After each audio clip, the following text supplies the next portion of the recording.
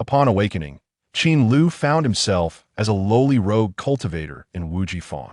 The original occupant of this body had no background, no cultivation, and no savings, and was burdened with an overwhelming debt. This left Qin Lu feeling utterly despondent. Fortunately, he awakened an attribute panel that allowed him to enhance his proficiency through cultivation. Even the most mundane basic spells could transform into formidable skills after upgrades. While others could only use their finger flick technique to kill a chick, he could obliterate a mountain. Where others ignited a mere flicker of flame, he conjured a fireball spanning 100 meters. While others' illumination spells resembled subpar flashlights, his could dazzle the eyes of many.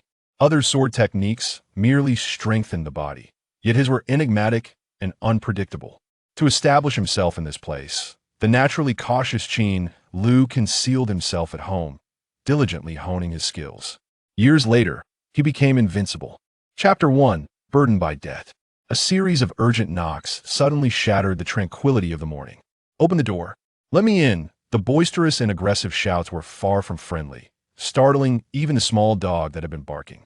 This commotion drew the attention of several early rising cultivators, who turned their gazes toward the scene. Upon seeing the shabby house, they exchanged knowing glances. "Ah, it's that detritus Qin Dezue again. How much does he owe this time?" "Who knows? That slacker is a notorious gambler. I heard he owes over 200 spirit stones at the Jishan shop. Ha! It's only a matter of time before someone beats him to death in the wild." The crowd laughed and gossiped, watching the burly man pound on the door of Qin Dezue, whispering among themselves. "Knock! Knock! Knock!" Listening to the fierce banging at the door, Qin Lu dared not make a sound, gazing up at the ceiling beams, wishing he could weep, but finding no tears. "What do they want? It's not my debt." Qin Lu was not originally from this world 2 days prior. He had inexplicably traversed to this strange place, inhabiting the body of a middle-aged man who had met a tragic end at home. After absorbing the original occupant's fragmented memories, he gained a rough understanding of this world and this body. This was a world of cultivation, a realm of extraordinary beauty and boundless imagination. Countless powerful cultivators existed here. Some could soar through the skies or traverse the seas, while others exhibited extraordinary powers, living alongside the heavens. It was indeed a world teeming with wonders. Yet, none of this mattered to him, as his cultivation level was too low. This body, now 35 years old, possessed a mere second-tier qi refinement. He was not a disciple of any noble sect or prestigious family, but rather a down-and-out rogue cultivator who had stumbled upon a cultivation method. Without any influence, background, or support, and with an advanced age and low cultivation, all signs pointed to him being a genuine nobody in the realm of cultivation, a mere ant. If it were only that, Qin Lu might have endured it. After all, it was not every day that one encountered a father figure to guide them through such a world.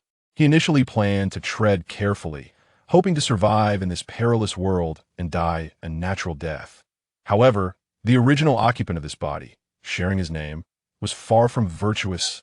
Not only was he addicted to gambling, but he was also a deceitful scoundrel, a near-dowel with a plethora of vices, burdened with a mountain of gambling debts and a host of enemies. Just 2 days after his arrival, he found himself besieged at home by creditors, which had kept him indoors, living in constant fear. "Knock! Knock! Knock! Open up! If you don't repay me, I swear I'll kill your entire family." The relentless banging continued, accompanied by a torrent of profanities that cursed the original occupant's entire family. Though the insults were harsh, Qin Lu could only feign deafness, as he was far weaker than his aggressors and had no justification for his position. He had spent the previous 2 days in silence, lowering his breath to create the illusion that no one was home, knowing that these debt collectors would eventually leave. But today, he had clearly underestimated the temper of this particular individual. Bang! A tremendous crash resounded from the door as it was kicked in, splintering the wood and sending debris flying. The rudimentary barrier meant to obscure his presence was effortlessly shattered. Qin Lu bolted upright, glancing back to see a burly man, approximately 6 feet tall, with a face full of rage, striding through the doorway. His arms bulged with veins as he advanced quickly toward Qin Lu. This man was Fong Hu, one of his creditors. "Hey, wait! Panic washed over Qin Lu as he stood, raising his hands in a placating gesture. "You're Qin Lu, aren't you? I've been banging on your door for ages. Are you deaf? You owe me money, and you're pretending to be dead?" Fang Hu approached, seizing Qin Lu by the collar and lifting him effortlessly off the ground, spitting with rage as he shouted. Feeling the iron grip around his neck, Qin Lu was utterly terrified. He had never experienced anything like this before and hastily began to explain. "Brother Hu, please spare me. I was sleeping so soundly that I didn't hear the knocking." "Stop your nonsense." Fang Hu interrupted loudly. "Now, immediately, pay me back." Seeing the murderous intent in Fang Hu's crimson eyes, Qin Lu realized that a wise man avoids imminent danger and quickly replied, Yes, they'll pay you back right away, but you must let me down first." Upon hearing this, Fang Hu snorted and released his grip, allowing Qin Lu to return to the ground. "But I lent you 20 spirit stones. Now, a month has passed, and you owe me 35 in total, principal and interest. What? Is this usury?" Qin Lu gasped in shock, staring at Fang Hu. "Usury? This is all clearly written in black and white. Do you think you can weasel out of it?" Fang Hu pulled out a piece of paper from his pocket. Qin Lu focused intently, and indeed, the document bore the details Fang Hu had claimed, with his name and fingerprint clearly marked in the lower right corner. This revelation made Qin Lu curse inwardly. What madness! Borrowing from such a loan shark was utterly reckless. Stealing a cautious glance at the ferocious Fang Hu, Qin Lu understood he could no longer bluff his way out of this. He hastily nodded in agreement. Yes, he'll pay right away. If he failed to repay, he might very well be torn apart on the spot. This was not a place of prosperity, democracy, or harmony. Disputes often resulted in life or death struggles, and violence was commonplace. Over the past 2 days, as he absorbed the fragmented memories of the original occupant, Qin Lu felt a growing sense of dread about this world. To survive, he could only bide his time.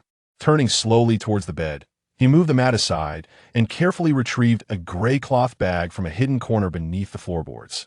Gently opening the bag, he revealed dozens of irregularly shaped silver stones within. Alas, these 50 spirit stones are my last remaining assets. Qin Lu sighed deeply. This was the emergency stash he had recalled from the original occupant's memories last night, presumably saved for a life or death situation. He had originally intended to use these spirit stones to start a small business and earn a modest fortune. However, it seemed unlikely he would be able to keep them now. As Qin Lu reached for the spirit stones, intending to count out 35 to hand over to Fang Hu, he was astonished to see the stones gradually vanishing from the bag. What was happening? Qin Lu was at a loss. The spirit stones were disappearing one by one from the bag. 1, 2, 5. In less than a few breaths, 30 spirit stones had vanished without a trace. What is going on? Before Qin Lu could comprehend the situation, a piercing pain surged from his forehead, compelling him to let out a heart-rending scream. He instinctively clutched his head as a buzzing sound filled his ears, and his vision began to blur. "Hey, you brat! What are you barking for? Did you find the money?" The irate voice of Fang Hu echoed from behind that moment. Qin Lu was too absorbed in his agony to respond, only able to wail in distress. Fortunately, the excruciating pain arrived swiftly but dissipated just as quickly. Within 10 seconds, the torment began to subside. Before he could ponder further, he noticed the light before him starting to warp, and a semi-transparent screen materialized in front of him. Upon focusing, he saw the following displayed. Name: Qin Lu. Lifespan: 35,102 years. Cultivation: Qi Refinement Level 2.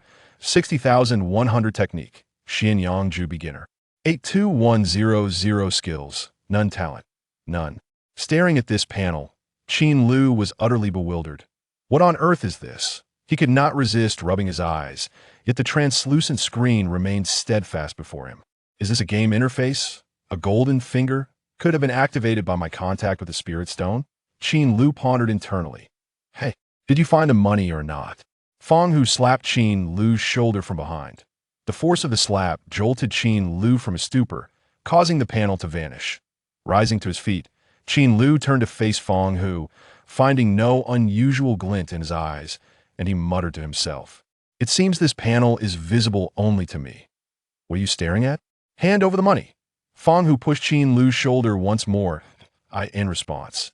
Qin Lu hurriedly extended the gray cloth bag toward him, cautiously glancing at him. After the disappearance of 30 spirit stones, The bag now contained only 20, which was still insufficient to repay the debt. He wondered whether Fong Hu might fly into a rage. Fong Hu took the bag, tossed it into the air to gauge its weight, and his expression tightened, his voice becoming grave. Are you joking with me? This is utterly insufficient. Qin Lu looked troubled and replied softly. This is all I have. Could you grant me a little more time to gather the rest? Upon hearing this, Fong Hu scrutinized Qin Lu from head to toe, a flicker of surprise crossing his eyes. He felt that this young man was entirely different from before. In the past, when asking for money, Qin Lu had displayed a shameless demeanor, speaking with a slick tongue, and even after receiving a beating, he would never part with a single coin. However, today not only had he returned the money promptly, but his attitude was also surprisingly earnest. I heard that someone taught him a lesson a few days ago. Could it be that he is truly reformed? Fong Hu speculated silently. Little did he know, the Qin Lu before him was no longer the gambling addict known as Qin Dezue. After a moment of contemplation, Fong Hu tucked the gray bag into his coat and said sternly, You still owe me 15 spirit stones. I will return in 10 days to collect. By then, you must return 20 spirit stones. If not, you will face dire consequences. With that, Fong Hu turned on his heel and departed. Qin Lu watched his retreating figure, glancing at the broken door, his face revealing an expression of helplessness.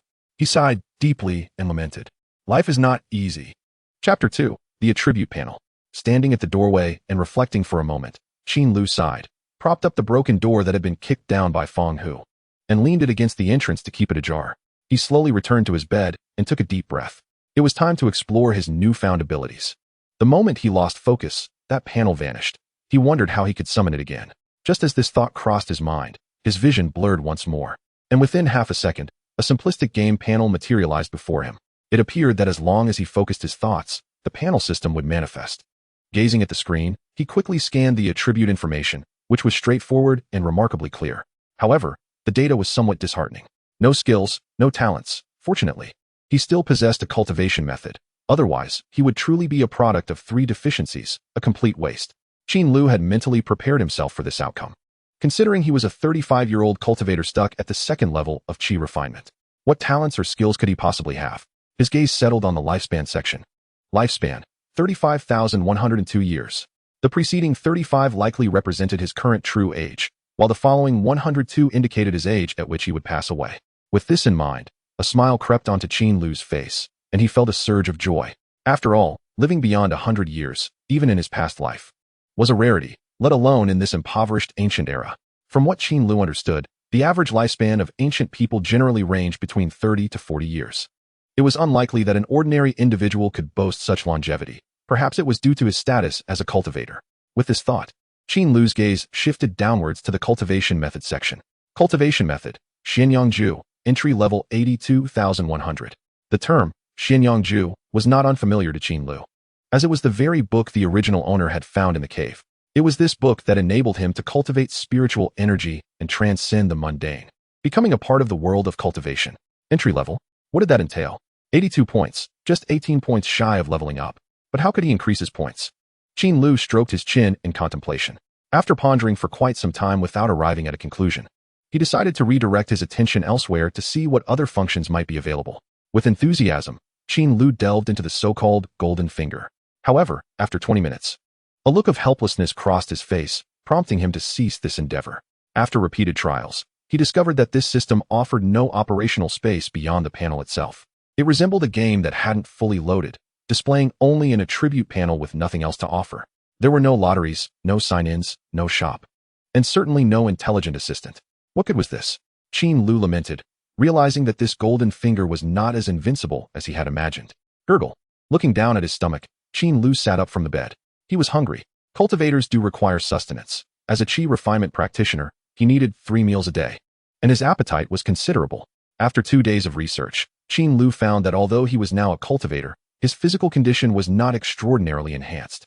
Comparatively, it might be akin to the physical capabilities of top athletes from his previous life. He muttered to himself, eat, focus on eating, and stood up, heading toward the kitchen. His dwelling was not large, comprising a single room and a living area with a total space of around 60 square meters. The room was cluttered with various items, clearly indicating that the original owner was not someone who enjoyed tidying up. To the right of the living area was a simple kitchen, not dissimilar to a rural earthen stove. Qin Lu approached the rice jar in the corner and lifted the wooden lid. Inside the wooden tub lay glistening spiritual rice, which appeared to weigh at least 20 pounds. Spiritual rice. In his memories, spiritual rice was not cheap, as it possessed the ability to accelerate cultivation by providing supplemental spiritual energy. Hence, cultivators often purchased it for consumption. After a quick wash of the pots and pans, Qin Lu retrieved the spiritual rice, poured it into the cooking pot, added an adequate amount of water, and rinsed it twice before placing it on the stove. He then crouched down, observing a small pile of firewood at the stove. If he wanted to start a fire, it should be done like this, he thought. With that, he began to rub his fingers together. With a soft pop, a faint red flame suddenly flickered to life between his fingers. Indeed, he could do it. A slight smile crept onto Qin Lu's lips. Such a miraculous sight would have been impossible in his previous life, yet here it was effortlessly achievable. This technique was known as fire-starting technique, a form of spiritual energy manipulation easily mastered by cultivators. No incantations, no hand seals, merely channeling one's internal spiritual energy to release it at will. Moreover, it consumed minimal spiritual energy, making it a basic spell known to all in the cultivation realm. With a flick of his finger, he sent the flame toward the prepared firewood. Upon contact, the wood ignited, emanating a warm heat. Pleased with the result, Qin Lu nodded in satisfaction and returned to his bed to await the cooking of the spiritual rice. At least he was still a cultivator, capable of performing such minor spells. This was certainly better than being a commoner. Qin Lu mused, feeling a bit of the gloom in his heart dissipate. Things were not as dire as they could be. With nothing else to occupy his time, he sat on the bed, continuously rubbing his fingers, watching the flames flicker to life and extinguish as he repeatedly practiced fire-starting technique. This novel experience was enjoyable for him. However, with the limited spiritual energy of the second level of Qi refinement, he soon found that after using the fire-starting technique over 10 times, his spiritual energy was nearly depleted. A wave of fatigue washed over him, leaving him feeling as if he had run 10 kilometers, utterly exhausted. This was the sensation of excessive spiritual energy consumption. Realizing he was becoming fatigued, he ceased this monotonous activity. Yet, with a thought, he summoned the attribute panel once more. Name: Qin Lu. Lifespan: 35,102 years.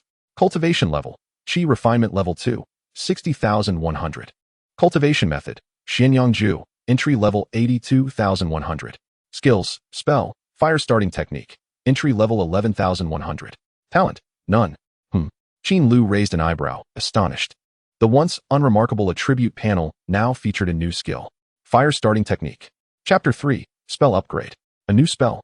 Qin Lu looked at the newly appeared fire starting technique on the panel, filled with excitement. He seemed to grasp how the skills on the panel upgraded. He had cast fire starting technique 11 times, which raised the points to 11. This meant that every time he utilized a skill, he could enhance his proficiency by 1 point. With this realization, Qin Lu immediately sprang from his bed, suppressing the discomfort from his depleting spiritual energy, and pinched his fingers to begin rubbing them together once more. With a puff, a small flame erupted from his fingertips, casting a weak glow that illuminated his face. Disperse. With a mental command, the flame extinguished at his fingertips. He then opened the attribute panel. Indeed, Qin Lu's face beamed with joy. The proficiency points that were previously 11 had now risen to 12. Marvelous. As long as he practiced, he could increase his points. Currently at the entry level, if he succeeded in upgrading, the power of fire starting technique would likely enhance. Clenching his fists, confidence sparkled in his eyes. He had unexpectedly arrived in this world, feeling lonely and isolated. His most pressing goal now was to safeguard his own life. To survive is to embrace endless possibilities. Now, with the system in place, as long as he remains cautious and strives to enhance his proficiency, he is certain to endure in this perilous environment. Once I have cleared my debts, I shall live more flamboyantly than anyone else. Just as Qin Lu was silently motivating himself towards this goal, he suddenly caught a whiff of an incredibly enticing aroma. The meal is ready. Savoring the fragrance, Qin Lu rubbed his belly and rose to the stove, lifting the lid off the wooden tub. How delightful! As the lid was removed, an unprecedented fragrance wafted towards him, causing him to lick his lips as saliva quickly filled his mouth, and his hunger intensified in an instant. Hastily, Qin Lu grabbed a porcelain bowl and served himself a portion of rice. The lingmi, after steaming, transformed into translucent pearls, glistening like jade, a sight that was utterly pleasing. Without a moment's hesitation, he picked up his chopsticks and took a bite. The lingmi melted in his mouth, its tender and sticky texture briefly dancing on his tongue, elevating him to cloud 9. Exquisite. Initially, He had intended to stir-fry some meat from the monster beasts to accompany the rice, but he was astonished to find that the lingmi alone was so delectable. At this rate, even without any side dishes, he could finish an entire tub of rice on his own. Qin Lu's chopsticks began to rapidly sweep through the porcelain bowl. In no time, he had consumed the entire freshly steamed tub of lingmi rice. What sheer delight!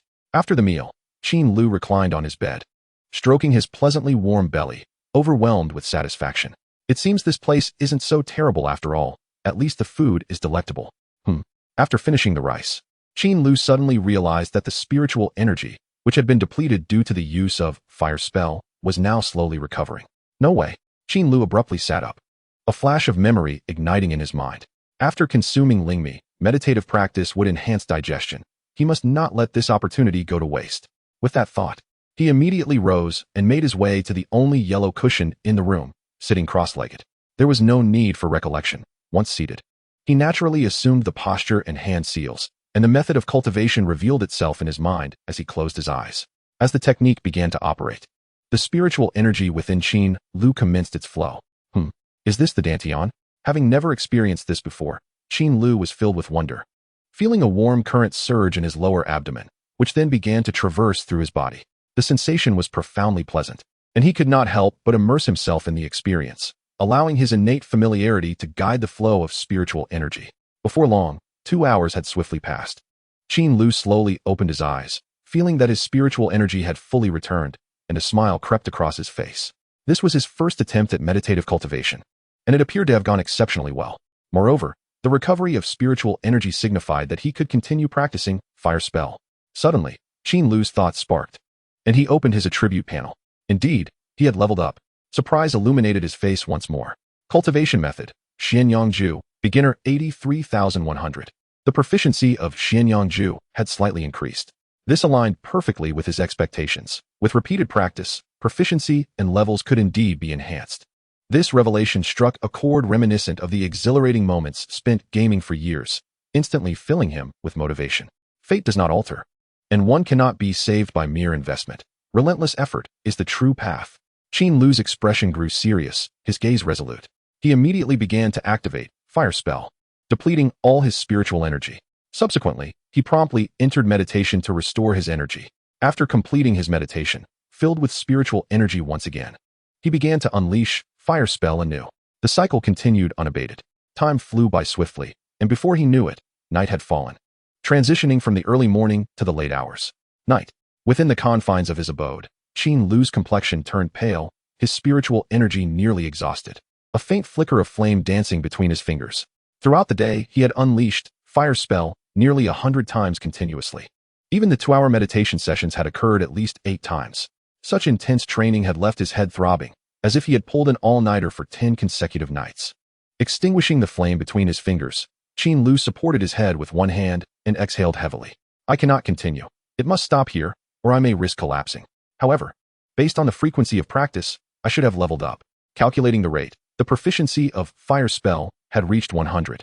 Qin Lu's thoughts sparked again, and the attribute panel appeared silently. Name, Qin Lu. Lifespan, 35,102 years. Cultivation, Qi Refining Stage 2, 62,100. Cultivation Method, xianxiaaudiobooks, Beginner, 91,100. Skills. Spells. Fire Spell, Proficient 1200. Talent, none. Proficiency had progressed from beginner to proficient. Qin Lu's spirit soared. After a grueling day, there was finally some change. His cultivation had also improved. Supporting his chin with one hand, Qin Lu squinted, realizing that continuous meditation could also enhance his cultivation. At this rate, could I ascend to Qi Refining Stage 3 in less than 2 months? Qin Lu promptly rose from the cushion. Unexpectedly, the Qi Refining Stage 3, which the original owner had struggled to break through for over a decade, seemed within his grasp to surpass effortlessly within 2 months. Qin Lu swallowed hard, suddenly feeling parched, and he stepped over to the table, lifting a cup of water. At that moment, he noticed that the kettle was empty. Faced with this, he could only take the kettle and approach the kitchen, lifting the lid off the water barrel. Just then, he suddenly paused, halting his actions. Gazing at the unfamiliar reflection on the water's surface, Qin Lu was momentarily struck by an indescribable feeling of strangeness. His features were not particularly refined. One might even say they appeared somewhat rugged. Yet, the contours of his face were smooth and distinct, his skin a healthy wheat tone, exuding a masculine aura. He looked somewhat like a ruggedly handsome man, akin to a charming rogue, though his mouth seemed a tad large. No wonder he was nicknamed Qin Lu. From his memories, Qin Lu learned that the previous owner of this body had several nicknames, including Heaven-Swallowing Python, Qin Lu, and Man-Eating Monster, all related to his large mouth. Gazing at this unfamiliar face, Qin Lu felt a twinge of helplessness. He pondered for a moment and then opened his mouth wide, baring his teeth at the water's surface. His 2 rows of neat, white teeth made for a dazzling smile, adding a touch of charm to his demeanor. Although his mouth may be large, it was still far more attractive than my previous appearance. In modern terms, this visage would place him among the ranks of handsome uncles or domineering CEOs. After a casual glance, Qin Lu averted his gaze, cupping the clear water in his hands to wash his face. After refreshing himself slightly, he used the kettle to scoop some water, drinking directly from the spout. Oh, the cool water elicited a sigh of relief from Qin Lu. Standing there, feeling a slight recovery of his spiritual energy, he raised his right hand and gently rubbed it together. Poof! A flame suddenly erupted from his fingers, glowing brightly. What had once been a mere flicker transformed into a small fireball, roughly the size of a fist, its power significantly enhanced. This is the proficiency level of fire spell. Qin Lu beamed with joy, and without hesitation, he flicked his right hand, hurling the fireball to the ground. Bang! A soft thud sounded as the earthy floor was dented. The edges singed, blackened by the flames. The power is substantial.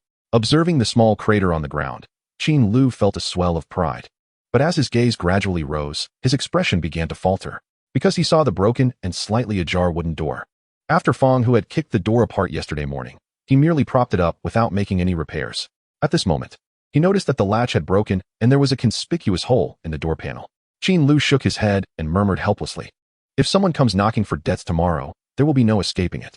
Chapter 4, Meager Inheritance. Qin Lu gazed at the dilapidated door, feeling overwhelmed, and opened his mouth slightly, but ultimately restrained the impulse to curse. Repairing the door was relatively simple. It merely required replacing the door panel and the latch. However, the enchantment set at the entrance to conceal his presence was somewhat complicated to operate. Without the enchantment, even if the door were intact, if someone probed with spiritual energy, they would easily discern whether he was home, leaving him completely exposed. Thus, fixing the broken door was not the crux of the matter. Reinstating the small enchantment to obscure his presence was paramount. What should I do if someone comes to collect debts tomorrow? This question flashed through Qin Lu's mind as he lowered his gaze to his fists. Should he confront them? Resort to violent means of refusal? No. The moment the thought arose, he immediately dismissed it. In his recollection, his creditors were formidable practitioners, most of them at the mid-stage of Qi refinement, which spanned from the 4th to the 6th level. Confronting him, a mere 2nd-level practitioner, would require little effort on their part. If a confrontation ensued, he would likely end up gravely injured, if not dead. Running away? That was also not feasible. The outskirts of the market were rife with monstrous beasts and lurking dangers. Without fellow practitioners to accompany him, he would likely meet a grim fate in the wilderness long before he could escape. Qin Lu shook his head, rejecting that notion as well. What if he used something else of value to buy time? This fleeting thought sparked a glimmer in Qin Lu's eyes, and he quickly turned to rummage through the house. After a thorough search that took nearly half an hour, Qin Lu had gathered all the items of potential value in his dwelling, excluding pots, pans, tables, chairs, and other mundane items. The belongings with spiritual stone value included the following: over 20 pounds of spiritual rice, 3 pounds of fresh beast meat, for low-tier talismans, a complete set of exquisite gambling tools, a low-grade yellow-tier sword, 2 medicinal pills, over 20 pounds of gold, 3 old books, Introduction to Talisman Crafting, Xianxiang Method, and basic spell cultivation techniques. Staring at these items, Qin Lu rifled through his memories to assess their specific worth. The spiritual rice and beast meat were clear in value, approximately amounting to 5 or 6 spiritual stones combined. However, these items were unsellable, as fresh alternatives were readily available in the market. No one would buy these used goods. The old books and talismans were also common and worth little. As for the sword, Qin Lu examined the long blade before him, measuring 3 feet and 6 inches, forged from dark iron and exuding a faint, chilling light. The hilt was crafted in the form of a blue eye sculpture, giving it an aura of coldness. This was his personal weapon, the sole magical artifact he possessed, known as the Xianxiang sword. This cannot be sold. Qin Lu sighed, muttering to himself. No matter what, he could not part with it. In such perilous surroundings, being without a weapon was akin to walking naked in the streets, devoid of any sense of security. His gaze shifted downward. The gold he had was also of little worth. In his previous life, gold was a valuable commodity, yet in the world of cultivation, It served merely as the most basic currency, commonly used among impoverished practitioners. The exchange rate was typically 7 to 8 pounds of gold for a single low-grade spiritual stone, rendering it virtually useless. After a thorough evaluation, Qin Lu's attention finally settled on the set of golden gambling tools. This was a pristine collection housed in a beautiful gift box, containing various common gambling implements, 5 wooden chess pieces, dice, hidden treasures, go pieces, and dominoes. He recalled that the original owner had won hundreds of spiritual stones in a single stroke of luck while gambling, and subsequently purchased these tools for over 100 spiritual stones after being persuaded by others. The original owner cherished these items dearly, often taking them out to practice gambling techniques, refusing to sell them even when facing starvation. Eliminating the gambling vice starts with me, Qin Lu resolved as he picked up the exquisite gambling set. Now that his body had been replaced by another soul, the once treasured gambling tools appeared utterly worthless in his eyes. The night sky carried a hint of chill, and the once chaotic slums were now unusually quiet, devoid of the daytime hustle and bustle. Qin Lu cautiously opened the rickety wooden door, peering outside. This was his first venture out since arriving 2 days ago. The chaotic market and the tragic fate of the original owner echoed in his mind, reminding him to proceed with utmost caution. Seeing that the surroundings were deserted, Qin Lu clutched the talismans in his arms and checked the xianxia sword at his waist. Sensing that everything was in order, he took a deep breath, grasped the beautiful gambling set, and stepped out of his home. What is that strange odor? As soon as he exited, a foul stench of urine hit him, mingled with the unbearable smell of excrement, nearly making him retch. What on earth? Do these people relieve themselves anywhere? Is there not a single toilet? Ugh, ugh. Qin Lu spat twice, covering his nose to endure the stench, then carefully closed the door behind him and cautiously made his way toward the market center. His makeshift dwelling was on the outskirts of the market, where impoverished practitioners resided, leading to a chaotic mix of individuals, commonly referred to as the slums of the market. This area also boasted the highest crime rate. As Qin Lu walked slowly along the muddy path, his gaze swept over the surrounding buildings. Before him stood a series of very rudimentary houses, with the streets lacking any planning, scattered haphazardly along the way. The scene resembled what he had seen on television of ancient rural villages. This left Qin Lu speechless, feeling as though these cultivators were living like animals in such deplorable conditions. In such a state, they might as well have returned to the mundane world and lived as revered deities. At least there, they would have no worries about food and clothing, enjoying a comfortable life. As Qin Lu walked forward, he continued to voice his discontent. Although it was the early hours of the morning, numerous practitioners still roamed the streets, their silhouettes brushing past one another, each face marked with a sense of vigilance. Clearly, everyone was aware of the chaos in this area. In the dead of night, it was not unusual for malevolent acts to occur, and this environment made Qin Lu anxious. A cold sweat forming on his brow as his hand instinctively rested upon the sword hilt. Should anything seem amiss, he would unleash the Wang Ba Cha Si sword technique. After all, recalling the memories, brawls and violence were commonplace in the slums, with bloodshed and injuries frequently witnessed, and corpses on the streets were not uncommon. Exercising caution was undoubtedly wise. The slums were not far from the market center, given their proximity to the marketplace. After a brief walk of less than 10 minutes, Qin Lu found himself before the market city wall.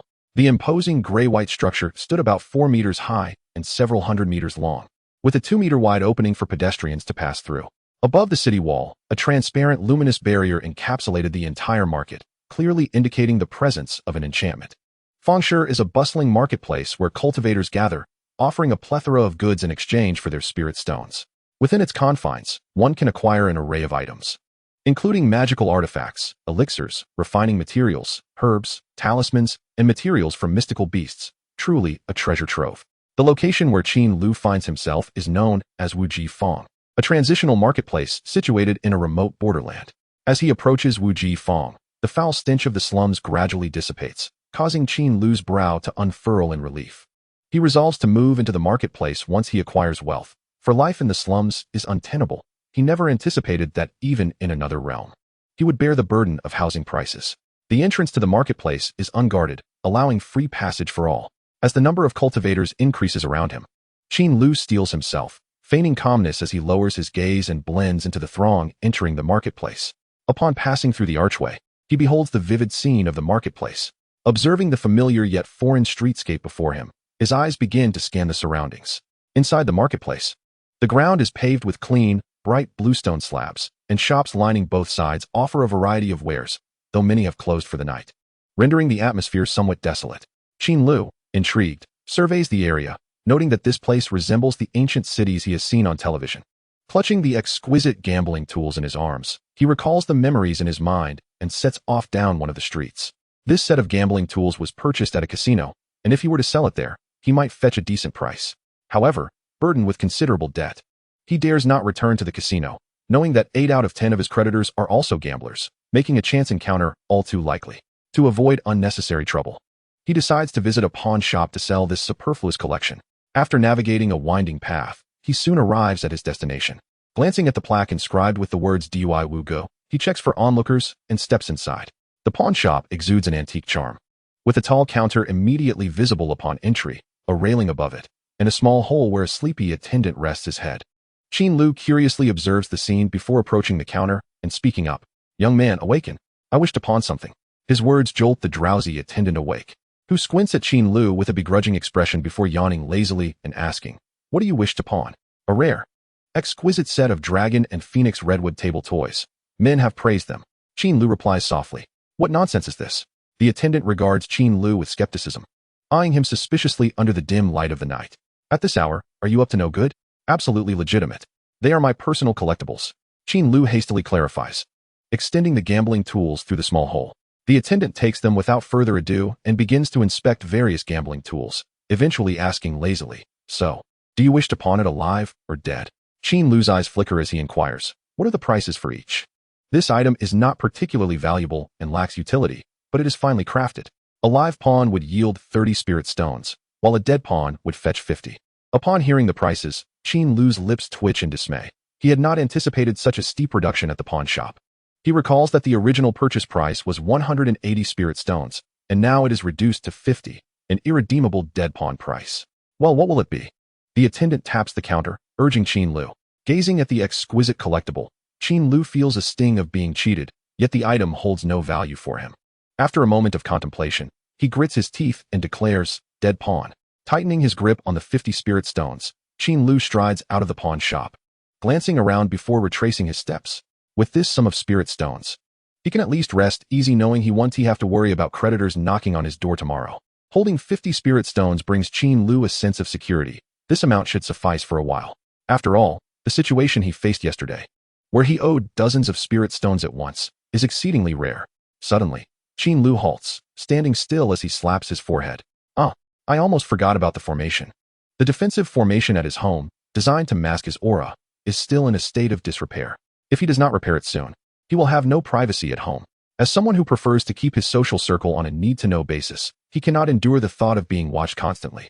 With this in mind, Qin Lu promptly turns and strides forth. In the marketplace, besides the various shops selling goods, there exists another innovative business model, street stalls. These stalls typically gather in the center of the marketplace, allowing numerous wandering cultivators to engage in low-cost transactions, thus earning the name xianxiaaudiobooks or wandering cultivator market.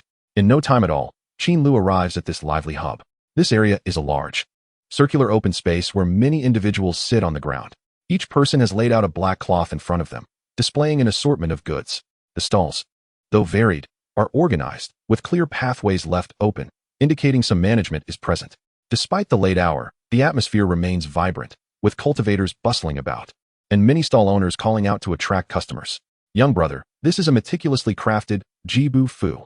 It can instantly enhance your speed, a great tool for escaping. Just 5 spirit stones each. Come take a look. Freshly sourced beast meat. First tier spirit beast, 6 pounds for 1 spirit stone. Dumping my life weapon, martialartstraining. Highly effective against evil spirits and monsters. Highest bidder takes it." The clamoring voices fill the air, far more engaging than the desolate shops, piquing Qin Lu's curiosity as he begins to stroll forward to browse. After a brief exploration, he comes across a multitude of items, including talismans, magical artifacts, collectibles, materials, books, and food. He notices that the prices for goods at each stall fluctuate, some being expensive while others are quite reasonable, truly testing one's discernment. Indeed, there is a bit of everything for sale. It resembles a rural marketplace, Qin Lu muses quietly. After wandering aimlessly, he consciously begins to search for a stall that sells talismans. Before long, he finds himself standing in front of a talisman stall. "Friend, how much are your talismans?" Upon seeing a customer, the stall owner greets him warmly, gesturing with his hand and cheerfully saying, "What kind of talisman are you looking for?" "I have jibu fu, shui qi dun, chu xie fu, and jing guang fu." Qin Lu pretends to scan the selection before locking his gaze on one particular talisman, pointing and asking, "What is the price for this, Xiaobu Fu?" "Ah, you have a keen eye? This talisman was freshly crafted today, and since I feel a connection with you, I will sell it for 5 spirit stones. How does that sound?" Qin Lu's expression falters at the price. He finds it difficult to accept. 5 spirit stones equate to his food expenses for 10 days. With his current financial struggles, he wishes he could split every spirit stone in half. That scoundrel must repay him for the door he broke. Just thinking of the door smashed by that brute brings him a pang of regret. Noticing Qin Lu's hesitation, the stall owner adds, "So what do you say? This price is already quite reasonable. You won't find it cheaper anywhere else." "Well, although you are likely exaggerating, I will still purchase it." "Ah, my friend, you are quite straightforward. Here, please take your talisman." The stall owner appears somewhat embarrassed. Qin Lu carefully takes the talisman and places it in his pocket, then retrieves 5 spirit stones to hand over to the stall owner. With the transaction complete, he turns to leave the stall. "Sigh, before the spirit stones could even warm in my pocket, a 10th has already slipped away. This cannot continue." Qin Lu sighed inwardly, feeling the weight of having spent 5 spirit stones. This made the 50 spirit stones he possessed seem rather insignificant. If he could not find a way to generate income, he might soon find himself compelled to part with his belongings, perhaps even selling the Xianxia sword. The looming crisis of spirit stones cast a heavy shadow over him. In his previous life, failing to repay debts merely resulted in becoming a defaulter or facing imprisonment, with legal protections ensuring his life remained unharmed. However, in this realm, where violence was commonplace, failure to repay would likely lead to a swift demise. He needed to devise a means of earning. As the sounds of hawkers echoed around him, an idea sparked in Qin Lu's mind. Since talismans were so lucrative, he could sell them as well. He recalled that he had a manual on talisman crafting at home. If he could sell a repair talisman for 5 spirit stones each, he could easily repay his debts by selling several in a day. The more he contemplated, the more exhilarated he felt, as if a path to wealth lay before him, with spirit stones beckoning him. Without hesitation, he resolved to act. After making up his mind, Qin Lu hurriedly left the market and headed towards a store that sold talisman crafting supplies. To create talismans, he needed a complete set of crafting tools, which were typically not sold as a complete set in the market. Only in specialty shops could he acquire everything at once. Soon, he found a sizable talisman store. After a series of negotiations, he spent 20 spirit stones and 3 pounds of gold to purchase a complete set of crafting tools, which included talisman paper, ink, animal skins, brushes, gold dust, and talisman knives. Additionally, he bought a redwood table exuding a faint spiritual aura for 1 spirit stone to serve as his crafting station. With all his purchases in hand, Qin Lu emerged from the Wuji workshop, carrying the large table and trudging homeward. As he approached the slums, the nauseating stench returned, making him spit in disgust and hold his breath as he walked slowly under the weight of the redwood table. After a night of exertion, it was now the hour of the rabbit, around 5 in the morning. While there were a few passers-by, most were heading towards the Wuji workshop, pushing small carts laden with food ingredients and kitchen tools, reminiscent of street vendors in his previous life. These individuals were likely on their way to sell breakfast. After a brief glance, Qin Lu mused that diligent workers were a constant presence in any world. In the realm of cultivation, soaring through the skies and commanding legions were feats reserved for high-level cultivators. In reality, many low-level cultivators led meager lives, relying on their various skills to scrape by. Much like in the mundane world, they were determined to avoid returning to a life of luxury in the secular world, a fate they did not desire. Upon finally pushing open the slightly ajar door, Qin Lu returned home. He placed the redwood table in a corner of the hall and neatly arranged the talisman crafting tools. Stretching his arms to relieve the stiffness in his shoulders, he acknowledged that despite his significantly enhanced physical condition, carrying a table weighing nearly 300 pounds over a distance of 2 to 3 kilometers still left him feeling somewhat uncomfortable. With his hands on his hips, he gazed at the pristine workbench, feeling a swell of emotion. This would be the foundation of his fortune. He retrieved a repair talisman from his pocket and turned towards the door. The repair talisman, a first-level talisman, was specifically designed for mending formations, a powerful tool for maintaining their function. It was perfectly suited for repairing the damaged shielding formation.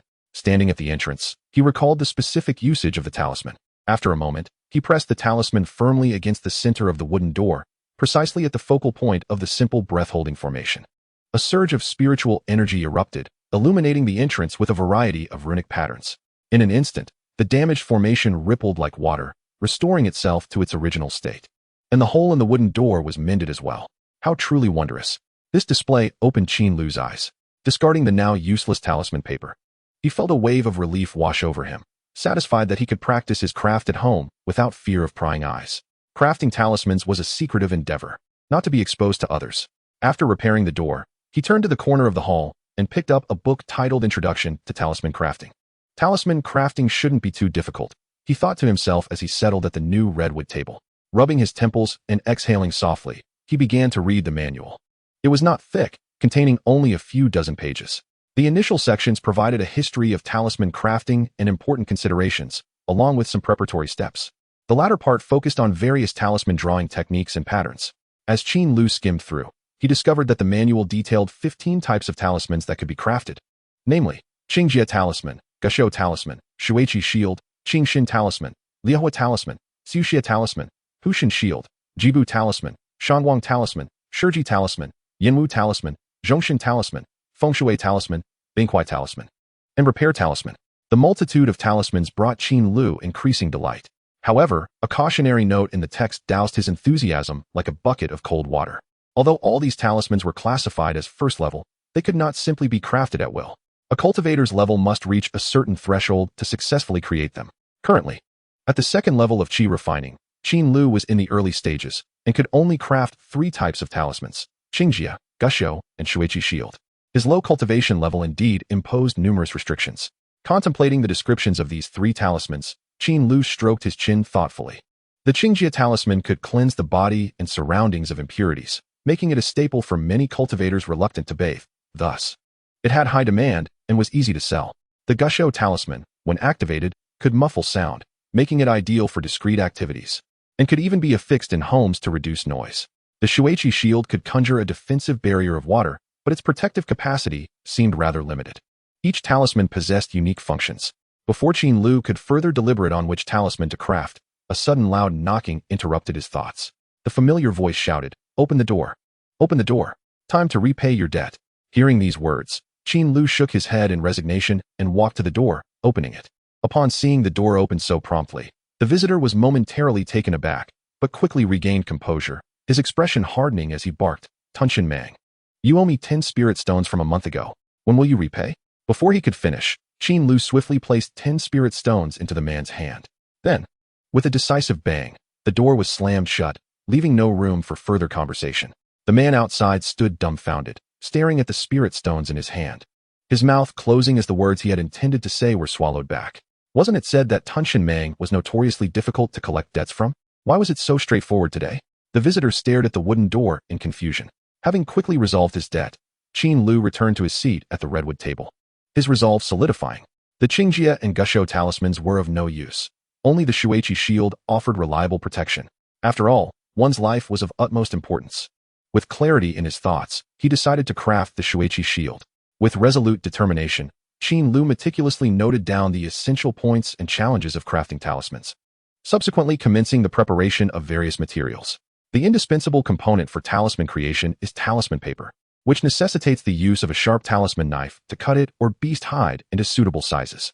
Following this, the preparation of talisman ink is paramount, as different types of talisman paper require distinct inks, commonly including black ink, red sand, gold powder, and beast blood. The process of crafting talismans involves dipping a talisman brush into the ink and skillfully etching the desired patterns onto the specially prepared talisman paper using spiritual energy. Qin Lu adeptly gathered all the materials, arranging them neatly within arm's reach. He exhaled gently and gradually closed his eyes, centering his mind and adjusting his state to its optimal condition. In his mind, the intricate structures and exquisite techniques of the talismans flickered like slides in a presentation, replaying in a continuous loop. After a brief moment of rest, Qin Lu opened his eyes, his left hand firmly pressing down on the talisman paper while his right hand grasped the talisman brush.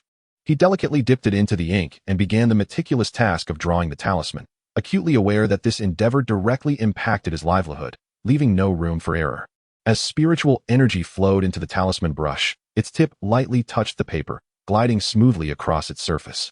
Qin Lu remained wholly focused, undistracted, diligently following the instructions laid out in the manual, painstakingly outlining every stroke.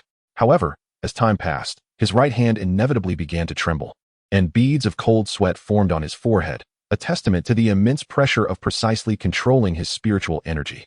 He silently encouraged himself, insisting that he must persevere.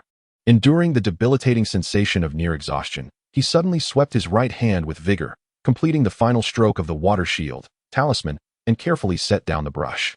Success! As he watched the luminous surface of the talisman gradually dim and ultimately vanish, a relieved smile spread across Qin Lu's face. It appeared he possessed a modicum of talent, succeeding in his first attempt at talisman crafting. Proudly, he acknowledged that not everyone could create talismans. It required meticulous attention to detail and a proficient command of spiritual energy.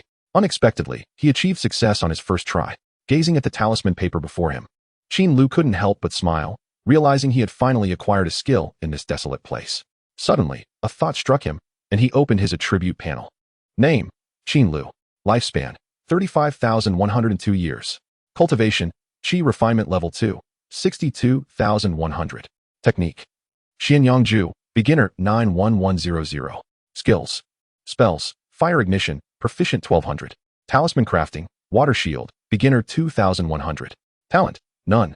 Observing this, Qin Lu smiled slightly. Indeed, he had gained the skill of talisman crafting. He yawned, feeling an overwhelming wave of drowsiness wash over him after completing his task. The prolonged lack of sleep and continuous exertion of spiritual energy had left him utterly exhausted. Slowly, he rose, stretched his arms, and tenderly rubbed his belly as he ambled towards his bed. Time for sleep. Resting now would even save him from breakfast. What a small profit for the day. Lying on the bed, Qin Lu quickly drifted into slumber. Chapter 7. An Unexpected Reunion. For several consecutive days, Qin Lu remained quietly at home, isolating himself from worldly affairs, with a singular focus on gaining experience. Each day was consumed by relentless efforts to hone his skills.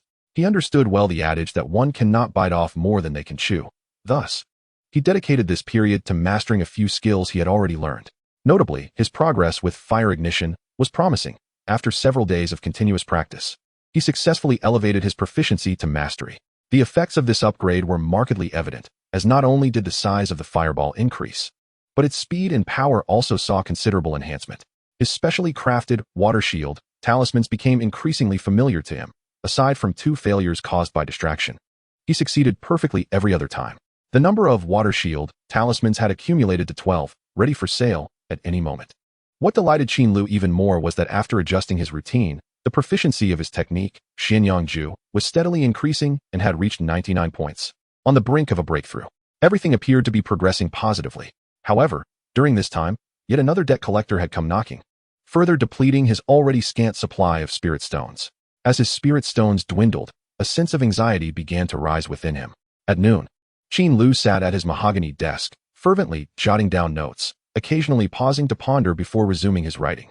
Soon enough, he completed his task.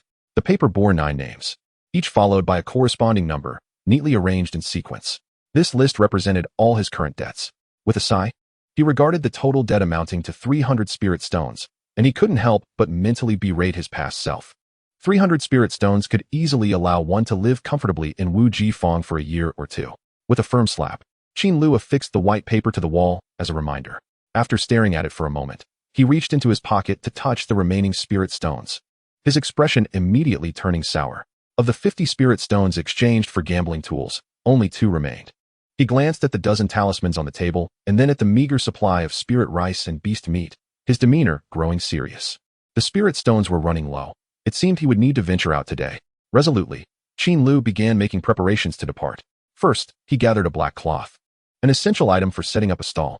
Given the limited number of talismans he possessed, selling them at a shop would yield little profit. He would have to set up a stall at the market instead. Additionally, he packed his sword, spirit stones, talismans, and gold, intending to purchase some fruit. It was vital to replenish his vitamins. After wearing the same robe for several days, he contemplated whether to buy a cleaning talisman or perhaps a new outfit altogether. He also realized he was running low on talisman paper and needed to procure more. As he chatted to himself while planning, it took him about 10 minutes to prepare all the items. Tightening the various bundles on his person, he rubbed his face and, with a serious expression, gently pushed the door open. In the slums, the number of pedestrians during the day was significantly greater than in the early hours, marking the peak of activity. Moreover, the expressions of vigilance on people's faces were not overly pronounced, indicating that daytime safety was somewhat assured. Qin Lu noted this feature and silently concluded that he should venture out during the day from now on, as nighttime remained perilous. "Hey, old Qin!" Suddenly, a voice called out from behind him. Qin Lu quickly turned around to see a young man of similar age approaching, with thick brows and large eyes. His seemingly honest features bore a hint of shrewdness, and his pallid complexion suggested he might have indulged excessively.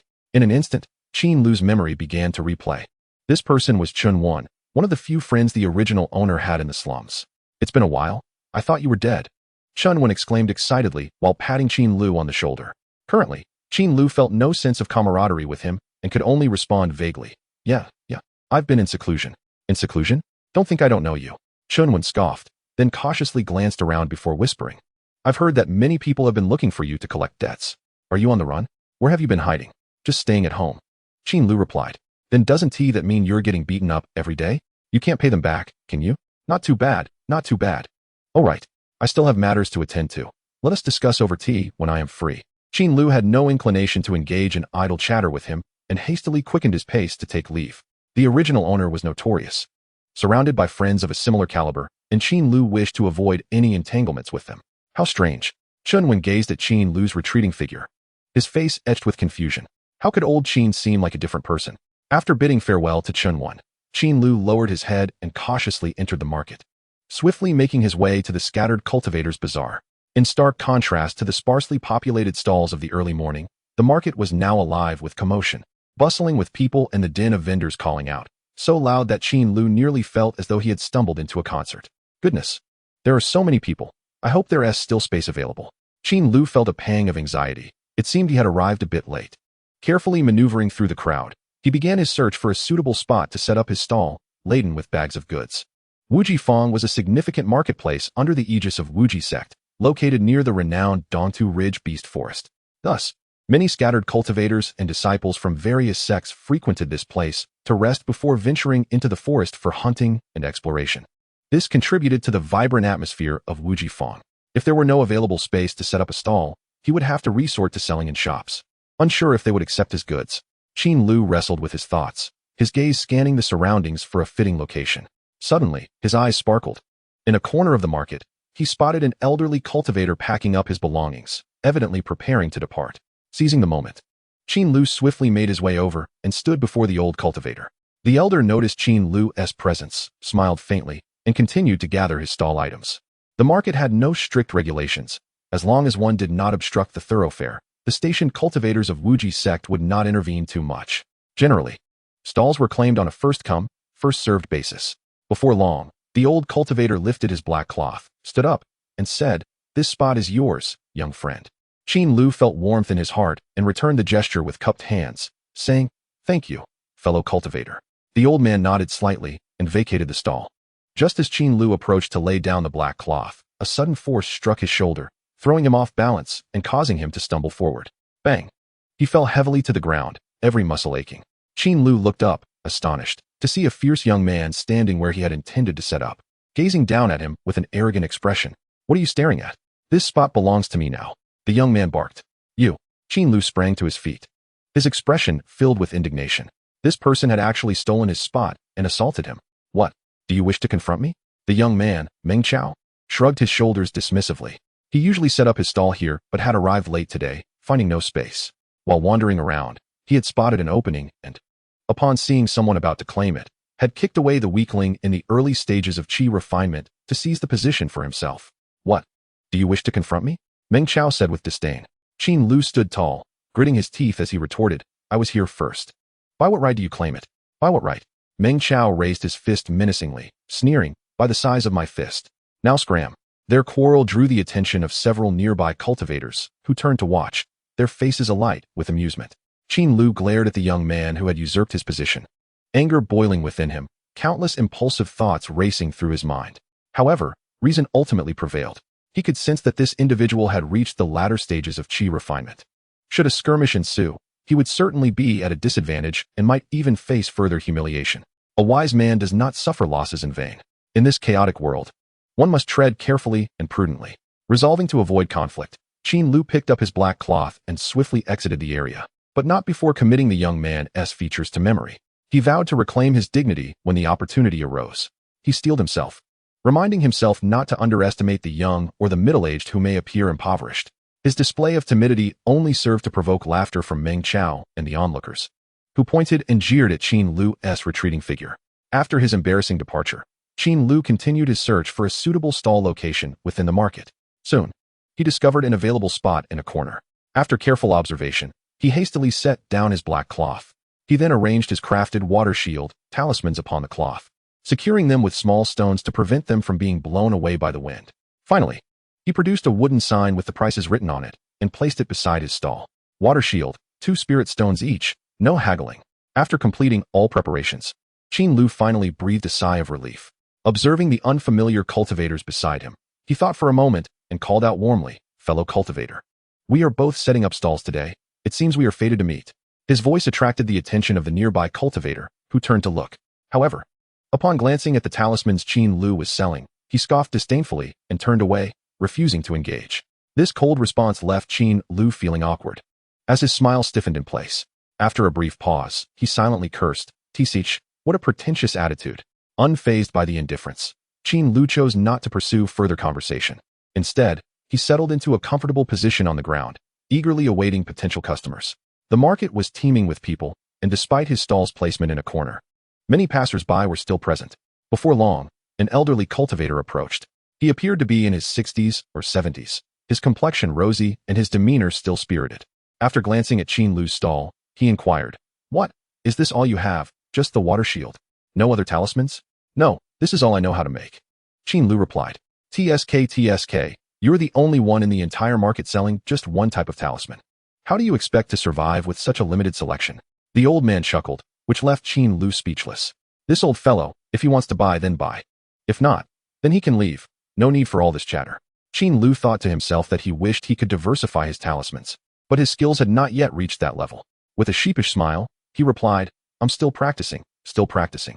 The old cultivator shook his head in resignation and said, "Fine, give me one, water shield. From the looks of your drawing, your fundamentals seem solid." Qin Lu's eyes lit up, and he quickly picked up a talisman, handing it to the old man with both hands. The old man did not linger, tossing down 2 spirit stones before turning to leave. Feeling the weight of the 2 spirit stones in his palm, Qin Lu's heart raced with excitement. This was his first sale. Moreover, it had garnered recognition. This made him reflect on the significance of his hard work over the past few days. These 2 spirit stones were a reward for his diligence. The road to prosperity begins with a single step. Qin Lu casually glanced at the stall owners beside him, noticing that no one was paying attention to him, and quickly tucked the 2 spirit stones into his robe.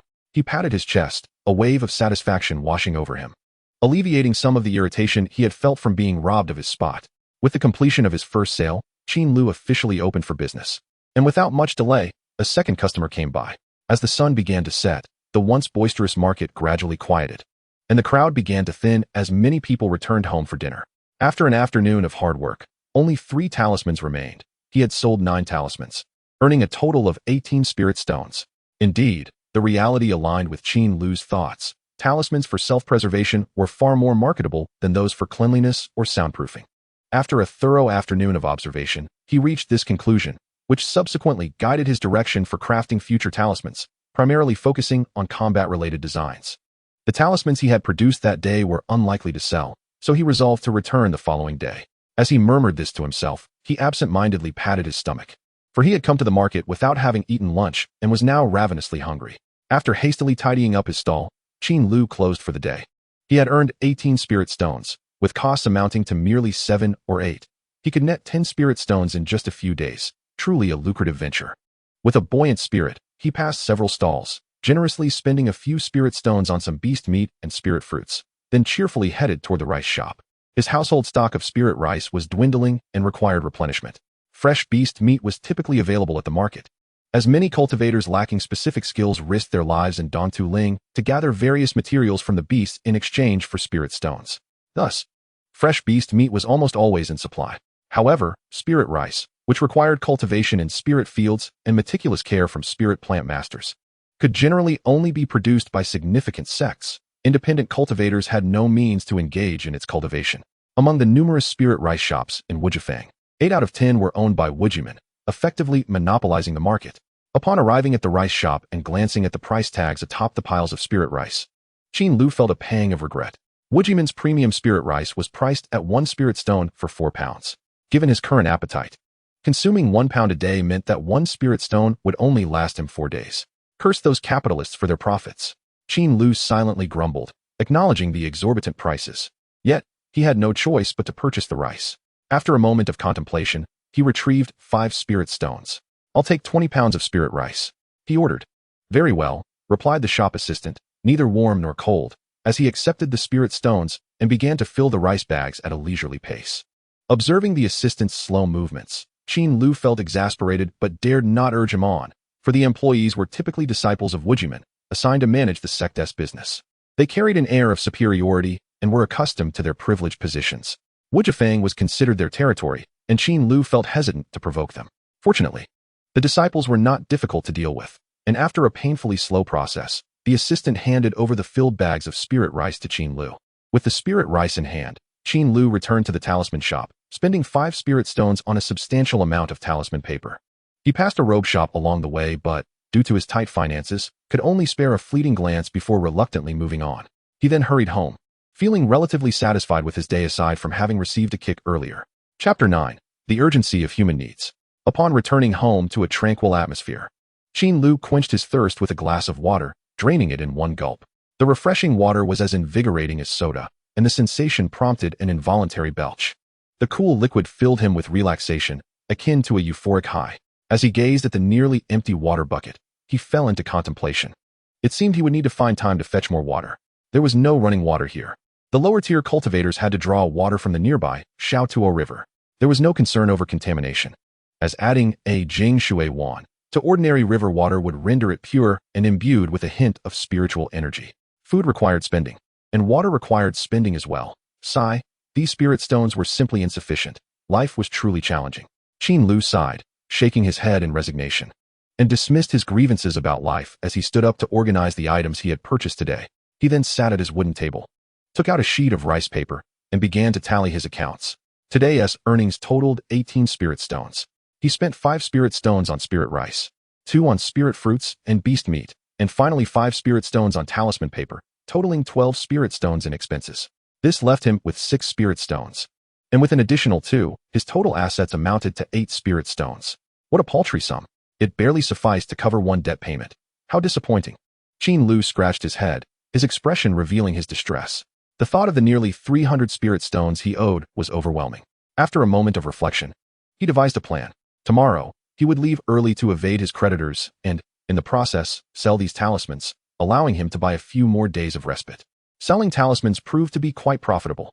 A shui qi dun cost 1 spirit stone to make and could be sold for a profit of 1 spirit stone. If he could craft 4 in a day, that would yield a minimum of 4 spirit stones daily. As long as he abstained from food, drink, gambling, and other vices, heavens forbid, he could pay off his debts within 2 months. With this thought, Qin Lu felt rejuvenated, a radiant smile spreading across his face, as if a beautiful future beckoned him. How daunting yet promising the journey ahead. He set down his brush, rubbed his hands together, and stood up. Time to eat.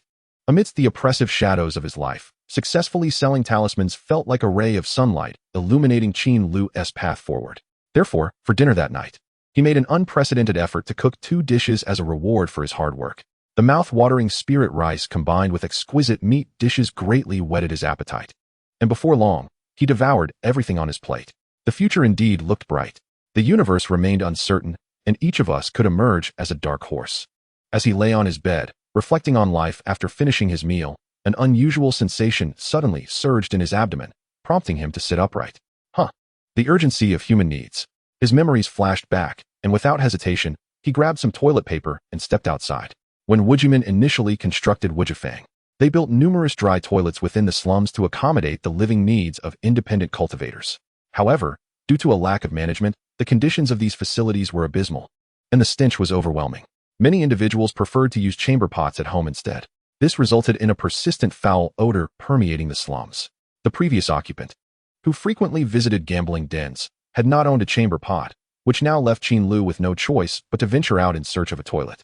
Cultivators consume spirit water and spirit rice, thus their need for excretion is infrequent. Since arriving here a week ago, this was his first experience. Soon, Qin Lu located the facility and, braving the foul odor, entered to take care of his business swiftly. Moments later, he emerged, exclaiming, "Damn, that was foul. I must move to the city center soon." Holding his nose as he exited the restroom, Qin Lu reaffirmed his resolve to relocate. Just as he stepped a short distance away, a youthful voice suddenly called out beside him. Hey, Qin Big Mouth, are you here to take a dump too?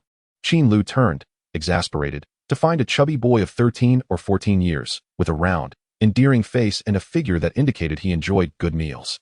This child was his neighbor, named Xiao Mo. From his memories, the previous occupant had a fondness for this chubby boy, often teasing him, which was one of the few joyful memories unrelated to gambling. Xiao Mo casually patted Qin Lu on the shoulder and greeted him with a smile. Hey, I've noticed quite a few visitors at your place recently. When did you make so many friends? What friends? They are all creditors. Qin Lu thought to himself, feeling a wave of frustration as he glanced at Xiao Mo's hand resting on his shoulder. Hey, did you wash your hands? Just slapping around like that. Xiao Mo looked perplexed. Wash my hands. Where's the water in that place? You know that well. Besides, isn't this trick something you taught me? Hee. Qin Lu casually swatted away Xiao Mo's chubby hand and continued to walk forward, maintaining his composure. I must wash my clothes. This boy's parents are beast hunters, ruthless individuals who frequently roam the East Head Ridge, with cultivation levels reaching the late stage of qi refinement, which has undoubtedly shaped Xiao Mo into his rebellious and mischievous persona. Noticing that Qin Lu was not engaging in banter, Xiao Mo's expression turned slightly odd, yet he hurriedly matched Qin Lu's pace, chattering away. Hey, Lao Qin, you haven't told me when you made so many friends. Also, about that last time you said you'd take me to the gambling den. Are you still going to honor that? By the way, remember when we spied on Widow Lu while she bathed and got caught? They blamed you as the mastermind. You don't mind, do you? Qin Lu sighed helplessly, casually brushing off Xiao Mo's remarks as he quickened his stride homeward. All right. When I have some free time, I'll take you to gamble. Upon reaching the doorstep, he vaguely replied and pushed the door open, stepping inside. Once in the house, Qin Lu exhaled softly, feeling a wave of relaxation wash over him. In the presence of the original owner's acquaintances, he was always plagued by a sense of guilt, fearing to engage in too much interaction. This included Chun Wan and Xiao Mo. Was this a sense of guilt for occupying someone else's body? Qin Lu shook his head, walked to the water bucket, washed his hands, and then removed his robe, filling it with water and squatting down to wash it diligently. After toiling for a full half hour, he finally stretched his back and concluded the washing. Once he hung the clothes to dry, he returned to sit on the bed and summoned his attribute panel. Name, Qin Lu. Lifespan, 35, 102 years. Cultivation, Qi Refinement Level 2, 65, 100. Cultivation Technique, Xianxiaaudiobooks, Beginner 99, 100. Skills, Spell, Ignition Technique, Proficient 2, 600. Talisman, Water Qi Shield, Beginner 26, 100. Talent, None. Gazing at the panel, Qin Lu's thoughts raced. Currently, the proficiency cap for Ignition Technique was 600 points. If it increased by 100 points per day, it would take 6 days to advance. Each successful talisman creation granted 2 proficiency points, while failure yielded 1. Producing 4 talismans a day would take over 10 days to improve. As for talismans, for now, focusing on crafting the Water Qi Shield was sufficient. All else was superfluous. As for spells, with a flick of his finger, a fireball the size of a soccer ball materialized between his fingers. Feeling its warmth, he murmured, "This power seems adequate, doesn't it? Should I explore other spells?" He extinguished the fireball and stood, strolling to the mahogany table, where he gazed at the book titled Simple Spell Cultivation Method. Lost in thought. Chapter 10, Upgrading Techniques. Simple Spell Cultivation Method. It is said that this was penned for the benefit of low-level practitioners in the cultivation realm by a powerful figure, offered freely. The book meticulously details various small spells that can be practiced during the Qi refinement stage. It is divided into 3 volumes, lower, middle, and upper, corresponding to the early, middle, and late stages of Qi refinement. As a practitioner in the early stage, Qin Lu held the lower volume in his hands. His sole combat skill, Ignition Technique, was duly recorded as the first skill. Ignition Technique, primarily used for igniting firewood and lighting pipes, an essential skill for those in the cultivation realm. Usage method, circulate qi from the dantian to gather spiritual energy at the fingertips. Familiar with this skill, Qin Lu skipped ahead and began examining other spells. Upon thoroughly reviewing the book, Qin Lu discovered that the spells available for early-stage practitioners were limited. Excluding some that were utterly useless, only 5 remained. 1. Flicking Technique. A flick of the finger can launch an attack. With proficiency, it can be used to hunt birds and small animals, requiring frequent practice for those who often hunt in the wild. 2. Illumination Technique. Cast at night, it can illuminate the surroundings, akin to lanterns or torches, lighting the path in darkness. 3. Cutting Technique. Strengthens the qi at the fingertips, useful for trimming hair and nails. With practice, it can serve as a kitchen knife for cooking. 4. Amplification Technique. Enhances one's voice, allowing for distant conversation and effective shouting. also capable of repelling wild beasts. 5. Gentle wind technique. Grants the user lightness, enabling them to leap several meters effortlessly with a mere touch of the toes to the ground. Contemplating these 5 spells, Qin Lu instinctively moved his left thumb back and forth beneath his lips, pondering. The available skills were too scarce, and these appeared to be more practical than combat-oriented. It seemed that only gentle wind technique might hold some utility. Without further deliberation, he recognized that gentle wind technique was the skill he most urgently needed to practice. After all, while he already possessed an offensive technique in ignition technique, he lacked any means of defense. For a cautious and prudent young man in the cultivation realm, lacking a swift escape skill was unacceptable.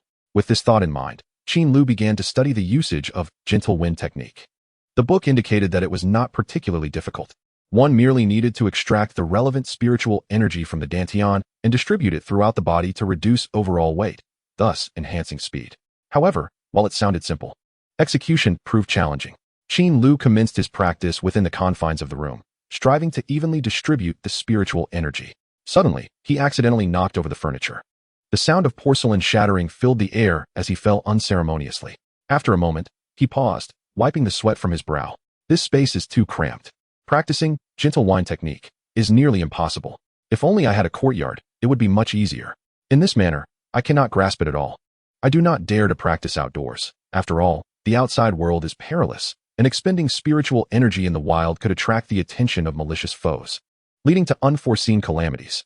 Sighing in resignation, Qin Lu returned to the table, staring at the various spells listed in the book. His gaze soon settled on one particular skill. With a flick of his middle finger, a peculiar gust of wind shot forth, striking the ground and stirring up a small cloud of dust. Success! Qin Lu's eyes brightened. After numerous attempts, he had finally mastered the flicking technique. However, upon observing the spell's effects, his expression shifted to one of disappointment. The power was so feeble that it would struggle to harm even a chick standing before him. It was even less effective than a slingshot. With such limited strength, even at the highest level, it would yield little benefit. Qin Lu shook his head in resignation. No wonder the book emphasized the need for extensive practice to pose a threat to ordinary animals. Its power truly left much to be desired. Nonetheless, having it was better than nothing. He would practice gradually. After a brief moment of encouragement, Qin Lu continued to employ the flicking technique. As he flicked, he found that it had a somewhat useful function for cleaning. He rose and began moving about the room, flicking his fingers to target the dusty areas. With each flick, the dust was sent flying into the air. Seeing this, Qin Lu promptly opened a window and continued using the flicking technique, sending the dust out of the window, where it drifted slowly toward Xiao Mo's house. After performing the technique over a dozen times and noticing his spiritual energy was nearly depleted, he finally ceased his efforts. After glancing at the significantly tidied room, Qin Lu nodded in satisfaction, closed the window, and subsequently opened his attribute panel to observe. A new entry appeared in the skills section. Finger flick technique, beginner 12100. The proficiency increases by 1 with each practice session, much like the ignition technique. I shall practice for a few days and elevate it to the proficient level before proceeding. After establishing a training regimen, Qin Lu's gaze lingered on the martial arts section. Over the past few days of cultivation, the proficiency of xianxiaaudiobooks had reached 99 points, nearing an upgrade. Tonight, I shall focus on breaking through the martial art and see what effects it brings. After a moment of contemplation, Qin Lu ceased his hesitation, settled back onto the meditation cushion, assumed the appropriate hand gestures, closed his eyes, and commenced the practice of the technique. Before long, a familiar warmth began to rise in his abdomen, circulating throughout his body as he silently recited the incantation. Qin Lu had long grown accustomed to this sensation and began to relish the comfort it brought. Time flowed slowly. Just as he reached the midpoint of his practice, he suddenly felt a substantial surge of spiritual energy within him, accompanied by a remarkable increase in speed. Here it comes. This unexpected change, Qin Lu recognized, was the reason for xianxiaaudiobooks' impending upgrade. This is too intense and rapid. I can hardly bear it. The sudden transformation of spiritual energy left Qin Lu feeling uncomfortable. The previous sense of ease vanished, and his body began to ache painfully. It felt as though someone were relentlessly pummeling his form. The pain intensified, relentlessly assaulting his internal organs and meridians. His brow furrowed tightly. This sensation resembled running. Typically, he engaged in leisurely jogging for fitness. Now, however, it felt akin to sprinting, and it seemed as though he had suddenly gained dozens of pounds, a feeling utterly unbearable. Qin Lu gritted his teeth, beads of cold sweat trickling down his brow. No, I must endure. Just as a courtesan cannot wait for desire to receive clients, a person cannot wait for the right state to take action. Since I have begun this practice, I cannot simply abandon it. Qin Lu maintained his posture, continuing to circulate the technique. Fortunately, this discomfort was not long-lasting. After enduring for several minutes, the aching sensation gradually subsided, and his body began to acclimate to the intensity. The familiar warmth returned, though it was notably diminished compared to before. After a moment, Qin Lu slowly opened his eyes, exhaling deeply, signaling the conclusion of his meditation. Upon checking the panel, as expected, the proficiency of xianxiaaudiobooks had risen to the proficient level. His cultivation had also increased by 2 points, reaching 67. This invigorated Qin Lu's spirit, alleviating much of his fatigue. The enhancement of xianxiaaudiobooks would accelerate his cultivation speed. At this rate, he was not far from reaching the third layer of qi refinement. After a brief moment of reflection, Qin Lu noted the time was getting late. With a mindset of relentless diligence, he returned to the rosewood table, unfolded talisman paper, and began crafting talismans. He also planned to rise early tomorrow to evade debts, so he could not afford to squander time tonight. Every talisman crafted was a step towards financial relief, for wealth is never excessive. In the dimly lit room, accompanied by feeble light, the sight of Qin Lu diligently engraving talismans at the table formed a vivid tableau of a hard-working individual. A thought seemed to flicker through the room. A life of ease is unworthy. Victory without effort is impossible. Now is the time to strive. Chapter 11. A Call for Help. Time flowed like a gentle stream, and in the blink of an eye, 5 days had passed. Bang! Qin Lu lightly kicked Chao Mo's backside, sending him sprawling out of the house, swiftly shutting the door behind him. How dare you, Qin Dezue? You took my meat and did nothing, and now you dare to kick me out. I'll have my father come and beat you to a pulp. Bang! Bang! Open the door. Inside the house, Qin Lu returned to the rosewood table with an expression of indifference, remaining unmoved by Chao Mo's persistent knocking. This lad seemed to have taken some strange medicine. He had been showing up at the same time daily for the past few days. Moreover, each time he insisted on dragging Qin Lu to some dubious places, such establishments as brothels, bathhouses, gambling dens, and elixir shops, which left Qin Lu feeling quite helpless. For he had never frequented such places. Initially, he did not wish to allow this boy entry, but he simply could not resist the allure of the beast meat Chao Mo brought with him. As a conscientious casual cultivator in the realm of immortal cultivation, he had inadvertently permitted this behavior to satisfy the youthful curiosity of the underage boy. Today, however, Chao Mo's incessant chatter had worn on Qin Lu's nerves, and he had no desire to continue crafting talismans, which led him to kick the lad out. The absence of a school truly posed a significant inconvenience. Qin Lu shook his aching head and glanced at his attribute panel. Over the past 5 days, his proficiency had been steadily increasing. First and foremost, his water shield had reached a point where he could successfully craft 4 talismans daily, resulting in an increase of 8 proficiency points. After 5 days, he had accumulated 40 points. Additionally, he had discovered a method to practice his new skill, finger flick technique. While setting up his stall to sell talismans, he discreetly practiced flicking his fingers, then resumed his training upon returning home at night. In these few days, he had successfully elevated finger flick technique to proficiency and was on the verge of breaking through to mastery. As the skill upgraded, its power naturally increased. The gentle breeze transformed into a strong gust that, when flicked towards the ground, could even create a shallow pit in the earth. Through the consistent production and successful sale of talismans, he had earned a total of 40 spirit stones over 5 days. After settling 2 debts, he still had over 20 spirit stones in savings. Through the art of talisman crafting, everything was gradually improving. Having engraved the talisman, he was ready to set up his stall today. Qin Lu retrieved a piece of talisman paper and placed it flat in the center of the table. For the past few days, he had chosen to leave at 11 in the morning, as there was ample space at the market stalls, and the crowds were at their peak. Focusing intently, Qin Lu grasped the talisman brush in his right hand, gently dipped it in ink, and began to glide it across the smooth talisman paper. After countless engravings, he was now adept at crafting water shield, achieving a 100% success rate. No one would believe such a feat if he were to share it. After all, a cultivator at the second layer of qi refinement achieving such a terrifying success rate in crafting water shield was virtually impossible. Only Qin Lu understood that this was entirely due to the influence of the attribute panel. Upon observation, it became clear that the panel did not require an upgrade to facilitate a qualitative change. Rather, as proficiency increased, the skills became increasingly familiar. This was the reason for his high success rate. Time flowed slowly.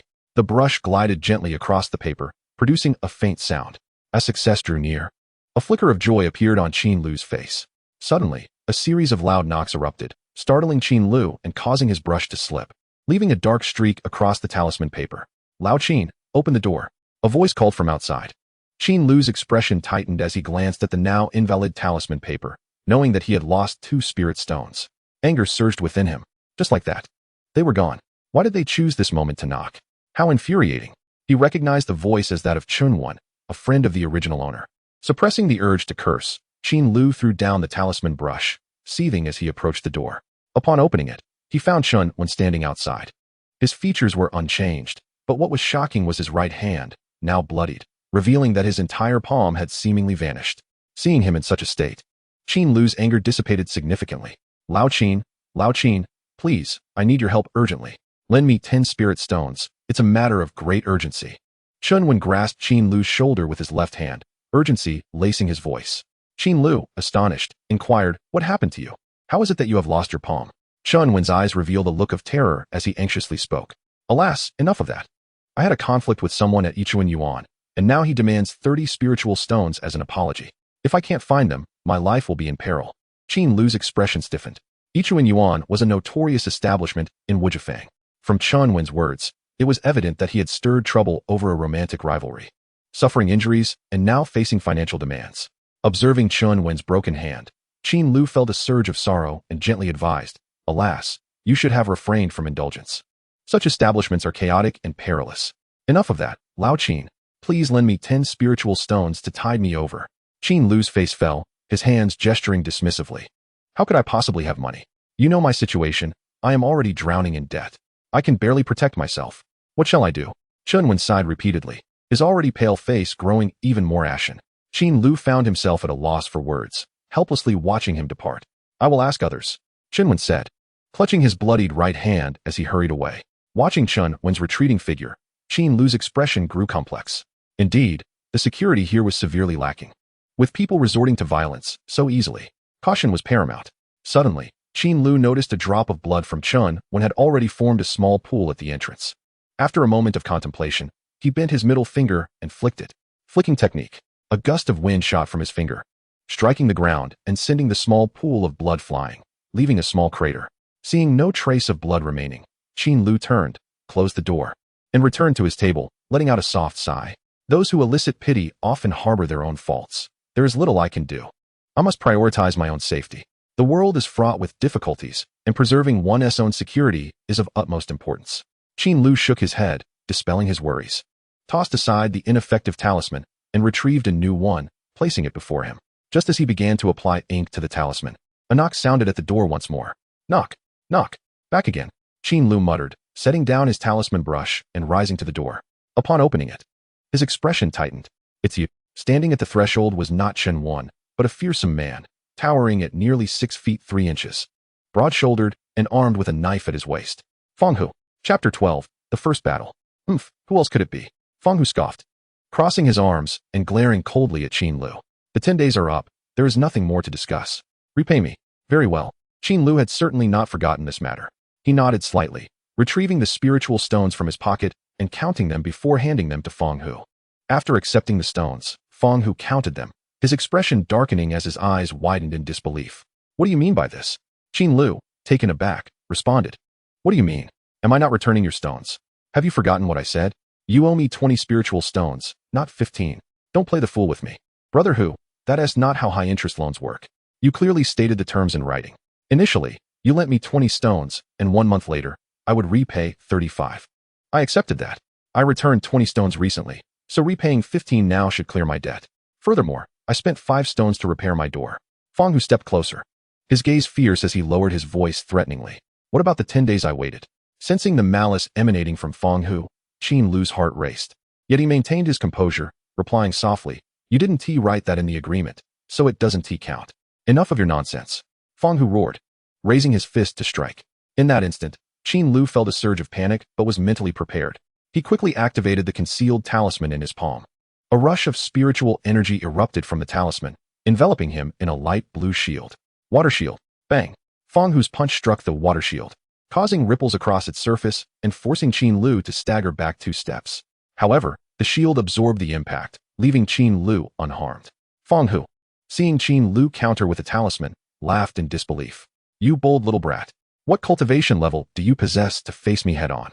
With that, he drew his large knife, its blade glinting ominously. Faced with the formidable weapon, Qin Lu felt adrenaline surge, his breath quickening, yet he feigned calmness. I do not wish to fight. I only wish to reason.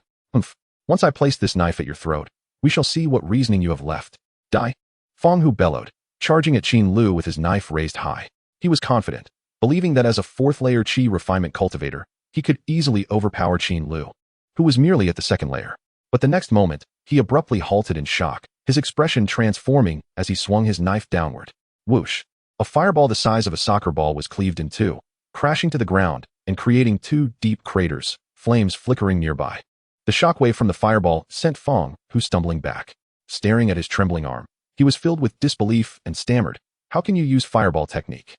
Fireball technique is a common offensive spell for Qi refinement cultivators, typically requiring one to reach the later stages of Qi refinement. Fang Hu could not fathom how someone at the second layer could wield such power. Qin Lu, filled with anxiety, had no time to answer. Witnessing the effectiveness of ignition technique, he quickly launched another fireball at Fang Hu. Whoosh! As the fireball reappeared, Fang Hu was taken aback. Yet years of combat experience had him swiftly draw a defensive talisman to shield himself. The fireball sped toward Fang Hu before he could activate the talisman. Bang! The fireball struck the transparent shield, and before Fang Hu could react, he heard a crackling sound from the small shield. Realizing the shield was failing, terror overtook him, and he stumbled back. Boom! The shield shattered. The talisman was utterly incapable of withstanding the fireball's assault. The blazing fireball exploded against Fang Hu, the force causing him to spit blood. Reacting swiftly, he beat out the flames and fled without hesitation, gasping for breath. Qin Lu's heart raced as he watched Fang Hu's panicked retreat. He quickly closed the door, leaning against it, his body collapsing to the floor as he murmured, "What just happened?" After sitting for a while to calm his racing mind, he rose and walked back to the wooden table. That was close. Thankfully, I reacted quickly, or I would have been struck down. I never expected ignition technique to wield such power, though it seems he mistook it for fireball technique. Alas, I was too reckless. Why do I lose control so easily when it comes to spiritual stones? I should have been more calculated. Today's negotiation was already fraught, and hearing Fang Hu demand 5 more stones was intolerable, leading to this unforeseen conflict. I cannot help but wonder if he will seek revenge. This wretched place is no longer safe for me. Qin Lu wore a tense expression, his recollection of Fang Hu being rather vague. He only knew that Fang Hu had attained the cultivation level of the 4th layer of Qi refinement and frequently mingled in gambling houses. However, whether he had any backing was beyond Qin Lu's knowledge. This uncertainty regarding his adversary filled Qin Lu's heart with trepidation. Though the earlier skirmish had lasted but a fleeting moment, he now found himself filled with dread. After all, it was a matter of real blades and genuine dangers. A single misstep could lead to a fate akin to Chun Wen's, who had lost his hand. Or even worse, it could cost him his very life. Sitting at the table, Qin Lu's mind was a whirlwind of thoughts. By the time he regained his composure, the clock had already struck 1 in the afternoon. It would be prudent to set up his stall first. With a sigh, Qin Lu rose to his feet, retrieving the 3 completed water Qi shields. After a brief tidying of his wares, he opened the door and stepped outside. He cautiously peered around the entrance, ensuring no one was watching, before locking the door and hastening toward the market. The bazaar was still alive with the vibrant sounds of chatter, bustling with activity. Moving through the crowd, Qin Lu quickly identified a secluded stall where he adeptly arranged his various items. Burdened by his worries, he had not managed to create a 4th talisman, so he had only the 3 water Qi shields for sale. There was no need for excessive shouting. The water Qi shield, with its defensive capabilities, was a requisite talisman for many Qi refinement practitioners, particularly those frequently hunting beasts in the Dongtu Ridge. As he awaited customers, Qin Lu stood with his hands clasped behind his back, discreetly practicing the finger flick technique on the stone slab, which was used for the market constructed by the Wuji sect. The material was unknown but exceedingly sturdy.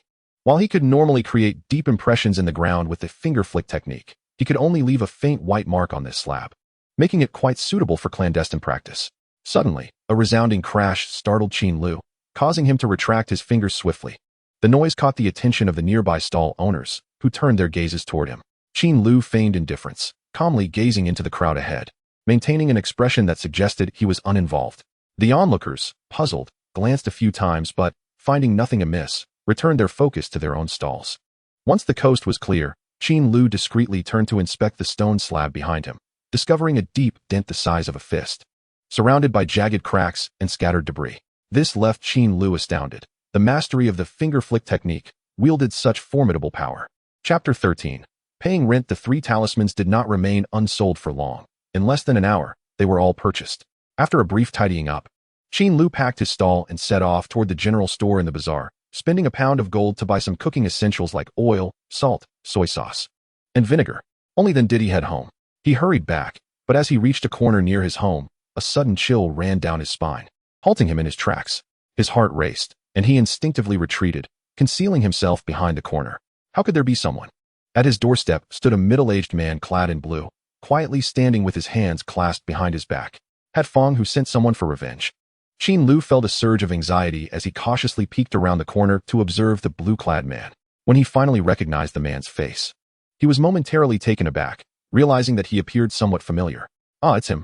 With a brief recollection, Qin Lu retrieved information about this individual from his memory. The man was Lu Xianxia, an outer disciple of the Wuji sect, responsible for managing the slum area.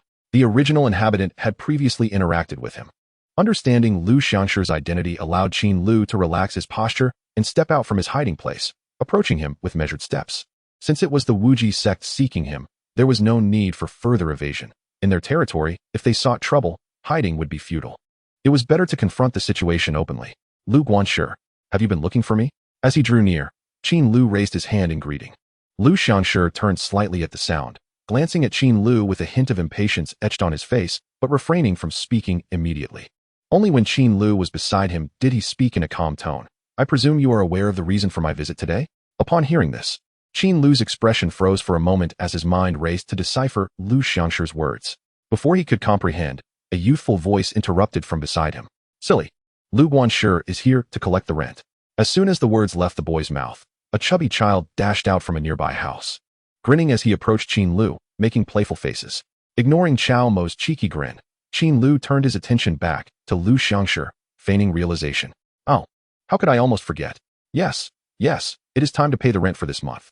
May I ask Lu Guanshi, how much is it this month? Lu Xianxia replied nonchalantly, 6 pieces. All right, right away.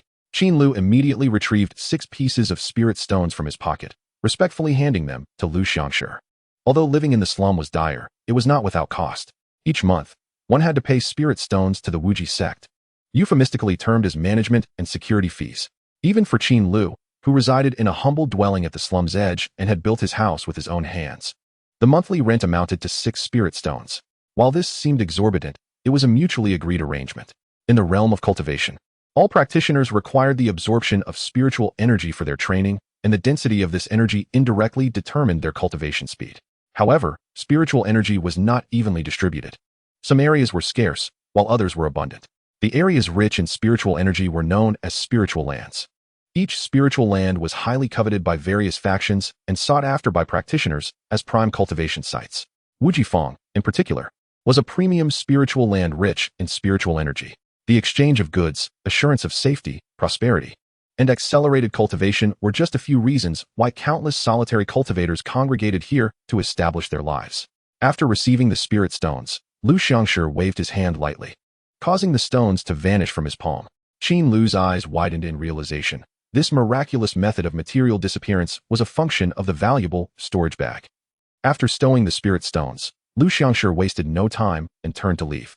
At that moment, Qin Lu's eyes darted, and he quickly called out, "Wait, Lu Guanshi. Just a moment." Lu Xianxia turned his head back. "What is it?" "Lu Guanshi, I wish to move. I want to live inside the bazaar." Lu Xianxia surveyed Qin Lu from head to toe, a hint of surprise in his gaze. "Have you come into some fortune recently?" Hee. Qin Lu rubbed his hands together, revealing a smile. "I found a bit of small change lately." In truth, he had only 8 spirit stones to his name. However, he deemed it necessary to relocate. For the slum was perilously dangerous, especially after his confrontation with Fong Hu. He truly did not wish to linger here any longer. Lu Xianxia nodded slightly, speaking slowly. "Moving is certainly possible, but the bazaar is currently fully occupied. If you wish to relocate inside, you will need to wait patiently." "Ah, must I wait for that as well?" Qin Lu exclaimed, astonished. Naturally, the residences within the bazaar are tidy and well-planned and have long been filled. If you wish to move in, you must first pay a deposit of 2 spirit stones, and I will inform you when a vacancy arises. Yes. Qin Lu promptly produced 2 spirit stones and handed them over, pausing before inquiring, "May I ask Lu Guanshi, how long might I have to wait?" Lu Xianxia chuckled softly. "That depends on whether anyone violates the regulations. If someone is expelled from the bazaar, it may be your turn. What is the approximate time frame? Qin Lu pressed on, unwilling to relent. It could be as short as half a month, or as long as 2 months. Just be patient and wait. After finishing his words, Lu Xianxia turned to leave. Watching Lu Xianxia's retreating figure, Qin Lu sighed, not expecting that the residency rights in the Fengshi would be so difficult to obtain. It seems that no matter the world, securing local residency in a major city is never an easy endeavor. Hey, Qin Dezue, why are you thinking about moving? Xiaomo suddenly inquired from beside him. Qin Lu withdrew his gaze and looked at the portly boy, responding nonchalantly, what could it be? I've earned some money. Earn money? Your family still seems as impoverished as ever, and with that miserable appearance of yours, you practically drool at the sight of monster meat. It hardly looks like you've struck it rich. Qin Lu's face flushed with embarrassment, and he quickly waved his hand. Go away. What do you know, you little brat? Humph.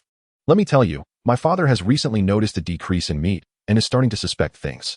If you don't take me to the brothel soon, I'll tell him you tricked me into bringing you food, and he'll come to beat you up. Xiaomo threatened in a low voice. Hearing this, Qin Lu felt a wave of frustration. He was about to teach the chubby boy a lesson, but the thought of his father's fierce demeanor made him hesitate. After contemplating for a moment, he said, all right, enough of your nonsense. When I move, I'll take you out for a stroll. Great. You better keep your promise. Xiaomo exclaimed with a grin. Fine. Qin Lu replied dismissively, nodding repeatedly before stepping forward to open the door. Hey, I'll come to your house. Xiaomo hurriedly moved closer. Not a chance. Qin Lu swiftly blocked him with his hand, entered the house, and slammed the door shut. Open the door, you big mouth. Xiaomo shouted furiously from outside. Chapter 14, Reflections After Dinner Burp. Having eaten his fill, Qin Lu leaned back in his chair, hands clasped behind his head, and gazed at the beams above, a faint melancholy etched on his face. Unbeknownst to him, he had spent half a month in this world. During this time, he had cautiously developed himself, adhering to the principle of not offending others unless provoked. However, today, in a moment of impulse, he had engaged in a fight with Feng Hu. This action undoubtedly shattered his novice protection period, plunging him into a perilous situation. For Qin Lu, this was a source of anxiety. After all, this world was fraught with danger.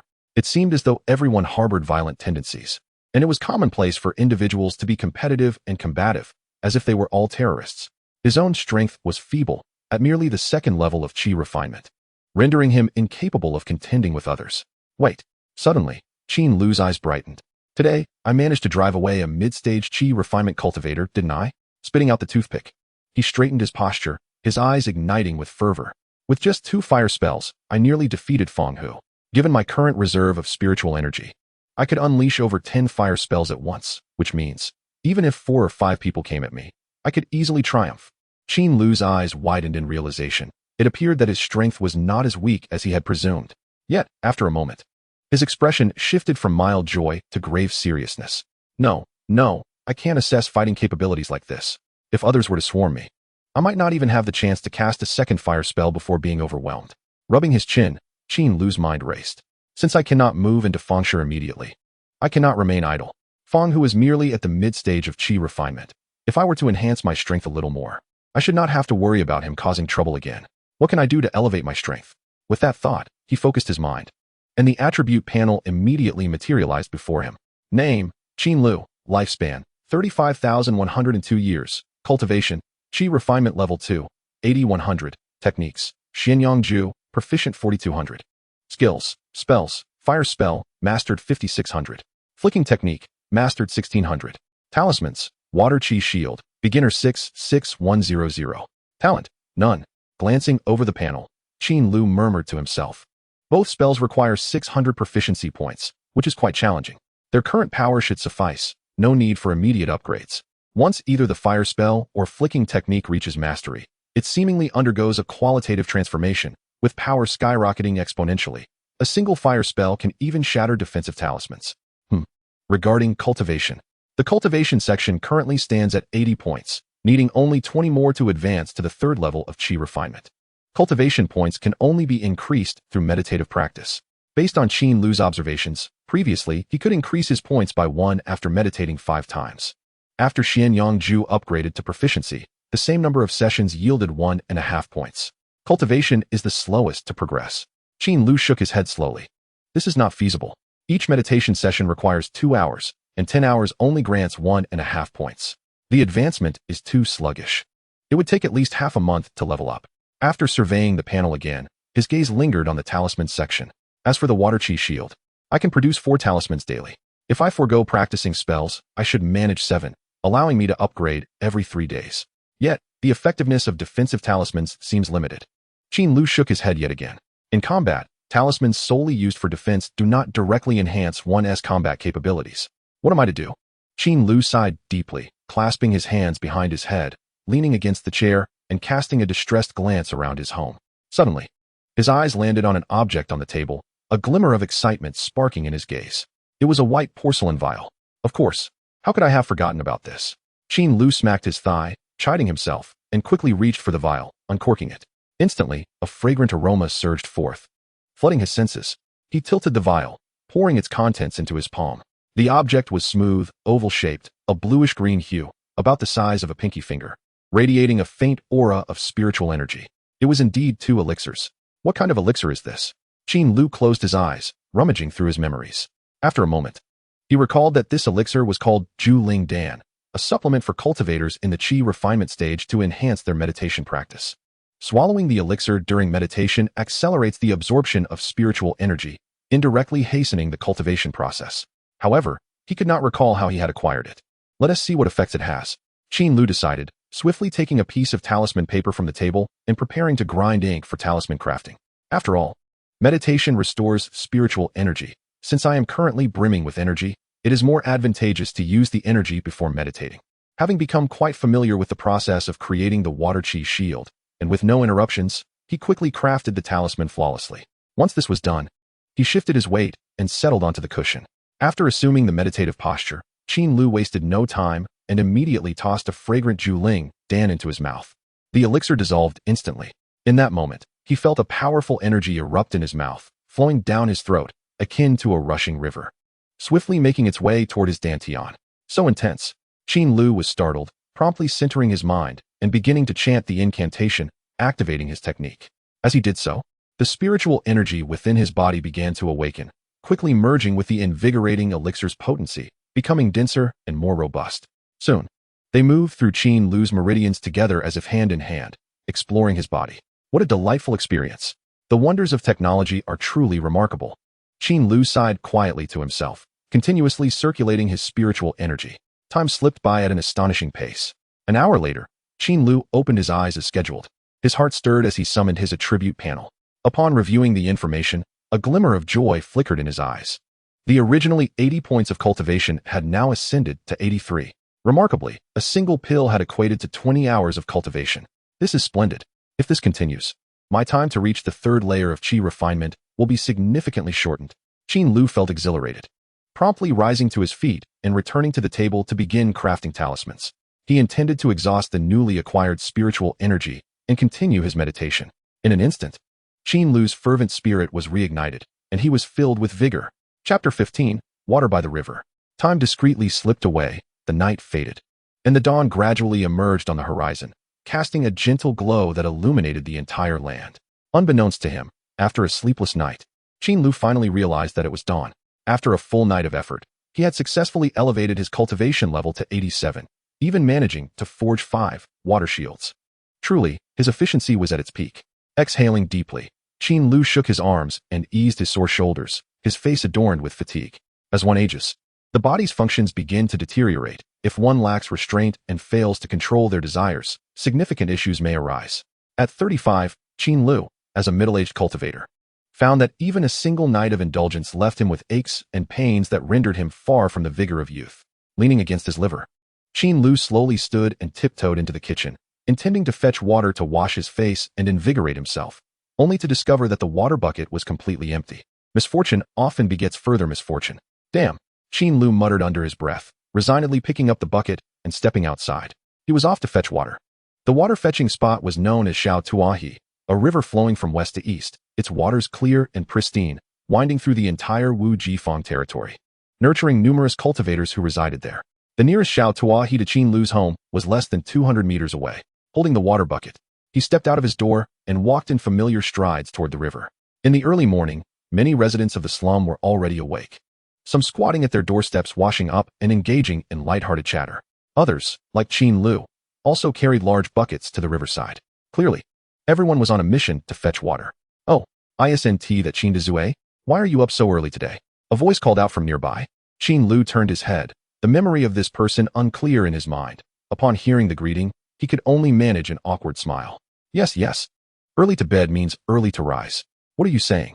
Someone interrupted, cheerfully adding, "Look at that face of his, clearly suffering from kidney deficiency. He must have pulled an all-nighter, perhaps just returned from the gambling den." "Bah, you're the one with kidney deficiency. I merely have liver pain." Qin Lu silently cursed inwardly but forced a smile, admitting, "You all jest. In my youth, I was reckless with gambling, but I have since quit." "Ha. You quit gambling? Then I'll quit rice. I'll quit my wife." "Ha. You might be able to quit your wife, but she certainly won't quit you."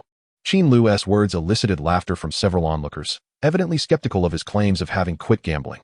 He chuckled, offering no further explanation as he quickened his pace. Hurrying to the riverbank. Xiao Tua he spanned a mere 10 meters in width, its flow remarkably gentle, with crystal-clear waters revealing the riverbed. On the bank, several middle-aged female cultivators wielded wooden sticks, vigorously beating their clothes, occasionally punctuated by laughter, creating a harmonious atmosphere. Qin Lu had no particular impression of these women, dismissing any thought of greeting them, and swiftly approached the riverbank, tossing the large bucket into the water.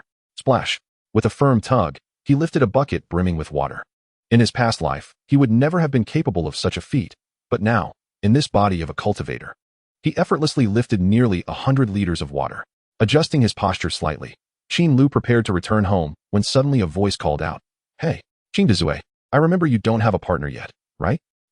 The unexpected remark nearly caused Qin Lu to spill the water. The speaker was an elderly female cultivator, her exaggerated makeup rendering her somewhat comical. "Not at the moment," Qin Lu quickly replied. "Would you like a wife? If so, Aunt Li can introduce one to you. To warm your bed." The elderly woman winked mischievously. Why does Aunt Li want to introduce a wife to him? This big mouth isn't exactly the nurturing type. Exactly. What future does a gambler have? "Aunt Li, please don't waste our girls on him." "Right. I've heard that once a person gets into gambling, it's for life. Even women can't distract them from their vice." The women who had been washing clothes chimed in, teasing Qin Lu about his unreliability. "Nonsense." Qin Lu immediately countered, raising his voice to emphasize, "Ladies, you must be mistaken. I, Qin Lu, am not lacking. I have indeed quit gambling, and I believe women are far harder to give up." "You've quit gambling?" The words sparked suspicion among the female cultivators, who exchanged glances filled with disbelief. "Save for one, Aunt Li." She glanced at Qin Lu and cheerfully remarked, "What Big Mouth says might indeed hold some truth.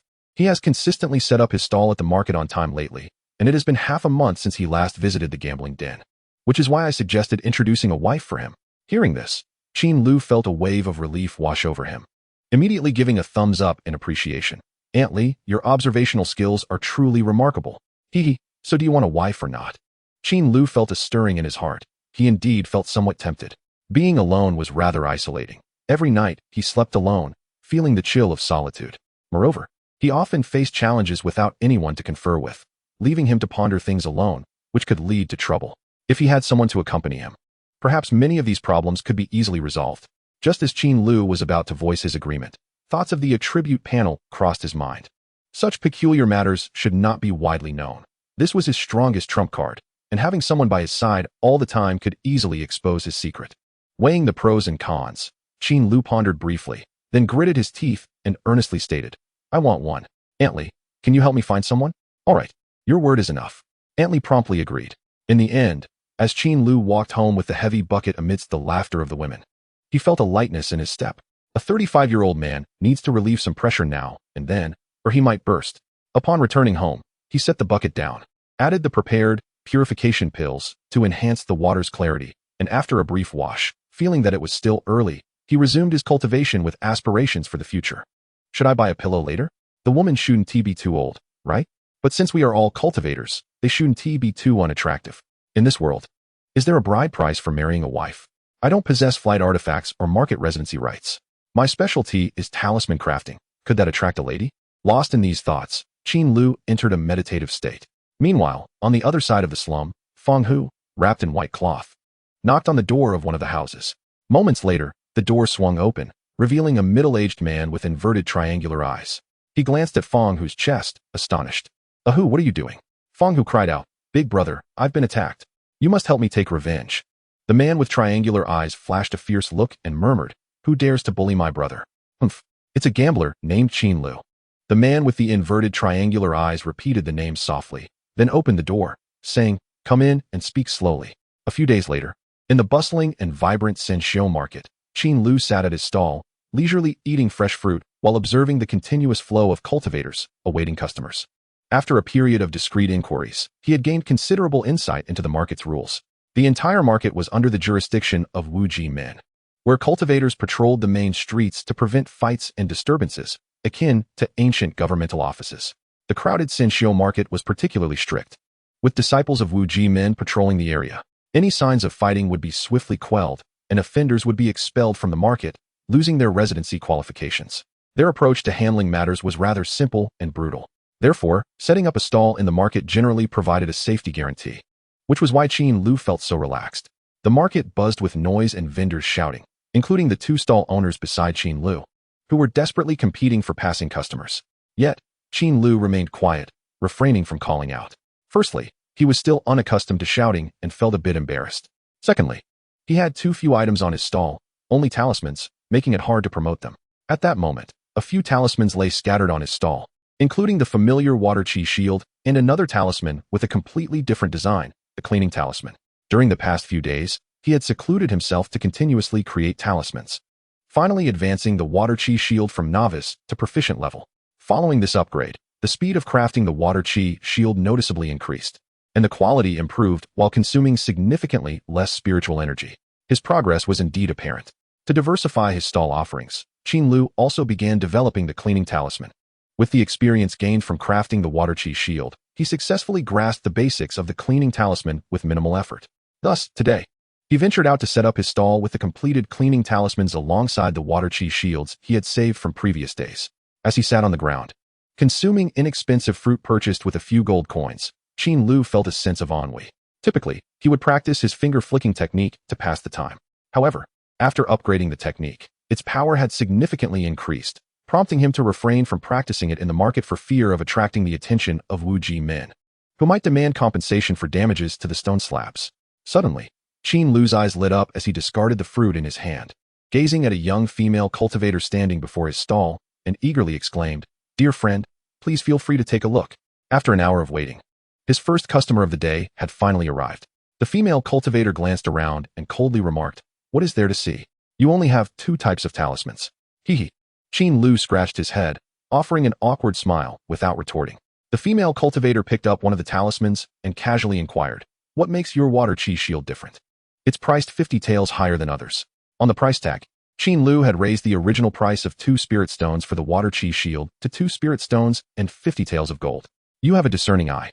This talisman boasts exceptional defensive capabilities, crafted by my elder brother himself, who has attained a high level of cultivation in the chi refining stage, hence the higher price." Qin Lu spoke the fabricated story with a steady heart. As a modern youth, he understood the significance of a brand having a reputable spokesperson.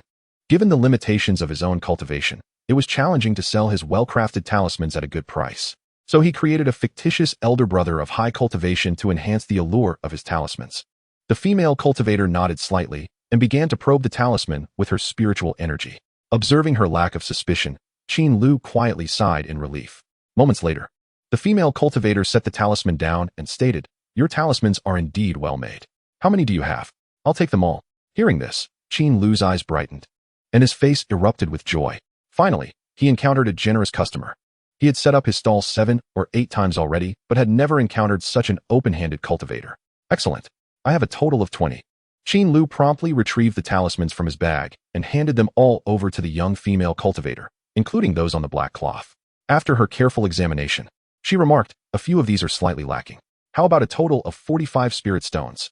"Certainly." Qin Lu immediately agreed. The transaction was swiftly completed, and as he gazed at the small cloth bag filled with over 40 spirit stones, his heart soared with exhilaration. This was the fruit of his hard work. Placing the bag into his bosom, Qin Lu glanced around and noticed several eyes watching him, causing his heart to tighten. The smile on his face quickly faded, replaced by a serious expression. These gazes seemed to carry ill intentions. Fixating on the few scattered cleaning talismans on the black cloth, Qin Lu's expression grew solemn, and he swiftly began to pack up his stall. Today's business was over. He quickly gathered his belongings and cautiously made his way toward the market entrance. Aware of his surroundings, he stepped through the crowd and exited the city gate. As he cast a vigilant glance behind him and detected no anomalies, he finally headed toward the slums. As he approached the edge of the slums, the number of pedestrians dwindled. Although it was only around 3 or 4 in the afternoon, Qin Lu felt cold sweat trickling down his back. He sensed that 2 individuals had been following him for a while. Damn it, do they intend to rob me? Qin Lu's heart raced, and his body stiffened as he glanced at the houses lining the street. All the doors were tightly shut, devoid of any figures. Could I be mistaken? He thought to himself, then attempted to quicken his pace to distance himself from the 2 following him. However, as expected, the 2 also accelerated their pace. Indeed, this realization confirmed his suspicion that they were indeed after him. No, the area back home is desolate, and returning there would surely lead to disaster. I cannot go back. What should I do? I'll seek out Lu Guanshi. In a moment of clarity, Qin Lu found a solution. In this territory of makeshift homes, the people of Wu Ji men were akin to local emperors, and they bore the responsibility to protect their citizens. In times of danger, seeking Wu Ji men's assistance was undoubtedly the right choice. With this thought, Qin Lu quickly turned and hurried toward the house of Lu Xianxia, recalling its location. Hey, that kid noticed us. Chase him. A shout erupted from behind, prompting the 2 individuals to pursue him instantly. This sent a chill down Qin Lu's spine, and he sprinted with all his might. However, as he turned a corner, his face drained of color, and he froze in place. How could this be? Fang Hu and 2 men blocked his path, brandishing weapons and wearing menacing expressions. We finally caught up. Fang Hu pointed at Qin Lu and maliciously said to the man with triangular eyes, "Big brother, it's him." With an ambush ahead and pursuers behind, Qin Lu nervously waved his hands, saying, Gentlemen, there seems to be a misunderstanding." The man with triangular eyes sneered, "Misunderstanding? You injured my brother." What misunderstanding could there be? As the 2 men relentlessly pursued from behind, one of them shouted at the man with triangular eyes, "Brother, this kid has at least 40 spirit stones on him." The man with triangular eyes chuckled lightly, seemingly pleased with the unexpected gain of the day. This exchange instantly darkened Qin Lu's heart. It was evident that these parties were acquainted. The 2 men were not merely out for a robbery, but were sent by Fang Hu, signaling a premeditated act of vengeance. In the desolate streets of the slums, the standoff among the few present exuded an air of tension. Leading the group, the man with triangular eyes appeared relaxed, wielding a long knife. His gaze menacingly fixed on Qin Lu as he barked, "Hey kid, are you coming with me willingly, or should I incapacitate you first before taking you?" Qin Lu's heart raced with anxiety. He had anticipated Fang Hu would seek revenge, yet he miscalculated the time and place. He had imagined Fang Hu sneaking into his home at night for a surprise attack. Never did he expect such boldness in broad daylight. Furthermore, the audacity of sending 5 individuals to confront him was a gross overestimation of his abilities. 3 were in front, 2 behind. Qin Lu's mind raced. Replaying the combat strategies he had envisioned over the past few days, his body tense and ready for battle. "Brother, there's no need to waste words on this little punk. Just kill him." Fang Hu cruelly laughed. "Good." The man with triangular eyes narrowed his gaze, raising his right hand and swinging it forward, commanding, "Take this kid down." As his command echoed, the 2 men behind Qin Lu immediately drew their blades and charged.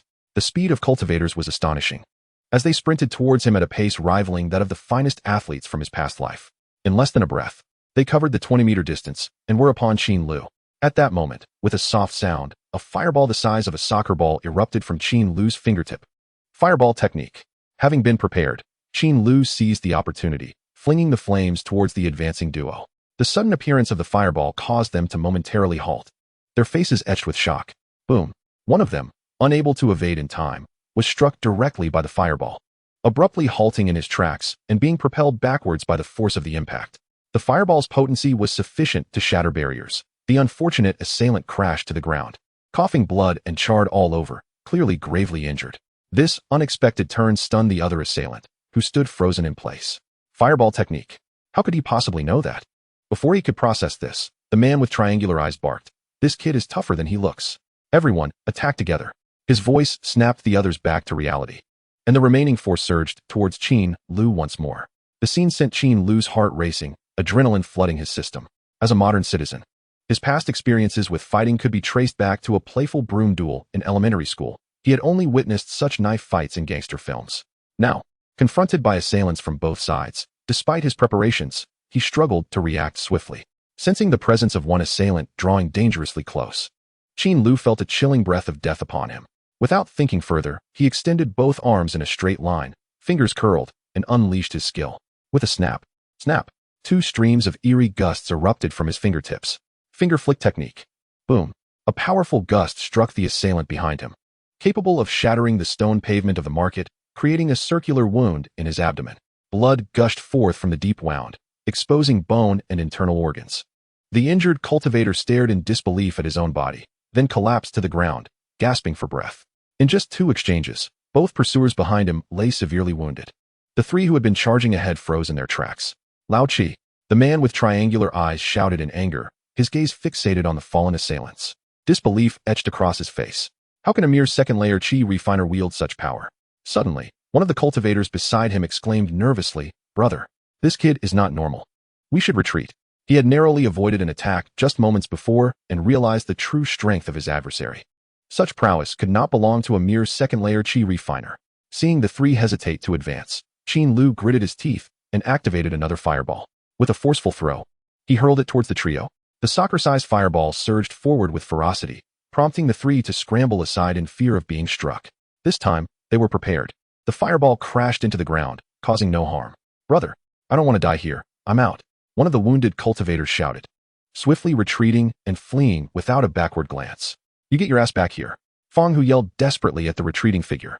However, his cries fell on deaf ears, and within moments, the man vanished around the corner. With only 2 opponents remaining, Qin Lu felt a wave of relief wash over him, though he remained tense. Eyes fixed on Fong Hu and the man with triangular eyes. The latter suddenly shouted, "How do you know the fireball technique?" Qin Lu retorted, exasperated, "What business is it of yours?" Without wasting a moment, he curled his fingers and aimed at the 2 standing before him, unleashing finger flick technique. Once more, 2 fierce gusts surged forth, causing the 2 men to flee in panic, their weapons flailing to disperse the force of the wind. Their frantic movements revealed their disarray. Such a scenario would be hard to believe. 2 mid-phase Qi refiners were being outmatched by a mere second-layer Qi refiner. Suddenly, Fong Hu's eyes widened with realization. "Brother, that technique resembles the finger flick technique. Don't be ridiculous. Do you think I don't know the finger flick technique? It's barely effective against insects. This cannot be it." The man with triangular eyes barked. "Yet, enough with the chatter. This kid is trouble. Let's get out of here." He waved his hand and turned to flee. Fong Hu, glancing back at Qin Lu with trepidation, hurriedly followed his brother, the 2 disappearing swiftly around the corner. Watching their retreating figures, Qin Lu felt an immense weight lift from his shoulders. Thankfully, they had not fought to the death. His spirit energy was limited, allowing for only a handful of skills to be executed. In the brief span of half a minute, he had already cast 6 skills. Prolonging the conflict would leave him drained, rendering him a helpless lamb at the mercy of others. With a heavy sigh, Qin Lu turned to the 2 fallen cultivators. To his astonishment, they lay still, eyes wide open, faces contorted in agony, lifeless. Staring at the grim scene, Qin Lu froze, horror washing over him. "I killed them. I actually killed 2 people. Panic surged within him, a wave of fear enveloping him as he scanned the area, realizing he was still alone. No one had witnessed his actions. He needed to leave quickly. Qin Lu turned and swiftly departed from the scene, leaving behind 2 lifeless bodies as he raced towards his home. His speed even surpassed that of his earlier escape, akin to a startled bird fleeing in panic. Upon reaching his abode and closing the door, he collapsed to the ground, cradling his head in his arms, his face awash with terror. In Chapter 18, the 3rd layer of Qi refining, Qin Lu hunched over the table, hands clutching his head, as haunting images of the 2 deceased individuals replayed in his mind. He had taken lives. Although he had anticipated such a day would inevitably come upon entering this realm of cultivation, he had never envisioned it would arrive so swiftly, and with the weight of 2 deaths upon him. For a young man of his education, this was indeed a difficult reality to accept. 2 living beings had perished at the mere snap of his fingers. Qin Lu struggled to process the gravity of this outcome. Yet, he rationalized that had he not acted, they would have certainly claimed his life instead. Thus, he could hardly be blamed. These individuals were clearly not virtuous, likely having committed heinous acts themselves. By eliminating them, he may have inadvertently avenged another. Yes, this was entirely self-defense. I am not at fault. Thoughts raced through his mind as he endeavored to suppress the unease and fear that gnawed at him. After a moment, he rose and discarded the robe he had worn into a water bucket, kneeling beside it to wash his already clean hands repeatedly, scrubbing vigorously. After a while, he paused, gazing at his reflection on the water's surface, silent and contemplative. In a world like this, where the environment shapes individuals, one must adapt accordingly, in such a grim place. Compassion has little chance of survival. Decisiveness and action is essential. Yes, hesitation is unbecoming. The two opportunities afforded to Feng Hu, which led to this predicament, must not be repeated. Should another chance arise, he must eradicate the threat entirely. As he regarded his reflection, Qin Lu's gaze hardened, and clarity enveloped his mind. Having consumed countless dramas, he understood that villains often met their demise through verbosity and indecision. He must not succumb to such folly. After all, even a lion exerts its full strength when hunting a rabbit, let alone a troublesome figure like Feng Hu. After a bout of restless contemplation, Qin Lu found his anxiety gradually subsiding as he returned to his seat. After a moment of reflection, he poured the 40-odd spirit stones he had earned that day onto the table, staring at them for a while before shifting his gaze to the debt list affixed to the wall. The scattered spirit stones were nearly repaid. Only the substantial debts owed to the gambling den remained, yet they had never come to collect. Through diligent effort, he had reduced his original debt of 300 spirit stones to just 190. After settling 2 minor debts of 10 stones each, only a significant debt of 170 stones owed to the Jishan store remained. Given that Jishan had not pressed for repayment, there was no need for undue haste. He would first settle the 2 smaller debts tomorrow, as he now had sufficient funds. Qin Lu nodded slowly, realizing that the events of the day had served as a valuable lesson. In such a place, combat prowess is paramount. Wealth is merely an external possession, and enhancing one's intrinsic capabilities is of utmost importance. Tonight, he would practice new skills. The art of talisman crafting could wait. With a sigh, Qin Lu's expression turned slightly impatient. His spirit energy was alarmingly low, leaving him unable to engage in extensive practice. He could only choose between crafting talismans or honing skills. After some reflection, he picked up the simple spell cultivation method and began to study it. In the early stages of qi refining, the number of spells available for practice was limited. He had already mastered finger snap technique and ignition technique, leaving only 4 other useful spells: illumination technique, cutting technique, sonorous technique, and gentle wind technique. After considerable deliberation, Qin Lu finally decided to pursue all the skills, except for the gentle wind technique, which he could not properly execute. He began to gradually study the other 3 skills. The first 2 techniques took him 2 hours to grasp, allowing him to perform them with relative ease. The illumination technique was straightforward. By raising his palm and channeling spirit energy into his palm, a bright white light could be manifested. However, the light was pitifully weak, akin to a low-quality flashlight from his previous life, barely useful in the dark. The cutting technique was similarly simple. By directing spirit energy to his index and middle fingers and bringing them together, he could successfully execute the technique, resembling a pair of scissors. After mastering this skill, Qin Lu began to trim his unkempt beard and hair, his fingers moving comically across his face. The technique's effectiveness was comparable to that of a razor. However, after a brief grooming session, Qin Lu appeared several years younger, exuding a more mature charm. While the first 2 skills were not difficult, the final one, sonorous technique, proved challenging to master. The manual indicated that spirit energy must be gathered in the mouth and abdomen, released simultaneously while vocalizing. However, after several unsuccessful attempts, Qin Lu decided to abandon it for the time being. After a few simple practice sessions, Qin Lu's already limited spirit energy was depleted. Without hesitation, he settled into a cross-legged position and began meditating. The familiar, gentle spirit energy awakened from his dantian, circulating through his body as he chanted incantations and performed his techniques, allowing the energy to traverse his entire being. This was typically a pleasurable experience, but this time an unexpected change occurred. The once docile spirit energy became restless, accelerating beyond its normal pace, racing through his body at an unprecedented speed. Noticing this peculiar phenomenon, Qin Lu's heart leapt with joy. This was a sign of advancement. According to the Xianxiaaudiobooks manual, it was known that each time one ascended, there would be some manifestation of spirit energy. And with the progress bar on his attribute panel overflowing, he could instantly deduce that this was indeed a moment of elevation. The original host had stagnated for over a decade, yet I could achieve this in less than a month. Elated, Qin Lu focused inward as the spirit energy surged and accelerated within him. He recited the incantation, allowing the energy to collide within his body, beginning to circulate in a grand cycle. After completing 3 full circuits, the spirit energy gradually slowed. Although its pace returned to normal, its density had increased significantly.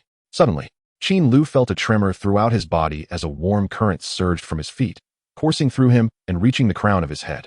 His mind became clearer and more expansive. He had succeeded. Qin Lu secretly rejoiced. With a downward motion of his hands, he concluded his meditation, slowly opening his eyes and exhaling deeply. He had finally ascended. It had not been an easy journey. His initial advancement had not been so swift. But thanks to the 2 gathering spirit pills obtained by the original host, his speed of elevation had drastically increased. With a thought, Qin Lu opened his attribute panel. Name, Qin Lu, lifespan, 35, 107 years. Cultivation, 3rd layer of Qi refining. 1, 100. Cultivation method, xianxiaaudiobooks, proficient 48, 200. Skills, spells, ignition technique, mastered 7. 600 finger snap technique, mastered 5. 600 illumination technique, novice 5. 100 cutting technique, novice 5. 100 talisman crafting, water shield, proficient 10. 200 cleaning talisman, novice 5. 100 talent, none. Seeing that he had reached the 3rd layer of Qi refining and gained an additional 5 years of lifespan, Qin Lu couldn't help but smile radiantly. He could feel that his spirit energy had increased by at least 3 layers, and this surplus energy would significantly enhance his efficiency in practicing spells or crafting talismans. Gazing at the panel for an extended period, Qin Lu stretched his limbs, feeling a slight alleviation of the gloom within his heart. Truly, I am remarkable. Chapter 19, The Orphan and the Widow. The following morning, Qin Lu, having endured a restless night, rose early. After a brief wash, he feigned calmness and stepped out of his room. His first destination was the secluded path where he had fought the day before. Upon his arrival, he noticed that the 2 corpses that had lain in the middle of the road were now conspicuously absent, and the wandering cultivators passing by displayed no signs of unusual conversation, as if nothing had ever transpired. Whether the bodies had been taken by Wu Ji Min or Fong, who remained a mystery, Qin Lu exhaled a long sigh of relief, his tension slightly easing, and turned to leave. Instead of heading straight to the marketplace, Qin Lu relied on his memory to find a house in a remote area of the slums. Knocking on the door with a firm rap. Who the hell is it? Why are you knocking so early? An irate male voice came from within before the door swung open. Standing there was a disheveled young man, who impatiently queried, "What do you want, old man? Here to borrow money again? I told you no way. You still owe me from last time." No, I'm here to repay you," Qin Lu hurriedly clarified, pulling out 10 spirit stones from his pocket and presenting them to the young man. The young man appeared quite taken aback, holding the spirit stones with an expression of disbelief. "What is this? Did the sun rise in the west today? You're actually repaying me." Yes. I truly appreciate your help from before," Qin Lu replied with a broad smile. "Huh, it seems I didn't misjudge you. As long as you repay me, we're still good brothers. Of course, let us have tea sometime." Qin Lu exchanged a few polite words with the young man before bowing and taking his leave, heading to the next debtor. After more than 10 minutes, Qin Lu settled another small loan. With today's repayments, he had cleared a total of 20 spirit stones in debts, leaving him with only the 170 spirit stones owed to Ji Shandian. Having resolved his affairs, Qin Lu ambled into the marketplace, but instead of heading towards the bustling square, he made his way directly to the rice shop. Today, he wasn't there to set up a stall. He intended to purchase some provisions for a month of secluded cultivation. The rice shop was still relatively empty, and the price of spirit rice remained unchanged at 1 spirit stone for 4 pounds.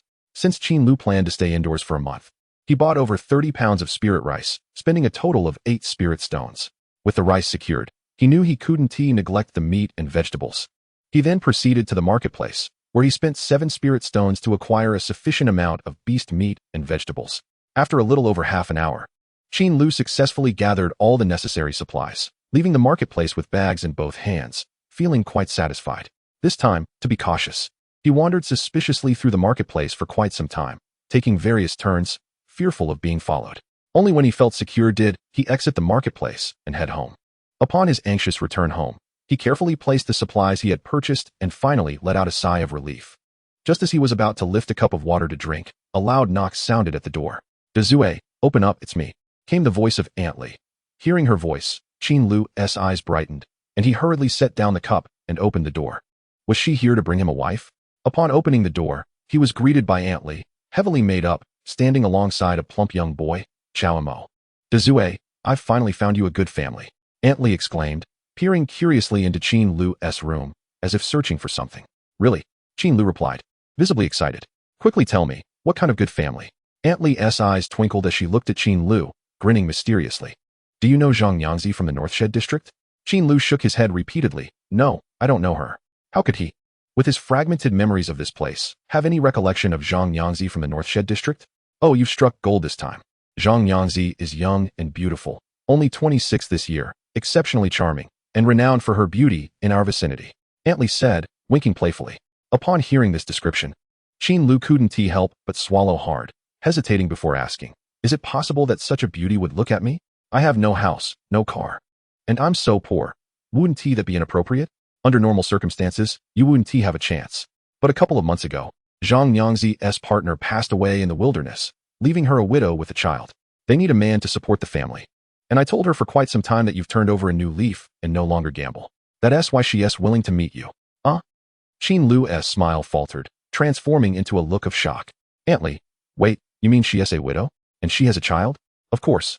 Aunt Li nodded as if it were the most natural thing in the world, then paused to scrutinize Qin Lu, frowning. What? Are you really so old that you're going to turn your nose up at someone? I can't quite accept this right now, Qin Lu stammered, feeling overwhelmed. Go on, you should be grateful to find someone like Zhang Yangzi. Don't be so picky. Aunt Li chided. All right. I'll let you know when Zhang Yangzi has time to meet you. With that, she turned and left, not granting Qin Lu a chance to refuse. Qin Lu watched her retreating figure, a mix of helplessness and astonishment washing over him. He did indeed desire a wife, but was it really a buy one, get one free situation? TSK, Qin Dezue, I didn't expect you to be so eager, even considering a widow, Xiao Mo remarked with a smirk, crossing his arms. Get out of here, you little brat. What do you know? Qin Lu waved him off. I know a lot, Xiao Mo retorted, then paused, his face scrunching up in confusion. What is homework? Playing Wang Zhirongyao. Who is Wang Zhirongyao? How do you beat him? Sighing, Qin Lu looked skyward in exasperation, remaining silent for a moment before abruptly stepping back and slamming the door shut. Hey, you big mouth. You shut the door before I finish speaking. Open up. I want to challenge you. Xiao Mo shouted angrily, ignoring Xiao Mo's outburst. Qin Lu calmly returned to his chair, picking up the cup of water he had set down earlier, savoring a sip. The coolness of the water flowed down his throat, evoking a sigh of contentment, and suddenly, an image of a delicate thigh flashed through his mind as he murmured, Widow. Chapter 20, A Month of Seclusion. For the next half-month, Qin Lu remained largely reclusive, avoiding unnecessary outings. The reason was his apprehension that Feng Hu and his cohorts might ambush him again. To prepare for such an eventuality, he devised various combat strategies at home, anticipating any potential vendettas. However, it became evident that he had overthought the situation, as Feng Hu and his companions did not appear during this period, seemingly having vanished. Gradually, he began to relax. During this time, he diligently practiced cutting technique and illumination technique at home, making rapid progress. Each practice session translated into numerical values reflected on his attribute panel. And watching the steadily rising numbers instilled a sense of accomplishment within him, driving his motivation as if he were addicted to a game. Of course, when practicing skills became dull, he would also create a few talismans to alleviate his boredom. Overall, this half-month was spent by Qin Lu in a remarkably fulfilling manner. The only unexpected aspect was that Zhang Yangzi, introduced by Li Daniu, remained a mystery, the reasons for which were unknown. Today, however, an astonishing visitor arrived at his humble abode, Lu Xianxia, the steward. Qin Lu's face lit up with delight as he promptly inquired, What brings you here today? Lu Xianxia smiled gently. Did you not express a desire to move into the Fengshi last time? There is now a vacant house available. Do you wish to proceed? Absolutely. Qin Lu replied eagerly. His heart swelled with joy. After nearly 20 days of waiting, he had finally secured the right to reside within the Fengshi. However, I must inform you that the living expenses in the Fengshi differ significantly from those in the slums, and payment must be made promptly. Failure to pay within 3 days will result in eviction. What is the exact amount of spirit stones required? Qin Lu asked cautiously. 15 spirit stones per month. Lu Xianxia replied. Qin Lu was taken aback. This cost was more than double what he paid in the slums. To earn 15 spirit stones, he would need to sell dozens of water shield talismans, a truly exorbitant sum. If you wish to move in, you must first pay the rent for the first month. Lu Xianxia stated nonchalantly. Of course, Qin Lu replied sheepishly, suppressing his discomfort as he retrieved his remaining spirit stones, counting out 15 and presenting them. After the transaction, only a solitary spirit stone remained in his small pouch, rendering it quite meager in appearance. Yet, Lu Xianxia showed no concern, pocketing the stones after a cursory glance and stating, Very well, I will take you to view the house today. With a disciple from the Wujimin leading the way, Qin Lu felt a surge of confidence, unconcerned about any potential adversaries. As they traversed the streets, many casual cultivators greeted Lu Xianxia with respect, which only served to elevate Qin Lu's spirits. Upon entering the Fengshi, after a leisurely stroll of over 10 minutes, they arrived at a courtyard. Located in the northwest of the Wujifang, the property was somewhat secluded, flanked by similar courtyards. Lu Xianxia produced a key, unlocking the gate, and they strolled inside. The courtyard was expansive, comprising a main house and a side wing. adorned with an imposing entrance and a lofty hallway, complemented by stone masonry and circular arched windows, exuding both elegance and simplicity. A peach tree graced the small courtyard, beneath which were several stone benches and a table, instantly appealing to Qin Lu. Lu Xianxia led Qin Lu on a brief tour, offering a simple introduction. What do you think? This courtyard is quite satisfactory, is it not? Lu Xianxia smiled. Qin Lu nodded vigorously, clasping his hands in gratitude, exclaiming, "It is splendid. I am immensely satisfied. My heartfelt thanks to you for your diligence." Lu Xianxia waved his hand dismissively, stating, "As long as you are pleased. Do remember to vacate the slums promptly. We must clear it by the deadline. Rest assured, I will move all my belongings tomorrow," Qin Lu declared confidently. After Lu Xianxia departed, Qin Lu continued to survey his new residence, his excitement palpable. With this small plot of land, he could practice gentle wind technique. Moving into the fengshui meant he would no longer need to worry about revenge from others. Oh, this is truly the essence of life, Qin Lu mused, reveling in his joy for nearly half an hour before finally exiting the courtyard. He secured the gate and turned towards the slums, determined to pack his belongings today, ready to officially relocate to his new home the following day. The bustling Wujifang was vibrant during the day, with a medley of voices from people of various backgrounds engaged in lively exchanges, bargaining, and inquiries, creating a cacophony of sound. After a long absence from the outdoors, Qin Lu felt remarkably buoyant, his gaze flitting across the shops and passers-by, his spirit unburdened. However, with his pockets nearly empty, he had no spirit stones to spend, and after a cursory glance, exited the fengshui. As he stepped out of the gate, he witnessed a cultivator activating a paper-like flying artifact, soaring into the sky. Numerous other cultivators were coming and going, maneuvering an assortment of peculiar flying devices, making the entrance to the fengshui resemble an exhibition of aerial contraptions. When will I be able to purchase my own flying artifact to admire the scenery from above? Qin Lu thought enviously. In this realm, flying artifacts were akin to automobiles in the past world. They served not only for travel, but also enhanced the cultivator's prestige. Yet, their prices were exorbitant, with even the cheapest requiring hundreds of spirit stones, far beyond the means of someone like Qin Lu, who was barely scraping by. As Qin Lu pondered these thoughts, a stir erupted at the entrance of the fengshui. Many pointed skyward, and curious, he followed their gaze. There, not far above, a striking youth of around 16 or 17 years, exuding an air of aloofness, expertly wielded a resplendent flying sword as he sped toward them. His handsome features and unique aura captivated the attention of all present. How dashing! This must be the prodigious Wei Zimo from Wujiman. I heard he is only 16, yet has already reached the late stage of qi refinement. Truly a genius. How does one cultivate to such heights? The crowd's reactions were a blend of admiration, envy, and awe as they watched the young man descend gracefully at the entrance of the fengshui. Clearly accustomed to the attention, the youth ignored the murmurs and walked into the fengshui, showing no signs of pause. Qin Lu observed Wei Zimo's retreating figure, a complex expression crossing his face. It was akin to a tall, handsome scion of wealth passing by in a Lamborghini. He touched the solitary spirit stone remaining in his pocket, and his previous good mood soured. Ah, forget it. The wealthy do not comprehend the satisfaction of starting from nothing. There is no need to feel pity for them. Adjusting his mindset, Qin Lu patted his tattered robe, straightened his back, and confidently strode back towards the slums. Chapter 21. Moving into the new abode. At 8 o'clock in the morning, along a bustling street in Wujifang, Qin Lu carried a redwood table, walking slowly with both hands raised. The table was bound with a red rope, laden with various belongings, bedding, cookware, food, books, and assorted materials, all in abundance. This scene made Qin Lu resemble a makeshift moving truck. Look, someone is moving into the fengshui. Who is that? I don't recognize them. Just another nameless junior. I think I've seen this lad selling talismans at the market, but I don't recall his name. Many onlookers pointed and discussed Qin Lu's identity. He remained oblivious to their chatter, steadfastly making his way to his new home with all his possessions in tow. However, while Qin Lu maintained his composure, his companion Xiao Mo did not share the same tranquility. Carrying a large water bucket on his shoulder, he kept his head down, walking slowly while overhearing the whispers around him, his cheeks flushed with embarrassment. In his mind, carrying a water bucket felt utterly disgraceful for a cultivator. A respectable practitioner should not be seen transporting such inexpensive belongings. Thus, he lowered his head, trying to avoid recognition by acquaintances. Fortunately, as they traversed through the bustling streets, the crowd thinned, allowing them to reach their new residence swiftly. Qin Lu propped up the redwood table with one hand, using the other to open the courtyard gate, and hurried inside. Hey, little fatty, just place my water bucket there. In the corner, there lies the beast meat in a barrel. Please help me take it out and store it properly. Hurry up. Move with some agility. As soon as he entered, Qin Lu immediately directed Qiao Mo to get to work. The two busied themselves with the old belongings in their new abode, beginning to adorn their new home. Qin Lu wielded a small broom, diligently sweeping both the interior and exterior, rendering the place resplendent.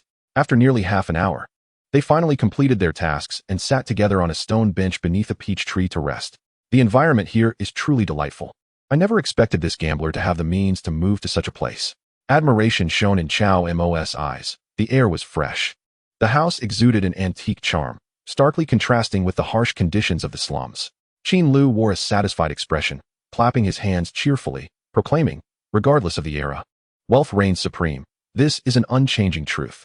Yet you still dare to call me a gambler? Have you seen me visit a gambling den? Upon hearing this, Qiao Mo's eyes brightened, and he leaned in eagerly, saying, it does seem that way. By the way, I feel as though you've transformed recently. You're utterly different from before. Qin Lu's expression faltered slightly, and he pretended to scratch his nose, mumbling indistinctly, people change, after all. Now that you've helped me move, I shall fulfill my promise and take you to that place you've long desired. Hooray. I've been waiting for you to say that. However, Qin Lu shifted the topic, pointing to the corner where the stall tools lay. Currently, I lack funds. We must first go set up a stall to sell some talismans. After all, one can only indulge when they have the means. All right, I will accompany you to the stall. Qiao Mo readily agreed. During this period, while Qin Lu was in seclusion practicing his skills, he had also created a considerable number of talismans. Upon careful calculation, he had over 10 water barrier talismans. Of course, had it not been for the depletion of talisman paper, he could have crafted even more. After gathering the necessary tools for the stall, the two exited the courtyard. Qin Lu's courtyard was not far from the market. The distance was merely about 1 kilometer. Upon reaching the market, they found many vacant stalls due to the early hour. Drawing from past experience, Qin Lu selected a favorable spot, arranged their items, and commenced business. Qiao Mo squatted nearby, his ample waistline jiggling as he observed the passing cultivators, his eyes sparkling with mischief. So, you earned all this money by selling talismans? Qiao Mo suddenly inquired. Indeed. Qin Lu replied nonchalantly. I never knew you possessed such a skill. When did you acquire it? I have many skills. How much can a little brat like you comprehend? Just focus on learning, Qin Lu retorted. Could you teach me? Sure, but first, let me hear you call me Big Brother. Big Brother. During their time at the stall, the two engaged in casual conversation, and before long, several hours had passed. To facilitate the swift sale of talismans, Qiao Mo even helped by calling out to attract customers. Ultimately, with his assistance, over 10 water barrier talismans were sold, successfully netting them 30 spirit stones, thus concluding their stall operation. After tidily packing up their belongings, the two set off towards a street behind the market. The market not only featured exquisite dining establishments, but also had small stalls selling simple snacks. It resembled a street food alley from a past life, mostly operated by wandering cultivators, offering a variety of affordable food items, making it one of the most frequented places by lower-tier cultivators. The small stall street of Wujifang was located at the rear of the market. As mealtime approached, when Qin Lu and Qiao Mo arrived, the area was already bustling with activity. Stalls lined the street, with various artisans greeting passing customers, and the air was thick with a rich, lively atmosphere. Big Brother, what shall we eat? Qiao Mo asked, his face brimming with curiosity as he surveyed the surroundings. It was Qin Lu's first visit to this place, and gazing at the numerous food stalls, he was momentarily at a loss for what to eat, casually responding. I don't know, what do you wish to eat? Qiao Mo glanced around, suddenly pointing at one of the stalls. Let us eat here. This was a noodle stall named Lao Ten Beef Noodles, with a few scattered small tables set up by the roadside, where several patrons were enjoying their meals, creating a lively scene. All right, Qin Lu did not refuse, leading Qiao Mo to the stall, where they casually seated themselves. Friend, 2 bowls of your signature beef noodles, please. Certainly. Please wait a moment. The stall owner, a lean man with a shrewd appearance, readily agreed as he began to prepare the order. Qin Lu surveyed the surroundings and noticed many cultivators casually seated by the roadside, chatting and laughing, embodying the essence of the bustling life. This was an eye-opening experience for him. Meanwhile, Qiao Mo eagerly grasped a pair of chopsticks, his face alight with anticipation for the food to arrive. The stall owner worked swiftly, and in no time, 2 bowls of steaming beef noodles were presented before them. After a long day of labor, both Qin Lu and Qiao Mo were famished, and upon seeing the visually appealing noodles, they wasted no time, diving into their meal. Soon enough, they were satisfied and full. Qin Lu settled the bill, which amounted to 2 pounds of gold for the 2 bowls of beef noodles. Within the realm of cultivation, gold, which was considered precious in the mundane world, served merely as the most basic currency, akin to change. One inferior spirit stone could be exchanged for 7 to 8 pounds of gold, and 1 pound of gold equated to 16 taels. The prices at roadside stalls typically charged 1 pound of gold for food, meaning one inferior spirit stone could cover 7 to 8 inexpensive meals. Calculating 3 meals a day, one would need to spend a spirit stone for 2 or 3 days of dining out. After settling the payment, the two stood up and walked towards another alley, where Chow Mo had long yearned to go. Chapter 22, Joyful Street. The street bustled with crowds, shoulder to shoulder. The sun hung low in the west, casting a gentle glow upon the market streets, elongating shadows, including those of Qin Lu and Chow Mo. This was the renowned entertainment street of Wujifang, housing the majority of the recreational venues within the market. Various establishments such as brothels, theaters, chess rooms, tea houses, taverns, bathhouses, beast fighting arenas, gambling houses, and elixir shops were all present.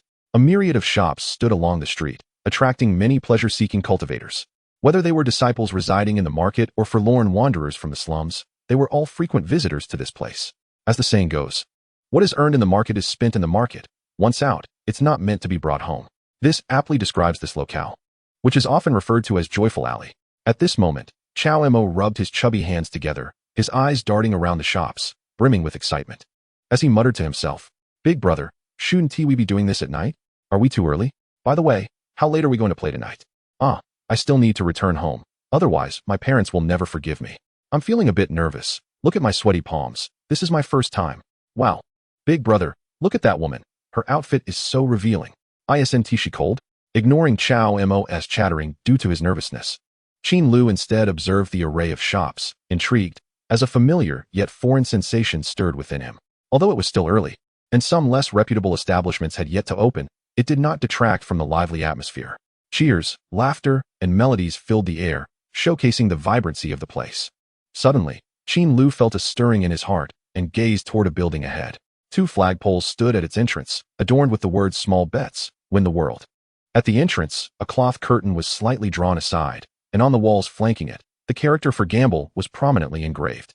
Above, a plaque, adorned with elegant calligraphy, proclaimed Jishandian. This was indeed a gambling den, my formidable creditor. Upon seeing the sign of Jishandian, Qin Lu's hands inexplicably itched with an uncontrollable urge. It was as if a little voice had emerged within him, incessantly whispering, "Just one round, just one round." Qin Lu recognized this as a remnant of his former self's habits and quickly stifled such erroneous thoughts. Yet, in the next moment, a feeling of guilt surged within him, swiftly overwhelming his mind. Indeed, he still owed this establishment over 100 spirit stones. How dare he loiter before his creditor? If discovered, today's troubles would escalate tremendously.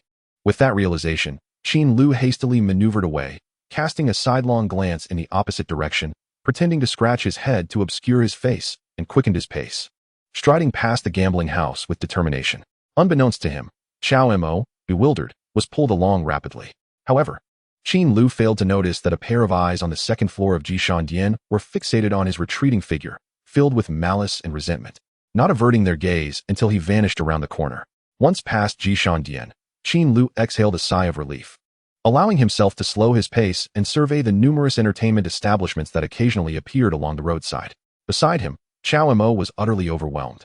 Having never set foot in such places before, his eyes widened in astonishment as he inhaled the heavy scent of perfume, swallowing nervously, clearly out of his depth.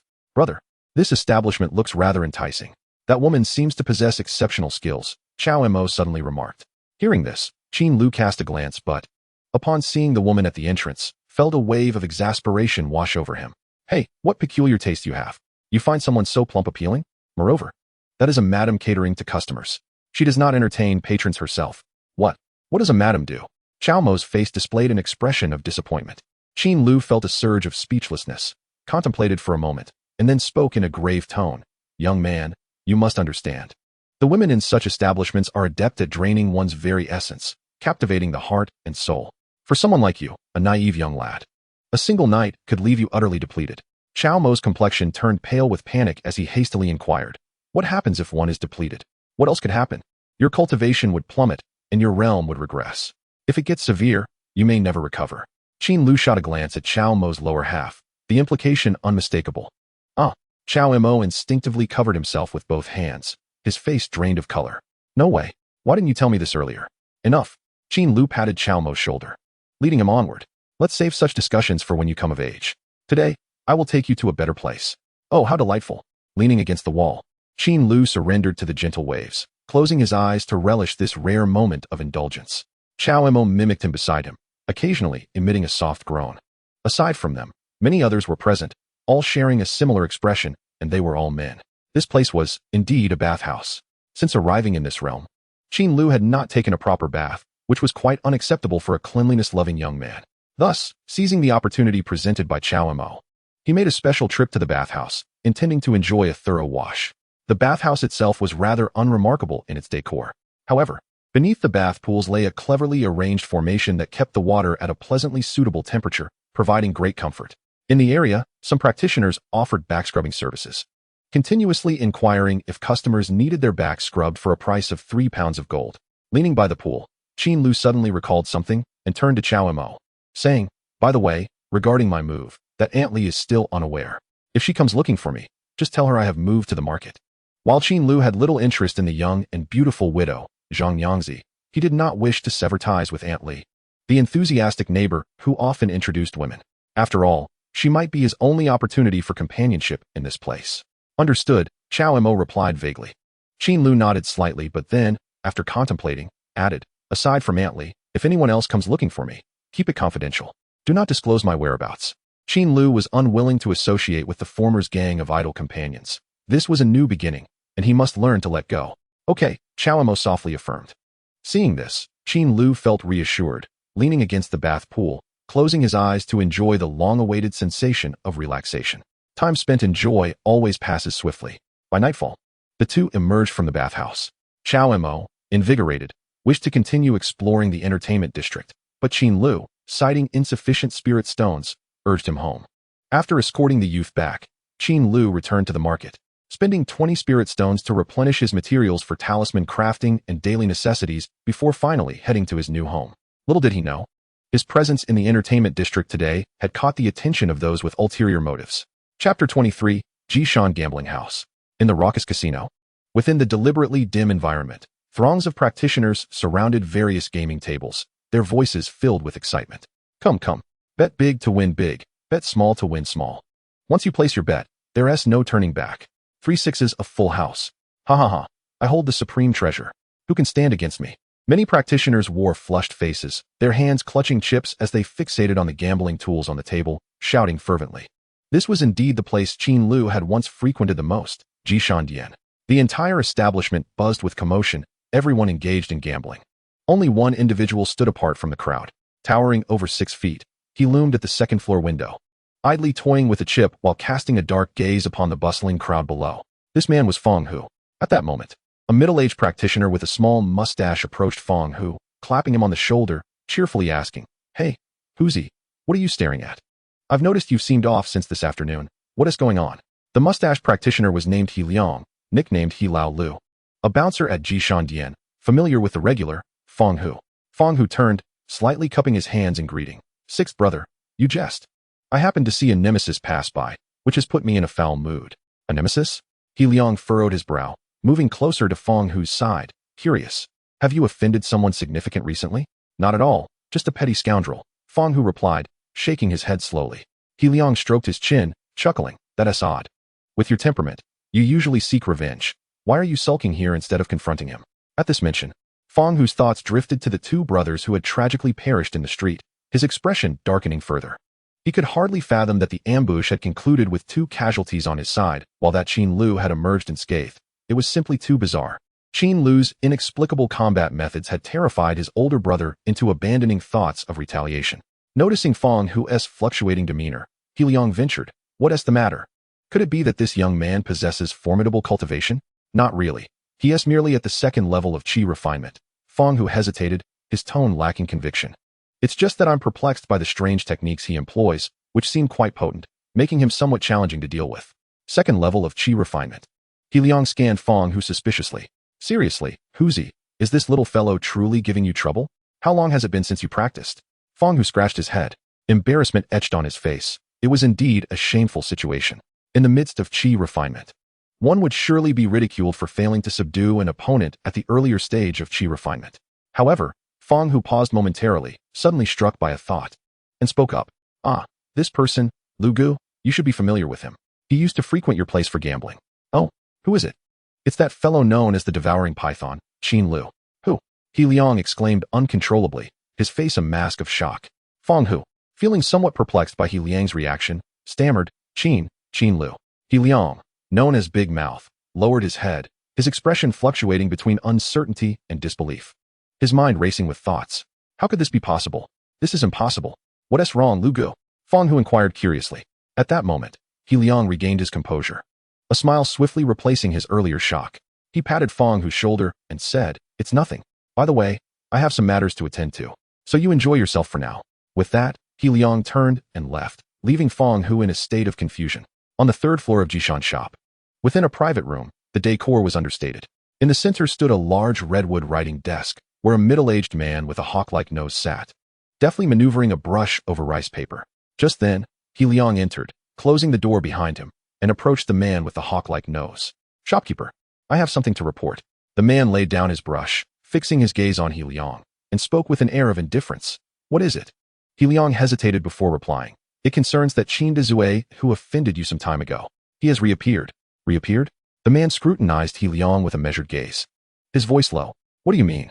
Did you not say you had infiltrated his home and eliminated him? Indeed. I find it strange as well. I distinctly remember having strangled him to death. Yet today, I hear reports of him being seen, and he seems to be quite alive. Humph.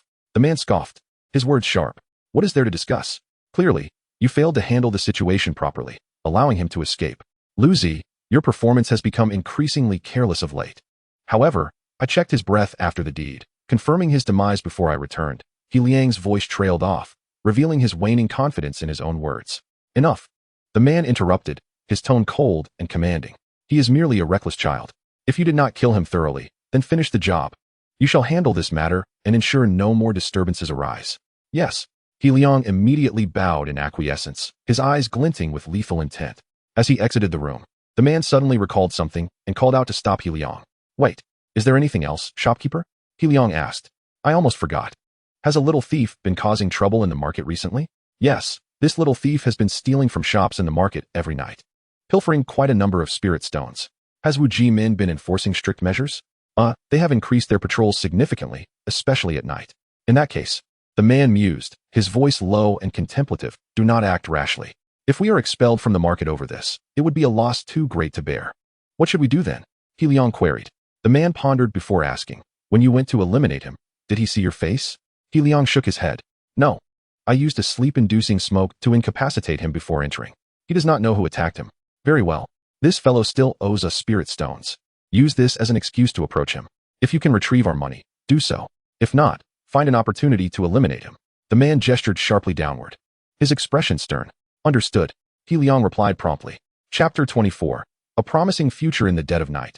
Qin Lu sat on a stone chair in his courtyard, leaning slightly against a stone table. With his right hand, he flicked his fingers, repeatedly launching the flicking technique into the sky. Puff, puff. Mysterious bursts of energy shot forth from his middle finger, dissipating into the night air with a dull thud. After extensive practice, his mastery of the flicking technique had grown increasingly refined, the energy more concentrated, and its power ever escalating. According to Qin Lu's estimation, the current potency of this technique was akin to that of a handgun from his previous life, comparable even to a desert eagle. His other practice spells, illumination technique and cutting technique, had also advanced rapidly, reaching a level of proficiency. With a thought, Qin Lu stood up, placing his left hand on his hip while raising his right hand high, fingers spread wide, mimicking the pose of the Statue of Liberty. Then turned his head and closed his eyes. Illumination technique. Suddenly, a brilliant white light erupted from his palm, illuminating the entire courtyard and casting a bright glow across the surroundings. At the entry level, the illumination technique had emitted merely the brightness of a weak flashlight. Now, it was akin to a flashbang, capable of temporarily blinding anyone caught in its light. If unleashed unexpectedly, it would undoubtedly catch others off guard. Qin Lu retracted his hand, feeling quite pleased. After elevating such minor spells to mastery, they now possessed considerable offensive capacity. Pausing for a moment, Qin Lu raised his index finger in front of him, silently invoking the cutting technique. In an instant, a surge of spiritual energy enveloped his finger, extending outward from his fingertip to form a long, transparent line, measuring half a meter in length. He gently traced his finger across the ground. Sizzle. The solid earth was swiftly sliced by the sharp line, leaving behind a clear, straight mark, as though it had been struck by a knife. The power is quite decent. It seems that my decision to remain indoors for the past half-month was indeed wise. During this time, Qin Lu had elevated all 4 fundamental spells to mastery level and improved his proficiency in both the ignition technique and flicking technique by over 500. With upgrades for both just around the corner, everything is gradually improving. The future indeed holds promise, Qin Lu thought, his fists clenched in excitement. However, upon gazing at his new abode, his earlier joy began to fade. A new dilemma presented itself: rent. Paying 15 spirit stones a month seems rather daunting. His current situation was akin to a freshly graduated young adult embarking on a small business venture, only to find himself renting a lavish suite in the city center. The pressure of rent appeared overwhelming. Qin Lu began to pace the courtyard, muttering to himself, based on my appetite, a month of normal meals consisting of spiritual rice and beast meat should cost around 14 spirit stones. If I add some fruits and snacks, that brings it to 17 spirit stones. Then, for purifying water pills, I would need to purchase about 3 a month, costing 3 spirit stones. Regular bathing would also require expenses, and occasionally dining out would accumulate to about 5 spirit stones. Adding rent to this, my fixed monthly expenses would total 40 spirit stones. To my astonishment, I find that my monthly expenditure has reached a staggering 40 spirit stones. Rubbing his throbbing head, Qin Lu returned to his room, seated himself at the redwood desk, and took out paper and pen, his thoughts racing. How much can I earn in a month? A single water shield could yield a profit of just over 1 spirit stone after deducting various materials. If I focus solely on crafting talismans, with my current success rate, I could produce around 7 water shields a day. This translates to earning about 10 spirit stones daily. If I put in a solid effort for just 4 days, I could easily cover my monthly expenses. Qin Lu's face broke into a satisfied smile, realizing that mastering talisman crafting would make survival here quite feasible. However, he was acutely aware that his remarkable success stemmed largely from his extraordinary success rate in talisman crafting. Generally speaking, the success rate for crafting talismans in the early stages of Qi refinement is quite low. Achieving a success rate of 2 out of 3 talismans is considered commendable. Individuals like Qin Lu, who can boast a 100% success rate, are exceedingly rare, and it would not be an exaggeration to label him a genius in this field. Gazing at the sheet of paper before him, Qin Lu thoughtfully stroked his chin and murmured, "Currently, I owe Ji Shan Dian 170 spirit stones. If I diligently craft talismans this month and refrain from frivolous spending, I will be able to save enough spirit stones to repay all my debts." Upon calculating his expenses, Qin Lu realized that his situation was not as dire as he had initially perceived. His eyes sparkled with newfound confidence. "Here we go," he silently encouraged himself, promptly pulling out a fresh sheet of talisman paper and neatly placing it on the table. He then retrieved a newly purchased ink block and began to grind the ink with care. Once everything was prepared, he concentrated his mind, pressing his left hand on the talisman paper while picking up his talisman brush with the right, initiating the intricate process of sketching. Having developed muscle memory for talisman crafting, particularly after his recent upgrade, he felt increasingly at ease. Now, even if someone were to knock at the door unexpectedly, he could maintain his focus and complete the talisman without distraction. The tip of his brush glided smoothly over the talisman paper, as he infused his own spiritual energy into the drawing, bestowing it with vitality. As the energy coalesced, it radiated brilliance. Moments later, the talisman was complete. Wiping the fine beads of sweat from his brow, Qin Lu set down his brush and gazed at the yellow talisman, which emitted a faint aura of spiritual energy, a smile gracing his lips. Another spirit stone earned. After placing the crafted shui qi dun aside, Qin Lu rose and sat cross-legged on a cushion.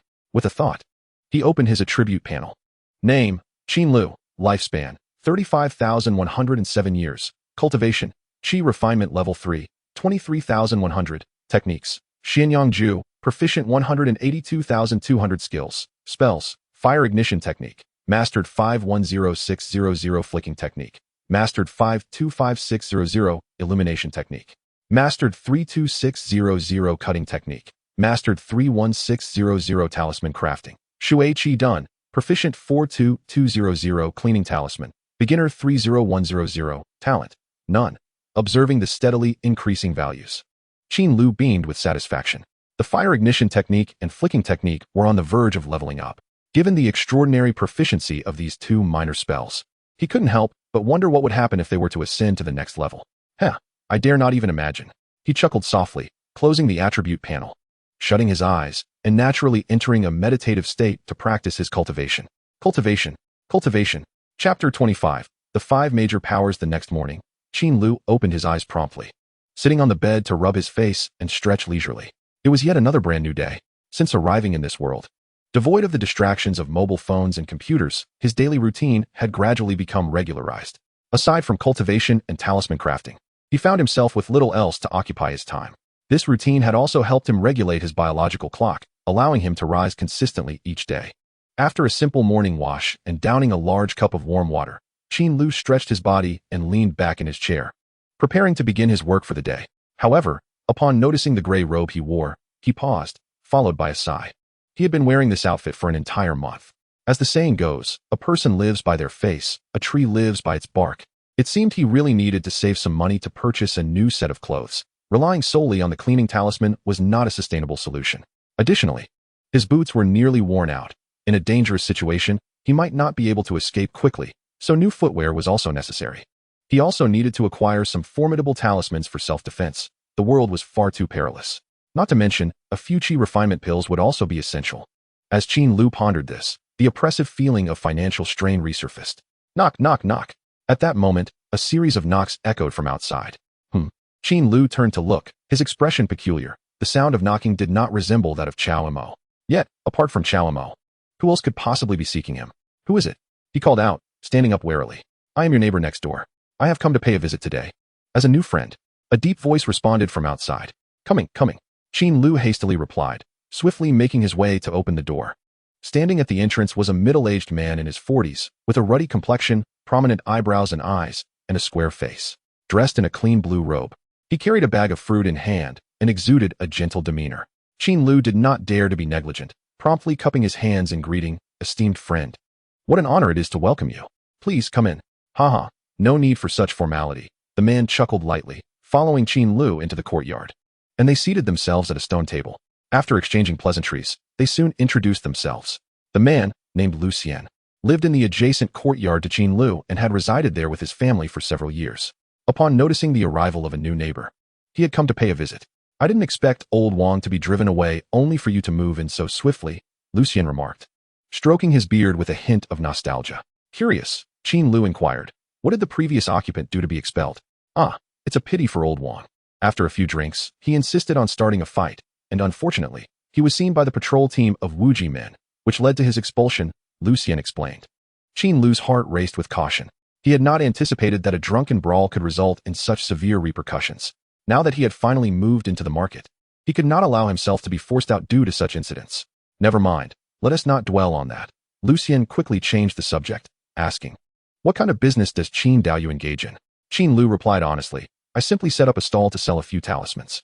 Upon hearing this, the light in Lucien's eyes dimmed noticeably, and he let out a long "oh," responding nonchalantly, haha, so you can craft talismans as well. Noticing the change in Lucien's demeanor, Qin Lu felt slightly taken aback. However, he quickly realized that it seemed the new neighbor held a certain disdain for his line of work. I only possess a rudimentary understanding of talisman crafting, Qin Lu replied, pausing momentarily before producing 2 Shui Qi-done talismans from his robe and presenting them with a broad smile. I truly apologize for not visiting you first upon my arrival. My head was clouded with busyness, and it's an oversight on my part for you to come personally. Please accept these talismans as a small token of my apology. Seeing the talismans, a flicker of joy crossed Lucien's face, his tone growing warm once more. Ha, no need for such formality. As neighbors, we should look out for one another. You are too courteous, Qin Dao. Lucien accepted the talismans with a cheerful demeanor. By the way, what does Lu Dao usually do in the market? Qin Lu seized the opportunity to ask. Upon hearing this, a hint of pride appeared on Lucien's face as he replied casually. As for me, I don't do much, just serve as an auctioneer at Wanbaoge. Today happens to be my day off, which is why I have the time to chat with you. Wanbaoge is the auction house in Wujifang, reputed to hold an auction every 3 months. Qin Lu had passed by the establishment before but, due to his financial constraints, had never ventured inside. It was no wonder Lucien seemed a bit self-assured. The two continued their conversation, and Qin Lu learned that Lucien's wife worked as a sales cultivator in a magical tools shop, and both of them held respectable jobs. They also had a son, but Lucien seemed reluctant to discuss him further. Through casual conversation, Qin Lu discerned that Lucien was quite straightforward and possessed a rather enthusiastic disposition, albeit with a penchant for self-aggrandizement. Noticing this, Qin Lu promptly adopted a humble demeanor, showering him with compliments while seizing the opportunity to inquire about the happenings in the fengshi. Upon learning that it was Qin Lu's first venture into the fengshi and that he was utterly naive, Lu Xian proudly declared, "You have indeed come to the right person. I, old Lu, have navigated this fengshi for many years and possess a thorough understanding of its intricacies. Allow me to elaborate." He began with the Wu Ji sect, mentioning that they had a formidable Jindan elder whose power was unparalleled. The Wu Ji sect operated 4 fengshis, with Wu Ji Feng being merely one of them. As Lu Xian elaborated, Qin Lu gradually grasped the power dynamics within Wu Ji Feng. In addition to the foundation-building cultivators stationed by the Wu Ji sect, there were 5 other foundation-building cultivators representing the 5 major factions within the fengshi: Qing Shanpai, Xianyangmen, Luo Rigu, Wei Jia, and Yu Jia.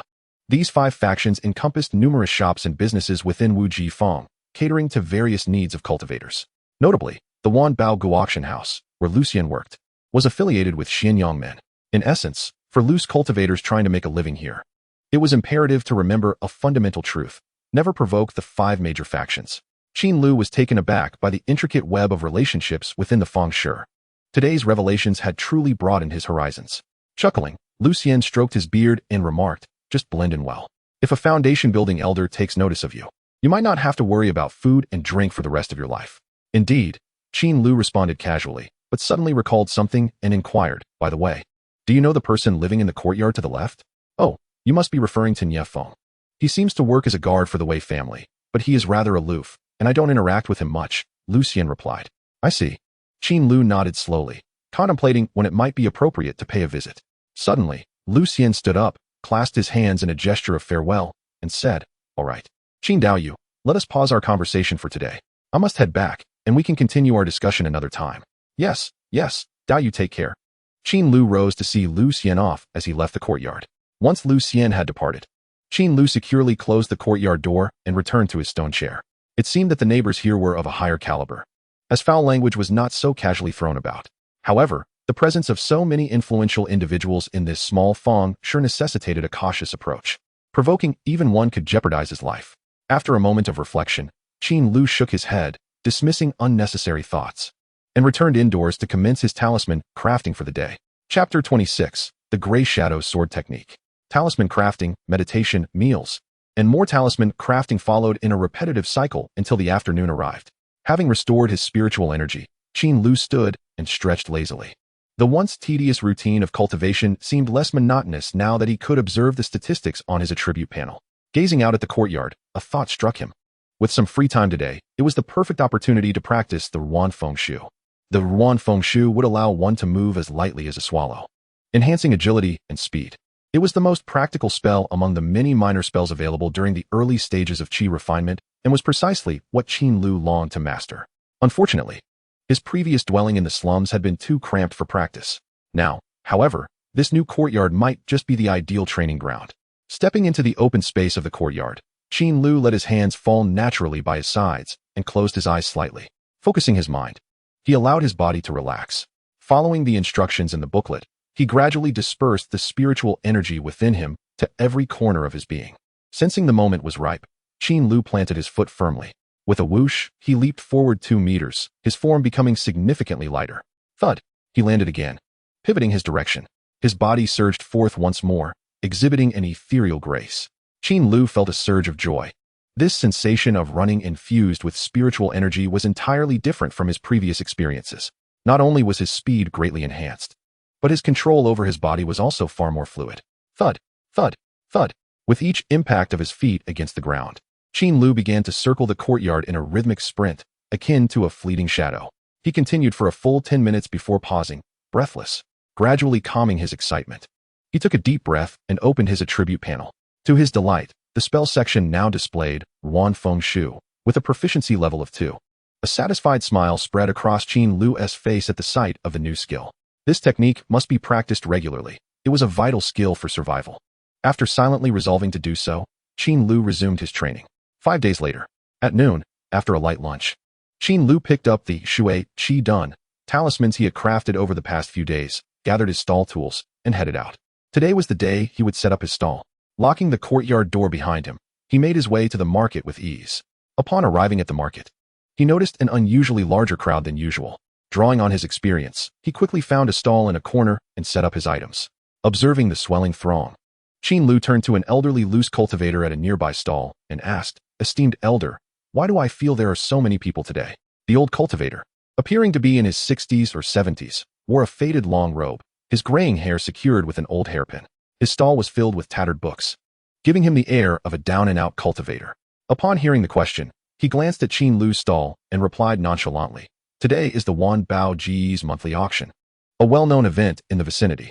How could there not be a crowd?" "I see." Qin Lu nodded, beginning to comprehend. Wan Bao Gu was indeed where Lucien worked. This was just a small gathering. The real spectacle would occur during the Fengshi arena competition. The old cultivator's expression turned nostalgic as he continued. "What is the Fengshi arena competition?" Curious, Qin Lu inquired. The old cultivator shot him a disdainful glance. "You look to be around 40. How can you be so oblivious?" Embarrassed, Qin Lu quickly clarified, "I am only 35. Ignoring this, the old cultivator pressed on. The Fengshi arena competition is a martial arts tournament organized by the Wuji sect. Many disciples from various sects will come to compete here, and loose cultivators like us can participate too. It is the most anticipated event in this area, occurring once every 10 years. Qin Lu's eyes sparkled with interest as he eagerly asked, "When will the competition take place?" "In about half a year. It will be the perfect time for us to set up stalls and make some profits," the old cultivator replied proudly. Qin Lu nodded slowly, but before he could speak, the old cultivator continued, "Look, the one in the white robe is the head of the Yu family, Elder Yu Xiao. He is a foundation-building cultivator." The old cultivator pointed with admiration in his gaze. Following his gaze, Qin Lu spotted a white-robed elder with a youthful appearance, surrounded by a throng of admirers, moving through the crowd with a warm smile. This is a foundation-building cultivator, Qin Lu mused. Previously, he had only encountered qi refiners. This was his first glimpse of a cultivator at a different level. In the cultivation realm, the levels are divided into qi refinement, foundation building, jindan, yuanying, and huashan. The qi refinement stage is further divided into 10 layers, with the first 9 corresponding to the early, middle, and late stages. Achieving the 10th layer is referred to as great perfection. You are indeed well informed. May I ask, esteemed elder, is it difficult to achieve foundation building? Qin Lu inquired again. "Ah, you truly are an ignorant lad. Come, purchase a few of my books, and upon returning, you shall gain a thorough understanding of these matters." The elderly wandering cultivator took this opportunity to promote the books at his stall. Upon hearing this, Qin Lu felt a stirring in his heart and couldn't help but glance at the old man's stall. In truth, he realized he was not well acquainted with this world, a fact likely due to his limited reading. If one does not hone their skills, they shall inevitably rust. Similarly, if one does not learn, they shall fall behind. Observing Qin Lu's interest, the old man quickly altered his demeanor, adopting a more ingratiating expression, and hastily presented several books, saying, "This one is Lu Yun Fu Run Wan Hua Jing Guan Jie Xiao. This one is Xiu Zhan Jie Ri Chong Chong Shi. And this one is Lian Qi Qi Su Yao Qing Chu De San Shi Shi," all of which are excellent reads. Under the old man's eloquent recommendations, Qin Lu was instantly captivated. Before long, he unknowingly spent 8 spirit stones to acquire several books, among which was a rather flamboyant martial art manual titled Hui Ing Jianfa. The primary reason for purchasing this sword art was that he had recently mastered the Rou Feng Shu. Practicing it aimlessly could indeed become tedious. Thus, engaging in swordplay seemed far more appealing. Following the successful transaction, Qin Lu and the old man exchanged names. The old man was called Li Gui, currently residing in the impoverished district, primarily reselling various books and scripts. Due to the surge in foot traffic, Qin Lu's talisman business fared better than usual. Over 5 days, he sold all 25 Shui Qi Dun talismans he had crafted. Eventually, he also decided to sell his own Qin Jie Fu talismans at the stall, and unsurprisingly, they found buyers. Soon, as the sun dipped below the horizon, Qin Lu successfully sold all the talismans he had brought, earning a total of 62 spirit stones. After bidding a simple farewell to Li Gui, he tidied his stall and departed from the market. Following this, he made his way to a talisman shop, spending 30 spirit stones to purchase a plethora of talisman-making materials before contentedly heading home. Chapter 27. Introduction to Swordplay. As night fell, the soft light of the moon cascaded from the heavens, illuminating the bustling Wuji Fong.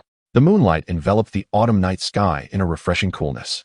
Qin Lu sat at his table at home, studying late into the night under the faint glow of an oil lamp.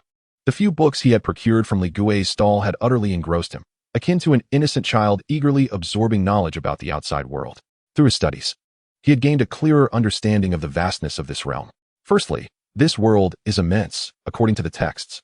Ancient cataclysms brought forth by primordial deities caused the cosmos to upheave. Following the cessation of the turmoil, the land was divided into 9 provinces by ancient godly beings, each corresponding to geographical features: Zhongzhou, Yinzhou, Lizhou, Lizhou, Chuzhou, Shenzhou, Jizhou, Qingzhou, and Liangzhou. Qin Lu's current location is in Lizhou, an independent island situated in the southwestern corner, facing Chuzhou across the sea. Each of these large provinces is extraordinarily vast, and for the sake of administration, they have been further divided into regions named accordingly. Beneath these regions lie numerous prefectures, each distinctly categorized.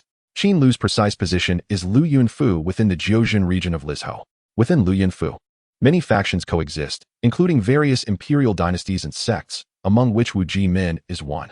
The Wuji Feng, where Qin Lu currently resides, is located at the westernmost edge of Wuji Min's territory, adjacent to the distant Dong Tu Ling monster beast forest. Apart from the dominant Wuji Min, numerous smaller sects exist in the vicinity, often embroiled in disputes, though large-scale conflicts have not arisen for decades, due to its proximity to the monster beast forest. The area surrounding Wuji Feng is sparsely populated by mortals. For miles around, not a soul can be found. The absence of mortals has led to the cultivators in Wuji Feng living in relative poverty and hardship. As for the wandering cultivators congregating here, most are drawn by the presence of high-quality spiritual land, favorable for cultivation, resulting in a vibrant and bustling Wuji Feng over time. Qin Lu set down the book Lu Yun Fu Run Wan Hua Jing Guan Jie Xiao, his mouth agape in astonishment, his eyes sparkling with wonder. It appears there are many intriguing places nearby. Once I enhance my strength, I must explore them. After grasping the vastness of this world, an inexplicable desire to travel took root in Qin Lu's heart. After a moment of reflection, he turned his gaze to another pamphlet on the table, Hui Ying Jianfa. This sword art was priced at merely a few pounds of gold, significantly cheaper than other texts. Such an inexpensive set of sword techniques could hardly be deemed high quality. Its author was merely a low-tier cultivator in the Lianqi period. One could only wonder at the confidence he possessed to compile his understanding of swordplay into this booklet. Let me take a look. Qin Lu picked up the pamphlet and flipped through a few pages. As he read, his brows furrowed in confusion. The manual lacked any intricate or complex sword moves, nor did it detail any techniques for channeling spiritual energy, merely featuring simplified illustrations of stick figures. After a cursory review, he noted that the first half of the manual outlined basic sword techniques and practice methods, while the latter half presented general strategies for combat, alongside various fighting skills and swordplay tips. Interspersed throughout were illustrations of stick figures wielding wooden sticks, often in bizarre poses and flamboyant movements. Observing the seemingly casual sword techniques, Qin Lu felt a sense of trepidation. Would practicing this lead to madness? After a moment of hesitation, he shook his head. Never mind. Having multiple skills is never a burden. I shall treat this as a means of physical exercise. Reassuring himself, he began to read earnestly. His primary motivation for learning swordplay was to alleviate the monotony of practicing Rou Feng Shu. Furthermore, with his attribute panel, even a lackluster sword art might yield extraordinary results upon leveling up. Moments later, Qin Lu closed the sword manual, nodding thoughtfully, confidence radiating from him as he rose. He grasped the Shangqing Jian that had been leaning against the wall and strode into the courtyard. Standing at the center of the yard, he assumed a stance, envisioning the stick figure's sword-wielding actions from the manual, and began to channel his spiritual energy, slowly wielding the sword. He swung with meticulous precision. Practicing swordplay under the moonlight appeared quite elegant, yet Qin Lu's clumsy movements, rigid posture, and sluggish form rendered the scene amusingly absurd, eliciting suppressed laughter. After some time, beads of sweat began to form on his forehead, and his movements gradually slowed. Eventually, his sore arms could no longer sustain the full execution of the sword techniques, forcing him to halt. Wiping the sweat from his brow, Qin Lu silently mused. The original owner must have been dreadfully lacking in stamina. While practicing minor spells had gone unnoticed, utilizing spiritual energy for such grand movements left him breathless in no time. He glanced at the excess flesh around his waist, his expression filled with resignation. The original owner's gambling addiction left him no time for exercise, and over time, layers of fat had obscured his well-defined abs. After resting in the courtyard for a while, Qin Lu gradually regained his breath. He picked up the Huiying Jian Fa once more and continued to study it. Moments later, he committed all the essential movements to memory again. With a deep breath, Qin Lu exhaled heavily and lifted the Shangqing Jian once more, rising to practice. He was by no means a swordsmanship prodigy. coupled with his inexperience in channeling spiritual energy and his inherently poor physical condition. He found himself making slow progress in mastering the sword techniques. Before long, his stamina was once again depleted. He still could not fully execute the sword technique. However, Qin Lu possessed the remarkable qualities inherent in contemporary gamers: tenacity. Once he set a goal, he would not easily abandon it, striving to fully unleash his competitive spirit. After a brief respite, he resumed his practice. Thus, after several intermittent sessions, the clock struck the deep hours of the night. Qin Lu finally managed to perform the entire sequence of the Huiying sword technique. Although his movements were somewhat unsightly, he had indeed completed the form. Afterwards, drenched in sweat, Qin Lu sat upon a stone bench to rest, and with a thought, he opened his attributes panel. As expected, the skills section now contained an introduction to the sword technique. Huiying sword technique, beginner 1100. Closing the panel, Qin Lu gazed at the nearby pale blue, xianxia sword. A faint smile gracing his lips. This sword finally had some utility. The next morning, Qin Lu awoke from his slumber, his body aching. After stretching a bit, he picked up a water bucket and, yawning, pushed open the courtyard door. He was off to fetch water. However, upon stepping outside, he noticed that the yard to his left also had its door ajar.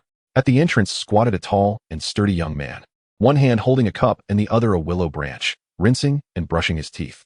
Recognizing him, Qin Lu immediately understood that this was Xianxiafan, his neighbor. "Nie Dao Yu, it's a pleasure to meet you. Please take care of me." Qin Lu raised his left hand in a warm greeting. Xianxiafan glanced at Qin Lu, spat out the water, and replied nonchalantly, "New here?" "Yes, I just moved in not long ago." "I am Qin Lu," Qin Lu said, setting down his water bucket and clasping his hands in salute. "Oh," Xianxiafan replied curtly, standing up and turning back into his yard. Bang! The door slammed shut. Qin Lu remained standing there, slightly taken aback, staring at the firmly closed door.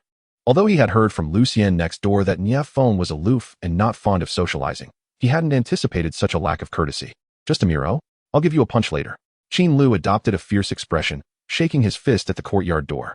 After a moment, he shook his head, reassuring himself. Forget it. No need to stoop to his level. Perhaps this fellow has social anxiety. Not bothering further, Qin Lu picked up the water bucket and continued toward the riverbank. Time swiftly passed until the afternoon. Just as Qin Lu completed drawing a talisman, his small courtyard welcomed a visitor, Chao Mo, whom he hadn't seen for a few days. Accompanying him was the extravagantly made-up Li Dinyang. "Li Dinyang, it's been a while. Please come in," Qin Lu exclaimed, his face lighting up with surprise, a ripple of joy stirring within him. Upon seeing Li Dinyang, it was as if countless women were beckoning to him. In this era, where communication was fraught with difficulties, Li Dinyang's presence was akin to a must-have social app. As she entered the courtyard, Li Dinyang surveyed her surroundings and cheerfully remarked, "I never expected you, Dezui, to have the means to move into the market. This place is quite nice." Chao Mo chimed in proudly, "Right? I told you he is different now." "Indeed, he has changed," Li Dinyang agreed with a smile. "Oh, not at all. There's nothing different, just a stroke of luck with a little money," Qin Lu humbly replied, then paused to tentatively inquire, "May I ask, Li Dinyang, what brings you here today?" "Haha, what else could it be? Of course, I'm here to introduce you to a good family." Li Dinyang sat down on a stone bench, her face beaming with delight. Qin Lu took a seat beside her, his expression filled with anticipation. "Is it that Lady Zhang from last time?" "Oh no, it's not her." Upon mentioning this, Li Dinyang's smile faltered, revealing a look of resignation as she shook her head and sighed. "I almost forgot to tell you. You and Lady Zhang are no longer an option. You might as well let it go." "All right." Qin Lu's face involuntarily reflected a hint of regret. As a young man of this era, he understood all too well the truth behind the saying. In youth, one fails to appreciate the value of an older woman, mistaking a girl for treasure.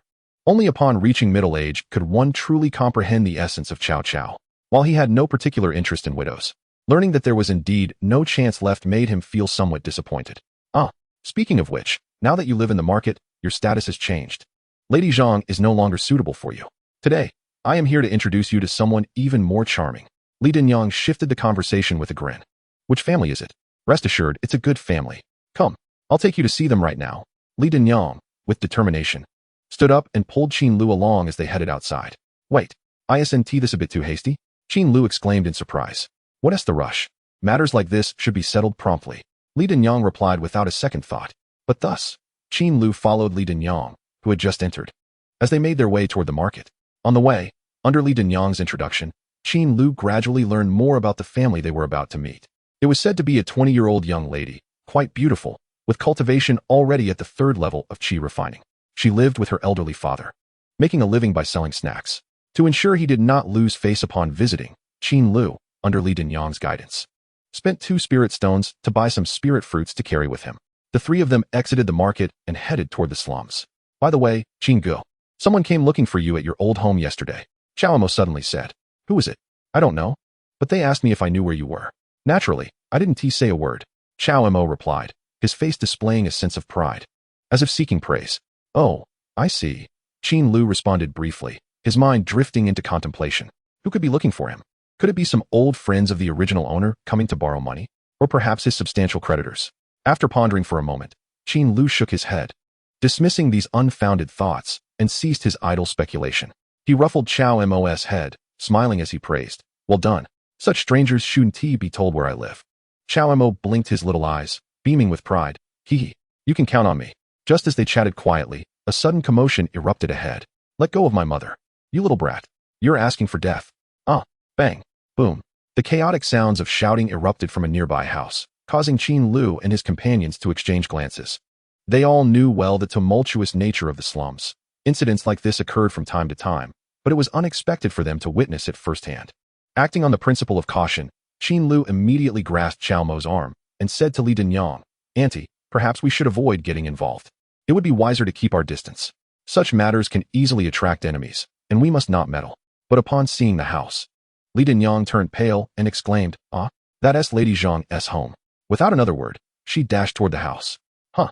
Qin Lu stood there, momentarily at a loss. Big brother, let us go check it out. Xiao Mo tugged at Qin Lu's sleeve and shouted. Seeing this, Qin Lu's mind raced. And after a moment of silence, he replied, All right then. The two hurried forward. They saw Li Dinyang reach the door, pointing inside and shouting, Chen Ergu, what do you think you're doing? Let go of Lady Zhang. Get lost, Li Matchmaker, or I'll make you regret it. A fierce male voice boomed from within the house. At that moment, Qin Lu also arrived at the door, standing shoulder to shoulder with Li Dinyang, looking inside. Inside the house stood 3 burly men, while a frail woman lay prostrate in the center, accompanied by a small boy of about 3 or 4 years old, who extended his arms protectively in front of the men. It was evident that these 3 were the ones who had come to torment Zhang Yangzi. However, when Qin Lu discerned their features, his expression momentarily froze in surprise, for he recognized one of them. The man in the center had eyes shaped like an inverted triangle. He was none other than the man who had ambushed Qin Lu alongside Fong, who not long ago, fate had woven their paths together once more. Chapter 29, Only the Familiar Hand. The sudden appearance of Qin Lu and his companions instantly captured the attention of the 3 imposing figures within the house, all of whom turned their gaze towards them. It must be said that the fierce and intimidating stares of these 3 men were indeed quite imposing. The aura they exuded startled Xiao Mo, who quickly shrank behind Qin Lu, peeking out with a tense expression. Qin Lu, too, felt a surge of adrenaline, his fingers curling instinctively as spiritual energy began to gather. Were they truly so reckless as to disrupt his endeavors? One of the burly men with a crew cut rolled up his sleeves and stormed out of the house, barking at Qin Lu and the others. Let me tell you, don't act recklessly. Otherwise, my elder one spare you. Li Dama pointed a trembling finger at the crew-cut man, trying to intimidate him, but her arm shook uncontrollably, and she stepped back repeatedly, clearly quite anxious. What old man? Bring him here, and I'll kick him to a pulp. The crew-cut man showed no fear, advancing toward the trio. Seeing this unfold, Qin Lu realized he could no longer remain hidden. He stepped forward, positioning himself protectively in front of Li Dama and Xiao Mo. Do not come any closer, Qin Lu shouted, raising his right hand parallel to his body, fingers poised to strike at the crew-cut man's head. The flicking finger technique was ready to unleash its power. What are you raising your finger for? Do you think you can scare me? The crew-cut man retorted harshly. As he approached, Qin Lu gritted his teeth, preparing to unleash the flicking finger technique, when suddenly a commanding shout rang out from within the house. Return. It was the man with the inverted triangle eyes who had called out. Upon hearing this command, the crew-cut man froze in his tracks, and Qin Lu halted his motion, warily watching the 3 men. Meanwhile, the man with the inverted triangle eyes felt his heart racing, cold sweat trickling down his brow. Among those present, only he understood the significance of Qin Lu's gesture. That was a technique of terrifying power. It had once dealt a fatal blow to one of his subordinates, leaving them lifeless on the spot. Brother? The crew-cut man turned back, confusion etched on his face. The man with the inverted triangle eyes, visibly anxious, waved his hand urgently. Do not engage. We are leaving. Brother? I see this kid is merely at the early stage of chi refinement. I could take him down with one hand. He insisted. Silence. The man with the inverted triangle eyes barked, his tone serious. Those who trust me, leave now. He then slowly stepped out of the house. Moving to the left, while keeping a watchful eye on Qin Lu's fingers, fearful they might unleash their power at any moment. This bizarre scene left everyone in a state of bewilderment, staring blankly as the man with the inverted triangle eyes cautiously maneuvered. Humph! The crew-cut man turned back, glaring fiercely at Qin Lu before hastening to follow the man with the inverted triangle eyes. The three burly men swiftly exited the house under the watchful gaze of the onlookers. Qin Lu, observing their retreating figures, realized they were intimidated by his flicking finger technique, prompting their departure. Lowering his finger, he pondered for a moment before calling out to their backs, "Remember, do not cause trouble again. Otherwise, do not blame me for being impolite." Upon hearing this, the eyes of Lidama and the others fell upon Qin Lu, filled with astonishment. Inside the house, Xianxiaaudiobooks and her son wore expressions of sheer surprise. The three burly men paused at Qin Lu's words. Two of them even turned to respond, but were halted by the man with the inverted triangle eyes. They said nothing and quickly walked away, soon vanishing around the corner of the street. Seeing this, Qin Lu and the others felt a wave of relief wash over them. "Brother, how did you scare them away?" Xiaomo asked, his eyes sparkling with curiosity. "Yes, Big Mouth. Why do I feel that Qin is somewhat afraid of you?" Lidama inquired, puzzled. Qin Lu scratched his head, fabricating an explanation. "I am not entirely sure. Perhaps he mistook me for someone else." At that moment, Xianxiaaudiobooks stood up and hurried to Qin Lu and the others, bowing deeply with a tearful voice. "Thank you all for saving my life." Xianxiaaudiobooks possessed a celestial beauty, her slender figure accentuated by a flowing gray robe, her features exquisite, with bright, expressive eyes that sparkled even through her tears, evoking a sense of tenderness.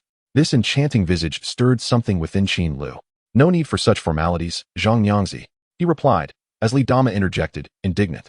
"I cannot believe that rogue Qin had the audacity to act this way. What on earth transpired?"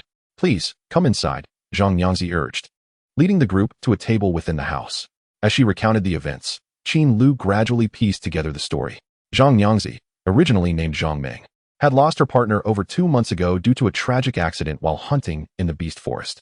To ensure a secure life for her son, Xiaoxian, and to aid in his cultivation, she entrusted Lidama with the task of finding a reliable cultivator to support them in the harsh conditions of the impoverished district. However, during this search, word inexplicably reached the notorious local thug, Qin, who happened to be the man with the inverted triangle eyes.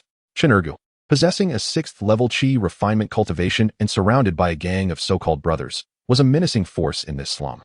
Upon learning of Zhongmeng's quest for companionship, he approached her, vowing to take care of the widow and her son, even intimidating Lidama to cease her efforts in introducing potential suitors to Zhongmeng. To avoid conflict, Lidama complied and halted her search. Unbeknownst to them, Zhongmeng had no interest in Qin, consistently rebuffing his advances. After multiple rejections, Qin, filled with rage and humiliation, had arrived today with 2 accomplices intending to force the issue. Fortunately, Qin Lu and his companions intervened, saving them from a dire fate. "I truly appreciate your assistance, Daoist Qin and Dama." Zhongmeng expressed her gratitude once more, pulling her resolute son, Xiaoxian, closer. "Xian, quickly thank your uncle." Xiaoxian, with a semblance of propriety, bowed and exclaimed, "Thank you, uncle, for saving my mother." Hearing the term uncle caused Qin Lu's mind to spiral in confusion. His soul was that of a mere youth in his 20s, and now he had become someone else's uncle. He felt a mix of despair and amusement. Waving his hand dismissively, he replied, "No need for such formalities. Ahem, perhaps just call me brother or senior." "Yes, thank you, senior," Xiaoxian responded earnestly. At that moment, Lidama, filled with righteous indignation, declared, "I never imagined Qin would be so shameless as to engage in such behavior. We must report this to Manager Lu." "I share your sentiments," Zhongmeng said with determination. "Big Mouth, I won't take you to Sitajiang today. I must accompany Xianxiaaudiobooks to find Manager Lu." Lidama stated resolutely. "Yes, Dama, go ahead. I am in no hurry about this matter," Qin Lu replied quickly.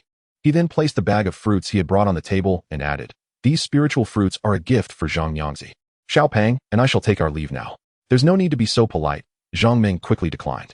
However, before she could fully refuse, Qin Lu had already pulled the curious Chao Mo out of the house, hastening their departure. On the way, Chao Mo eagerly inquired, "Big brother, how did you scare them just now?" Qin Lu chuckled, "Did you not see? I merely snapped my fingers, and they trembled in fear, hardly daring to confront me."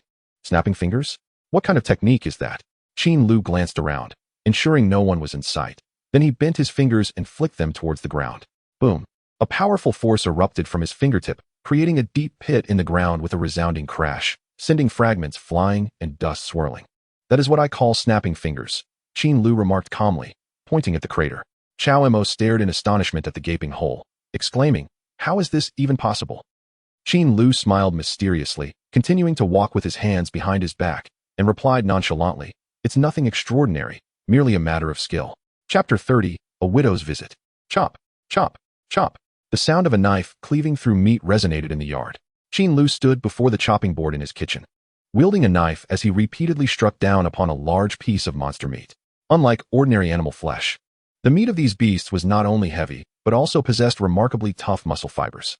Even cultivators expended considerable effort to slice through it. Qin Lu chopped the meat into pieces roughly the size of his palm before placing the unused portions back into a clay pot and covering it. He then continued to deftly slice the palm-sized chunks into thinner slices, sprinkling them with cooking wine, salt, and soy sauce for a simple marination. Once the preparations were nearly complete, Qin Lu ignited the fire with a spell, heated the pan, and promptly tossed the marinated meat into the sizzling oil. As he quickly stir-fried, he added minced ginger and garlic to enhance the aroma. Once the meat was cooked, he added freshly washed spirit vegetables and various seasonings, continuing to stir until evenly mixed. In no time, a simple dish of spirit vegetable stir-fry was ready, filling the kitchen with a rich fragrance that made one's mouth water. Hee, yet another simple meal, Qin Lu said as he placed the steaming spirit rice alongside the dish on a stone table outside. Having been here for some time, he was quite satisfied with the food of this world, deeming it simply delicious. Perhaps high-quality ingredients only required the most straightforward cooking methods. The meat, infused with the essence of heaven and earth, was exquisitely flavorful regardless of whether it was pan-fried, deep-fried, stir-fried, stewed, steamed, boiled, braised, or roasted. Seated on a stone bench, Qin Lu rubbed the chopsticks in his hands, ready to enjoy his meal after half an hour of preparation. Just then, an unexpected knock echoed from outside. Knock, knock, knock. Qin Lu set down his chopsticks, puzzled as he turned to look. This knock did not resemble that of Chao Mo or his neighbor, Lu Xian, for it was too gentle, as if the person feared damaging the door. "Who is it?" "It's me." The voice was melodious and pleasant, reminiscent of a songbird. Qin Lu was taken aback. Why had she come today? It was none other than the widow Zhang Meng he had met yesterday. Without hesitation, Qin Lu stood up and quickly walked to the door. Upon opening it, he found Zhang Meng dressed in a simple gray long skirt, holding a bag of spirit fruits in her left hand. Her hair was elegantly pinned up, and her features were serene, exuding an aura of tranquility and grace. "Zhang Daoyu, what brings you here?" Qin Lu asked in surprise. "Qin Daoyu, I specifically came to thank you today," Zhang Meng replied, lifting the bag of spirit fruits with sincere eyes. "Oh, there's no need to thank me for such a trivial matter." Qin Lu waved his hand dismissively with a smile. Zhang Meng glanced into the yard, and then softly asked, "Qin Daoyu, are you not welcoming me to sit for a while?" Qin Lu's face flushed slightly as he quickly stepped aside, gesturing for her to enter. "Of course not. Please come in, Zhang Daoyu. I apologize for the intrusion," Zhang Meng said with a smile, stepping inside. They both sat down at the stone table, exchanging glances, yet neither spoke immediately. After a few moments of mutual silence, Qin Lu felt a twinge of awkwardness, unsure of what to say. Finding himself alone with a beautiful widow stirred feelings within him that he had not anticipated. To break the tension, he gestured towards the steaming dishes on the table. "Zhang Daoyu, have you eaten? Would you care to join me?" "Certainly," Zhang Meng replied simply, causing Qin Lu's heart to race unexpectedly. He had only intended to offer a courteous invitation, yet she genuinely seemed willing to share the meal. What was happening? All right then. Qin Lu quickly returned to the kitchen and fetched a pair of bowls and chopsticks, placing them before Zhang Meng. Without hesitation, she served herself a bowl of rice and began to eat. However, the faint blush on her cheeks indicated that she was not entirely at ease. As they sat in silence, the air was thick with an uncomfortable tension. This was the slowest and most restless meal Qin Lu had experienced since his arrival in this world. After they had nearly finished eating, Qin Lu finally recalled a topic to discuss. "By the way, how did things go with Lu Guanshi yesterday?"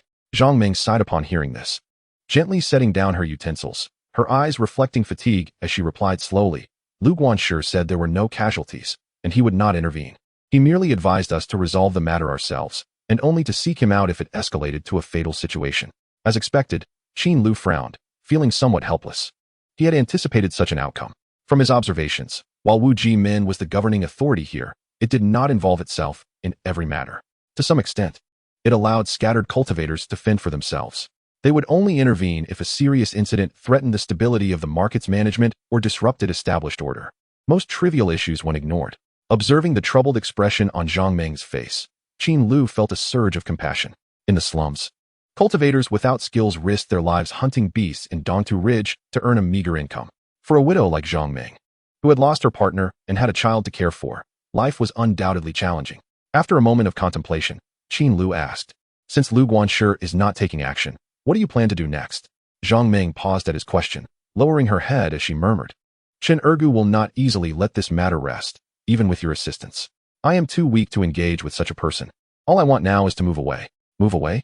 Noticing Zhang Meng's hesitance, a thought crossed Qin Lu's mind. He swallowed hard and hesitantly asked, "Where do you wish to relocate?" Zhang Meng suddenly lifted her head, meeting Qin Lu's gaze, her face flushing deeply as she stammered, I wish to move in with you, Qin Daoyu." "What?" The unexpected revelation left Qin Lu momentarily speechless. This was only their second meeting, and they had exchanged barely 20 sentences, yet now she was suggesting cohabitation? "Why me?" Qin Lu asked, bewildered. Li Dajiang remarked that you have now steered clear of gambling, diligently drawing talismans each day, demonstrating commendable ambition. Moreover, you refrain from frivolous pursuits, embodying the essence of a responsible family man. Just yesterday, your decisive actions sent Chen Ergu fleeing. At first glance, I perceived you as utterly dependable." As she spoke, Zhang Meng lowered her head. Hearing these words, Qin Lu instinctively straightened his posture, a confident expression gracing his face. She spoke with insight. "After all, I am indeed a quality asset." Zhang Meng fidgeted with her fingers. Hesitating before she continued, "I fear that Chen Ergu will not relent. Ziyun is still young, and I truly have nowhere else to turn. So I have come to seek refuge with you, Taoist Qin, hoping to find shelter here as we weather this storm. I wonder if you would be willing to accept us, mother and son." Gazing at the stunningly beautiful woman before him, whose allure surpassed that of many celebrated actresses from his past life, Qin Lu felt a stir of excitement within. After a moment of contemplation, he looked up earnestly and declared, "I am willing." Chapter 31, The Passage of Time. Observing Zhang Meng's gradually receding figure, Qin Lu remained in a daze. Was I perhaps a touch too impulsive? I could hardly move upon seeing such beauty. I immediately agreed to cohabitation. What about my usual practice? Would this raise their suspicions? The costs for a family of 3 seemed rather substantial. Before dinner, he was a solitary bachelor, whose appetite alone sufficed to sustain him. Yet now, post-meal, he found himself on the verge of sharing a living space with a woman and her young son. Truly, it felt akin to a supermarket promotion, buy one, get one free. Alas, this is quite a conundrum. Qin Lu scratched his head, securing the courtyard gate before returning to his seat. He glanced at the unwashed dishes on the table, paused, and then looked towards the western annex of the courtyard. His abode consisted of 2 rooms, a main room and a western annex. Since moving in, he had primarily occupied the main room, seldom entering the annex. They would be moving in tomorrow, so it was imperative that he assist with cleaning today. Without further ado, Qin Lu set to work, tidying up the pots and dishes on the table. He then gathered cleaning tools such as a broom and cloth, entering the western annex to commence a thorough cleaning. An hour later, gazing upon the transformed space, Qin Lu clapped his hands in satisfaction, his eyes gleaming with delight. This room would surely please Zhang Meng. After washing his hands, various thoughts resurfaced in his mind. Should I purchase some daily necessities? Perhaps bedding and linens are needed as well. Oh, never mind. She might bring those along tomorrow. I should refrain from overthinking it and focus on cultivation. Silencing the distractions, Qin Lu took out the xianxia sword. Holding it aloft as he stood in the courtyard center, he centered himself, dispelling all distracting thoughts and emotions. He intended to practice the Huiying sword technique, this time incorporating the Ruanfeng technique into his training. This combined practice would undoubtedly consume more spiritual energy, yet the proficiency on his panel would also rise correspondingly. With a thought, Qin Lu circulated his spiritual energy throughout his body, rendering himself light as a feather. He executed the Ruanfeng technique, while simultaneously recalling the stick-figure movements of the Huiying sword technique in his mind. His body and mind synchronized, his wrist twisting. With a swish, the sword began to dance. His form flashed throughout the courtyard, weaving intricate sword shadows. With the enhancement of the Ruanfeng technique, his swordplay became fluid and natural, devoid of the rigidity he experienced the previous night. Each movement was subtly fortified by a faint surge of spiritual energy, greatly amplifying both lethality and speed. This, indeed, was the essence of swordsmanship. Qin Lu felt ecstatic. Only through such swordplay could he ignite his passion for cultivation. As time slipped by, the spiritual energy within him dwindled. Soon enough, with a stumble, Qin Lu found his energy dissipating, leading to a thud as he collapsed to the ground, the sound muffled. Even the xianxia sword slipped from his grasp, falling nearby. Lying on the ground, Qin Lu spread his arms wide, laboriously gasping for breath, every muscle in his body aching. His inner shirt drenched in sweat. If this regimen continues, I should soon see my abdominals transform into an 8-pack. Qin Lu rubbed his rounded belly, contemplating. With the addition of the Confronting technique, his swordplay had become significantly more seamless, and the intensity of the training was unlike any he had experienced before. Merely completing 2 circuits left him drenched in perspiration. Reflecting on the sensations from his recent practice, he lay on the ground for a while before finally rising. He returned to his room, consuming a large bowl of cool water. Once he felt a modicum of comfort in his chest, he removed his soaked garments. After drawing some water from the courtyard, he crouched down naked to rinse off, taking a quick shower. After bathing, Qin Lu donned a fresh inner shirt and sat cross-legged on the mat in the main room. Automatically, he began to circulate the xianxiaaudiobooks, initiating the restoration of his spiritual energy. Upon advancing to the 3rd level of qi refinement, his energy reserves significantly increased. What once allowed for 12 usages of the ignition technique now permitted him to unleash 15 or 16 in succession. This was immensely advantageous for Qin Lu's skill practice. Furthermore, the augmentation of his energy reserves did not prolong the time required for recovery. He still needed merely 2 hours of meditation to fully replenish his energy. As the mantra flowed through him, the invisible spiritual energy of the world began to seep into Qin Lu's body through his skin. Like a sponge, he absorbed the surrounding essence of the heavens and earth. Once he had gathered a sufficient amount of energy, the slender thread of spiritual energy in his dantian began to awaken. Following the upgrade of his practice, this energy had indeed thickened considerably, resembling a newly born serpent. It emerged from the dantian, commencing its circulation through his meridians, traversing throughout his body, nourishing him. Suddenly, the spiritual energy serpentine expanded in an instant, its speed surging dramatically. A wave of pain surged through Qin Lu's mind. Again, this sensation was all too familiar to him, reminiscent of the peculiar feelings he experienced during the previous upgrade of his technique. Clearly, after this period of intense training, the xianxiaaudiobooks had undergone yet another enhancement.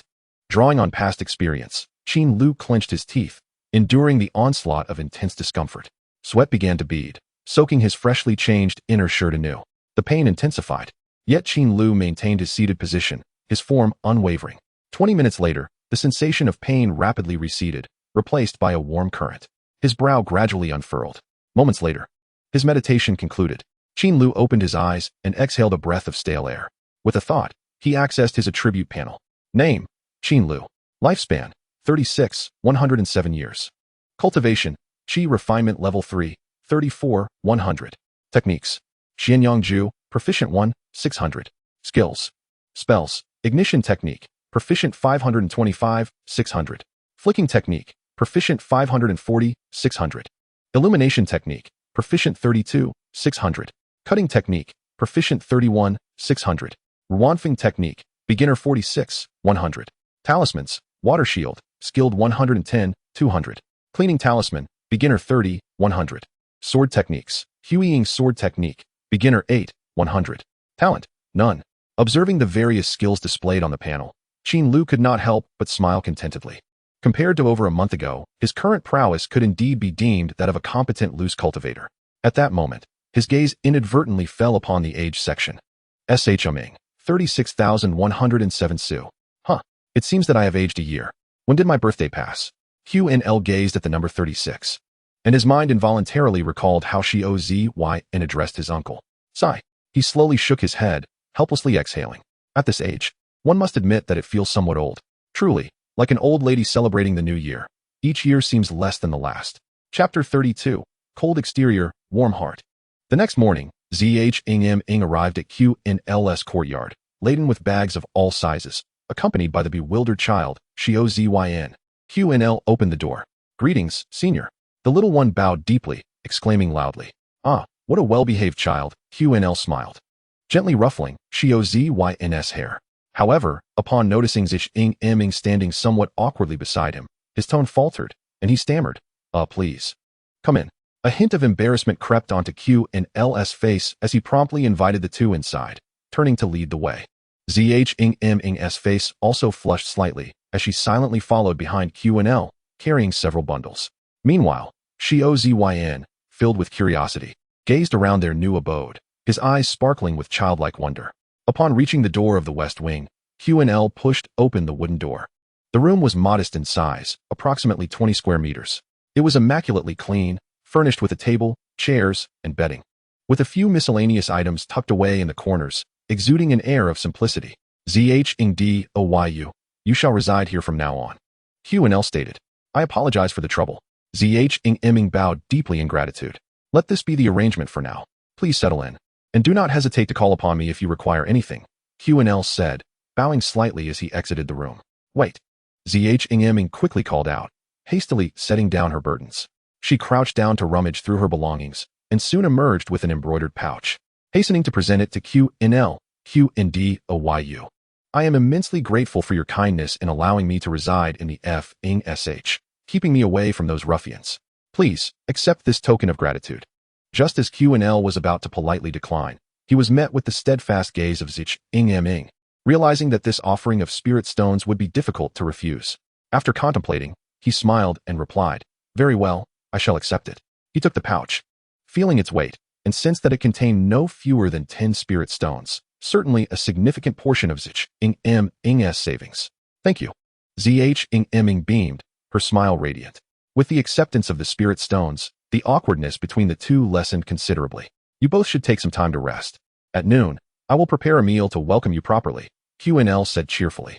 Upon hearing this, Zhengming promptly replied, There is no need to trouble yourself, Qin. I will cook for you, allowing you to sample my culinary skills, of which I have some confidence. That is agreeable, Qin replied with a smile, not wanting to push back. Cooking was not his forte. He was only capable of simple stir-frying of spirit vegetables and meat. Though delicious, he had grown weary of the taste after so many days. Mother, this place is so big, Zyn exclaimed suddenly in a babyish voice. Zyn, dear, this will be our new home from now on, Zhengming whispered as she bent down to speak into Zyn's ear. Observing this scene, Qin quietly withdrew from the room, gently closing the door behind him. At noon, after Zhengming tidied up the room, she entered the kitchen to begin her preparations. Qin sat in the courtyard, entertaining Zyn. At such a young age, Zyn had yet to reach the age for testing his spiritual roots, remaining an ordinary mortal. In WJFing, not everyone was a cultivator. There were indeed some ordinary folks scattered throughout, often relatives of cultivators who had brought them along, or those like Zhengming, who had come to the xianxiash and subsequently had children with cultivators. Although mortals existed, they were few in number. While Qin was enjoying his time playing with the child, Zhengming had finished cooking and called them to the dining table.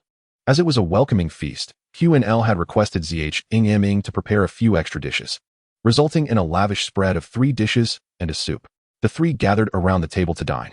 It must be said, Zhengming's culinary skills surpassed Qin's by far, making the already delectable spirit beast meat even more appetizing. As they dined, Qin and Zhengming engaged in casual conversation, and before they knew it, the atmosphere had become quite harmonious, resembling that of a family of 3. As the conversation flowed, Zhengming suddenly spoke softly, Qin, now that we are settled, I wish to find some work to start anew. You have seen much of the world. Do you have any suitable opportunities to recommend? Surprised by her request, Qin paused momentarily, pondering before asking, What kind of work did you do before? Zhengming's face flushed slightly as she replied, I feel quite ashamed to say that I have been caring for Zyn these past few years since he is still so young, and I have not had the chance to work. Qin glanced at Zyn, who was enjoying his meal, and his expression shifted to one of understanding. At just over 3 years old, Zyn was indeed at an age that required attentive care, making it clear that Zhengming had devoted her time to raising him. After a moment of contemplation, Qin slowly responded, I typically only sell talismans at a stall and do not pay much attention to other opportunities, but rest assured, I will keep an eye out for you. Thank you, Qin, she replied gratefully. As they continued to eat and chat, the 3 dishes and soup were soon finished. After a satisfying meal, Zhengming graciously began to clear the table, while Qin, inspired by a sudden thought, walked towards the door. Opening the courtyard door and walking a short distance to the right, he arrived at a neighboring courtyard, Xian's residence. Qin knocked on the door. Soon, it swung open, revealing not Xian, but a young man of about 18 or 19. He had a fair complexion, handsome features with a touch of elegance, and deep brown eyes that appeared clear yet slightly aloof. Who are you? He asked coolly. Qin hesitated upon seeing the youth, but quickly composed himself. Realizing this must be Xian's son, Lnchn. I am looking for your father, Qin stated directly. He is not here. Not here. When will he return? I do not know. All right. Qin felt a tinge of disappointment, but quickly shifted his approach. When your father returns, please tell him that Qin from next door is looking for him. Oh, Lnchn said, sizing Qin up before responding indifferently. So you are the new neighbor. No wonder you have such a big mouth. Speak. What do you need from my father? Qin felt an internal sigh of exasperation. Was his big mouth truly the defining feature of his introduction? I simply wish to inquire if there are any suitable jobs for women in the FNSH, and I would like him to assist in making an introduction. Oh, I see. All right. I will inform him. Lnchn agreed. Good. I shall take my leave now, Qin said, preparing to depart. However, just as he took a few steps, Lnchn called out to him, by the way, I saw that UMNLU was hiring a few days ago. You can suggest that woman check there. Upon hearing this, Qin's face brightened, and he quickly replied, thank you very much. Lnchn did not respond, dismissively closing the door with a snap.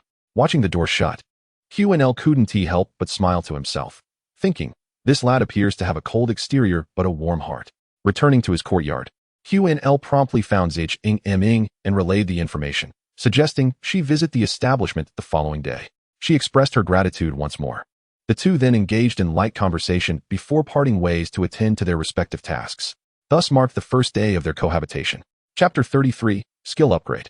Xianxiaaudiobooks was quite proactive in her job search. Upon learning that there were job openings, she set out early the next day to the so-called Qin Lu for an interview, leaving Qin Lu and Xiao Ziyun at home. With nothing to do, Qin Lu practiced his swordsmanship in the courtyard. Enhanced by this soft wind technique, his movements exuded an ethereal grace. This striking display immediately captured Xiao Ziyun's attention, and he inexplicably picked up a branch to mimic Qin Lu's actions. After Qin Lu completed his sword routine and crafted a couple of talismans, Zhang Ming finally returned from outside. Upon inquiry, she joyfully announced that she had secured a position at Qin Lu, officially becoming part of its team. In truth, Qin Lu was merely an establishment serving food and drink, and her responsibilities involved various menial tasks, earning her 20 spirit stones a month. Seeing Zhang Ming find a livelihood so swiftly, Qin Lu was delighted for her and added 2 extra dishes to their dinner in celebration. The 3 of them shared a harmonious atmosphere. Thus, Zhang Ming worked during the day while Qin Lu took care of the children at home. Qin Lu occupied his time either practicing swordsmanship or drawing talismans, leading a fulfilling life. Time passed slowly, and over 10 days went by. One evening, after dinner, Qin Lu exchanged a brief greeting with Zhang Ming before stepping out of the courtyard toward the market. The setting sun cast a warm glow over the earth, bathing it in a cascade of hues. In the market, a few pedestrians wandered the streets, and a gentle breeze carried a faint scent of flowers, refreshing the spirit. At the entrance of the market, many wandering cultivators queued to leave the city, as it was the time when people returned home for meals and rest. Qin Lu blended into the crowd and walked leisurely. Exiting the market, he strode purposefully toward the outskirts of the slums. The slums were constructed in a circular formation around Wujifang, encircling the market. Beyond the slums lay desolate wilderness, uninhabited and wild. As the houses dwindled, the surroundings quickly became desolate, overgrown with weeds and sparse of human presence. Walking along a narrow dirt path, Qin Lu surveyed his surroundings. It was his first time venturing beyond the market since arriving in this world. Exiting the market meant the potential encounter with beastly creatures, which could spell doom. Thus, caution was paramount in the wilderness. Throughout these days, his skill proficiency had steadily increased, particularly with the ignition technique and flicking finger technique, both nearing the threshold for advancement at 599. Unable to contain his eagerness any longer, he decided to test the prowess of his new skills in the wild. As he walked, Qin Lu suddenly spotted 2 cultivators approaching, visibly weary, their clothes stained with blood and dust, struggling to carry the corpse of an unknown beast. They were likely wandering cultivators who made a living hunting beasts. Sensing the killing intent and ominous aura emanating from them, Qin Lu instinctively tightened his grip on the xianxia sword. At his waist, his demeanor tense. Both parties remained vigilant as they passed each other, their figures gradually fading into the distance. Relieved that no conflict had erupted, Qin Lu exhaled and continued along the path. Soon, he arrived at a small thicket. Here, dense grass and trees enveloped the area, casting an eerie shadow. The occasional cries of wild beasts echoed from deeper within the woods, sending chills down his spine. With a serious expression, Qin Lu advanced cautiously, his senses heightened, remaining alert to all that surrounded him. Suddenly, An invisible force erupted from his fingertips, striking a malicious patterned snake hanging from a tree, cleaving it in two and sending its body crashing to the ground. The force continued unabated, creating a gaping hole in the tree behind it. Looking down at the vibrant corpse of the snake, Qin Lu's heart tightened. Such a colorful serpent was likely venomous. The wilderness was indeed perilous. After testing his skill, he needed to return swiftly. Growing wary after the encounter with the snake, Qin Lu promptly retrieved a water barrier talisman and affixed it to himself. A translucent blue shield enveloped his form, emanating a faint aura of spiritual energy. With this protective talisman, he felt somewhat reassured. Soon, he halted and gazed at a sturdy tree, thick enough for two people to embrace. It was time to test the upgraded flicking finger technique. He raised a hand, curling his middle finger and aiming at the tree. Taking a deep breath, he maintained a solemn expression and flicked his finger. A powerful gust of wind surged forth, striking the tree with such force that it pushed him back slightly. The wind struck the trunk, penetrating 2/3 of it, causing the leaves to rustle violently. With its foundation compromised, the tree could no longer support its weight, and with a creaking sound, it crashed to the ground, raising a cloud of dust. What immense power! Qin Lu felt a surge of joy. If the previous flicking finger technique resembled a Desert Eagle handgun, the newly upgraded version was akin to a cannon. Observing the fallen tree, he contemplated, then lifted his gaze to target another tree 100 meters away. With a decisive flick, the wind erupted again, precisely striking the tree. The immense force caused the entire tree to shudder, its leaves cascading down. Not only had the power increased significantly after the upgrade, but the precision had also improved remarkably. Qin Lu retracted his finger and dashed toward the tree.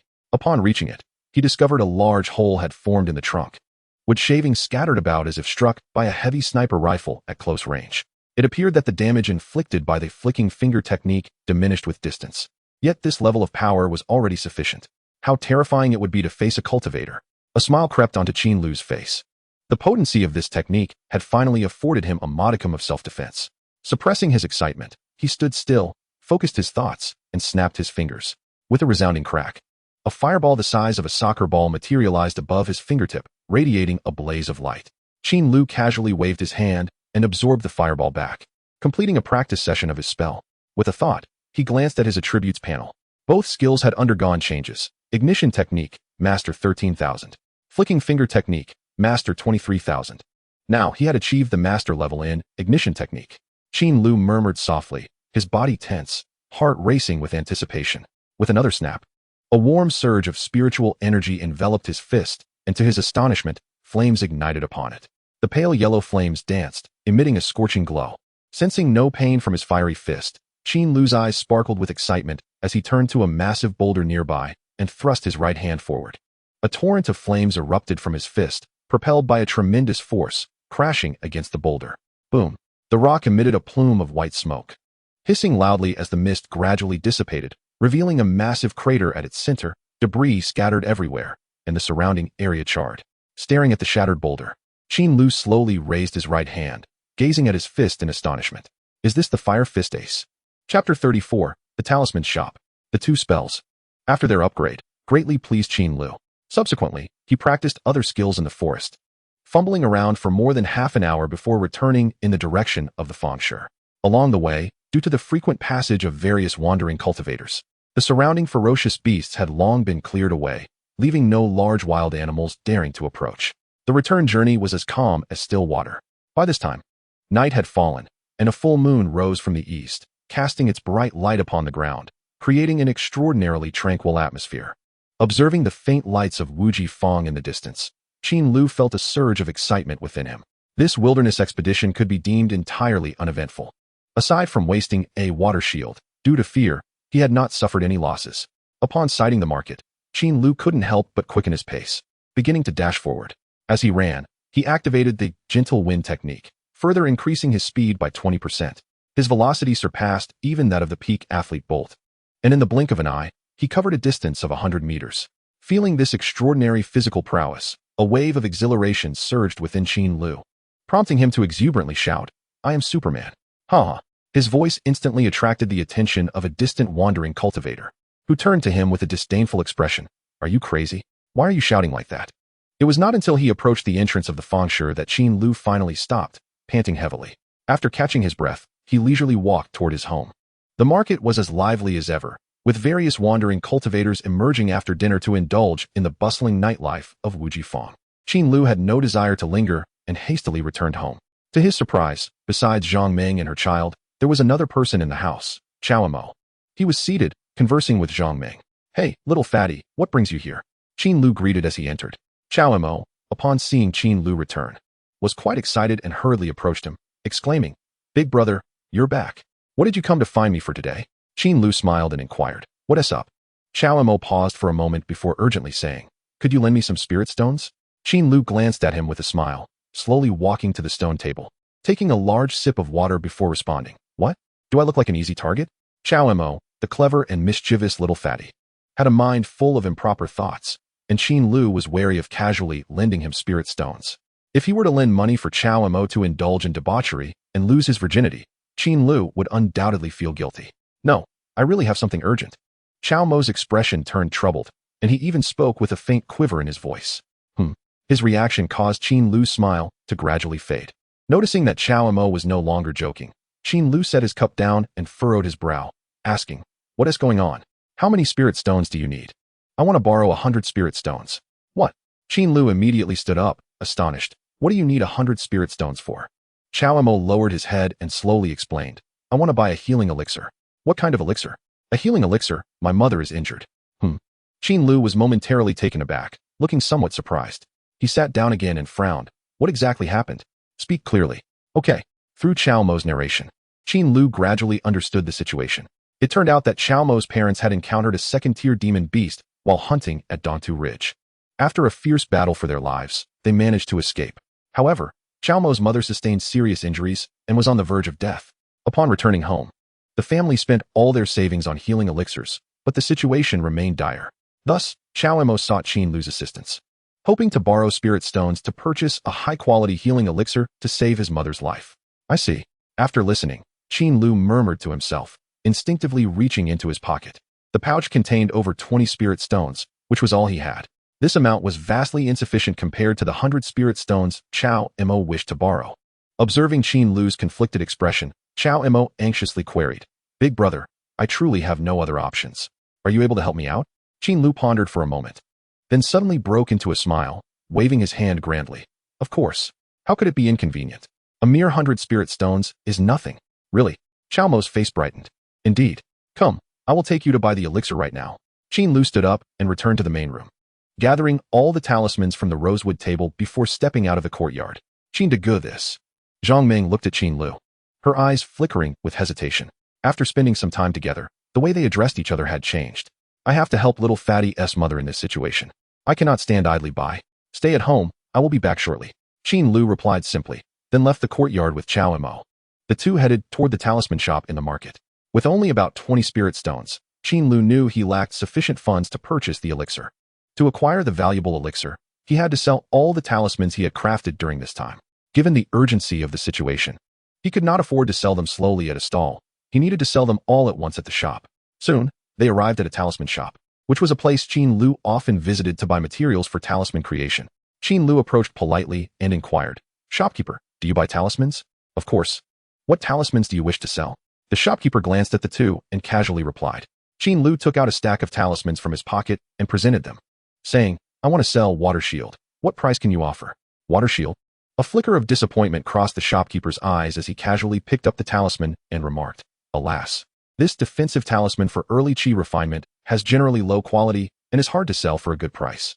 As he spoke, the shopkeeper's tone unexpectedly halted. Wait. Your talisman is drawn with moderate force, the ink flows smoothly, and the spiritual energy is abundant. This is clearly not the work of an early chi refinement cultivator." Qin Lu cupped his hands in praise. "Shopkeeper, you have a keen eye. This is indeed a high-quality defensive talisman crafted by my elder brother, who is at the late stage of chi refinement. The quality is superb."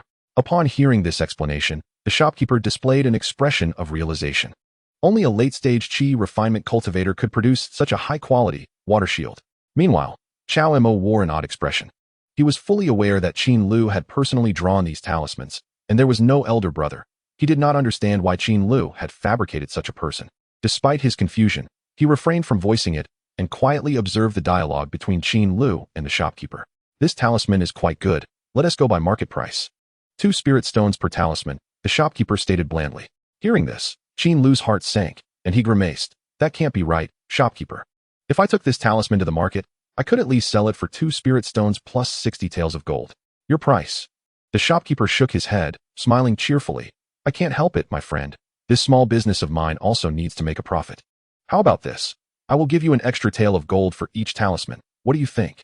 1 tael of gold equals 16 taels. Thus, the purchasing price would be 2 spirit stones plus 16 taels of gold. However, it should be noted that when Qin Lu sold them at the market, he would typically add 50 taels or more. This price was considerably low. Qin Lu hesitated.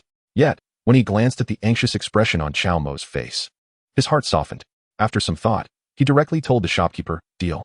Chapter 35, Helping Others. After the talisman transaction, Qin Lu sold 42 water shields and ultimately received 90 spirit stones. Upon acquiring the spiritual stones, the 2 individuals set forth towards the alchemy shop. Having mingled within the marketplace for nearly 2 months, Qin Lu was already well aware of the rarity of medicinal pills. Similar to talismans, medicinal pills are categorized into 9 distinct grades, with the first grade being the lowest and the 9th grade the highest.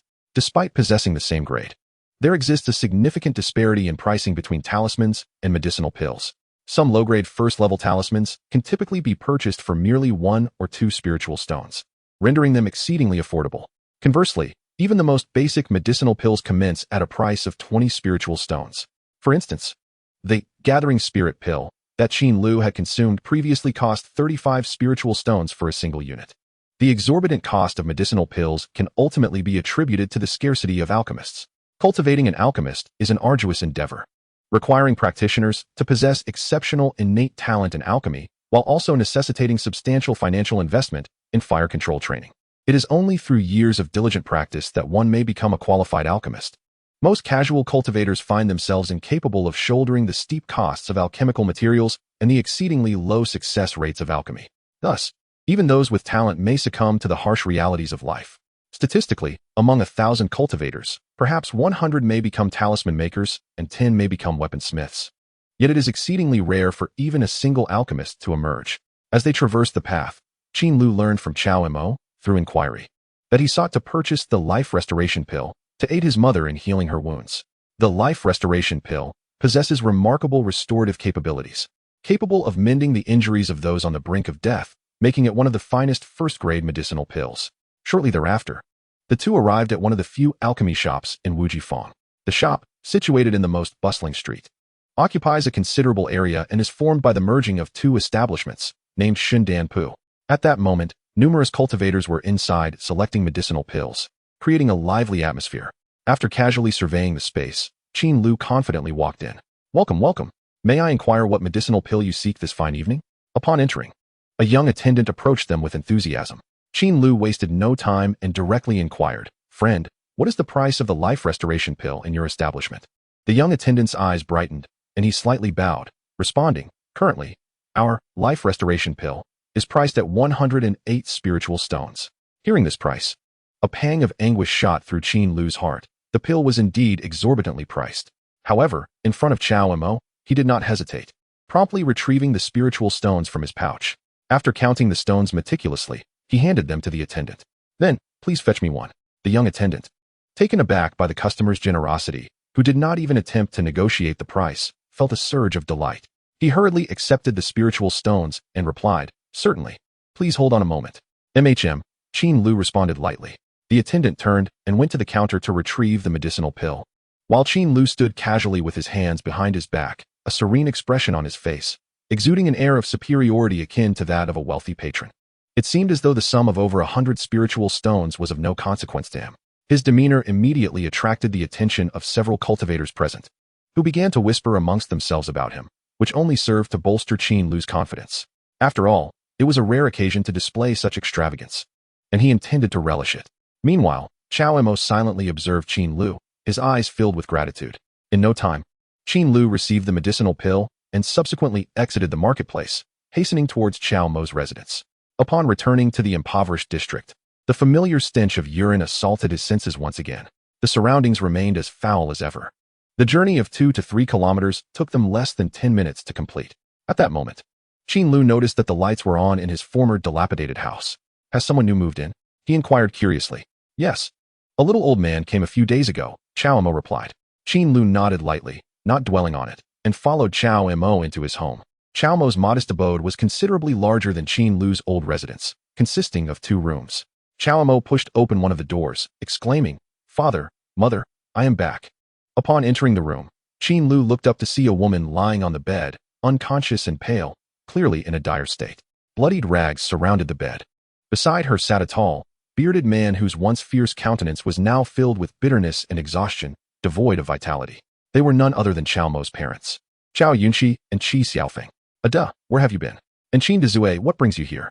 Chao Yunxi, seated in a chair, spoke feebly. Without uttering a word, Qin Lu remained silent as Chao Mo interjected, "Father, I just borrowed some spiritual stones from Qin Gu and have already purchased the life restoration pill. Quickly, give it to Mother." "What?" At these words, Chao Yunxi sprang to his feet, disbelief etched across his face as he gazed at Qin Lu. In his impression, Qin Dezue was merely a good-for-nothing who squandered his days gambling, utterly unworthy of respect. He had even scolded Qin Lu in front of Chao Mo on several occasions, leading to heated arguments that did not foster a harmonious relationship. Recently, however, he had heard Chao Mo mention that Qin Dezue had undergone a significant transformation. Yet he remained skeptical. To his astonishment, Qin Dezue had overlooked their past grievances and borrowed spiritual stones to purchase the life restoration pill. Where did he acquire these spiritual stones? What is going on? A myriad of questions flooded Chao Yunxi's mind, but upon receiving the small box containing the life restoration pill, he instantly cast aside his inquiries. He quickly extracted the pill, gently placed it into Qi Xiaofeng's mouth, and offered her a sip of water to facilitate swallowing. The effects of the life restoration pill manifested swiftly. Within mere minutes, Qi Xiaofeng's formerly pallid face regained some color, and her brow began to ease. Witnessing this scene, both Chao father and son collectively sighed in relief. "Wonderful. Mother is finally all right," Chao Mo murmured.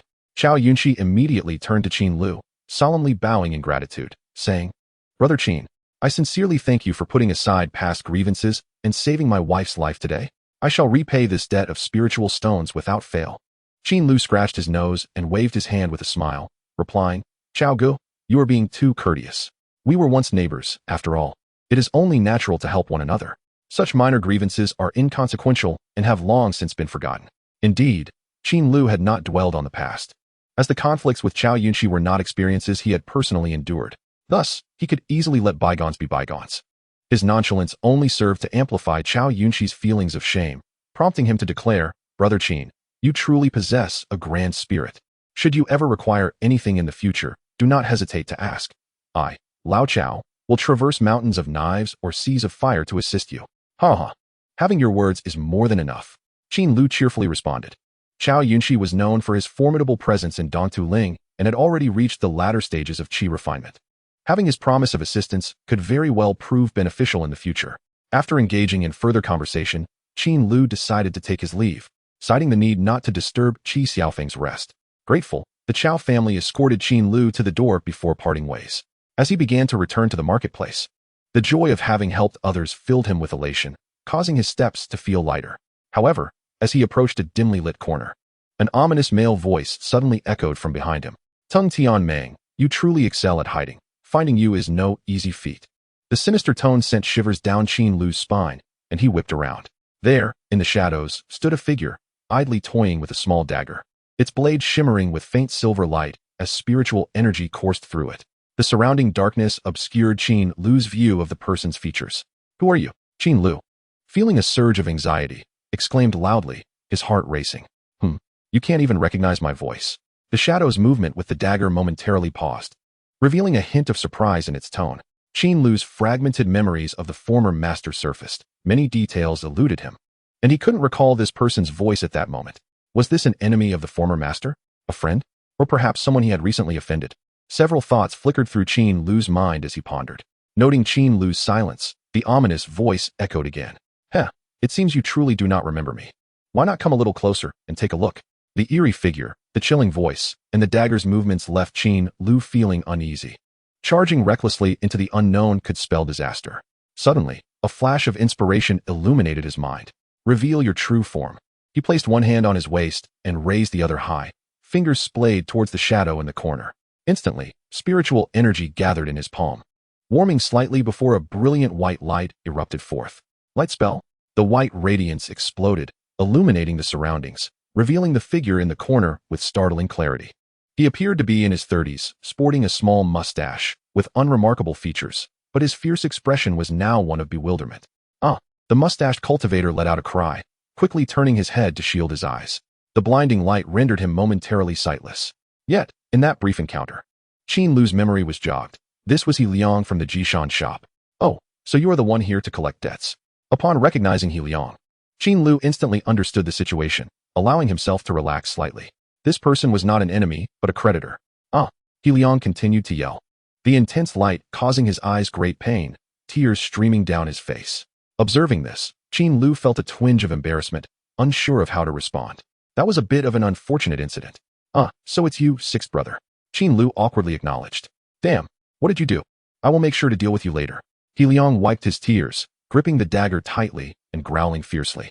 Qin Lu, unfazed by the threat, realized he still owed the Jishan shop 170 spirit stones. If he killed He Liang, who would repay that debt? My apologies, sixth brother. I made a mistake, Qin Lu reiterated. He Liang remained silent. After several seconds, the pain from the blinding light began to fade. Still gripping his dagger, He Liang glared at Qin Lu, with murderous intent simmering in his heart. Just then, a loud shout resonated from above. Who goes there? Both He Liang and Qin Lu instinctively looked up. A bird-shaped flying artifact descended rapidly from the sky, atop which stood a young cultivator clad in a blue robe. Upon seeing this individual, He Liang swiftly sheathed his dagger, the ferocity on his face dissipating instantly. Qin Lu also straightened, watching as the blue-robed cultivator descended gracefully. With a mere glance, both men understood this was a disciple of the Wuji sect. The blue-robed youth landed between them, casting a cold glance at both before stating, State your names. I am He Liang, an employee of the Jishan shop. He Liang replied respectfully. Qin Lu pondered for a moment before imitating He Liang's gesture, clasping his hands and saying, I am Qin Lu, a wandering cultivator. The blue-robed youth produced a notebook, scribbling down notes before inquiring further, What business do you have here? Why was there a flash of light? Reporting to you, senior, Qin Lu owes me over 100 spirit stones. I came to collect today, and the flash of light was caused by him, He Liang explained, casting a glance at Qin Lu. Upon hearing this, the blue-robed youth shifted his attention to Qin Lu. Qin Lu considered his words carefully and explained, You see, sixth brother He Liang suddenly appeared, and I thought someone was trying to harm me. So I nervously activated a flash charm. I didn't expect to mistake him for an enemy. The blue-robed youth scrutinized Qin Lu closely. A flash charm is worth 10 spirit stones. You, a mere early-stage chi refining cultivator, possess such wealth? 10 spirit stones are so easily discarded? I am naturally cautious, Qin Lu responded nervously. The blue-robed youth's gaze remained fixed on Qin Lu, filled with suspicion. However, he soon diverted his attention, seemingly dismissing the matter as inconsequential. I am the patrol guard captain of the market, pursuing a thief. Have you seen a female thief dressed in black? A female thief? Qin Lu was momentarily taken aback before realization dawned on him. He had heard of a notorious thief known as Mu Dechong, who often pilfered from shops in the market without ever being caught. Due to her actions, Wu Jifang had intensified their patrols. It seemed that Mu Dechong had struck again that night. Both Qin Lu and He Liang, having never encountered the female thief, immediately shook their heads. Observing this, the blue-robed youth closed his notebook and commanded his flying artifact to ascend slowly, declaring, If you see this thief, remember to inform the patrol team. After speaking, he guided the flying artifact away. Once the blue-robed youth departed, only Qin Lu and He Liang remained. Qin Lu pondered for a moment before clasping his hands toward He Liang and sincerely stating, Sixth brother, I apologize, but my finances are tight at the moment. I will repay the spirit stones to your esteemed shop after a while. Would that be acceptable? He Liang gradually lowered his dagger, responding coldly, Humph. After a while. Your while will likely last a lifetime, won't it? No. Grant me half a month, and I will certainly deliver the spirit stones to you. He Liang appeared somewhat surprised. Really? More genuine than pearls. He Liang scoffed, his tone harsh. You crafty fellow, if I hadn't sought you out, I wouldn't even know you had moved. With such erratic whereabouts, how can I trust your words? Qin Lu's expression faltered, then he forced a smile, replying, Sixth brother. That's because I earned some spirit stones and moved to the market. I simply forgot to inform you. Besides, look, I used a flash charm so casually, which proves I've recently found a way to make money. I will definitely repay you in half a month. What do you think? He Liang contemplated for a moment before responding. Half a month is not a long time, but I need to know your new residence. Qin Lu's face showed signs of difficulty. What? You unwilling? Very well then. Realizing he could not evade this, Qin Lu reluctantly nodded in agreement. The two then began walking toward the market. Upon returning to the courtyard, they stood at the entrance. Come, open the door for me, Liang said, arms crossed. Qin Lu had no choice but to knock. Moments later, Zhang Ming opened the door from within, softly saying, Brother Qin, you're back, come in. Qin Lu did not respond, but instead looked at Liang, gesturing with his hands. Is this acceptable? Liang nodded slightly, casting a glance at Zhang Ming, and scoffed. I didn't expect you to have a beautiful lady living with you. Quite unexpected. With that, Liang turned and left. Brother Qin, who is that person? Zhang Ming inquired curiously. Oh, it's nothing, just a friend, Qin Lu casually replied, watching Liang's departing figure with a newfound sense of vigilance. This wouldn't do. He couldn't involve Zhang Ming in this mess, and it seemed the debt to Jishan shop could no longer be postponed. Chapter 37, Seclusion and Inscription. Brother Qin, how is Chao Mo's mother doing? In the courtyard, Zhang Ming asked while pouring water. Consuming a medicinal pill worth over 100 spirit stones can heal multiple injuries. Judging by her demeanor, she seems to be just fine. Qin Lu raised his cup and took a sip of water, chuckling. Over 100. How exorbitant. Zhang Ming's face displayed a look of astonishment. This was no trivial sum. Qin Lu nodded slightly, and then retrieved his money pouch from his pocket. Pouring all the spirit stones onto the table. After purchasing the medicinal pills, only these few spirit stones remained. Zhang Ming gazed at the scattered 7 spirit stones. A hesitant expression crossing her face as she queried, Brother Qin, you are not acquainted with Chao Mo's mother, are you? Why would you spend so many spirit stones to assist her? Zhang Ming found it difficult to comprehend Qin Lu's actions. In the slums, everyone is primarily self-serving, each concerned only with their own affairs. It is customary not to help strangers. Witnessing someone in distress without offering aid is the norm.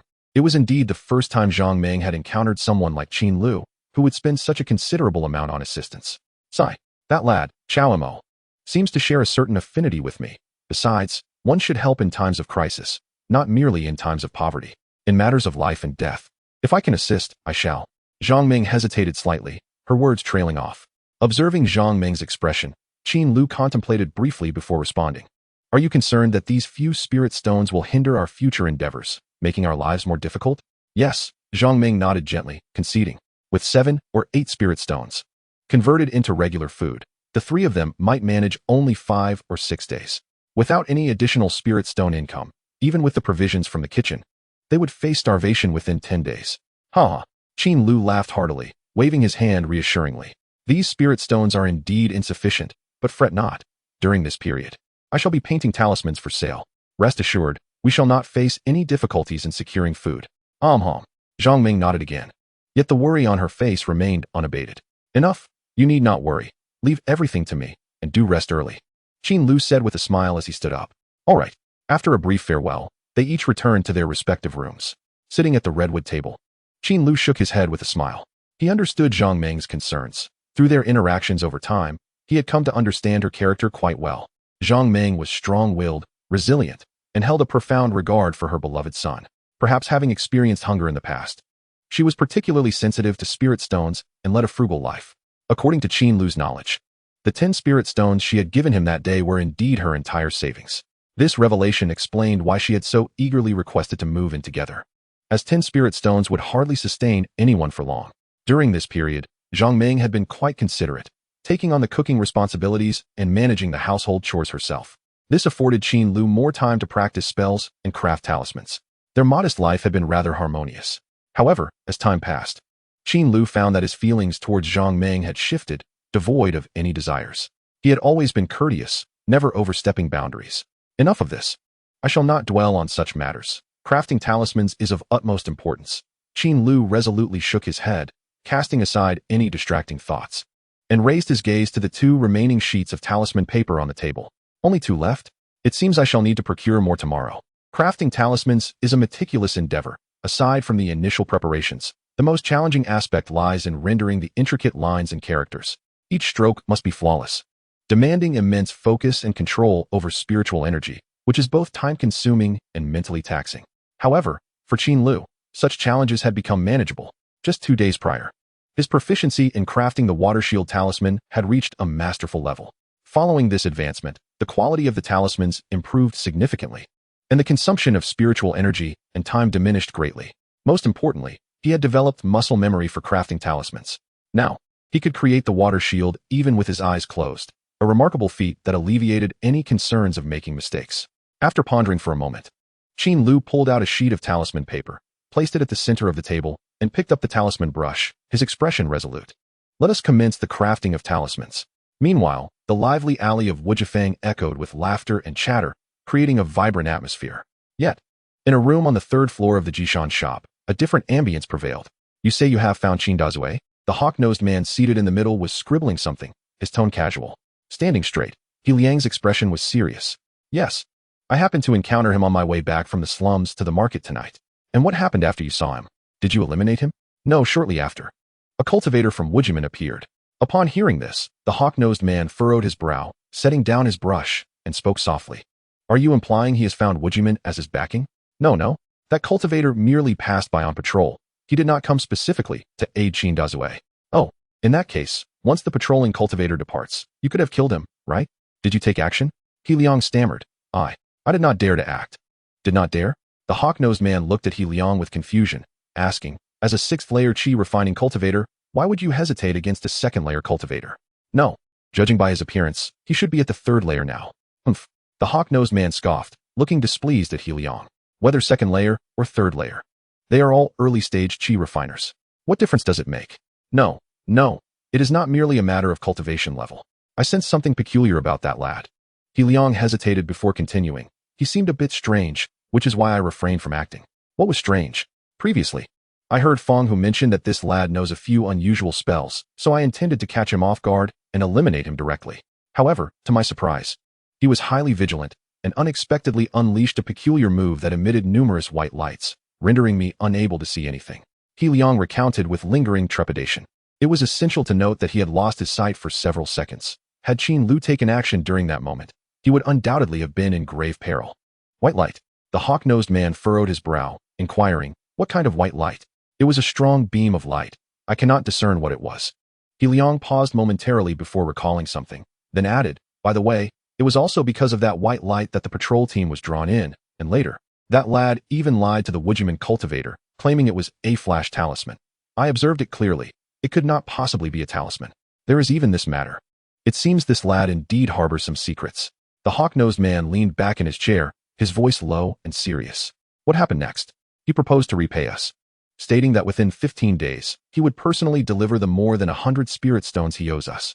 The hawk-nosed man pondered for a moment and asked, did you ascertain the exact location of his residence? Yes.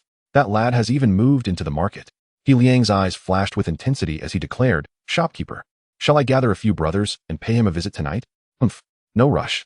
The hawk-nosed man straightened his posture slightly, remarking, this spirit stone is not to be taken for granted. Let us wait until he repays us before taking action. Understood. What shall we do then? The hawk-nosed man contemplated for a moment before slowly saying, when the day comes for him to deliver the payment, you shall do as follows. In the room, the two began to discuss the specifics of their plan. Chapter 38, Repaying Debts. With only 7 spirit stones, Qin Lu ensured that Zhang Meng and her son did not go hungry. Early the next morning, he took the 2 completed water shield talismans to set up a stall for sale. After successfully selling them, he purchased a considerable amount of talisman paper and ink. Returning home to continue crafting talismans, he immersed himself wholeheartedly in the work of talismans, even setting aside the minor spells he often practiced in his spare time. Crafting talismans and setting up a stall to sell them, along with the procurement of materials, gradually increased his stock of xianxiaaudiobooks over the course of a few days. Time passed swiftly, and in the blink of an eye, half a month had gone by. In his room, Qin Lu gazed at the small mountain of before him and let out a deep sigh of relief. He had just counted and found that there were over 180 pieces, sufficient to settle the 170 pieces of debt owed to xianxiaaudiobooks. The process of selling talismans over these past 2 weeks had been fraught with ups and downs. Initially, his plan was to craft 8 water chi shields each day, and with superior quality, he anticipated earning at least 300 over the 15 days. After deducting the costs for ink and paper, he should have been able to save around 190 pieces, excluding the debt to xianxiaaudiobooks. The remaining 20 pieces would have sufficed for his daily expenses. However, to his dismay, he found that he could not sell all the talismans, as each stall session left him with several unsold pieces. Reluctantly, he had to lower the prices, but the results were not significantly better. Just as Qin Lu was at a loss, a sudden turn of events unfolded. The Chow family, comprising 3 members, paid him a visit. expressing their gratitude for the medicinal pills he had delivered and returned 30 to him. This alleviated his immediate concerns. Yet before he could truly relax, the manager from WJMN, responsible for overseeing that area of the market, arrived to collect the rent. It was time to pay. Under the cold gaze of the manager, Qin Lu had no choice but to hand over 15 for the rent. Consequently, he still lacked sufficient funds to repay his debts. As he contemplated how to persuade JSH and DN to allow him to pay in installments, a customer appeared at his stall. This individual was a disciple of a sect, adorned with exquisite magical artifacts and generous in his spending. After a round of persuasive banter from Qin Lu, he ultimately purchased the entire stock of water chi shields. Today, he finally managed to gather enough. It was time to depart. With 170 securely stored, Qin Lu rose and exited his room. In the courtyard, Xiao Zun was joyfully chasing a fluttering butterfly with a wooden sword in hand. Upon spotting Qin Lu, Xiao Zun immediately ceased his pursuit and approached him excitedly. "Senior." Qin Lu crouched down, grasping Xiao Zun's shoulders, and said, "Zun, be good. Uncle must go out for a while. Stay at home and be obedient, all right?" "Okay." Xiao Zun readily agreed. During the day, Zhang Ming was on duty at in Lu, and Qin Lu usually looked after the child. Even when he went to sell his talismans, he would take Xiao Zun along. However, today he had to visit the gambling house to repay a debt, a place filled with all sorts of people, making it inappropriate to bring a child along. Thus, he had to remind Xiao Zun to stay home alone. After reiterating his instructions, Qin Lu left the courtyard and securely locked the door to prevent Xiao Zun from escaping. Tightening the pouch of money in his arms, he headed towards Huan'el. Although the daytime atmosphere of Huan'el did not match the vibrant nightlife, it was still bustling with activity. The sounds of revelry from the taverns, the singing from the tea houses, and the laughter from the theaters created a lively tapestry. As Qin Lu walked, he soon arrived at the entrance of JSH and DN. Gazing at the familiar signboard and facade, he exhaled heavily and stepped inside. Upon entering, he was met with a cacophony of noise. The expansive gambling house was filled with tables, surrounded by many cultivators who shouted excitedly, their faces flushed. Witnessing this familiar scene sent a jolt through Qin Lu's heart. His previous life had been spent toiling here for countless days and nights. Even though his soul had changed, the lingering cravings remained strong, and his hand itched to join in. "Steady yourself." Qin Lu quickly suppressed these errant thoughts. After regaining his composure, he began to observe the people around him. To his surprise, he spotted several of his former creditors, fervently engaged at various tables. "Ah, isn't that the swallowing sky python? Long time no see. Your mouth still hasn't gotten any smaller, has it?" Suddenly, someone approached and warmly patted Qin Lu on the shoulder. "Indeed, indeed." Qin Lu replied with a sheepish smile. Their exchange drew the attention of many onlookers. "Well, if it isn't Qin Big Mouth. I thought you were dead. Haven't seen you around to gamble in ages. Hey, Big Mouth, where have you been making your fortune lately? How about inviting your old brother along? Haha. Are you here to have a few rounds today?" Familiar faces continued to greet Qin Lu, and he could only respond with a smile, all the while feeling disdain within. With a cheerful facade, his inner thoughts were far less pleasant. After exchanging pleasantries, he made his way to the stairs leading to the gambling area. The second floor was composed of private rooms, and the occupants were not visible. Qin Lu briefly glanced around before ascending to the third floor. In his memory, the third floor housed the internal rooms of JSH and DN and served as the office of the shopkeeper. The shopkeeper, WHO, was reputed to have reached the 7th level of qi refinement and was known as the Smiling Tiger of Huan'el. Qin Lu recalled that his previous self had seemingly offended WHO, leading to a period of anxiety at home, fearing retaliation. However, after some time without incident, he had finally relaxed. "What business do you have?" A bouncer at the entrance raised his hand, blocking Qin Lu's path. Qin Lu jingled the pouch of money in his hand and replied, "I am here to repay my." Upon hearing this, the bouncer nodded and turned to quietly knock on the door. After a moment, he gestured for Qin Lu to enter. Carrying the money pouch, Qin Lu stepped into the room. As he entered, he immediately spotted WHO seated in the center, with H. Liang, whom he had met half a month ago, standing beside him. "Brother Qin, your over 100 has proven quite challenging to recover," WHO jested lightly. "My apologies. Shopkeeper W.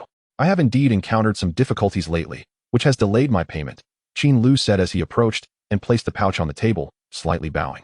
"Shopkeeper W. Please see, here are 170, presented to you."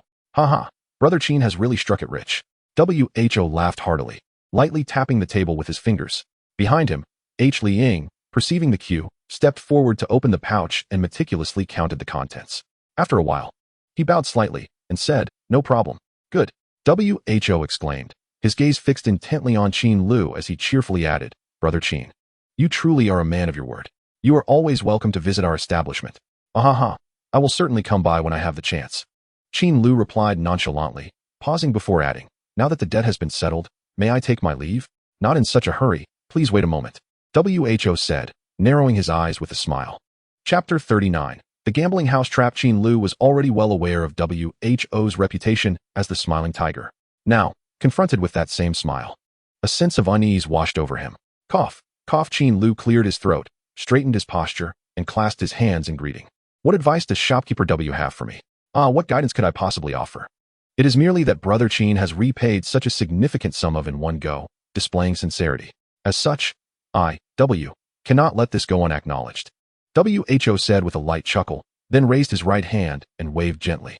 Liang swiftly stepped forward, placing 5 square copper coins before Qin Lu.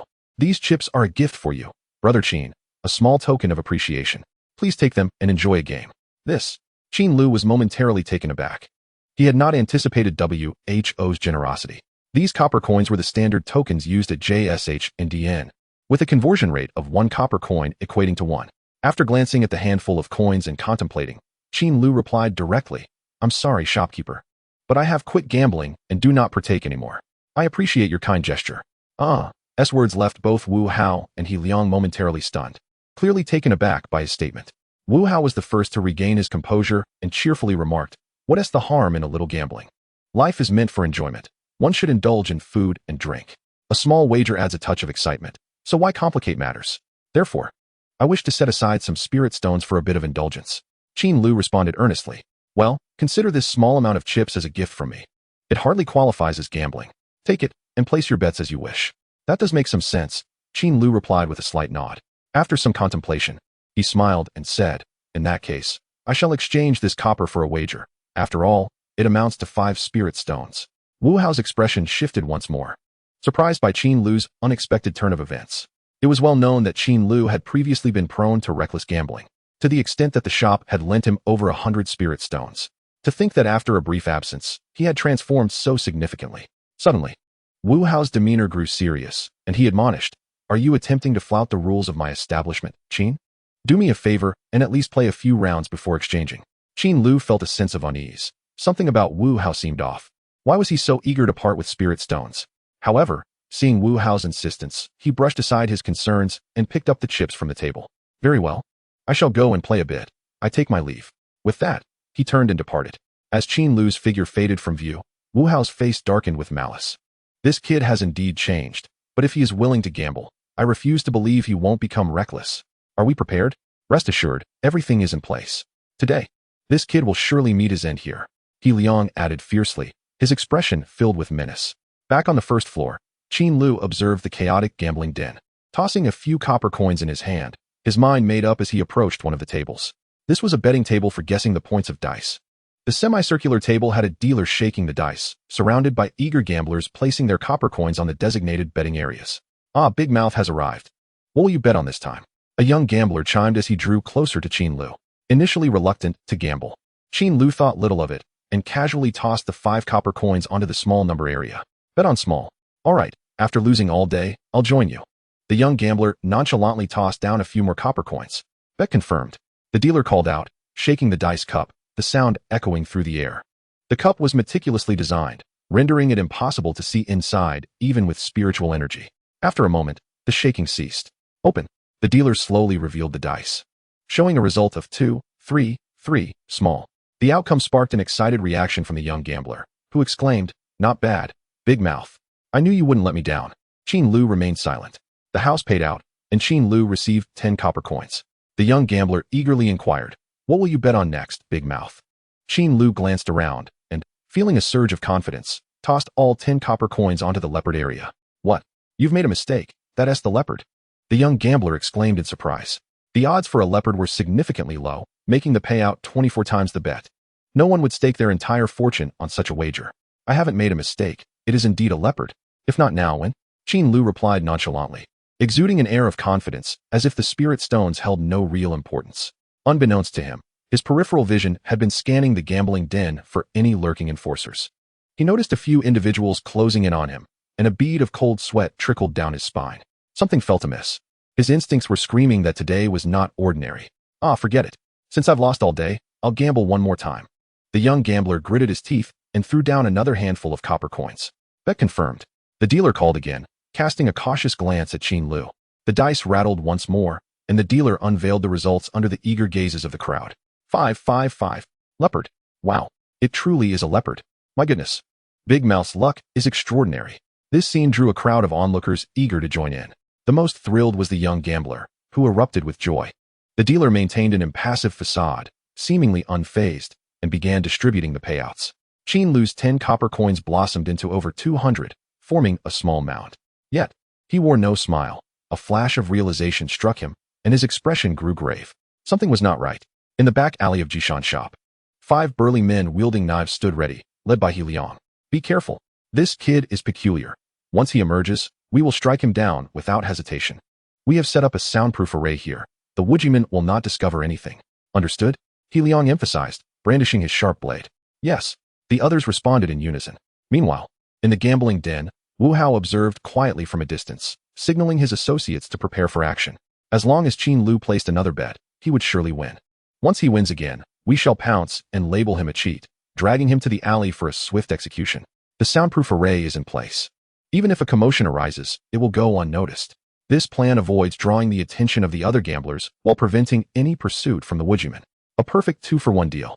With Qin Lu's successful leopard bet, he attracted many eyes, and several eager participants urged him to place another wager. As the crowd awaited his next move, Qin Lu suddenly stood up, raising all his copper coins high.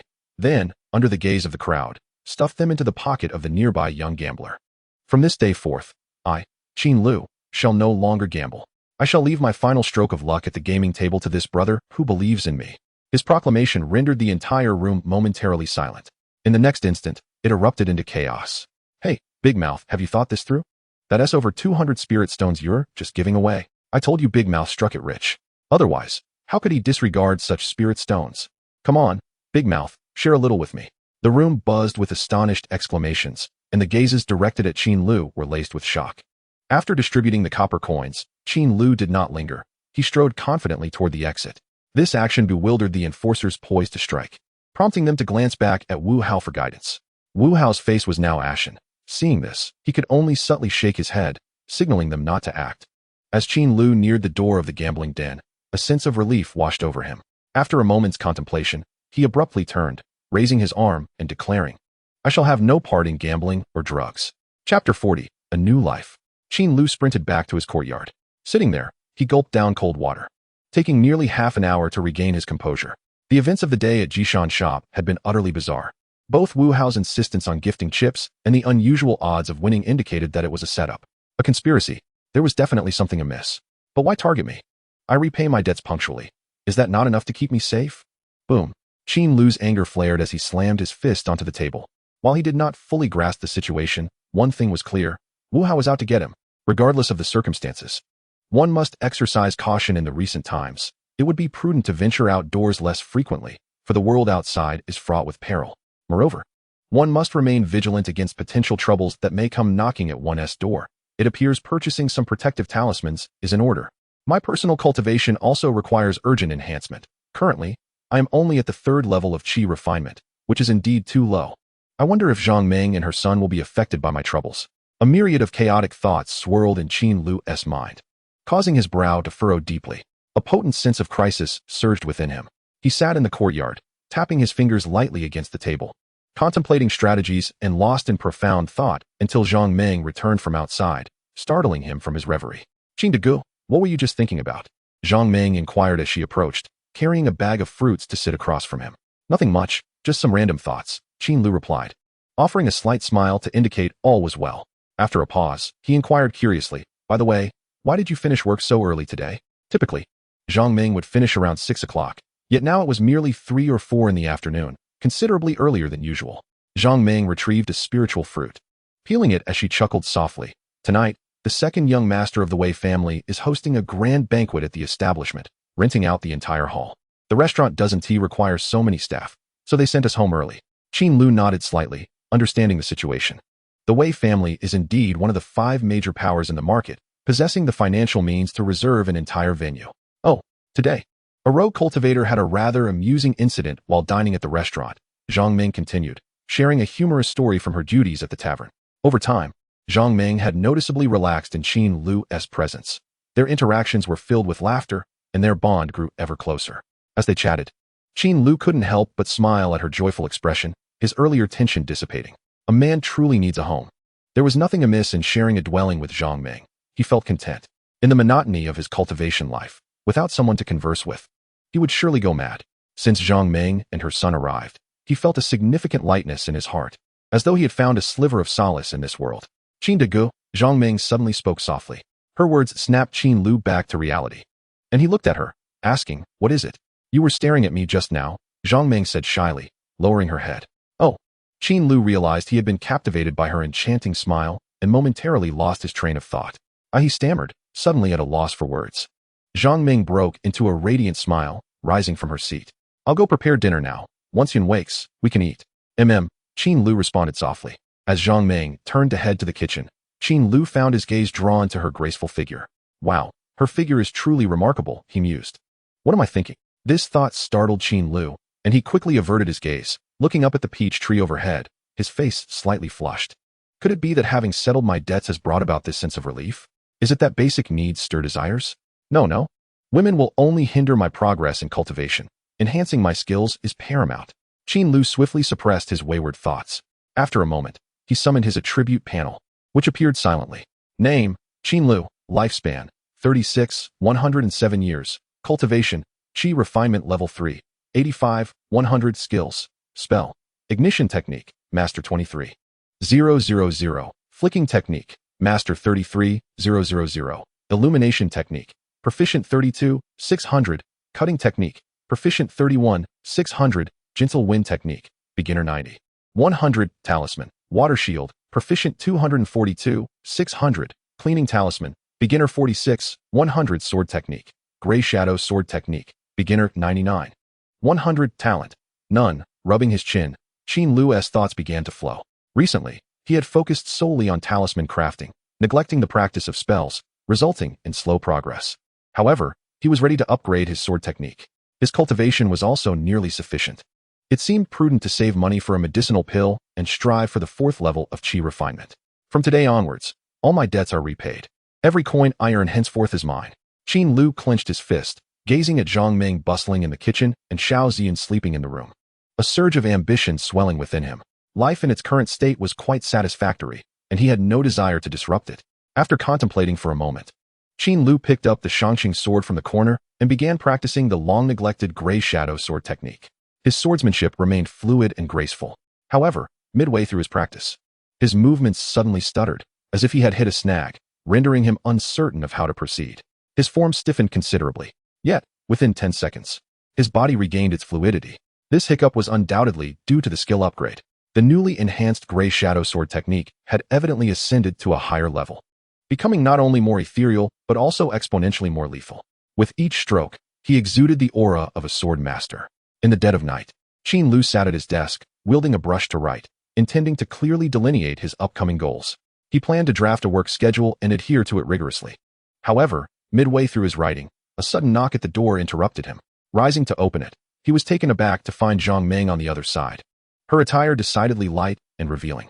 The sleeves of her garment slipped slightly off her shoulders, exposing a tantalizing glimpse of her delicate skin, while her blouse hung loosely, hinting at her exquisite figure. Upon witnessing this, Qin Lu swallowed hard, stammering, "Zhang Ming, what is the matter?" "Qin Gu, what are you up to?" Zhang Ming inquired softly.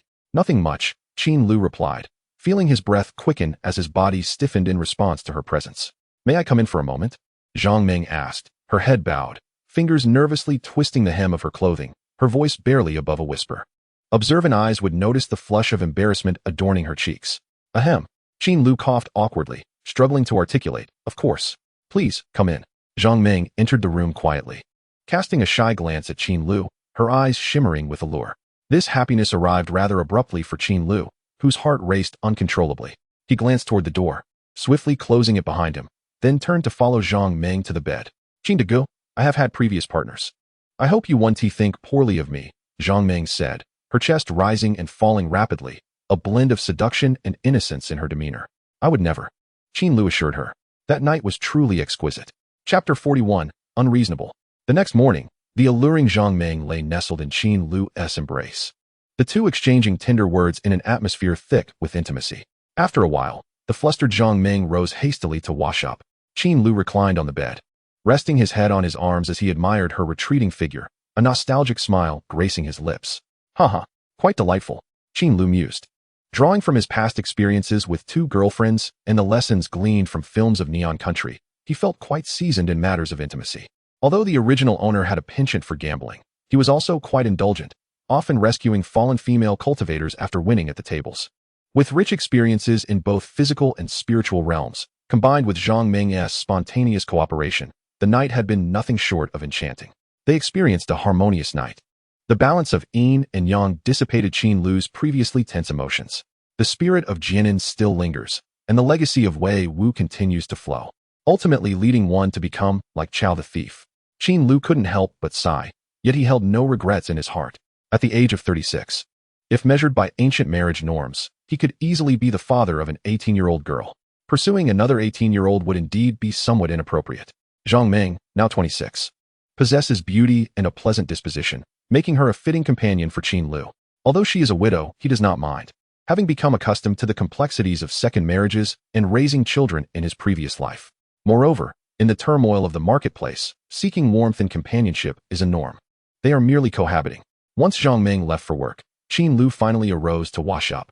After sharing breakfast with Xiao Ziyun, he returned to the rosewood table to begin drafting the work plan he had neglected the previous night. The arrangement made by the Jishan shop had once again awakened him to the reality of his inadequate strength.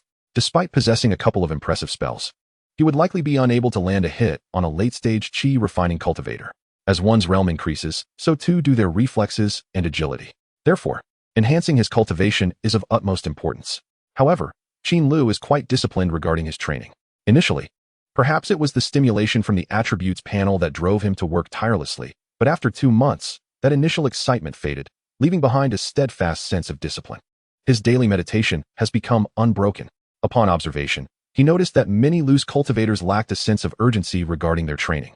Numerous cultivators remain stagnant in their realms for years or even decades, leading unremarkable lives. For instance, Zhang Ming is currently at the second layer of qi refining. Her approach to cultivation lacks planning, following her whims. During the day, she works at a tavern, indulging in leisure with Xiao Ziyun after work, before washing up and retiring for the night. On a typical day, she hardly engages in any cultivation practice, meditating only when she has spare time. Individuals like her are plentiful in the slums, where many loose cultivators are similarly preoccupied with the demands of daily life. Thus, a cultivator like Qin Lu, who meditates 5 times a day, is indeed a rarity. As he pondered aimlessly while jotting down notes, he remarked, "Lidama, it has been a long time since we last met." Qin Lu and Xiao Ziyun visited Lidama's home, making a courteous call. Lidama, adorned with her characteristic heavy makeup, greeted Qin Lu with surprise. "Ah, it's Dezue. What brings you here today?" Qin Lu cheerfully responded, "Hee. I have come to express my gratitude to you, Lidama." He raised the spiritual fruits in his hand, smiling brightly. With some free time in the afternoon, Qin Lu purchased a few spiritual fruits and gifts to thank Lidama for her matchmaking efforts. After all, if not for her, he would not have been with Zhang Ming. "Oh, you needn't bring anything," Lidama chuckled, her eyes crinkling with joy. "It's the least I could do." Qin Lu replied with a hearty laugh, placing the items on the table. As soon as he sat down, Lidama began inquiring about Qin Lu's recent circumstances. He did not hold back, simply clarifying his relationship with Zhang Ming and expressing his sincere gratitude to Lidama. After a brief exchange of pleasantries, Qin Lu left behind 5 spiritual stones as a token of appreciation before taking his leave. Accompanied by Xiao Ziyun, he made his way to the market. "Uncle Qin, look! There's someone flying in the sky." Xiao Ziyun suddenly pointed upward, exclaiming with excitement. Upon hearing this, Qin Lu glanced up, his eyes lighting up. The figure in the sky was not a typical flying apparatus, but a person soaring through the air. This was a Foundation establishment cultivator. Since realizing his lack of knowledge, Qin Lu had been diligently purchasing books and observing to learn. After thorough reading, he gained considerable insight into the common knowledge of the cultivation world. The text clearly stated that during the qi refining stage, one could only fly with the aid of flying artifacts, while Foundation establishment cultivators could traverse the sky unaided. Soaring through the heavens is indeed a dream of humanity. Alas, one wonders when they shall reach the Foundation establishment stage. As he gazed at the dark figure above, Qin Lu felt a surge of emotions. However, As he continued to watch, his expression grew increasingly grim. The shadow was flying directly towards him. Oh no! Is it coming for me? Qin Lu quickly pulled Xiao Ziyun to hide around a street corner, anxiously watching the approaching Foundation establishment cultivator. Fortunately, the cultivator did not seem to be seeking him out. The individual swooped down, halting midair above a house in the slums. This was a man of around 50, tall and robust, with a chiseled, stern face displaying a cold demeanor. From his lofty position, he bellowed down at the house below. You two have quite the audacity to lay hands on my grandson. No need for further words. Come out and accept your demise. Qin Lu was astonished. Had someone provoked a Foundation establishment cultivator? Ha! Two figures sprang from the house, both men in their 30s. How absurd.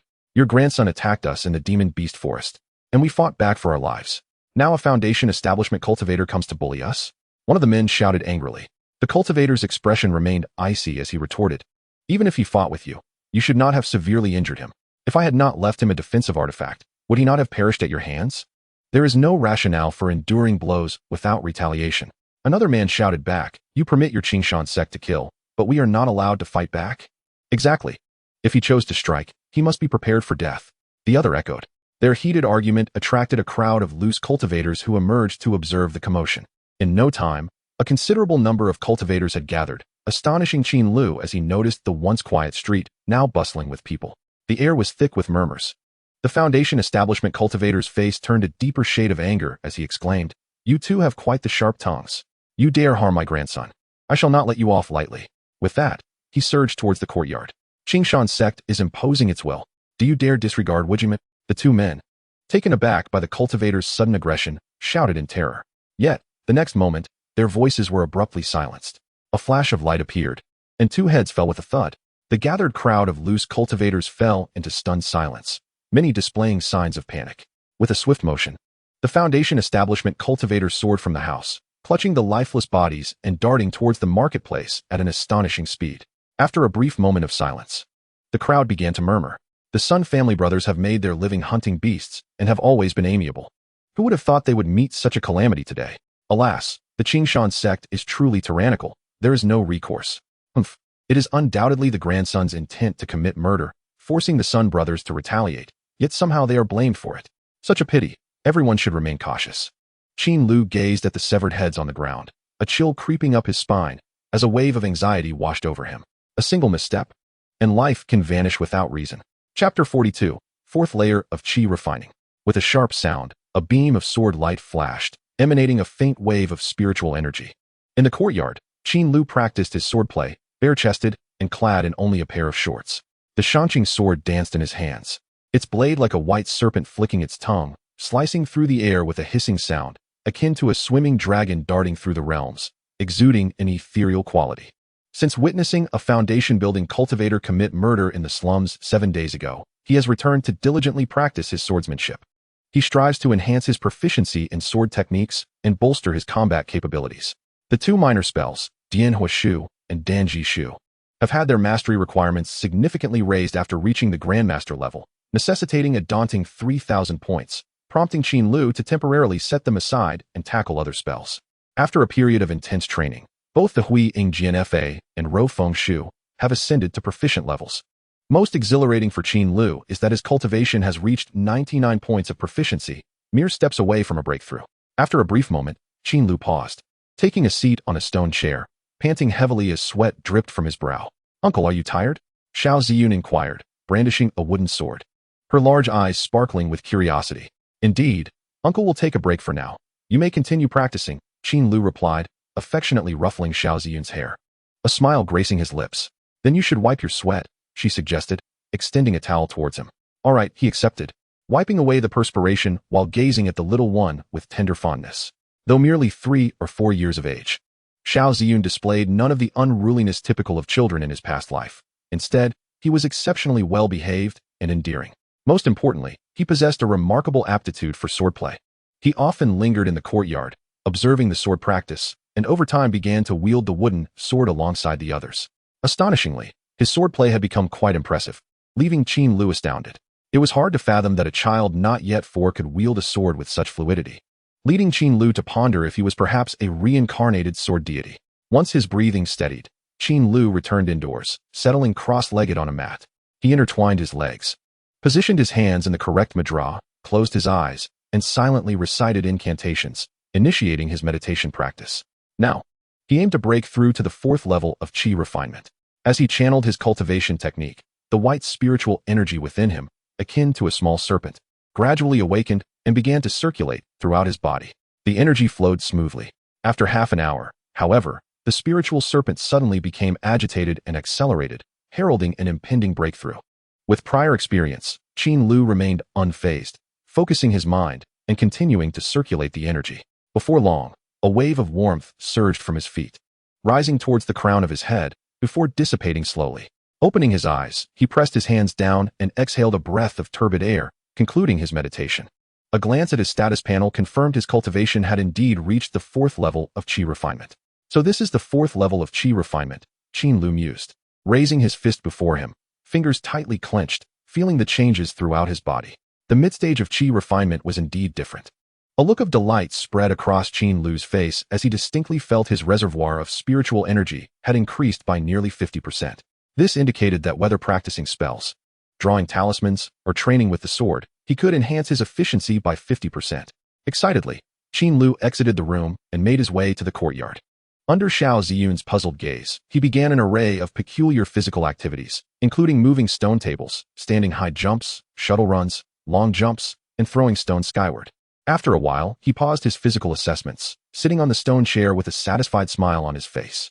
Following his advancement, his physical capabilities had undergone a tremendous enhancement, rendering him revitalized. If his previous abilities were akin to those of elite athletes from his past life, he had now reached a level beyond human limits. After all, a person who could jump over 3 meters in a standing high jump would surely attract attention in his past life.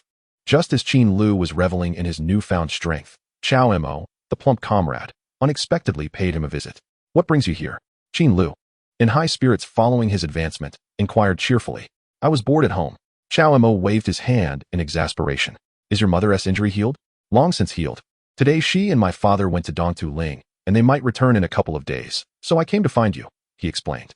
Understanding dawned on Qin Lu as he patted Xiao Mo's shoulder and exclaimed, "You're just in time. I've drawn some talismans recently that haven't been put to use yet. Come help me sell them at the market and shout a few calls." "Sounds good." Xiao Mo readily agreed, then pointed at the wide-eyed Xiao Ziyun. "What about him?" Looking at Xiao Ziyun, Qin Lu smiled and asked, "Uncle is going to set up a stall outside. Do you want to come along?" Xiao Ziyun shook his head repeatedly, declaring no. "I want to play with my sword at home." "Very well, just don't run around," Qin Lu advised briefly before changing into fresh clothes, gathering his stall supplies and talismans, and setting off towards the market with Xiao Mo. On the way, Xiao Mo suddenly leaned in closer, adopting a sly demeanor. "Bro, shall we go tonight?" Qin Lu shot him a sidelong glance and replied coolly, "Where to?" "To the brothel for some fun," Xiao Mo stated matter-of-factly. "Huh. Are you not worried about those brothel women draining your essence?" Qin Lu retorted. "You're joking, right? I've heard it's not like that. It's a place for ultimate enjoyment," Xiao Mo said, a glimmer of excitement in his eyes. Qin Lu crossed his arms behind his head, lazily responding, "I don't go to those places. I already have a woman. If you want to go, you're on your own. I can go alone, but..." Xiao Mo persisted, shamelessly edging closer, fingers rubbing together, suggesting something untoward. "Huh, haven't you ever heard the saying? Debts are not to be paid with gambling. And you don't treat a guest to a brothel." Qin Lu dismissed him flatly. "I'm not asking to borrow money," Xiao Mo quickly clarified, then paused before suggesting, "How about you just take me? Get lost." Upon arriving at the market, they found many stalls vacant due to the time being around 3 or 4 in the afternoon. Qin Lu casually selected a spot, laying out a black cloth, arranging the talismans, and finally placing a price tag prominently at the front of the stall. Water Spirit Shield. 3 spirit stones per talisman, no bargaining. Over time, Qin Lu had accumulated a fair number of returning customers and made acquaintances with several wandering cultivators. The quality of his Water Spirit Shield had improved, allowing him to raise the price to 3 spirit stones. With quality and price, his stall gained notable recognition. In the past 7 days, he had managed to draw a total of 25 talismans. With everything arranged, Qin Lu sat down on the ground and lightly tapped Xiao Mo on the back of the head. This seemingly flipped a switch in Xiao Mo, who immediately shouted, "Everyone, come and see. Super Premium Water Spirit Shield. Incredible defensive power. Only available here at Wuji Workshop. Don't miss out." As Xiao Mo's voice echoed loudly, time flowed slowly. They sold from just after 4 in the afternoon until past 10 at night.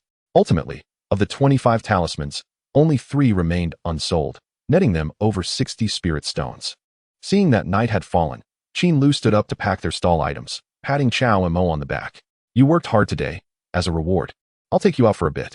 Upon hearing this, Chao Mo's eyes sparkled with excitement. Chapter 43, Secrets of the Bathhouse. In the market street, Chao and Mo, carrying a large bundle, followed closely behind Qin Lu, his face scrunched in discontent.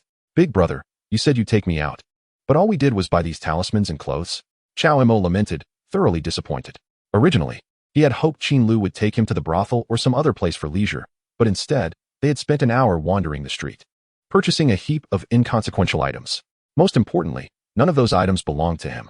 Qin Lu, upon observing Chao Mo's woeful expression, could not help but chuckle, exclaiming, all right. We have procured everything we need. Let us head to Huanlixiang. Upon hearing this, Chao Mo instantly perked up, eagerly inquiring, which establishment shall we visit? Yichuan Yuan, Kuaiwa Lu, or the newly opened Chuanfang Yuan? You seem quite knowledgeable, Qin Lu remarked. Of course. I've been discreetly gathering information. Haha. So, which place are we going to? With a mysterious smile, Qin Lu replied, we are heading to the bathhouse.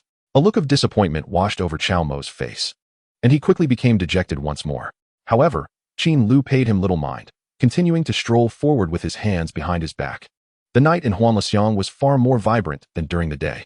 Bright red lanterns hung high, and a soft pink glow permeated the air with an alluring ambience. Occasionally, striking female cultivators appeared along the roadside, causing hearts to race. Chao Mo, drooling, cast his gaze at the scantily clad women standing at the entrance of the establishments.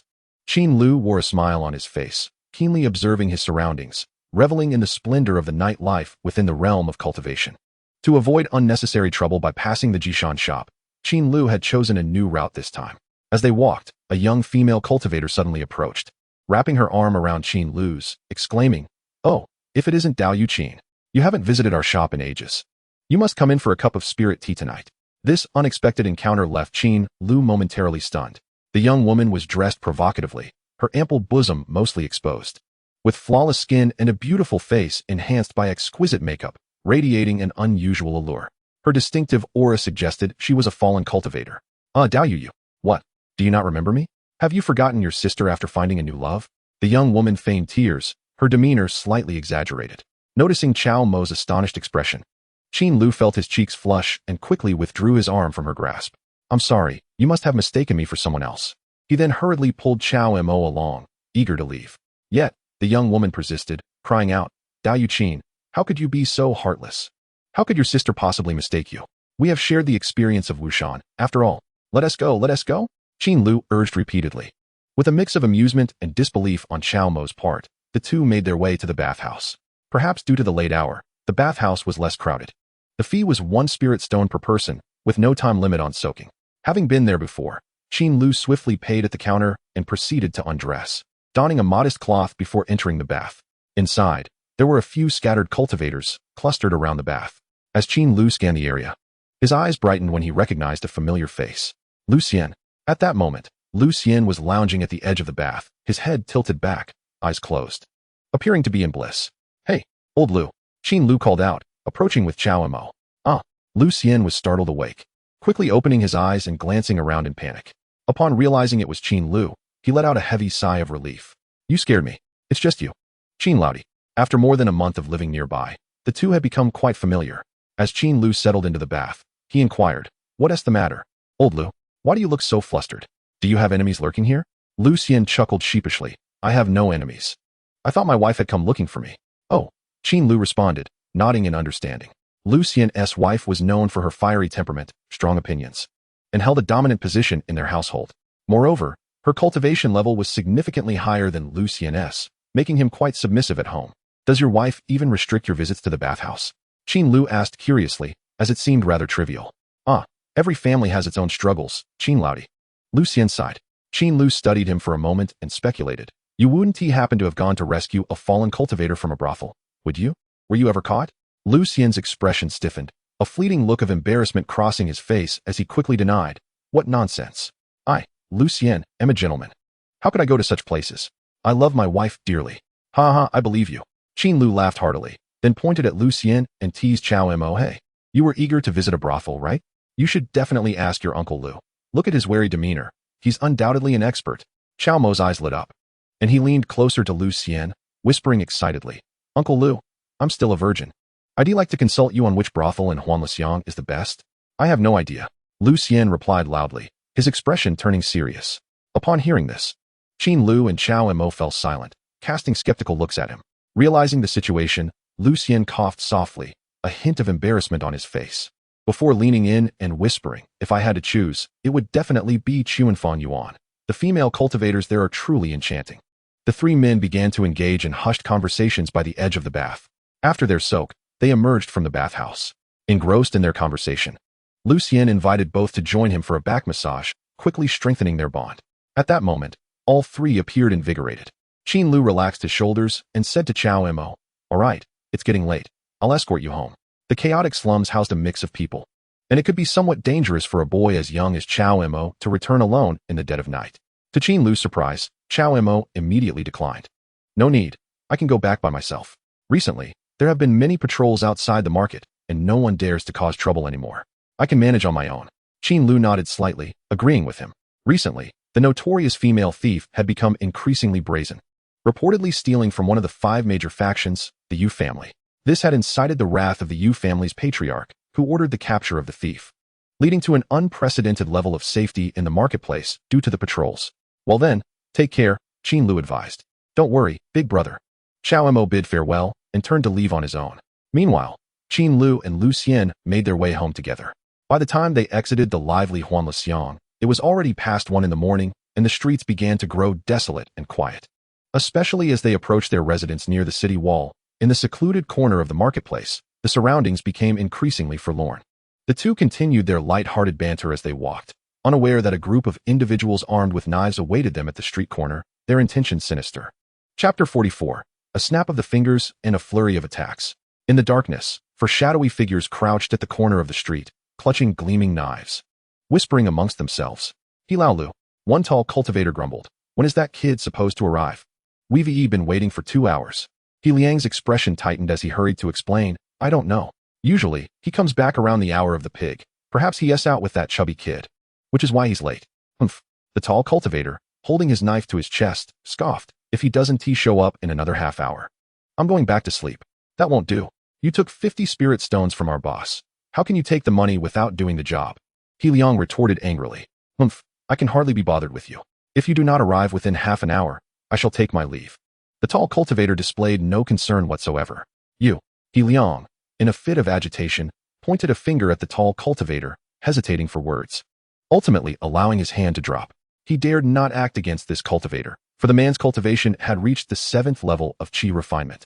Precisely the individual the shopkeeper had summoned to deal with Qin Lu. Upon learning of Qin Lu's peculiar techniques, the shopkeeper had taken the precaution of hiring a late-stage qi refiner from the black market to ensure nothing went awry.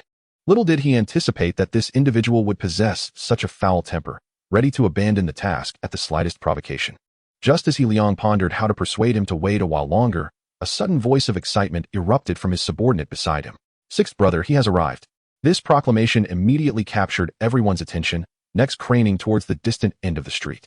Emerging from the shadows were 2 middle-aged men, their faces adorned with smiles, exuding an air of cheerfulness. The man on the left was none other than their target, Qin Lu.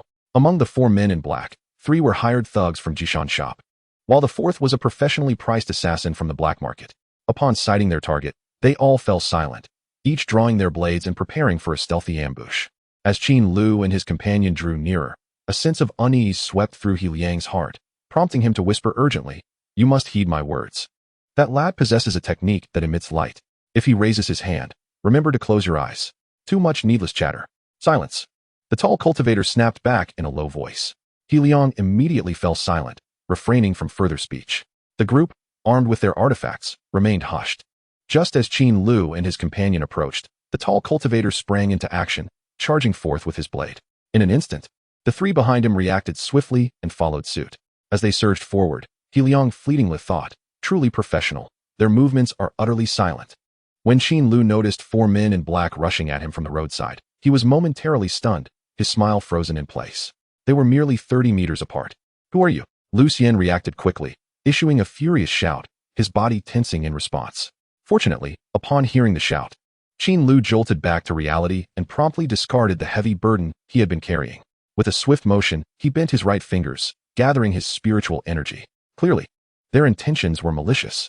Lu Xian swiftly retrieved a beast skin talisman from his pocket, activating it with a surge of spiritual energy, and flung it forward. The talisman, glowing brightly, sped ahead. Boom. The talisman detonated mid-flight, a thick cloud of white smoke erupting from it, enveloping the area in an instant. This was the smoke talisman. A voice emerged from within the haze. Upon hearing it, Qin Lu's eyes flickered with anger. He recognized that voice all too well. It belonged to Liang. Xianxiaaudiobooks. Since you wish for my demise, then let all of you perish. A fierce resolve ignited within Qin Lu as he raised his arm and unleashed a series of finger strikes towards the smoke. PFF, PFF, PFF. The three master-level finger techniques surged forth with incredible force, dispersing much of the smoke. A chilling scream echoed from within the haze, and Qin Lu's heart leaped with joy, believing he had struck his foe. Yet, before he could revel in his triumph, the white mist was suddenly cleaved apart by a massive blade.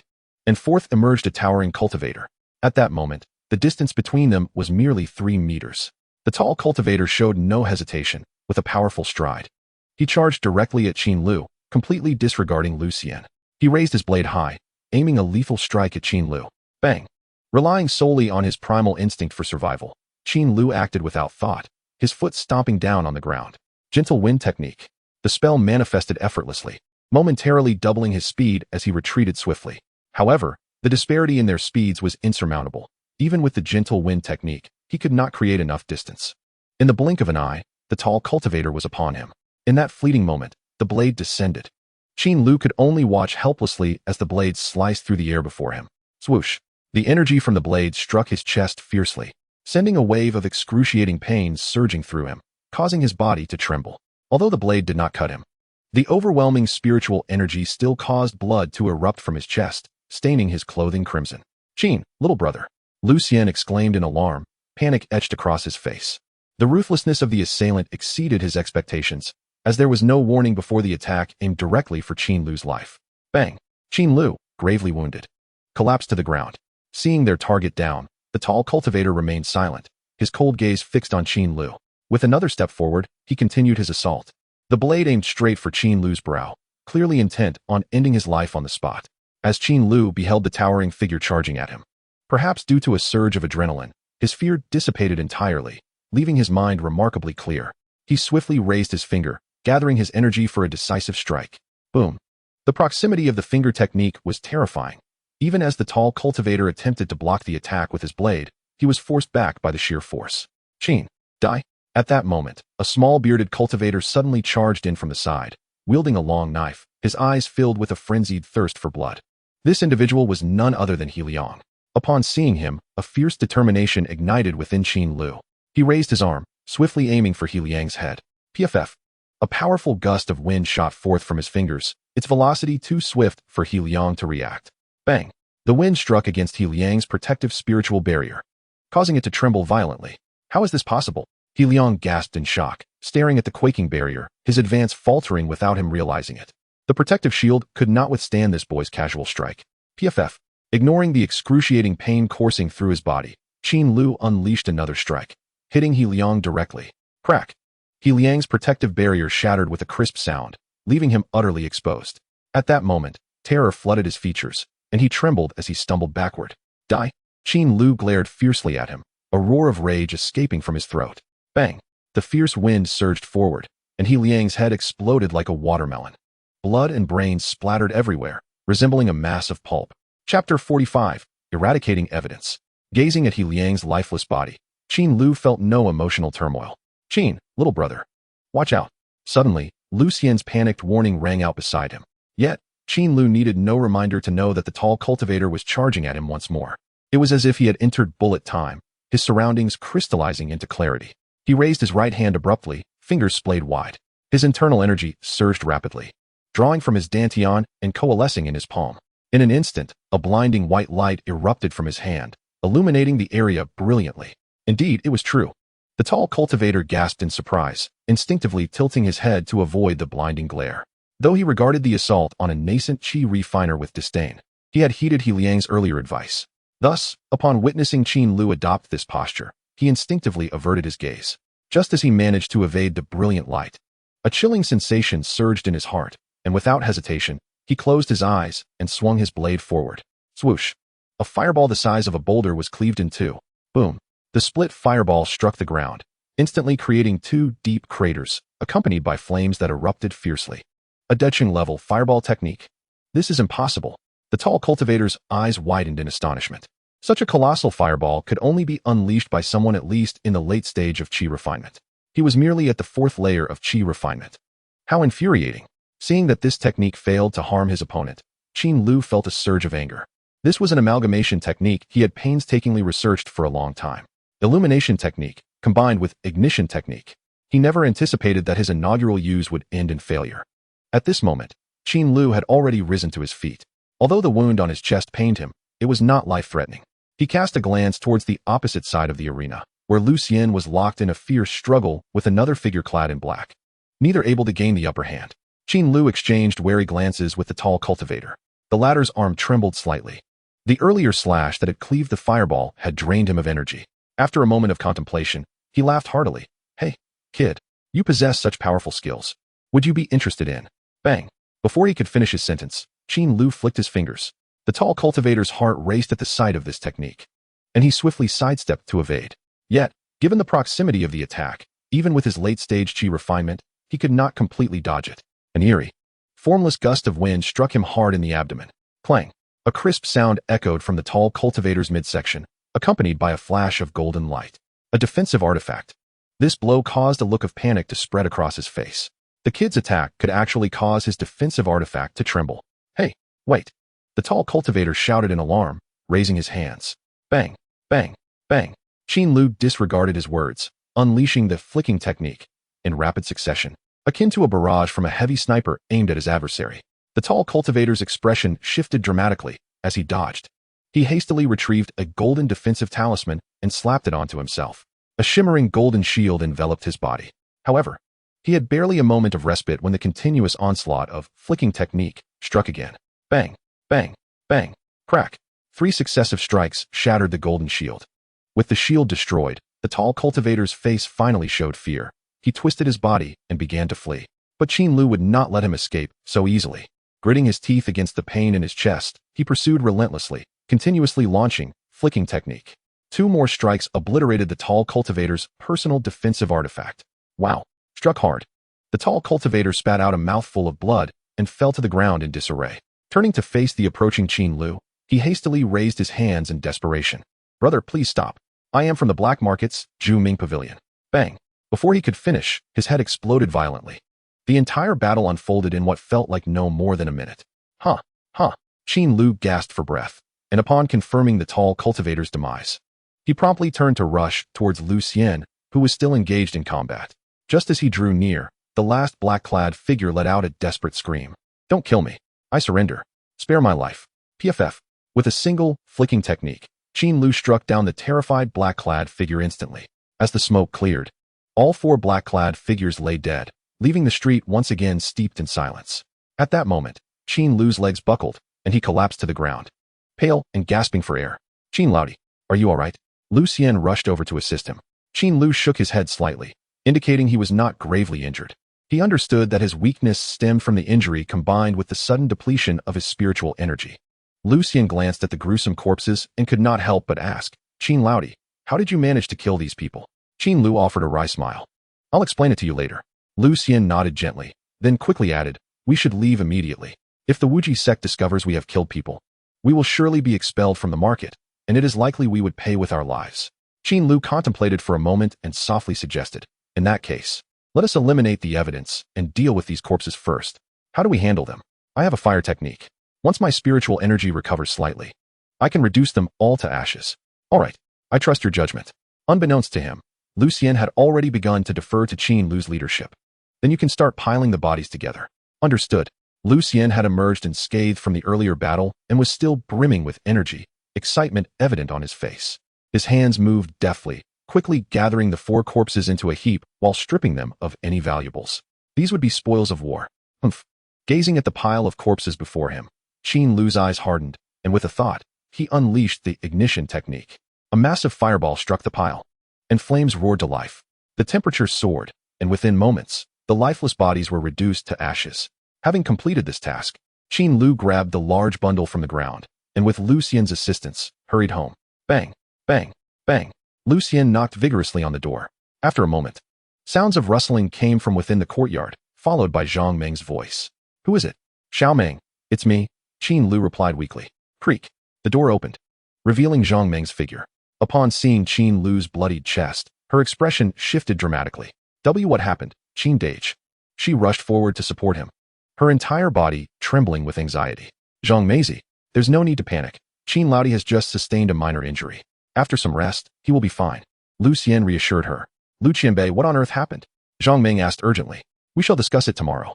Lucien helped Qin Lu to Zhang Meng and added. Qin Laudi, I will visit again tomorrow. All right, Qin Lu replied weakly. Lucien turned and made his way back to the courtyard, while Zhang Meng secured the door and guided Qin Lu back to his room.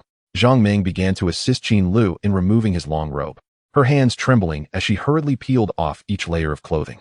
Before long, her eyes were brimming with tears. Witnessing Zhang Meng's anxious demeanor warmed Qin Lu's heart. To have someone who genuinely cares for you in this world is a true blessing. After shedding the blood-soaked garments, when Zhang Meng saw the wound, tears streamed down her face once more. She then fetched some medicinal powder to tend to the injury, meticulously wiping away the surrounding bloodstains. With tender care, the exhausted Qin Lu soon fell into a deep slumber. Chapter 46. Purchasing Pills. At noon, in the market at Yumanlu. It was mealtime, and as one of the premier luxurious restaurants in Wujifang, the establishment was bustling with activity. Numerous diners occupied the halls, private booths, and banquet rooms, exchanging drinks and laughter, creating a vibrant atmosphere within the 5-story building. The sounds of eating, conversing, and joyous laughter filled the air. The patrons reveled in the delicious dishes crafted by professional chefs. In the grand hall on the first floor, the place was packed with guests. Zhang Meng, donned in the restaurant's uniform, carried a square tray, swiftly weaving between the tables in the hall. She approached a table, setting down several exquisite dishes. Bowing respectfully as she said, "Please enjoy your meal." She then graciously collected the tray and turned to leave. After more than a month of working at the restaurant, she had become quite familiar with the workflow. At Yumanlu, she primarily handled serving food and various tasks, colloquially referred to as a runner. Once she had served the dishes, she returned to a small room outside the kitchen. A group of similarly dressed individuals sat waiting for the next course to be served. Zhang Meng found a seat and, at that moment, her previously warm and friendly smile gradually faded, replaced by a visage of concern. Last night, Qin Lu had returned unexpectedly injured, startling her and causing her to spend a restless night. Although she noticed his condition had improved this morning, her heart remained heavy with anxiety. Initially, she had intended to request a day off from the tavern to care for Qin Lu, but to her surprise, he coaxed her into coming to work under the pretense of having already recovered. At present, she remained in the dark about what had transpired the previous night. With a heavy sigh, Zhang Meng drew attention from a nearby young girl. The girl turned her head and, with a light and melodious voice, inquired, "Sister Meng, why do you seem so troubled today? Has something happened?" The girl, around 16 or 17 years old, had a complexion fairer than snow, and her eyes sparkled like clear water, exuding the innocence and vitality characteristic of her age. She was also a waitress at Yumanlu, named Ning Ning. Zhang Meng glanced at Ning Ning, forcing a smile and responding helplessly, "It's nothing, just a little family matter causing me some worry." "Oh, is it about that very kind Qin Gu?" Ning Ning asked, blinking her eyes. "Yes, he is injured," Zhang Meng replied softly, nodding in acknowledgement. "But didn't you say he rarely goes out? Aside from selling goods at the market, he stays at home. So how could he get hurt?" Ning Ning asked curiously, evidently intrigued by the Qin Gu mentioned by Sister Meng. "I don't know. He was injured after returning from the market yesterday, and it seems rather serious. I still have no idea what caused it." "Then why not ask him about it tonight?" "Yes," Zhang Meng replied with a gentle nod, still wearing a worried expression. Just then, a shout from the kitchen broke the tension. "Dishes are ready." With that announcement, Zhang Meng and Ning Ning immediately stood up and headed into the kitchen, where everyone resumed their bustling activities. As night began to fall, Zhang Meng bid farewell to the night shift staff after a brief conversation, officially concluding her day's shift. Yumanlu, being a large tavern, operates around the clock, divided into day and night shifts. The night shift entails working through the night, a rather arduous task. However, for reasons unknown, Zhang Meng had always been assigned to the day shift since her arrival and had never worked nights. "All right, Sister Meng. I must return to my training now. See you tomorrow." Ning Ning waved cheerfully. "See you tomorrow," Zhang Meng replied, waving back. Watching Ning Ning's figure gradually disappear, Zhang Meng touched the pouch at her waist, pondering for a moment before heading towards a nearby elixir shop. Inside the elixir shop, she softly inquired, "Shopkeeper, do you have any elixirs for treating knife wounds?" The shopkeeper glanced at Zhang Meng and, upon noticing her tattered clothing, casually remarked, "Are you sure, my dear, that you can afford such elixirs?" Zhang Meng felt a bit embarrassed, clutching the pouch that contained her recent earnings of 20 spirit stones. "I should be able to afford it," she replied, though uncertain of the actual prices. "How many spirit stones would an elixir for knife wounds cost?" "There are no specific elixirs for knife or sword wounds," the shopkeeper sighed, and then held up 2 fingers, explaining, "I only have 2 types of elixirs: blood recovery elixir, for external injuries, and vitality nourishing elixir, for internal injuries. Which one do you wish to purchase?" "The one for external injuries," she decided. "Very well," the shopkeeper replied, transforming his 2 fingers into 5. "The blood recovery elixir costs 50 spirit stones." "What?" Zhang Meng's face fell in disbelief. She had not anticipated such a high price for an elixir. Noticing her reaction, the shopkeeper shook his head and continued, "Well, you don't seem like someone who can afford elixirs." He then pointed to a corner filled with various bottles and jars, adding, "There are some discarded elixir residues left over from failed concoctions by alchemists. They are cheaper. Would you like some?" Zhang Meng glanced at the bottles in the corner and asked, "Are they effective?" "Isn't that obvious?" "They are effective, but they are worlds apart from the finished elixirs," he replied. "How many spirit stones would they cost?" 5 spirit stones per bottle." Upon hearing this price, Zhang Meng nodded slightly. It was within her acceptable range. She quickly retrieved her pouch, counted out 5 spirit stones, and handed them to the shopkeeper. "I would like 1 bottle." When Zhang Meng returned home with the elixir, she discovered that Qin Lu had already risen, a blood-stained white cloth wrapped around his arm, sitting in the courtyard chatting with Lu Xian. "Qin Gu, are you feeling better?" Zhang Meng approached immediately. "Much better, but I currently lack the strength to cook, so I may need to trouble you," Qin Lu said with a slight smile. "Rest well. I will take care of it. By the way, here is something for you." Zhang Meng produced the elixir bottle from her robe and asked Lu Xian, "Senior Lu, I just bought this elixir. Do you think it can treat his knife wound?" "Oh, you bought an elixir? Let me take a look," Lu Xian responded, taking the bottle, opening it, and sniffing it before nodding. "No problem. This elixir is perfect for Brother Qin's injury. However, it should not be ingested, just pour it on the wound." "That's good to hear," Zhang Meng sighed with relief. Observing this, Qin Lu felt a warm current flow through him, and, with a hint of regret, said, "I have caused you to worry. I only hope you won't get hurt again," Zhang Meng replied softly. "Xiao Meng." Qin Lu felt a surge of emotion and could not help but grasp her small hand, about to speak. Ahem. Lu Xian's cough interrupted him. "Oh dear. Should I step away? I feel like I am intruding." At these words, Zhang Meng's face flushed crimson, and she quickly withdrew her hand, turning towards the kitchen. "How embarrassing." Qin Lu scratched his head, his face showing a hint of awkwardness. "It's all right. It can be understood." Lu Xian chuckled lightly, and then took a sip from his teacup before slowly stating, "Let us return to the matter at hand. What exactly happened with those individuals last night?" Chapter 47, The Cause and Effect. What exactly happened with those individuals last night? Qin Lu pondered for a moment before slowly responding, "I only recognize one of them. He is a thug from Jishan shop, with whom I have had previous dealings." "Jishan shop? A gambling den? How did you get involved with them?" Lu Xian asked, surprised. "Sigh." Qin Lu sighed, shaking his head. "That was a mistake from my youth. I was once a gambling addict and borrowed over 100 spirit stones from their establishment." Although Qin Lu spoke with a face of resignation, internally he berated the previous owner of his body for bringing about such calamity. It was this trivial matter that had led to a life-threatening situation. "I didn't see that coming. You, Brother Qin, were fond of gambling?" Lu Xian expressed his surprise. He had always perceived Qin Lu as a very honest cultivator, someone who preferred staying at home and spoke kindly, not at all like a gambler. Yes, just an old story," Qin Lu admitted sheepishly. "So they came looking for you because you hadn't repaid your debts?" "No, I have cleared all my debts with them." "You repaid them, yet they still came to threaten your life?" "Indeed." Qin Lu's expression turned furious, but then he remembered something and frowned. "By the way, I encountered this matter while repaying my debt." Qin Lu did not conceal anything and recounted the ambush he encountered at the Jishan shop. After listening to his account, Lu Xian slowly nodded and speculated, "It must be that Manager Wu seeks your life." "That's what I think too. However, I cannot fathom why he would want to kill me when we have no enmity," Qin Lu replied. "Think closely. Did anything unusual occur when you visited the gambling house?" Lu Xian inquired. "What grievances could I possibly have with him?"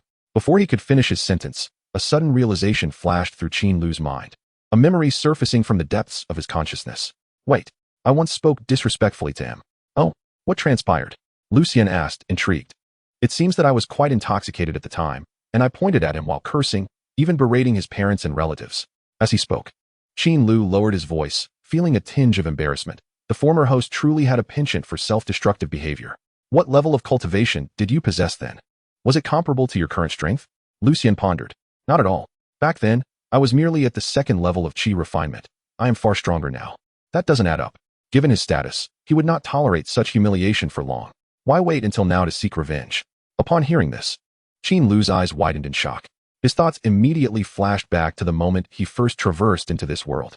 He recalled waking up in bed with a sore neck and visible bruises, all indicating that the former host's death was anything but ordinary. The inexplicable demise of the former host, coupled with the repeated attempts on his life, suddenly aligned in Qin Lu's mind. It was undoubtedly Wu Hao who ordered the assassination. No wonder the Jishan shop never came to collect the debt of 170 spirit stones. In their eyes, Qin Lu was already a dead man. Lucian's reminder brought clarity to Qin Lu. Qin brother, what troubles you? I notice a change in your complexion, Lucian expressed with concern. I am fine. Qin Lu replied after a moment of silence, his mind racing. By the way, Lao Lu, are you familiar with Jishan shop? Lucian hesitated before candidly stating. In my recollection, it is just an ordinary gambling house, nothing remarkable. However, Manager Wu has earned a reputation as a smiling tiger due to his temperament. Do they have any backing? Qin Lu asked anxiously. In the marketplace, one should never provoke the 5 major forces. Otherwise, if a foundation establishment cultivator were to intervene, it would spell disaster. Lucian warned. Let me think, he continued, recalling. I believe Wu Hao has some connection to the Qingshan sect, possibly a relative of one of the elders. But I am not well versed in the specifics. So that is the case. Qin Lu sighed, his expression turning troubled. If Wu Hao is tied to the Qingshan sect, then contemplating against him requires careful consideration of the sect's influence. Noticing Qin Lu's distress, Lucian chuckled. You need not worry excessively. Just be cautious in your daily dealings. Their small gambling house does not wield absolute power. If they go too far, the Wu Ji sect would certainly not let them off the hook. Alas, I must live in constant vigilance, always on edge. It is quite distressing, Qin Lu lamented. There is no way around it. In the marketplace, one must expect to be targeted by others. However, with your considerable strength, why fear them? What strength do I possess? I am merely at the 4th level of qi refinement, Qin Lu responded, a look of resignation on his face. Nonsense, Lucian exclaimed, his eyes sparkling with excitement. Last night, I clearly saw you dispatch those individuals with just a few moves, and that burly man in black, who should have been at the 7th level of qi refinement, fell to you in mere moments. How can that be the strength of someone at the 4th level? Alas, it was all a fluke. The man was overly tense. Had he been serious, I doubt I would have been his match, Qin Lu replied vaguely. That makes little sense. I have been in the marketplace for quite some time, and have yet to encounter someone at the 4th level of qi refinement as formidable as you, Lucian remarked with skepticism. Clearing his throat, Qin Lu softly coughed, and, after some contemplation, explained, in truth, I stumbled upon an opportunity that allowed me to learn a few powerful techniques. The rest is hardly worth mentioning. Oh, I see, Lucian acknowledged, refraining from further inquiries upon hearing the word opportunity. In an effort to shift the conversation, the two discussed other matters in the courtyard, primarily focusing on strategies to counter any potential retaliation from the Jishan shop. Lucian, with his extensive experience in the marketplace, provided Qin Lu with numerous excellent suggestions, allowing him to make his own decisions. Their discussion lasted for a full hour until Zhang Meng arrived to announce that it was time for dinner, prompting them to cease their conversation. Lao Lu, join us for dinner tonight, Qin Lu invited eagerly. No, my wife is waiting for me at home. You know I cannot, Lucian replied with a knowing glance. Qin Lu nodded in understanding. Very well, then when you have time, I shall treat you to a grand feast at an inn. I look forward to it, Lucian replied with a hearty smile. After saying this, he waved his hand, and many shadows emerged from his sleeve, landing steadily on the ground. These are the spoils from last night. I have divided them simply. Take a look and see if it is fair, he said. Qin Lu glanced down to see several magical artifacts and 2 pouches of coins scattered on the ground, remnants of the black-clad individuals from the previous night. After a brief inspection, Qin Lu immediately raised his head with a serious expression, stating, If you had not thrown out that smoke symbol last night, I would have perished already. There is little of value here. Feel free to distribute it as you wish. Haha, Qin brother is generous. Very well, I shall take my leave now, Lucian said, cupping his hands before departing. Once Lucian exited the courtyard, Qin Lu surveyed the numerous items on the ground, lost in thought. In this world, one truly must exercise caution, and further caution. Chapter 48, The Breath-Holding Formation. At the dining table, Qin Lu, Zhang Meng, and Xiao Ziyun sat together, the table adorned with exquisite dishes and soup, emitting an enticing aroma.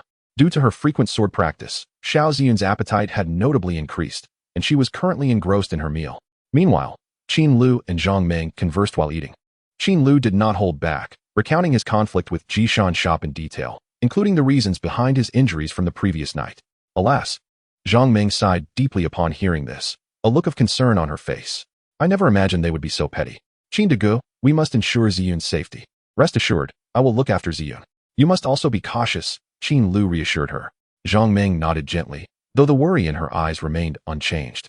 After finishing their meal, Qin Lu produced a large bundle of items he had purchased the previous night. Inside were numerous articles of clothing and footwear, as well as several talismans and miscellaneous toys. Xiao Meng, as the weather turns cooler, I specifically bought some clothes and winter garments. You and Ziyun should try them on to see if they fit. With autumn now past, the cold winds of winter began to sweep through the marketplace, making it time to add to their wardrobes. Upon seeing the new clothing, Zhang Meng was quite delighted and immediately began trying them on with an excited Xiao Ziyun. It had been a long time since they had purchased new clothes.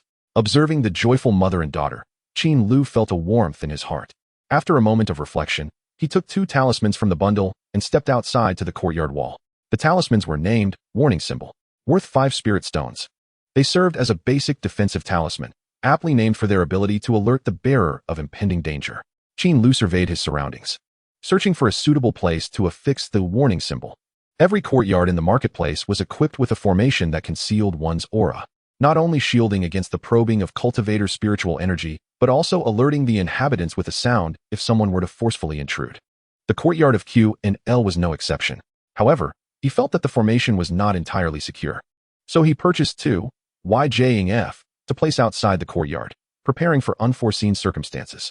After selecting 2 suitable locations, Qin Lu activated the talismans and concealed them in inconspicuous spots. Once these tasks were completed, he clapped his hands and returned to the courtyard. QNDG. You should try on this robe, Zhang Yiming said, holding up a set of men's long robes with a smile on her face. All right.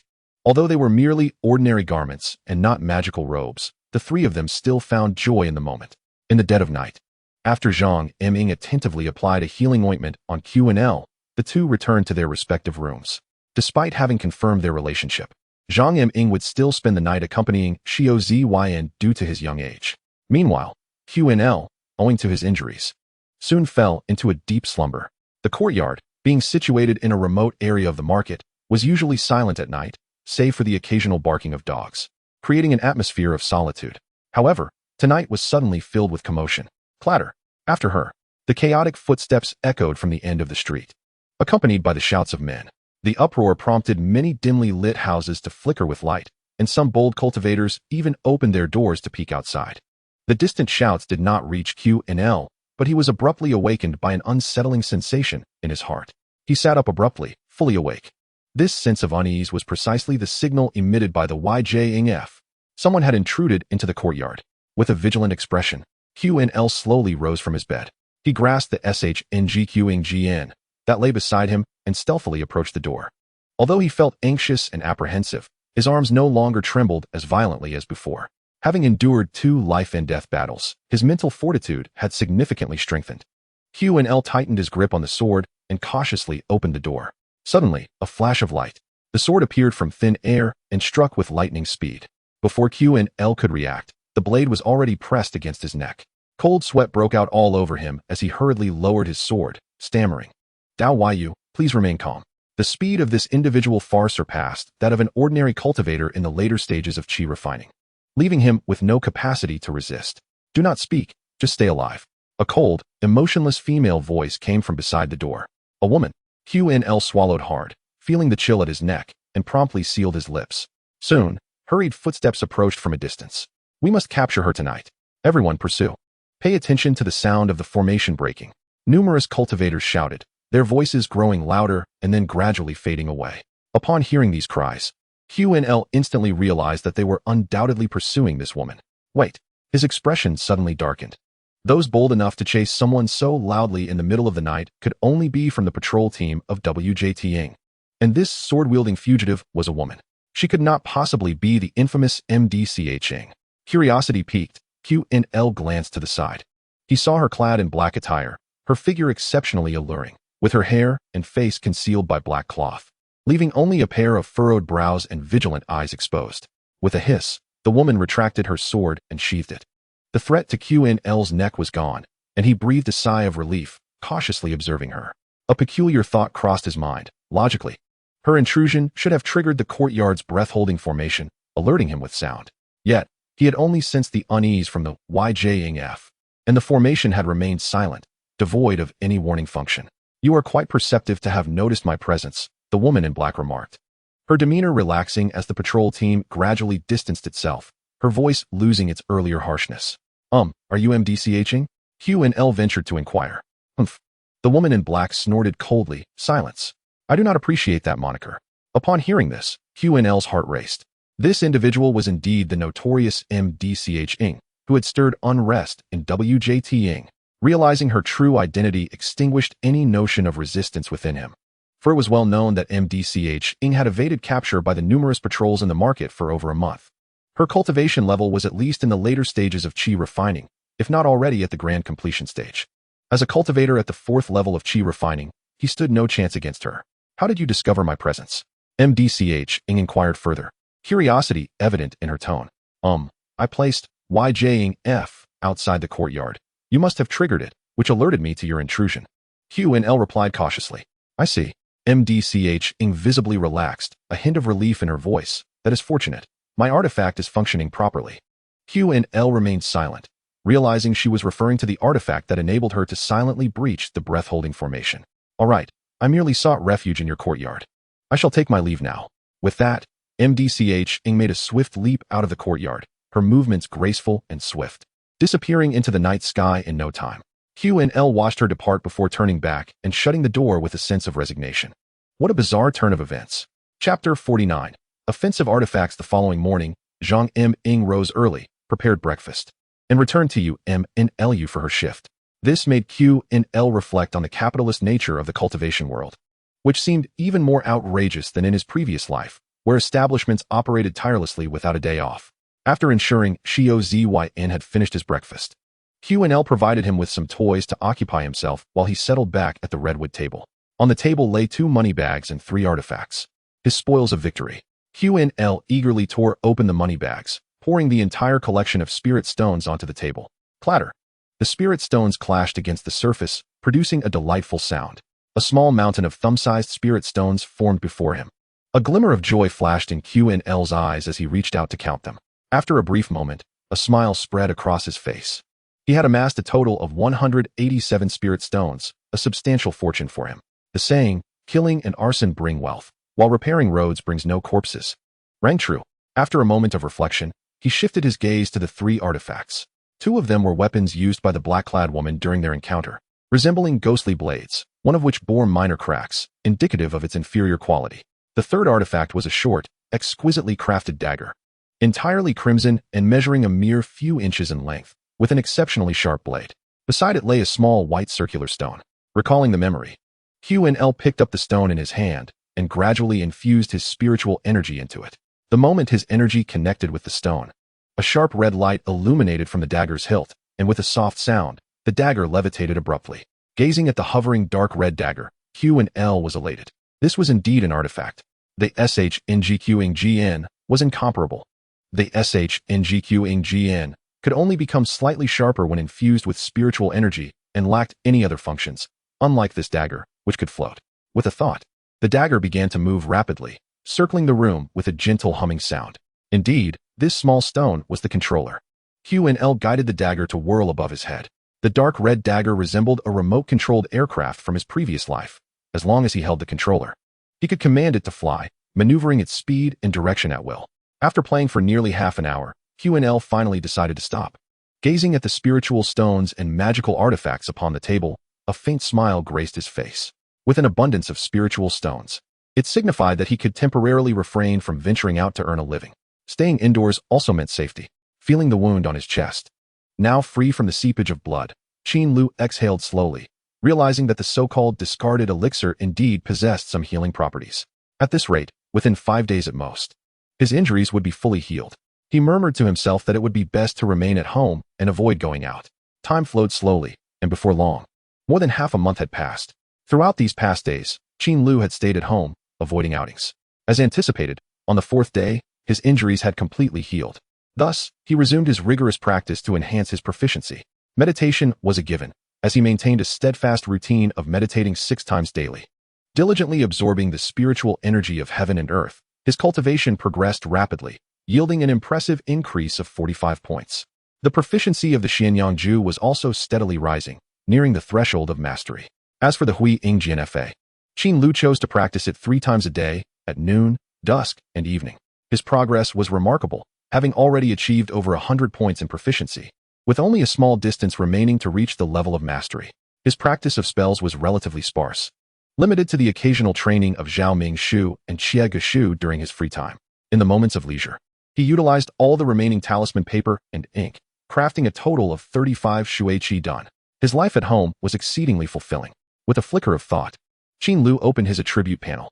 Name, Qin Lu. Lifespan, 36, 112 years. Cultivation, Qi refining level 4, 46, 100. Technique, xianxiaaudiobooks, mastery 529. 600, skills, spells, DN Hu SH, mastery 43, 000 T, NZSH, mastery 153, 000 OM, Ing SH, mastery 121. 600, Qi GSH, mastery 122, 600 RUF, Ing SH, proficient 144, 200 talisman crafting, Shuai Qi done, mastery 462, 600 Q Ing GF, entry 46. 100 swordsmanship, Hui Ing Jian FA, proficient 148, 200 talent, none. After a brief glance, Qin Lu closed the interface. Rising to stretch, he surveyed the cluttered desk and tidied it up casually. Noticing the absence of talisman paper and ink, he pondered whether to venture out today. It appeared that his supply of spiritual rice was also dwindling, indicating the need for some food.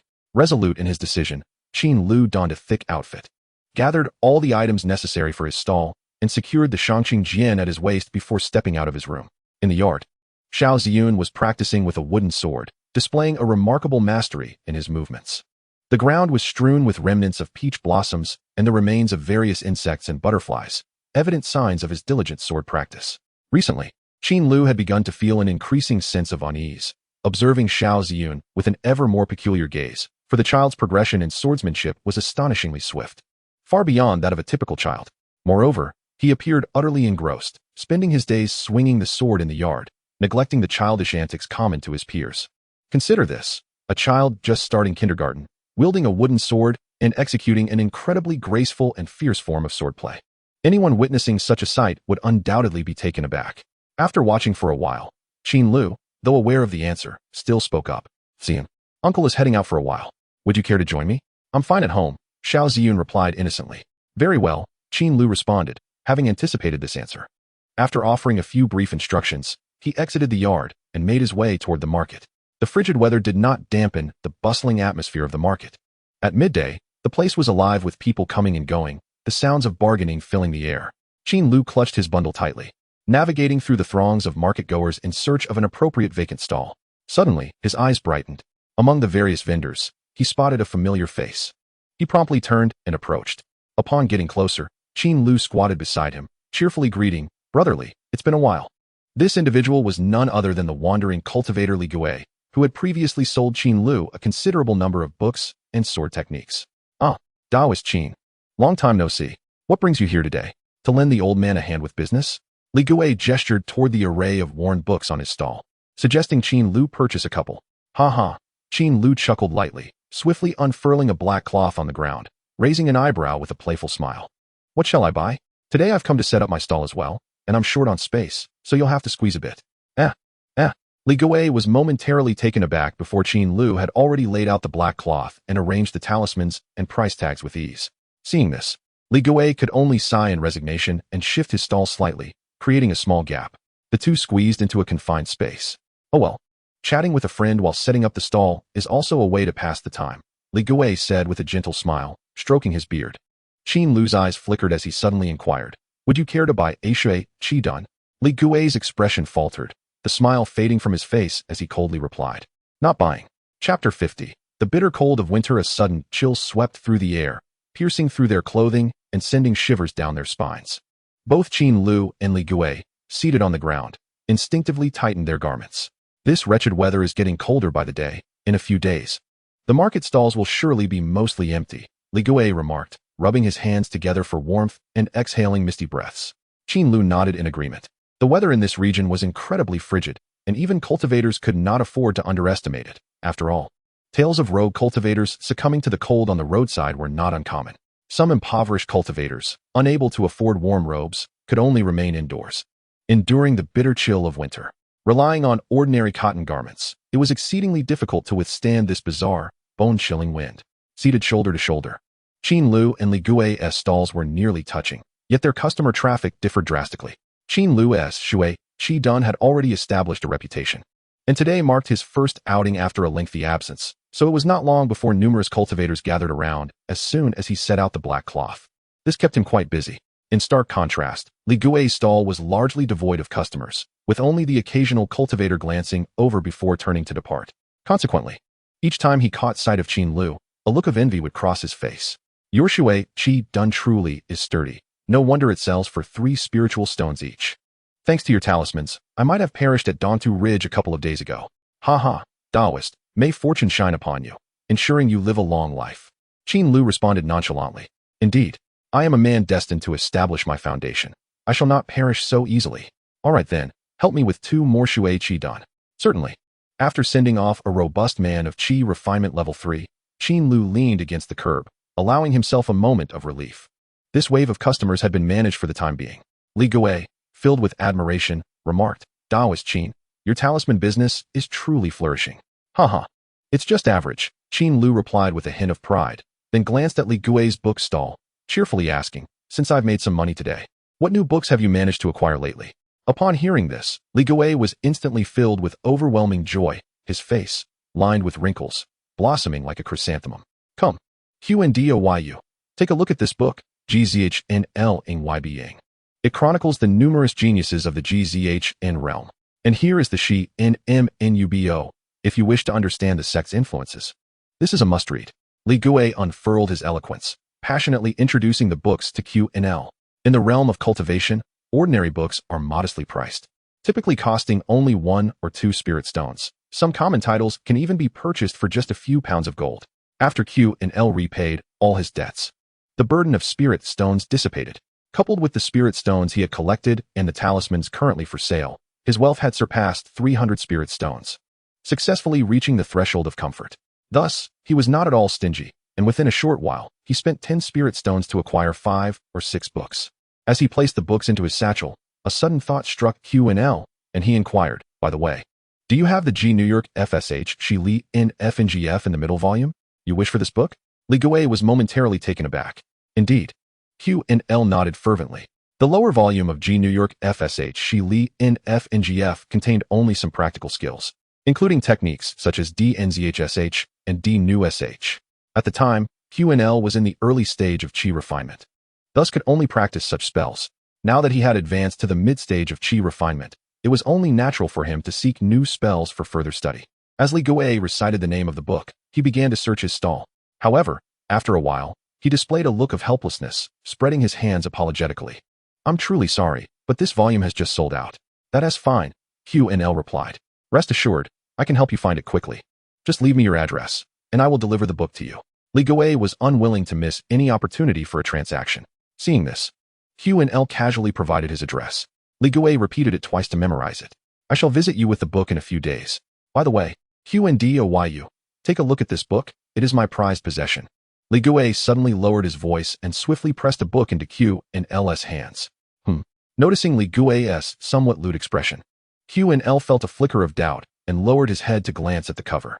In an instant, his eyes brightened, for the cover boldly displayed 4 large characters, Xianxiaaudiobooks.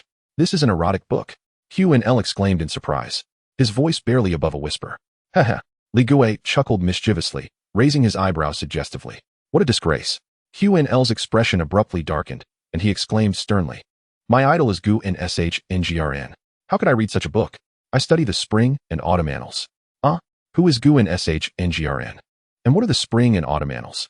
Seeing QNL's change in demeanor, Li Gui was momentarily stunned and could only nervously inquire, so, Do you want it or not?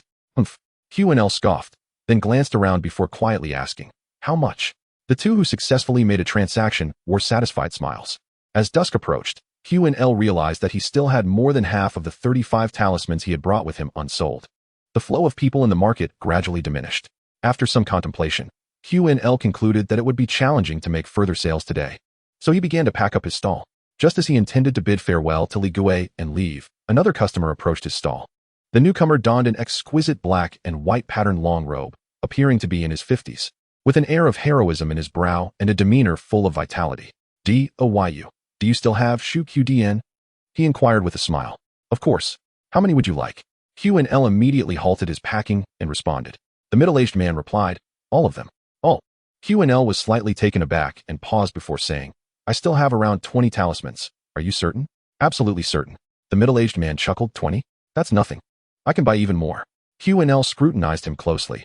His attire indicated that he was not a casual cultivator, and the quality of his robe suggested he was either affluent or of noble status. After a moment of thought, Qin clasped his hands and asked, May I inquire your name?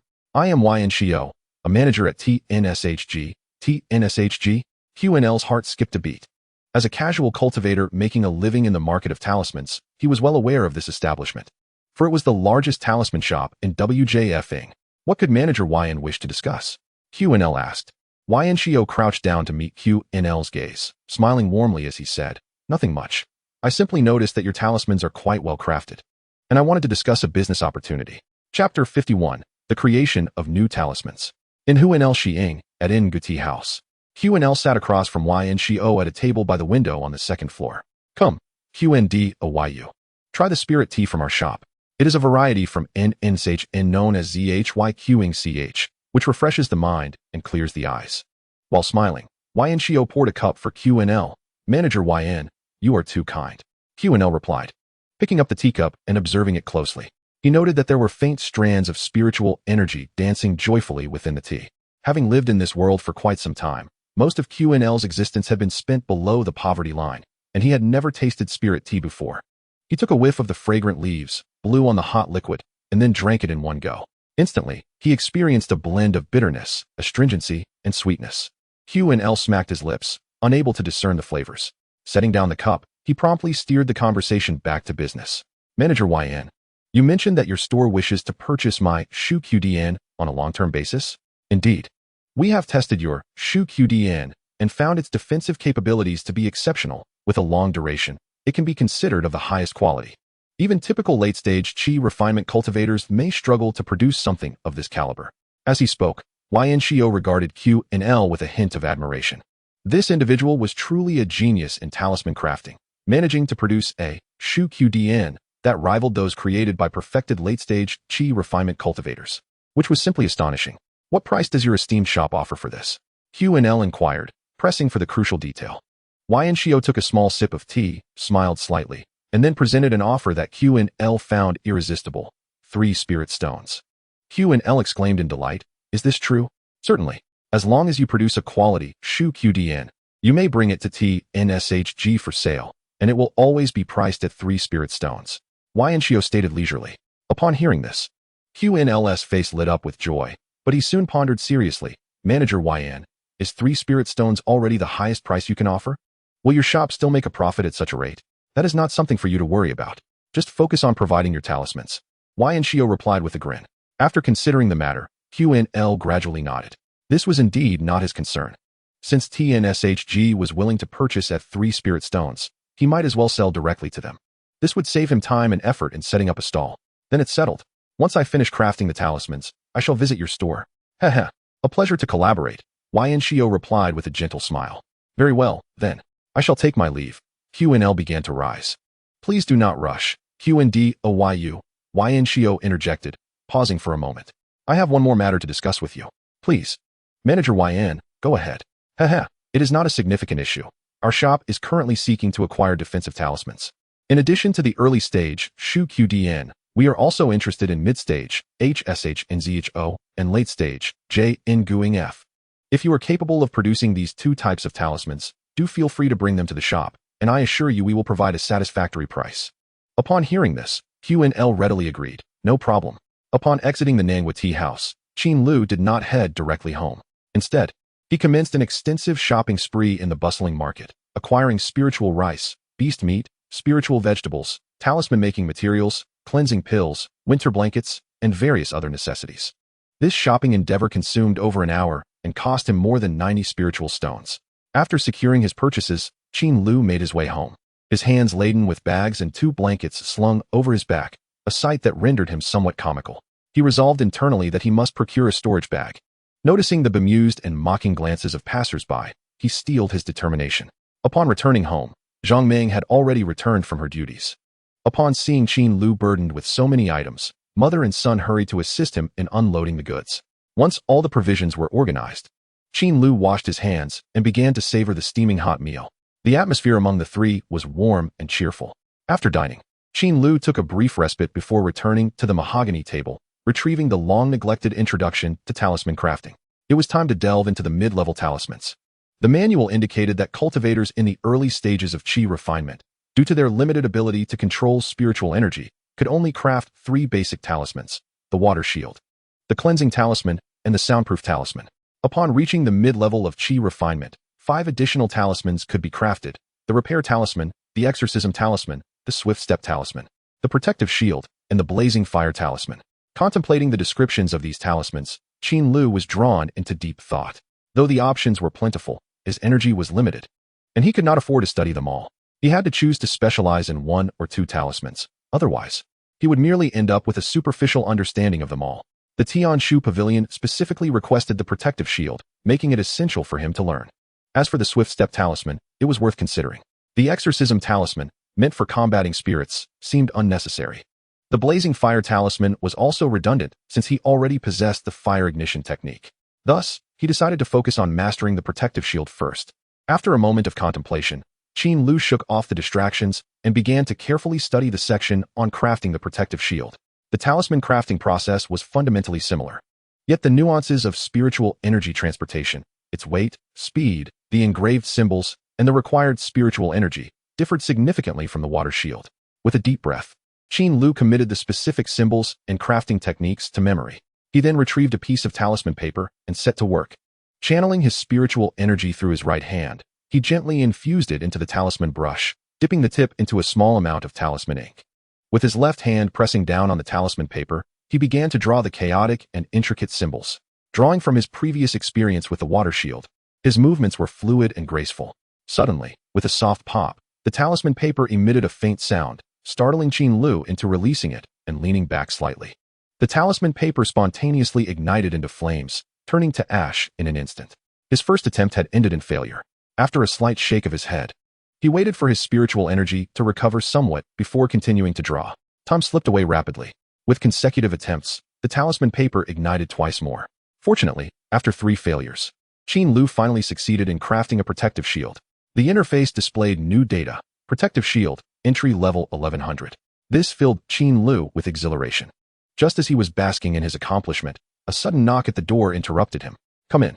To avoid disrupting his talisman crafting and meditation, Qin Lu had established a rule that required a knock before entering, and Zhang Ming was no exception. She entered, then turned to gently lock the door behind her. This action caused Qin Lu to raise an eyebrow slightly. Zhang Ming approached him, her cheeks flushed, resembling a bashful maiden, her eyes glistening with emotion, and her breath slightly quickened. Qin Lu was momentarily taken aback, then glanced down to see she was holding a book, The Chronicles of Celestial Mountains. Upon seeing this, Qin Lu's heart raced, and he stood up, wrapping an arm around her delicate waist, his gaze fixed intently on her averted eyes. Zhang Ming, unable to meet his gaze, turned her head and lightly rested it on his shoulder. "How did you come across this book?" he inquired, noting her discovery. "I saw it left out, so I picked it up," Zhang Ming whispered softly. "Is it good?"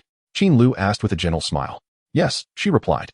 "Then let us put theory into practice," Qin Lu declared, lifting the lovely woman into his arms and striding toward the bed. Chapter 52, Heavy Snowfall. In the biting wind, snowflakes drifted down from the sky like fine rain, and with a gust, they began to swirl wildly through the air. Within a morning, the entire market was transformed into a winter wonderland. At the 3rd watch of the day, as dawn broke, Qin Lu gazed out at the falling snowflakes and then at Zhang Ming, who was preparing to leave. Feeling a pang of concern, he suggested, "Why not resign from your duties at Yumanlu? In such frigid weather, it's too arduous to go in." Upon hearing this, Zhang Ming paused in her actions of wrapping her scarf and smiled. It's fine. The restaurant has formations in place, and it's quite warm inside. You need not worry, but you will still feel the cold on your way there. In this weather, you ought to be cozy in bed, so please resign, Qin Lu urged. But that's 20 spiritual stones a month, Zhang Ming replied hesitantly. Qin Lu sighed. I've told you, we have ample spiritual stones at home. 20 stones are negligible, trust me. Just resign today. All right, I will heed your advice, but let me finish this month first. If I leave early, the manager will have a reason to withhold my pay. She countered. How many days are left? Qin Lu asked. Today is the 14th, so there are 2 days remaining, Zhang Ming replied after some thought. Hearing this, Qin Lu didn't press further and nodded slightly. Very well, work for 2 more days then. After chatting for a bit longer, Zhang Ming dressed completely and left the house. It had been more than 10 days since the collaboration with the Tianshu Pavilion was established. During this time, having procured numerous living supplies, Qin Lu had chosen to remain indoors, focusing on closed-door cultivation. In this period, he made significant progress. Through systematic efforts, he had successfully elevated 2 skills to the master level, the technique xianxiaaudiobooks and the talisman water shield. After their upgrade, Qin Lu's comprehension of the technique had deepened. While meditating, he was able to absorb spiritual energy from the surrounding environment in increasing amounts. Compared to before, it felt as if he had activated a double acceleration, continuously drawing energy into his body. With such abundant spiritual energy, his cultivation pace hastened considerably. He now progressed from 2 points a day to 3, which thrilled Qin Lu immensely. At this rate, in just 33 days, he would ascend to a new realm. His current progress had reached 76, and it seemed that in just 8 days, he would advance to the 5th layer of Qi refinement. Moreover, after reaching master level, the quality of the water shield improved significantly. Qin Lu had conducted tests, and the master level water shield could withstand a close-range finger flick technique. Such defensive strength was nearly comparable to that of a mid-level protective shield. His swordsmanship and minor spells also saw advancements. As dawn broke, Qin Lu stretched and rose to step outside. He strolled to the west wing and pushed open the door. In the center of the room, a brazier burned with glowing coals, radiating a gentle warmth.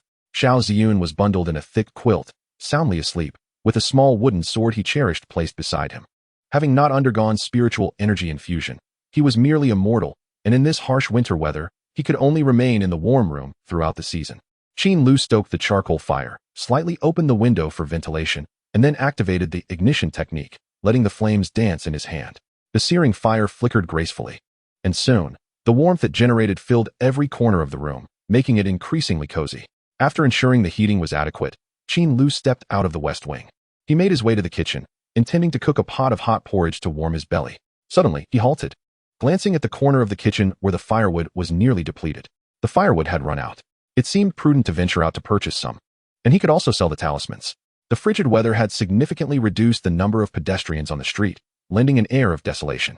Having advanced to the mid-stage of Qi refinement, Qin Lu's physical condition had improved considerably. Although the temperature was quite low, it remained within his tolerance. Braving the falling snowflakes, Qin Lu proceeded forward and soon arrived before the Tianshu shop. The establishment stood over 10 meters tall, adorned with bronze bells on its eaves that tinkled melodiously in the gentle breeze, while the yellow-tiled roof rose in layers, exuding grandeur. Even amidst the swirling snow, a charming female cultivator with a warm smile stood at the entrance, welcoming guests and evoking a sense of goodwill. Esteemed guest, what type of talisman are you looking to purchase? She inquired sincerely as Qin Lu approached. After a moment of contemplation, Qin Lu replied, I have an arrangement with your esteemed manager, Xianxiao. I have come today to sell some talismans. Of course, right this way. The welcoming female cultivator immediately turned to lead him, and Qin Lu followed closely behind. As he walked, he observed the layout of the shop. It was divided into various sections based on the functions of the talismans: offensive, defensive, speed-enhancing, functional, and daily use. Several tall shelves stood in the center of the shop, with numerous cultivators selecting their desired items nearby. The welcoming female cultivator led Qin Lu into a private room and respectfully exited. It wasn't long before Xianxiao, beaming with delight, entered through the door. Qin Daoyu, what a rare visit. Manager Yan. Qin Lu smiled slightly and greeted him. After a brief exchange of pleasantries, they got straight to the point. You have come today to sell talismans, correct? Indeed. Qin Lu retrieved a stack of talismans from his robes and placed them on the table. These are the water shield talismans I have crafted recently. A total of 68 pieces. Please take a look. You are remarkably efficient. In just a matter of days, you have managed to produce over 60. Xianxiao exclaimed, astonished. You flatter me. I have merely been diligent. Qin Lu responded modestly, though inwardly he chuckled. What was this efficiency? With the aid of the panel, every talisman was a guaranteed success. If he devoted an entire day to crafting talismans, he could produce 10 in a single day. In just over 10 days, he could yield more than 100. 68 was merely a trifling amount. Let me examine them. As he spoke, Xianxiao began inspecting the talismans, while Qin Lu remained silent, quietly watching as he flipped through each piece. After a moment, Xianxiao set the talismans down, genuinely impressed. These talismans are of superior quality. Truly, Qin Daoyu is a remarkable talent. You flatter me excessively. Qin Lu chuckled, then hesitated before cautiously suggesting, shall we proceed with the previously agreed upon price? Certainly. 3 spirit stones per talisman. With a wave of his hand, Xianxiao summoned a multitude of spirit stones that landed securely on the table. Here are 204 spirit stones, Qin Daoyu. Please confirm. Excellent. Following this transaction with Tian Shugu, Qin Lu's savings officially surpassed 400 spirit stones. As if he had achieved financial freedom. Feeling the substantial bag of spirit stones in his possession, he no longer hesitated and stepped into a large shop on the street. Esteemed guest, what kind of magical artifact are you looking to purchase? Upon entering, a young and beautiful female cultivator approached enthusiastically. This shop specialized in magical artifacts. Could you introduce me to any storage bags? Qin Lu casually inquired. Hearing this, the young female cultivator's eyes lit up, and she promptly replied, please follow me. The storage bags are over here. Guided by her, Qin Lu arrived at a shelf displaying 3 reddish-brown coarse cloth bags, which appeared unremarkable, with 2 drawstrings at the opening. Please take a look. We currently have 3 types of storage bags, with storage capacities of 6, 8, and 10 squares. Which one would you prefer? The female cultivator explained. What are the prices? The 6-square bag is 180 spirit stones, the 8-square bag is 240 spirit stones, and the 10-square bag is 300 spirit stones. After contemplating the 3 bags before him, Qin Lu decided, I will take the 8-square bag. Very well. Reluctantly parting with 240 spirit stones, Qin Lu finally obtained the storage bag he had long desired. Holding the seemingly ordinary bag in his hands, he couldn't help but reflect. Not long ago, he had been anxious over owing 300 spirit stones. Unexpectedly, after more than 3 months, he could now lavishly spend over 200 spirit stones on a magical artifact. The speed at which his financial situation had transformed was truly astonishing. After a moment of contemplation, Qin Lu inquired about the specific operation methods for the storage bag. With the shopkeeper's patient guidance, he quickly grasped its intricacies. It was quite simple. One needed to channel spiritual energy into the bag and lock onto the desired item for retrieval. To store items, one needed to activate the storage bag with spiritual energy and connect it with the item, allowing for absorption. It was quite fascinating. On the spot, Qin Lu absorbed all his possessions into the storage bag and then left the magical artifact shop, thoroughly satisfied. Subsequently, he visited his usual talisman shop and purchased 50 spirit stones worth of talisman-making materials before heading towards the marketplace. Along the way, Qin Lu's thoughts meandered. The talisman materials could be used to craft a protective shield, which might yield greater profits. The 50 spirit stones spent on materials should produce around 50 water shields, priced at 3 stones each, resulting in 150 stones, with a net profit of 100 spirit stones. However, if he were to create protective shields, which required more intricate designs, those materials could yield approximately 30 pieces. Given that the market price generally stood at 5 spirit stones, the potential income could reach around 170 spirit stones, slightly surpassing the profit from the water shields. Then I shall craft the protective shields, as their higher defensive capability would provide me with peace of mind. Before long, Qin Lu arrived at the marketplace. He approached the usual spot where he'd purchased firewood, only to find that no stalls were set up that day. Excuse me, where are the cultivators who typically sell firewood? Qin Lu immediately inquired of a nearby vendor. In this cold weather, they surely won't be chopping wood. They're likely at home sleeping. The vendor rubbed his hands together for warmth and shot him a disdainful glance. Qin Lu, puzzled, asked, why aren't they conducting business? Well, one must have a life to make a living. In this weather, chopping wood could lead to frostbite. If they perish in the wilderness, who would you hold responsible? The vendor retorted mockingly. Then where am I to buy firewood? Qin Lu found himself at a loss. Where to buy? Go chop it yourself. The vendor scoffed. With winter approaching, you should have prepared firewood in advance. Why ask now when there's none available?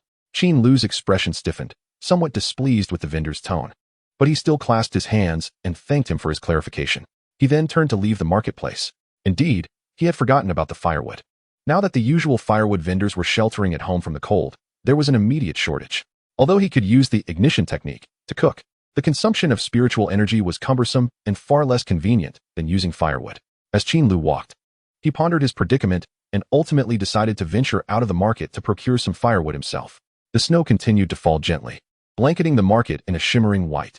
In the streets, the once ubiquitous figures of disheveled rogue cultivators have vanished without a trace. Apart from a few wealthy practitioners clad in cold-resistant robes, only some formidable rogue cultivators, burdened with their packages, hurriedly passed by with heads bowed. Qin Lu tightened his clothing and leisurely stepped out from the entrance of the market. Before long, he arrived at the slum district. To his surprise, the persistent stench of urine that usually permeated the slums was now entirely obscured by the heavy snowfall, leaving behind an unexpectedly refreshing air. As he walked, Qin Lu suddenly spotted a corpse lying by the roadside. The man was bare-chested, lying stiffly with a serene smile on his face, accompanied by a wine flask. It was apparent that he had frozen to death after succumbing to intoxication. Upon witnessing this, Qin Lu could not help but sigh, shaking his head as he hastily departed. Within the marketplace, the inhabitants could be broadly categorized into several groups. The first included disciples or apprentices of the Wuji sect and the 5 major factions, who enjoyed esteemed status and were cared for by foundational cultivators, often exhibiting an air of superiority and indulging in luxuries. The second group comprised those employed by the 5 major factions, performing essential tasks throughout the Wuji marketplace. They enjoyed stable incomes, had their needs met, and held a certain level of reputation and status. Yan Xiao and the market patrol team belonged to this category. The third group consisted of mid to late-stage cultivators with formidable strength, daring to hunt ferocious beasts in the eastern ridge. These warriors thrived in their endeavors. The parents of Chao Mo were among them.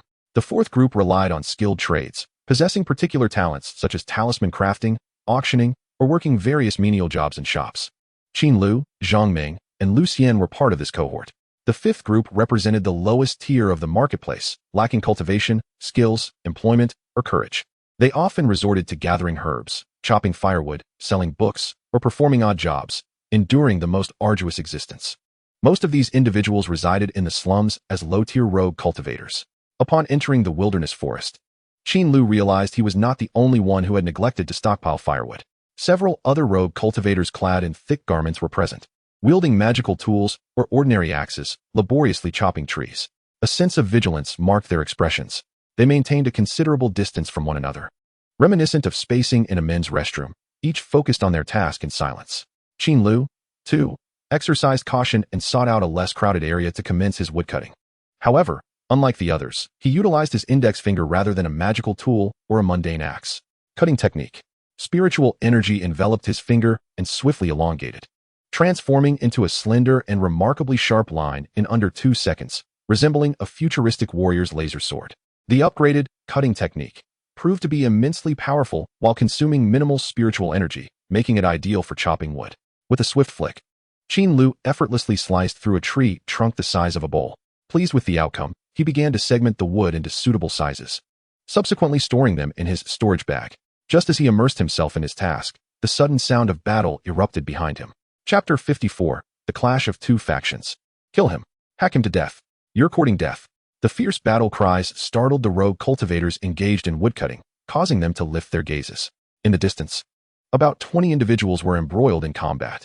Swiftly dancing flying swords and various magical tools emitted vibrant flashes of light, accompanied by the cacophony of battle talismans, painting a chaotic scene of conflict. Upon witnessing this, the 6 or 7 woodcutters immediately ceased their labors, instinctively distancing themselves from the fray and consolidating their group. Qin Lu was no exception, hastily joining the others.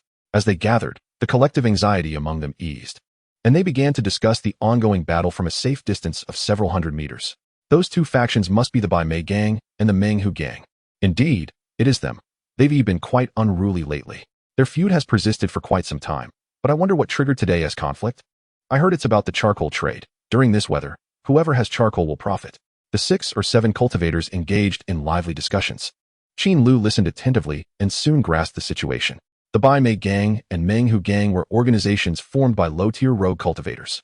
Initially, they aimed to band together for mutual support within the marketplace, akin to a community committee in a previous life. However, as time passed, their nature gradually shifted. Under the leadership's influence, they began to compete for business and territory, resorting to violent confrontations and oppressing other rogue cultivators. They had evolved into a gang with nefarious characteristics. Today's conflict seemed to stem from a dispute over the charcoal trade in the marketplace, leading both factions to mobilize for a large-scale military engagement in the wilderness. Hey, look, Three heroes battling elbow. One rogue cultivator suddenly pointed into the distance, chuckling. Upon hearing the familiar term, Qin Lu felt a jolt in his heart and quickly followed the direction of the finger. Where? Where? Over there. Isn't that the Menghu gang leader, elbow? The rogue cultivator pointed again. When Qin Lu finally discerned the scene, his expression darkened. It was unmistakably three women engaged in combat against a man. The phrase three heroes battling elbow was more aptly three maidens battling elbow. Qin Lu. The group laughed heartily. While the distant battlefield echoed with bloodshed and cries of despair, Qin Lu observed silently, having grown accustomed to such violence over the past few months. As he watched, he unexpectedly recognized a familiar face. The man, approximately 30 years old, bore a fierce appearance, wielding a long knife with ferocity, valiantly facing two opponents. It was him. A glimmer of ruthlessness flickered in Qin Lu's eyes. This was the very person who had kicked him away and seized his stall during his first market venture. Qin Lu had etched this man's face in his memory, vowing never to underestimate the impoverished middle-aged. To encounter him here was truly unexpected. Spotting the man, Qin Lu quickly inquired of a nearby individual, "Friend, who is that man? The one fighting two opponents?" "Oh, that's the leader of the Bai Mei gang, Meng Chao." The rogue cultivator replied nonchalantly. "Meng Chao," Qin Lu murmured, committing the name to memory before asking curiously, "But why is it called the Bai Mei gang? I see that Meng Chao doesn't have white eyebrows." "That's his brother's nickname. After Bai Mei passed away, Meng Chao took his place." Qin Lu nodded lightly, preparing to ask further when a voice suddenly interrupted. Hey, the Menghu gang is about to be defeated. Everyone, it's time to retreat." Qin Lu fixed his gaze on the battlefield, noticing that the situation had shifted. The Menghu gang was now in full retreat, with many cultivators sensing the impending doom already fleeing the scene. It seemed the battle was nearing its conclusion. Let us go. Let us go." The woodcutting cultivators, realizing the gravity of the situation, hastily grabbed their firewood and fled. Seeing this, Qin Lu also deemed it unwise to linger, quickly following the others. It was best to avoid involvement in such matters. Utilizing gentle wind technique, Qin Lu swiftly outpaced the other rogue cultivators, soon surpassing them all. "Friend, no need to be so fearful. They haven't arrived yet. Ha ha ha. That fellow even used quick step talisman. He didn't even take his firewood. Ha ha ha. Truly timid as a mouse." The sounds of jesting echoed behind him. Qin Lu had no desire to explain, hastening his pace towards the marketplace. Upon reaching his doorstep, he found a tall cultivator clad in blue robes standing before his door. A Wuji sect cultivator. The blue waist-length robe, exclusive to the members of Wuji men, caught Qin Lu's eye as he recognized the approaching figure to be Zhao Yan, the steward of this area. "Zhao Guanshi, what brings you here today?" Qin Lu greeted him with a smile. Zhao Yan stood with his hands clasped behind his back, a smile playing on his lips. "Dao friend Qin, it is time for the rent payment today." Qin Lu smacked his forehead in chagrin. "How could I have almost forgotten about this?" He swiftly retrieved 15 spirit stones from his storage bag and handed them to Zhao Yan. Since he had begun to master talisman crafting, this rent did not weigh heavily on him. In fact, he was considering moving to Wanlu Street, the bustling center where the disciples of the 5 major factions resided. Although the rent was considerably higher, the safety it offered was worth it. Zhao Yan accepted the spirit stones but did not leave immediately. Instead, he fixed a gaze on Qin Lu with a smile. "Is there something else, Zhao Guanshi?" Qin Lu inquired cautiously. "It is just that. The sect's elder has decreed that rent will now be collected quarterly. So Dao friend Qin, you still owe 2 months of rent." Zhao Yan said with a smile that did not quite reach his eyes. A sense of unease began to stir within Qin Lu as he regarded Zhao Yan, who appeared somewhat peculiar. Nevertheless, he did not dwell on it for long, reached into his bag again, and produced 32 spirit stones. "Yes, of course.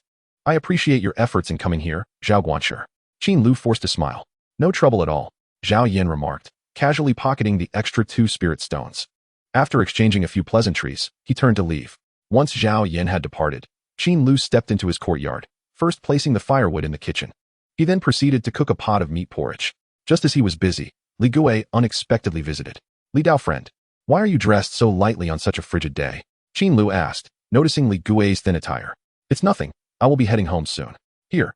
This is the spell scroll you requested. It took quite a bit of searching to find," Li Gui replied, shivering, observing the tears streaming down Li Gui's face. Qin Lu felt a pang of helplessness and paused before asking, "How much?" 3 spirit stones, Li Gui replied cautiously. "Wait a moment." Qin Lu turned and went inside, retrieving a set of warm clothing, then took 3 spirit stones from his storage bag and returned to the door. "Here are the spirit stones and a set of clothes for you, Li Dao friend. Please make sure to keep warm. This weather can be deadly," Qin Lu advised. Li Gui, being merely a foundation-level cultivator, lacked the resilience of those at mid-foundation stage. Gratefully accepting the clothes, Li Gui exclaimed, "Dao friend Qin, you truly are a wonderful person. Oh, please, as the saying goes, good people don't live long, while bad ones last 1,000 years. Being called a good person is not a compliment," Qin Lu replied. "Now hurry home and warm yourself," he urged, seeing how cold Li Gui was. Li Gui bowed in thanks and quickly departed. Watching Li Gui's hunched figure gradually fade into the snowy expanse, Qin Lu shook his head and muttered under his breath, "Curse this wretched winter and the relentless snow." After chopping wood and returning home, Qin Lu chose to remain indoors once more. Following Qin Lu's persuasion, Zhang Ming also resigned from Yuman Lu 2 days later, and together they shut themselves away, spending their days in each other's company. As time passed, their bond deepened. For the catalyst for nurturing affection often lies in gentle bickering. After several days of heavy snowfall in the market, the temperature eventually stabilized, no longer plummeting as it had before.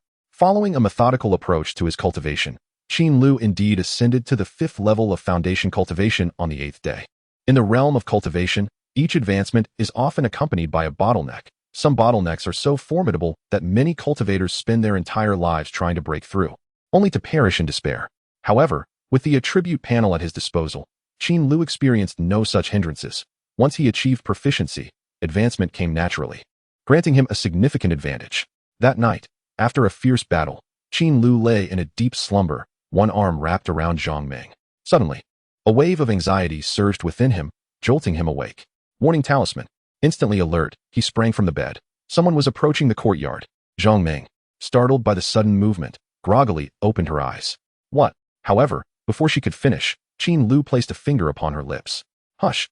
He then, with urgency, grasped the xianxia sword, resting beside the bed, and stealthily approached the door. Gently, he opened it. A frigid gust rushed in, sending a chill through him. Battling the cold, he stepped into the courtyard, straining his ears to listen. Before long, he discerned faint sounds from outside. Indeed, there were intruders. But before he could act, a dull thud resonated from the corner of the wall. Bang! The breath-holding array trembled as a fissure opened. Whoosh! A figure leaped through the gap. Upon seeing Qin Lu, the intruder's face registered shock, causing him to hesitate. Swish! A flash of sword light sliced through the air. With a single strike, the xianxia sword severed the man's head, his body collapsing to the ground, the head rolling away. Mastery of the gray shadow sword technique had amplified its power beyond measure. Qin Lu's eyes blazed with fury. He knew these were minions sent by Jishan Shop. How brazen they were. Tap! At that moment, another figure leaped into the courtyard, landing on the edge of the wall, his expression shifting dramatically as he beheld the corpse and Qin Lu. Just as he opened his mouth to scream, whoosh! A strange gale erupted. Bang! The man's head exploded, his body falling lifelessly backward. "Hey, what is happening?" "Wangge," came a terrified voice from outside the courtyard upon witnessing the fallen body. Hearing the commotion, Qin Lu's gaze hardened as he dashed toward the main gate. They were all to die. He swiftly opened the courtyard door and leaped outside, immediately spotting 3 men in black crouched by the wall. A glowing magical artifact stood upright beside them.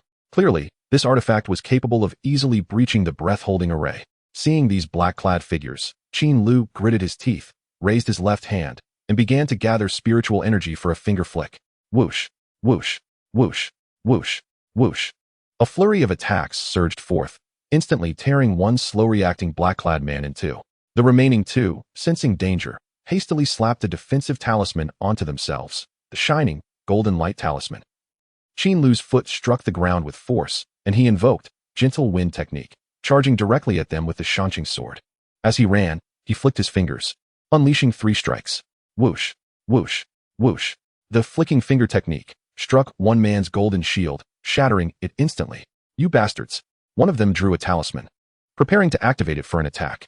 Seeing this, Qin Lu quickly raised his left hand, gathering spiritual energy within. Illumination technique. A blinding white light erupted, illuminating the surroundings and piercing through the dark night, creating a dazzling spectacle. The 2 cultivators caught in the glare immediately covered their eyes and collapsed, tears streaming uncontrollably as they let out piercing cries. Qin Lu swiftly approached, raising his hand for a strike. Swish! The black-clad man, now defenseless, felt a sword plunge into his throat, blood gushing forth. He clutched his neck, collapsing to the ground, his cries abruptly silenced.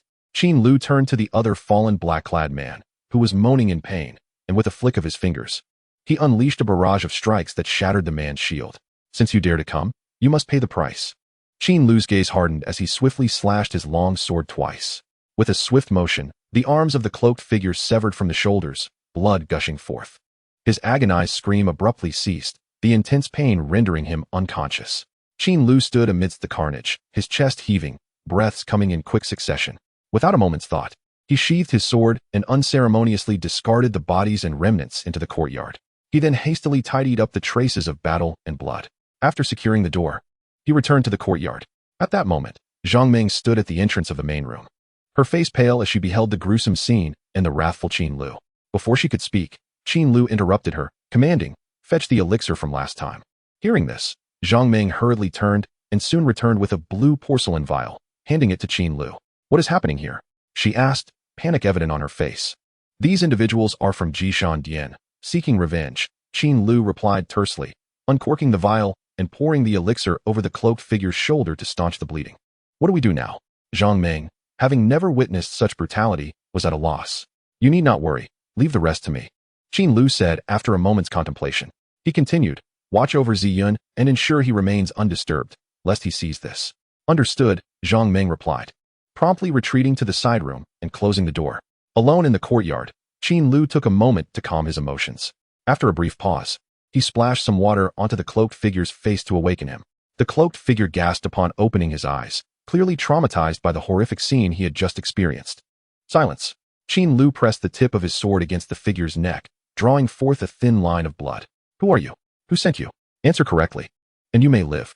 "I am but a pawn of Wu Zhonggui from Jishan, the cloaked figure stammered, trembling and drenched in cold sweat, immediately begging for his life.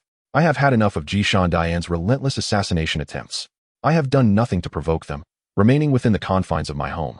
Yet they seek to end my life. Is it not absurd?" Qin Lu seethed. "Where's Wu Hao? If I tell you, will you spare me?" The cloaked figure whimpered. Qin Lu pressed harder with his sword, shouting, "Speak, or face instant death." The figure, quivering under Qin Lu's menacing glare, finally divulged an address after much hesitation. Following a series of tense inquiries, he provided answers, sensing the impending doom that awaited him. "Please, I am helpless now. My arms are broken and I cannot retaliate. Spare my life," he pleaded. Qin Lu exhaled softly, turning away from the figure's pitiful gaze. "You should not have come here." With a swift motion, he employed the technique of Danji Shu, extinguishing the figure's life. To eradicate the roots of evil is essential. The harshness of this world compels one to take drastic measures. Qin Lu, sword in hand, sat resolutely in the courtyard. After a moment of contemplation, he crouched down, searching each body for valuables, talismans, artifacts, pills. Without scrutinizing them, he stowed them all in his storage bag. After a moment's thought, he chose a corpse resembling his own stature and removed its black robe. He donned it hastily, covering his face with a strip of black cloth. "This should suffice to obscure my identity," he murmured. He then surveyed the chaotic courtyard and swiftly set about incinerating all remnants of the bodies and clothing with Dianhuashu, ensuring nothing remained but ashes. Once everything had been reduced to cinders, Qin Lu exhaled deeply and glanced toward the unlit side room. It is better not to cause her worry, he resolved. With determination, he grasped his sword and stepped confidently out the door. A translucent gray cloud shrouded the moon, rendering it indistinct. The night in the market bore an air of desolation, with only the howling wind dancing tirelessly. Clad in black, Qin Lu moved through the shadows of the street with agility. According to the cloaked figure's account, Wu Hao awaited at his estate, anticipating the successful assassination and the subsequent reward. This estate was not located in the joyous alley, but rather on a street 4 blocks away from Qin Lu's home. In the biting cold of the deep night, few souls roamed the streets. Even when he encountered others, Qin Lu cautiously avoided detection. Ultimately, he found the estate without incident. From a distance of over 100 meters, he peered around the corner, wary of potential ambushes. After observing for over 10 minutes without any sign of danger, he felt his heart race, akin to a drumbeat, and his sword-bearing arm trembled, not from fear, but from the adrenaline surging through him, a manifestation of heightened awareness. "Steady yourself. It's nothing to fret over," Qin Lu reassured himself, calming his racing heart. After a brief moment, he cautiously peered again at the unchanged, desolate street, steeling himself. He leaped into action. He approached the estate's entrance and rapped on the door. The sound echoed loudly in the quiet of the night. Qin Lu remained silent, gripping his sword tightly, awaiting the door to open.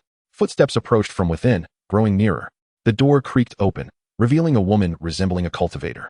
Upon seeing her, Qin Lu froze, 2 thoughts flashing through his mind. Had the figure given him a false address? Was this not Wu Hao's estate? Just as he pondered in shock, the middle-aged woman spoke. Why are you alone? Where are Lao Wang and the others? At this, Qin Lu's heart sank, and he quickly deduced the truth. A cold smile creeping upon his lips. With a swift motion, the blade of his sword pierced the woman's throat. The distance was too close for her to react. Her expression one of utter disbelief as her eyes widened. She clutched her neck, gasping for breath, but only a gurgle of blood escaped her lips. With care, Qin Lu caught her collapsing body and gently laid her down beside the door. Gritting his teeth, he dashed into the courtyard. Wu Hao's estate differed slightly from Qin Lu's, as it contained 3 rooms. Qin Lu glanced around and charged toward the room still illuminated by light. Before entering, he drew a talisman and pressed it against himself, enveloping himself in a silver barrier of spiritual energy, Xianxiao. As a precaution, with a creak, Qin Lu pushed open the door. Inside, Wu Hao's voice rang out. The final payment has been taken care of, hasn't it? Entered the room silently, and his gaze immediately fell upon Wu Hao, who lay on the bed. You. Upon seeing the figure in black, Wu Hao shouted in terror and hastily rolled off the bed. Yet, Qin Lu would not grant him the opportunity to flee. As Wu Hao's scream escaped his lips, the Danji technique struck with the ferocity of a tempest. Boom, boom, boom.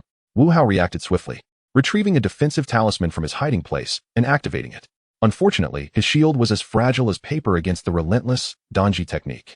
Bang, bang, bang. A flurry of strikes unleashed Qin Lu's pent-up fury. Under the overwhelming onslaught, Wu Hao's shield shattered effortlessly. Subsequently, his body was torn asunder. The lower half separated from the upper, amidst a gruesome mixture of intestines and blood, exuding a nauseating stench. Humph, Qin Lu scoffed, refusing to allow Wu Hao the luxury of uttering last words to delay his demise. Seizing the chance for a decisive blow, he advanced with determination, thrusting his sword into Wu Hao's forehead and twisting it violently, ensuring there was no breath left in him. Did you expect this? You wretched creature, Qin Lu uttered coldly. He swiftly glanced around the room, noticing Wu Hao's robe by the bedside. He approached and began to rummage through it, hoping to find Wu Hao's storage bag. Regrettably, the bag was not concealed within the robe. Realizing this, he quickly stood up and scanned the surroundings. Time was of the essence, and he hastily collected several seemingly valuable items into his own storage bag. He could not linger. Discovery by the patrols would spell disaster. With a thought, Qin Lu leaped, darting out of the courtyard and vanishing into the night. The sky remained shrouded in darkness. He swiftly shed his blood-stained black robe, tore away the cloth covering his face, and used ignition technique to reduce them to ashes, erasing all traces of his presence. Having completed this, he hurried homeward. Along the way, he encountered 2 inebriated young cultivators, loudly exchanging drunken banter. To avoid confrontation, Qin Lu took a detour down another street, moving quickly. Ultimately, he returned home without incident. However, upon seeing the familiar silhouette at his doorstep, his pace faltered, and he slowed. Zhang Ming's eyes were red-rimmed, leaning against the doorframe, unaware of how long she had been waiting. As Qin Lu approached, she could not help but choke out, "You're back." A warmth surged within Qin Lu as he gently embraced her, reassuring, "Do not worry, it is all over now." The 2 returned to the courtyard, the tension of a thrilling night now behind them. Chapter 57. The year-end approaches. Qin Lu remained at home for several days, his heart a tumultuous storm, filled with worry. Several times he contemplated returning to the scene to ensure nothing was overlooked, but ultimately, he restrained himself. His greatest concern was the Qingshan sect. Should they take up Wu Hao's cause and investigate the matter thoroughly, his exposure would be imminent. The consequences of such exposure were too dire to contemplate. The memory of the Qingshan sect's ancestor dispatching 2 cultivators in the slums with ruthless efficiency remained vivid in his mind. There was no discourse, no regard for whether one was a seasoned practitioner at the Qi refinement stage. With a mere gesture, one's life could be extinguished in the blink of an eye. The chasm between the Qi refinement and foundation establishment stages was insurmountable. As a 5th-layer Qi refinement cultivator, if he were to be targeted by a foundation establishment practitioner, his fate would be sealed without recourse. However, after several days without any news, his anxiety gradually subsided. Qin Lu assessed the spoils of that fateful night.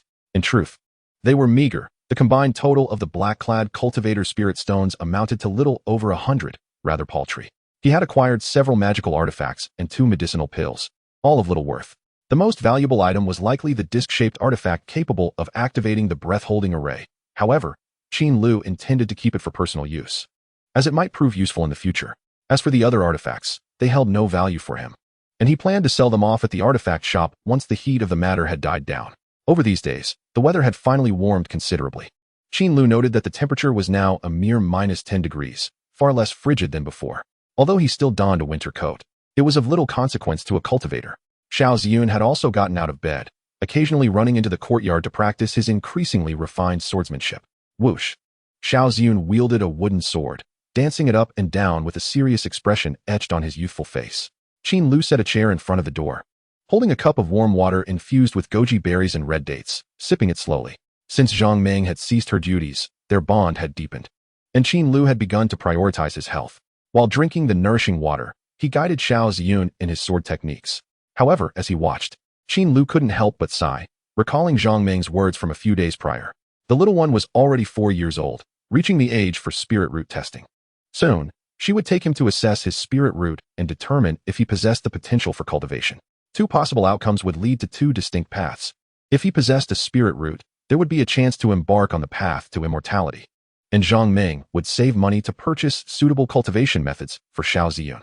Conversely, if he lacked a spirit root, Zhang Ming had candidly stated that she would leave the market with a trading caravan, guiding Xiao Ziyun to a mundane kingdom where he could live a life free from want. Zhang Ming had relinquished her aspirations for the Tao. Her focus now rested solely on Xiao Ziyun's future, to go against the heavens and pursue immortality. Qin Lu murmured to himself, his stance on Zhang Ming's intentions to leave the market remaining ambiguous. Yet, through recent experiences, he had unknowingly nurtured a yearning for the Tao within his heart. Returning to the spirit-deficient mundane world would undoubtedly stifle his cultivation progress, potentially leading to a life of despair. This was a fate Qin Lu could not accept. Thus, he fervently wished for Xiao Ziyun to possess a spirit root, enabling them to remain in the market together, the best outcome he could envision. With this thought, Qin Lu focused his mind and opened his attribute panel. Name: Qin Lu. Lifespan: 36, 117 years. Cultivation: Qi Refinement 5th Layer, 14, 100. Cultivation Method: Xianxiaaudiobooks, Master 2, 133, 000. Skills: Spells: Ignition Technique, Master 353, 000. Danji Technique, Master 503, 000. Illumination Technique, Proficient 584, 600. Cutting Technique, Proficient 586, 600. Gentle Wind Technique, Proficient 62, 600. Spirit Shield Technique, Novice 41, 100. Heavenly Eye Technique, Novice 25, 100. Talisman Creation, Water Chi Shield, Master 23, 000. Cleansing Talisman, Novice 48, 100. Protective Barrier, Novice 75, 100. Swift Step Talisman, Novice 2, 100. Sword Techniques, Gray Shadow Sword Technique, Proficient 60, 600. Talent: None. 2 new spells had appeared on the panel, which he had learned from the basic spell cultivation method scroll.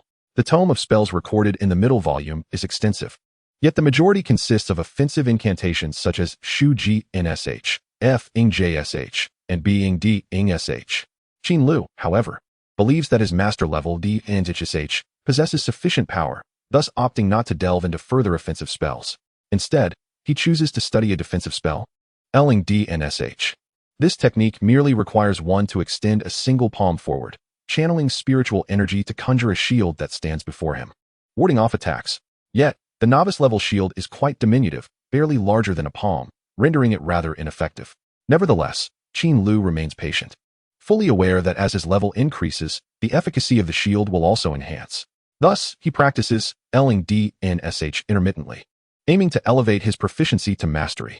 Another spell he discovers is Tynynsh, which, according to the literature, allows one to perceive the true cultivation level of practitioners, serving as a means of investigation. Upon encountering this skill, Qin Lu immediately commences his studies, fearing encounters with deceptive cultivators who, despite their formidable prowess, masquerade as weaklings to invite ridicule before revealing their true strength in a shocking display. To Qin Lu, this behavior is quite foolish. Thus, mastering Tynynsh will enable him to steer clear of such pretentious individuals.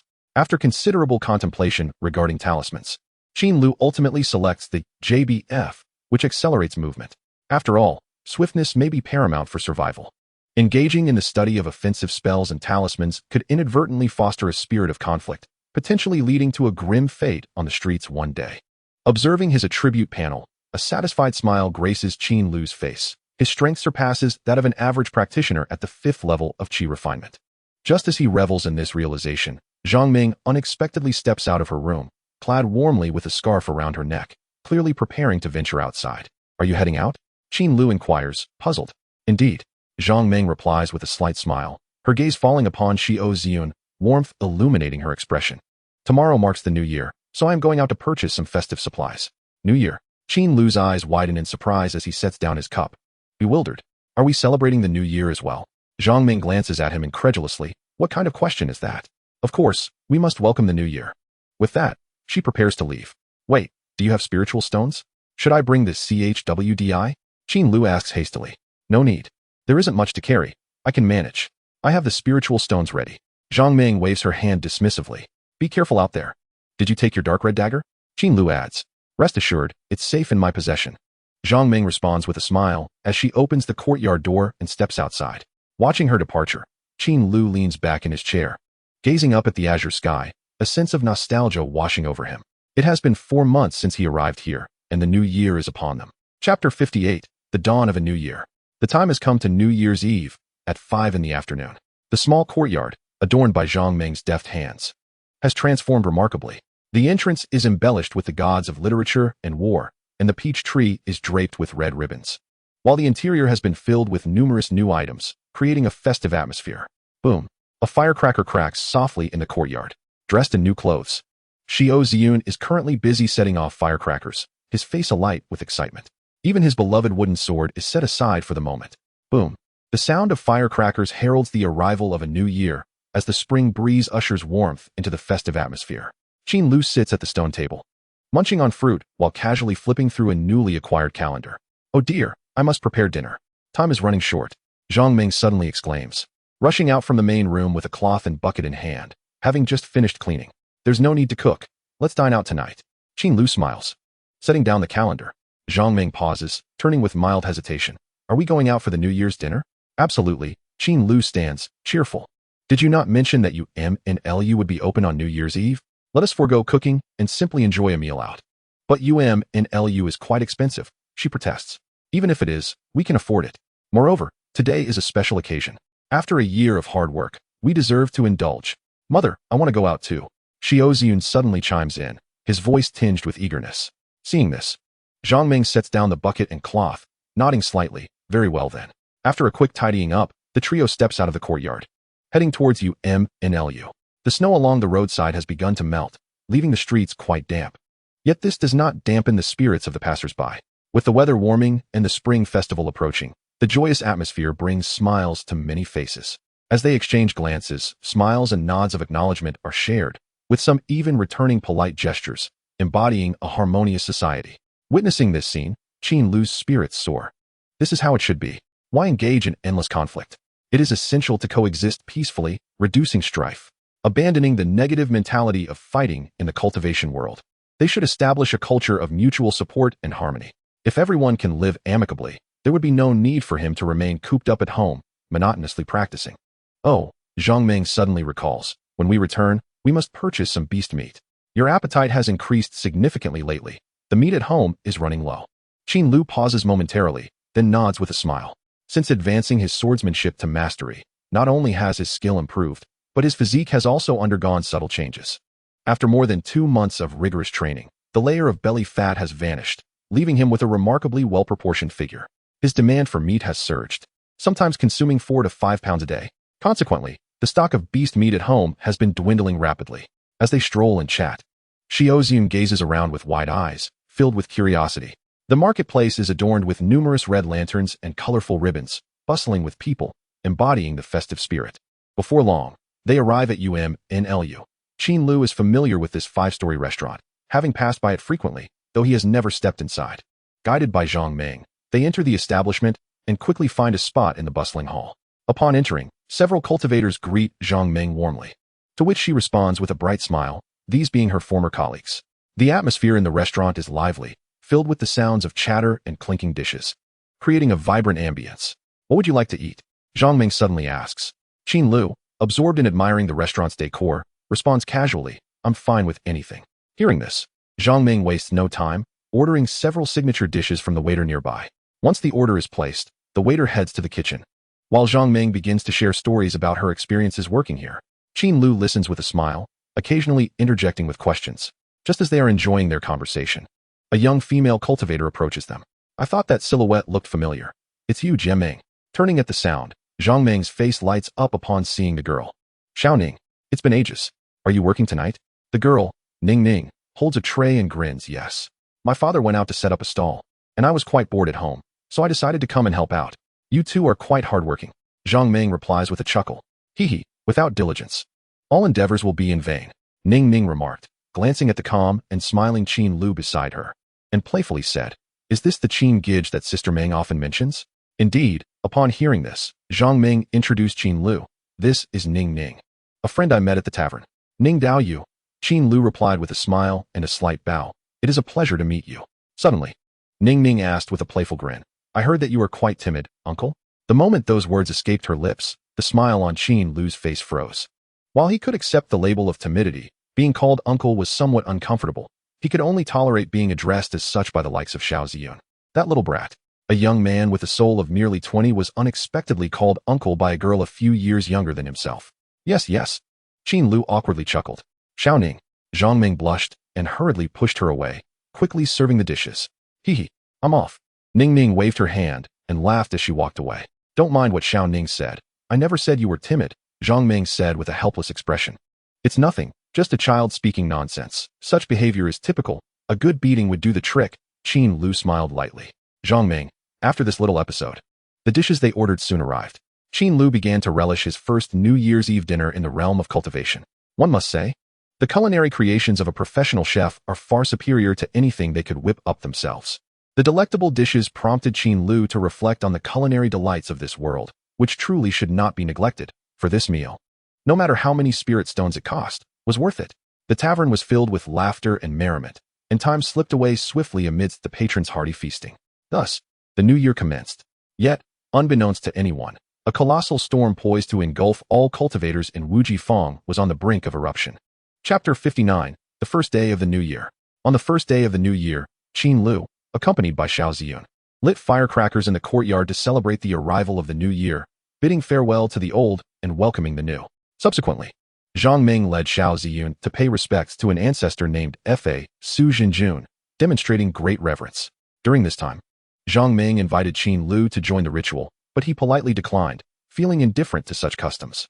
Once the ceremony concluded, Qin Lu took a protective charm and some New Year's gifts, accompanying Zhang Ming and her son to knock on Lu Xian's courtyard door. Over time, their families had grown much closer. As the saying goes, distant relatives are not as reliable as close neighbors, and close neighbors are not as dependable as those living across the street. In this treacherous marketplace, knowing one's neighbors is far more trustworthy than many relatives. Especially after Qin Lu and Lu Xian had fought together, their bond grew even stronger. Upon seeing Qin Lu arrive with gifts, Lu Xian beamed with joy. Oh dear, Brother Qin, you need not bring so many things. Come in. Happy New Year, old Lu. This is just a small token of my appreciation. Qin Lu replied cheerfully. Lu Xian invited Qin Lu and the others to sit in the courtyard. Oh, Sister Zhang has come. At that moment, a stunning young woman emerged from the room, smiling brightly as she greeted Zhang Ming. The lady was Lu Xian's wife, Qianli, sister-in-law. Happy New Year. Zhang Ming responded with a smile. Qianli brought a plate of washed spirit fruits and eagerly urged everyone. Come, everyone, have some fruit. These are 5-year-old by Xinghua, and they taste wonderful. Do try. After some casual exchanges, they began to discuss various interesting happenings in the marketplace, creating a warm and harmonious atmosphere. After a while, a sleepy Lu Anshin emerged from the house, looking somewhat dazed. He said nothing, merely walked over to the group and sat down, helping himself to the spirit fruits. Oh dear, why haven't you brushed your teeth? You are becoming increasingly lazy. This behavior prompted a scolding from Lu Xian and Qianli. However, their words had no effect on Lu Anshin, who continued to eat with a slight smile, unfazed by the reprimand. Seeing this, Lu Xian couldn't help but feel a bit embarrassed and turned to Qin Lu, saying, My son is a bit thoughtless. Please forgive him. Brother Qin. Qin Lu waved his hand dismissively, saying, Haha, I can understand. Children at this age are often like that. Just then, Lu Anshin suddenly turned to Zhang Ming and asked, I heard you no longer work at Yuman Lu. Is that right? Yes. Is there something wrong? Zhang Ming replied, surprised that the conversation had shifted to her. Oh, it's nothing. I had asked my brother to take care of you. I wonder if he did? Lu Anshin said casually. Take care? Zhang Ming was taken aback, then suddenly realized. Was the reason I never had to work night shifts because someone was looking after me? No night shifts? Lu Anchen casually spat out a fruit pit, shrugged, and said, I don't know. Maybe. I see. Then I truly must thank you. Zhang Ming smiled and quickly expressed her gratitude. It's a small matter. Lu Anchen waved his hand. Witnessing this interaction, Qin Lu couldn't help but ask, Little Lu, what do you usually do? You even know people from Yumanlu. Upon hearing this, Lu Xian and his wife exchanged uncomfortable glances, with Lu Xian shaking his head repeatedly. Alas, what can this kid do? He just loafs around all day. I wouldn't even want to speak of him. Is that so? Qin Lu said, somewhat skeptical. Lu Anchen shrugged, nonchalantly declaring, Yep, I just loaf around. All right then. Noticing that others were unwilling to elaborate further, Qin Lu chose to drop the subject. Before long, their New Year greetings came to an end, and the three of them returned to their courtyard. Just as Qin Lu pondered the specifics of Lu Anchen's work, the Chao family unexpectedly came to visit. Quick, please sit down. Xiaoming, hurry and brew some tea. Qin Lu hurriedly welcomed the Chao family, inviting them to warm themselves by the fire. After settling in, they exchanged pleasantries and then enjoyed tea, fruits, and casual conversation. After a while, Xianxia took out a bag from his pocket and handed it to Qin Lu. Brother Qin, here are 50 spirit stones. I will return these to you first, and the remaining 30 I will repay in due time. How does that sound? Of course. No rush at all. Whenever is convenient for you, Brother Chao, Qin Lu replied, receiving the bag with a very agreeable demeanor. Brother Qin, you truly are a man of great integrity. Chao Mo praised him in a refined manner. Haha, only you would say that. Qin Lu laughed. After accepting the spirit stones, a question arose in Qin Lu's mind. And he immediately inquired, Brother Chao, I see that your income seems sufficient for you to reside in the marketplace. Why do you still live in the slums? Upon hearing this, Chao Yunqi smiled slightly and explained, mainly, we have become accustomed to living there, and it is also quite convenient for us to access Dongtuling. Living in the marketplace would feel somewhat uncomfortable. I see. Qin Lu nodded slightly, then smiled. The slums aren't so bad. At least the rent is cheaper. Ah. Speaking of which, Qi Xiaofeng suddenly interjected, angrily exclaiming, not long ago, that Lu Xianxia came to collect rent and shockingly demanded a quarter's worth of spirit stones all at once. We have lived in the slums for so long and have never been asked for 3 months' rent at once. I suspect that Lu Xianxia pocketed it. Qin Lu's expression shifted slightly, and he quickly replied, that doesn't seem right. The steward Zhao who collects rent for me also demanded 3 months' worth. Oh, Brother Qin, you experienced the same thing? Qi Xiaofeng frowned. Yes. Speaking of which, I recalled something. When that steward Zhao came to collect rent, his expression seemed off. As if he had something he couldn't say. Chao Yunqi stroked his chin and said slowly, actually, I have recently heard some rumors regarding Wujimen. I am not sure how true they are. However, at this critical juncture, they suddenly raised the rent, which might indicate that something is amiss. The rumors surrounding Wujimen? Qin Lu inquired with curiosity. What are they? It pertains to Sun Jing. Sun Jing. Qin Lu's expression instantly grew solemn. Having roamed the market for so long, this name was already like thunder in his ears. He is the foundational cultivator stationed by Wujimen, and also the paramount figure in Wujifang, the local sovereign. What rumors are circulating about him? Chao Yunqi glanced around, leaning in to whisper. It is said that he has not been seen for quite some time, and some speculate that he may have perished. Chapter 60. The initial signs of chaos. Ever since he heard the rumors of the foundational cultivator from Wujimen through Chao Yunqi, Qin Lu became exceedingly sensitive. He felt that these were not mere fabrications, and coupled with the odd Zhao Yin from that day, he became increasingly convinced of these speculations. If Sun Jing were to die, chaos would certainly ensue in Wujifang. Such turmoil implies that remaining in the market would no longer be safe. Under various pressures, Qin Lu grew more urgent. He immediately shortened his sleep time, dedicating all his energy to cultivation, hastening his ascent in strength. As time elapsed, the festive atmosphere gradually dissipated. By the time the Lantern Festival passed, the new year was considered over. Today, Qin Lu gathered his belongings in a simple manner, exchanged brief greetings with Zhang Ming, and stepped out of the courtyard. To avoid attracting attention, he deliberately carried a bundle filled with miscellaneous items to obscure the existence of his storage bag. After all, he understood the principle of keeping wealth concealed. The vigilance of passers-by had notably increased. It seemed that the market was indeed descending into chaos. Qin Lu observed the pedestrians who brushed past him and reached this conclusion. The friendly faces he had encountered on New Year's Eve had vanished, replaced by expressions filled with hostility and animosity. As the news spread, matters concerning Sun Jing gradually became common knowledge, while Wujimen remained silent, causing unrest among the many cultivators in the market. As he walked, Qin Lu's right hand rested on the hilt of his xianxia sword, ready to act at a moment's notice. One must tread carefully in a small temple beset by demons, for even shallow waters teem with turtles. After months of training, he now exuded an aura of strength, his posture tall and his spirit vibrant. Aside from a slightly prominent mouth that detracted from his appearance, he bore no other flaws. Moreover, after enduring several life-and-death encounters, a fierce demeanor had emerged within him, causing weaker loose cultivators to avoid meeting his gaze. The path remained tranquil, and soon enough, he arrived at his destination, the Tianshu Pavilion. The shop was currently bustling, with numerous cultivators selecting talismans inside. Qin Lu approached the welcoming female cultivator and stated that he was there to see Yin Xiao. "I apologize, esteemed guest, but our manager, Yin, is not currently in the shop," the welcoming female cultivator replied with a gentle smile. "Not here. When will he return?" "Perhaps around noon, esteemed guest. Do you have a matter of importance?" "I am here to trade for the protective shield, talisman. I previously discussed this with Manager Yin." "Oh, you must be Dao Yuqin. Manager Yin has informed me about you. Please follow me." The welcoming female cultivator suddenly realized and promptly turned to lead the way. Passing through the main hall, Qin Lu entered a familiar private room.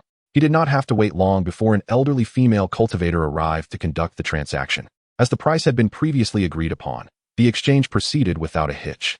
30 or so protective shields were sold for a total of 170 spirit stones. With the transaction concluded, Qin Lu left Tianshu Pavilion, feeling quite satisfied. However, as he walked along the path, a sudden commotion erupted ahead. "Get out of the way. You're blocking my path. Don't you know who we are?" At these words, Qin Lu raised his gaze. He saw a large group approaching, consisting of 7 or 8 cultivators. They occupied the entire street, shoving anyone who dared obstruct their way, exuding an air of invincibility. It appeared to be yet another new gang. Witnessing this scene did not surprise Qin Lu. For some reason, the patrols in the market had inexplicably vanished during this period, allowing several underground forces to surface. Now, the market was rife with gangs, embroiled in constant conflict. The chaos that once belonged solely to slums had now infiltrated the marketplace. Spotting this group, Qin Lu promptly turned to leave, wishing to avoid trouble. Unexpectedly, he heard a shout. "Hey, Lao Qin." Upon hearing this, Qin Lu paused and turned to look. A stout middle-aged cultivator was striding towards him from the group, his face lit with excitement. This person was none other than Chun Wan, the original protagonist's friend. Qin Lu gazed at the enthusiastic Chun Wan before him, his expression one of surprise. "How about it? I've changed, haven't I?" Chun Wan waved his robe sleeves with pride, boasting. "Indeed, you have changed." Qin Lu glanced at Chun Wan's empty right hand, hesitated, and curiously asked, "How have you struck it rich lately?" "Hee. I've joined the Songlong gang," Chun Wan whispered as he leaned closer. "This robe is the spoils I received after our last skirmish." The Songlong gang, a faction composed of loose cultivators, was similar to the Baimei gang and the Menghu gang that Qin Lu had encountered previously. In the current chaotic market, with the system in disarray, various forces were emerging, eagerly recruiting members to carve out their share. "You, with your injured arm, dare to engage in life-and-death battles?" Qin Lu inquired. "PSH, why not? I've thought it through. After all, my life is already a lost cause. Minor ailments can be treated, but major ones lead to death. Why worry about so much? I should enjoy life while I can. A few fights yield more spirit stones than I earn in a year. The only concern is making money without a life to spend it. No worries. Whenever I have money, I indulge in entertainment. One day of joy is worth it." Hee. Chun Wan's lips curled into a lewd smile, his eyes filled with lasciviousness. Qin Lu looked at Chun Wan, who still had such an affinity for women, and shook his head helplessly. "You truly are a restless lecher. PSH, don't talk nonsense." Chun Wan paused briefly and then laughed. "I came here today to invite you to join our gang." Upon hearing this, Qin Lu immediately shook his head in refusal. "Forget it. I have no intention of joining a gang at the moment." Why not? Our gang is growing rapidly. If you join, you'll have the chance to ascend to a higher rank. Then you can amass a fortune in spirit stones. You could indulge to your heart's content." "Forget it. Thanks for the offer, but I have things to attend to. I must take my leave." Qin Lu quickly waved his hand and prepared to depart. What a joke. He had no intention of getting involved in such matters, lest he find himself in dire straits. "I refuse to be tainted by foolishness. Lao Qin, think it over. Don't say I didn't lend you a hand." Chun Wan continued to shout after him. Yet Qin Lu paid no heed and hastened away. In his hurried departure, Qin Lu did not return home immediately. Instead, he entered a magical tool shop. There, in a private room, he sold all the magical tools he had acquired during this time. He had inspected them and found that they were unsuitable for his use. The only moderately high-level tool he had gifted to Zhang Ming for her protection. Thus, he intended to sell all these ill-gotten gains today, since these were stolen goods. Qin Lu did not haggle over the price. In the end, He sold 7 or 8 low-tier magical tools for a total of 320 spirit stones. This sudden influx made him feel quite wealthy. Subsequently, he spent 180 spirit stones to purchase 2 robes inscribed with magical arrays. After exiting the magical tool shop, he also acquired 100 spirit stones worth of talisman-making materials. Finally, they made their way home. Chapter 61. The situation intensifies. The Fa Pao, a type of magical garment, belongs to the category of magical artifacts. It is crafted by instrument makers, a lucrative profession within the realm of cultivation. Magical artifacts can generally be categorized into combat weapons, flying devices, Fa Pao, array tools, and everyday utensils, encompassing all aspects of a cultivator's life. There are a total of 9 tiers, with the first tier being the lowest and the 9th tier the highest. Each tier is further divided into upper, middle, and lower grades. The 2 Fa Pao that Qin Lu purchased today are of the middle grade in the first tier. Although their rank is not particularly high, each still costs 90 spirit stones, indicating the precious nature of these artifacts. In the room, Qin Lu exclaimed, "Not bad. It fits perfectly," as he admired Zhang Ming, who was wearing the brand new light-colored Fa Pao, his eyes filled with tenderness. Zhang Ming, blushing, felt somewhat awkward and fidgeted with the hem of her garment, saying, "Isn't this Fa Pao a bit too eye-catching?"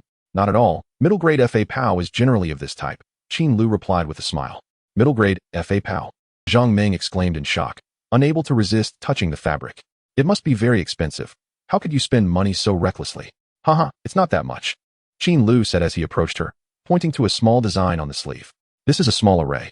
You can activate its additional functions by channeling your spiritual energy." Under Qin Lu's guidance, Zhang Ming quickly learned how to use the Fa Pao, the garment engraved with 2 small functional arrays, gentle breeze and constant temperature. Gentle breeze can transform strong winds into a gentle breeze, minimizing wind resistance while sprinting. Constant temperature keeps the wearer in a comfortable state, warm in winter and cool in summer. The 2 were amazed by the Fa Pao's functions, laughing and studying the garment in the room. However, soon there was a sound of the bed creaking. Afterward, Zhang Ming, with a flirtatious glance, left the room to prepare dinner in the kitchen. Meanwhile, Qin Lu, feeling refreshed, sat at the mahogany table and waved his hand, taking out all the spirit stones from his storage bag. "Wow, I didn't realize I had saved up so many spirit stones." As he gazed at the pile of silver stones, a glimmer of joy crossed his eyes. This was the culmination of his hard work. After a moment of reflection, Qin Lu began counting them one by one, leaning back against the chair, hands behind his head, a broad smile on his face. A total of 506 spirit stones. Along with materials for talisman making, he estimated that selling the talismans could yield at least 300 spirit stones. With such a fortune, how should he spend it? Should he buy a new magical artifact to replace his xianxia sword? Or perhaps acquire a flying device to explore the skies? Or even procure some pills to enhance his cultivation speed? The options were overwhelming. Just then, a sudden knock echoed at the courtyard door. "Knock, knock, knock. Is someone there?" Qin Lu swiftly gathered the spirit stones back into his storage bag and stepped outside. "Who is it?" he called out, guardedly. "It's Niafeng." A hint of confusion crossed Qin Lu's face upon recognizing the visitor as Niafeng from next door. Despite having lived here for over 3 months, Qin Lu and Niafeng had rarely crossed paths, with their conversations being few and far between. Moreover, Niafeng was known for his aloof demeanor and reluctance to engage in dialogue. All Qin Lu knew was that he worked as a guard for the Wei family, one of the 5 major factions. Beyond that, he knew nothing. What could he want today? Qin Lu wondered as he cautiously opened the courtyard door. There stood the imposing figure of Niafeng, his expression stern. "Fellow Taoist, I have a matter to discuss with you. Is there a private place?" Niafeng glanced behind him. "There's none," Qin Lu replied bluntly.